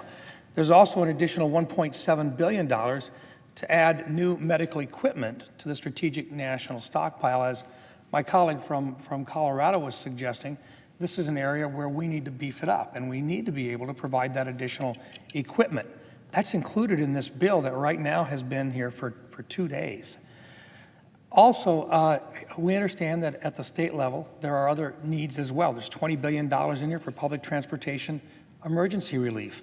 There's $10 billion built into the bill right now for block grants to the states. That's the broadest type of resources that we provide to the states today. And there's an additional $5 billion to be added to FEMA's Disaster Relief Fund. Remember that FEMA is now at a level 1, which is basically their highest level. They're coordinating now on a 24-hour basis with every single state in the nation directly, back and forth, to provide an avenue of communication and logistics so that when parts are found or equipment is found in one area, it can be coordinated to get to an area where it is needed. Not so much because we always have all the supplies that we need available right now, but because we want the supplies that we do have to get to where it is needed as quickly as possible. That is in operation today. Now, there are other pieces to this that are also really important and one of the reasons why you've seen the frustration on the Republican side of this discussion is because there's men and women right now that don't have a paycheck coming in. They've been laid off. Through no fault of their own, they're being laid off because of COVID-19 and because their businesses have been asked, or in some cases directed, to close. And when that happens, we feel an obligation to try to at least allow them the opportunity to make it through the next few months to get ready for the recovery that we're convinced can happen if we properly manage the emergency before us. I'd like to just go through them briefly so that after an entire day of discussion, there's at least an understanding of what's in the bill today, just for men and women that are hurting today. On a per-person basis, we're offering about $250 billion in additional resources. For a child, there's $500 for every child in a family, but that's on top of $1,200 for a mother and a father. And what we're suggesting with that is that it doesn't mean that you've got to have made that much. This is a refundable tax credit, and it's available to individuals regardless of if they even made that much or paid taxes on that in the last couple of years. This is really important because this is an immediate upfront payment from the Internal Revenue Service, the IRS, back to individuals. And the sooner we pass this legislation, the sooner those dollars can get out to people who right now are hurting and they need this additional assistance at this time. Not a month and a half or 2 months from now, but as soon as we can get it to them. Additionally, we have an unemployment proposal that increases the amount of money that goes into the unemployment funds in the amount of about $250 billion as well. Now, how does that break out and what does it mean to an individual? If an individual is on unemployment today, what we're offering, besides what they're getting from the state, is first of all, first dollar coverage with no 1 week wait period.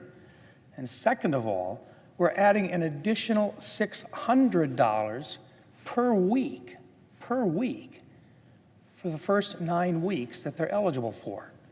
Now, that doesn't mean that unemployment stops at that point, but there's $600 additional during that 9-week period of time. This is very important for individuals that have no place else to go and have already been laid off of work because we've told those businesses that they have to shut down. Now, another piece of this product right now that I think is an excellent piece, and one that I think not only offers emotional support for men and women that are struggling, but it also shares through small businesses an amount, about $350 billion, that goes to small businesses, businesses that are under 500 employees in size.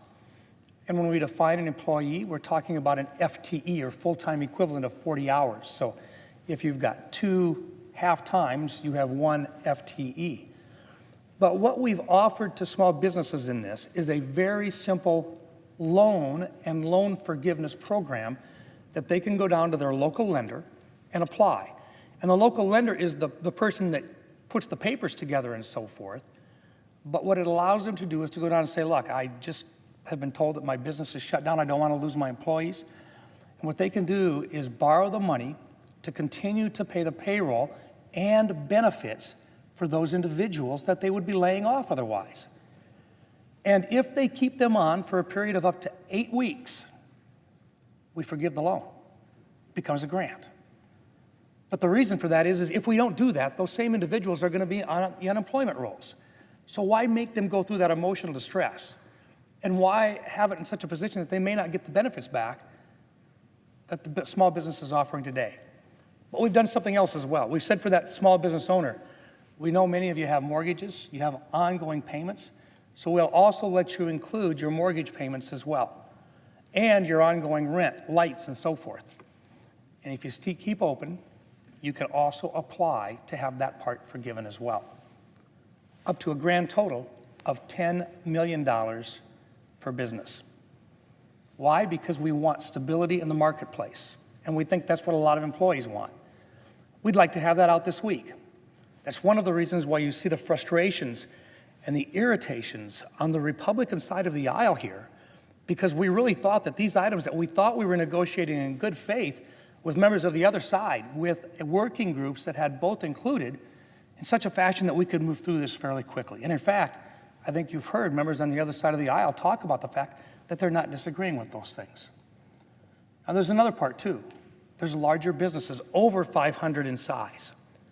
When we have businesses that are bigger than 500 in size, what we said is, look, we're not going to give you a grant program. We're not going to be in the position of bailing you out. But what we do want to do is to make liquidity and loans available to you, loans that you can afford. We're going to ask some conditions of that, yes. But the idea here is to allow them to survive and to be ready to go back into business. Now, this seems to be the place where we have the most dissension and disagreement among the two parties, because while we are proposing that they can't use this to buy stock back, I think some of our Democrat colleagues thought we had to strengthen it. Fine. That shouldn't take 2 days to work out. They think we should have some more guidelines. Fine. But that shouldn't take 2 days to work out. The goal here is to keep as many people employed and to keep those businesses operational so that as we move through this health emergency, that those businesses continue to do business in the future. There's a larger portion in this, which we also talk about, which is for the airlines and so forth. We have a frustration as well with our Democrat colleagues because of some of the suggestions that have been made. We don't think that they should have to remake their board of directors if they're going to get a loan. We think that the airlines are critical, not just to save the airlines, but because business relies on airlines and people rely on airlines now to get from one place to another throughout the United States. We've also included about $17 billion to take care of those separate industries on which we have national defense-specific issues. We think this has been well thought out. It doesn't mean that there isn't room for more negotiations, but time is of the essence. As we sit here this evening, more people will die, more people will get sick, more men and women will find themselves wondering where they're going to get their next paycheck. Every single day matters. So our request to the members on the other side of the aisle who have twice now said, no, we don't want to take the first procedural step to get onto the bill. What we say is look, you've got to push hard on your leadership to come to a consensus. And please, this is emergency legislation. This should not be a Christmas tree. It should not be a piece of legislation that, since it needs to pass, that we can now put a wish list of other things that one party or the other has been trying to get in law, but does not have consensus on. This is where the areas of contention are this evening.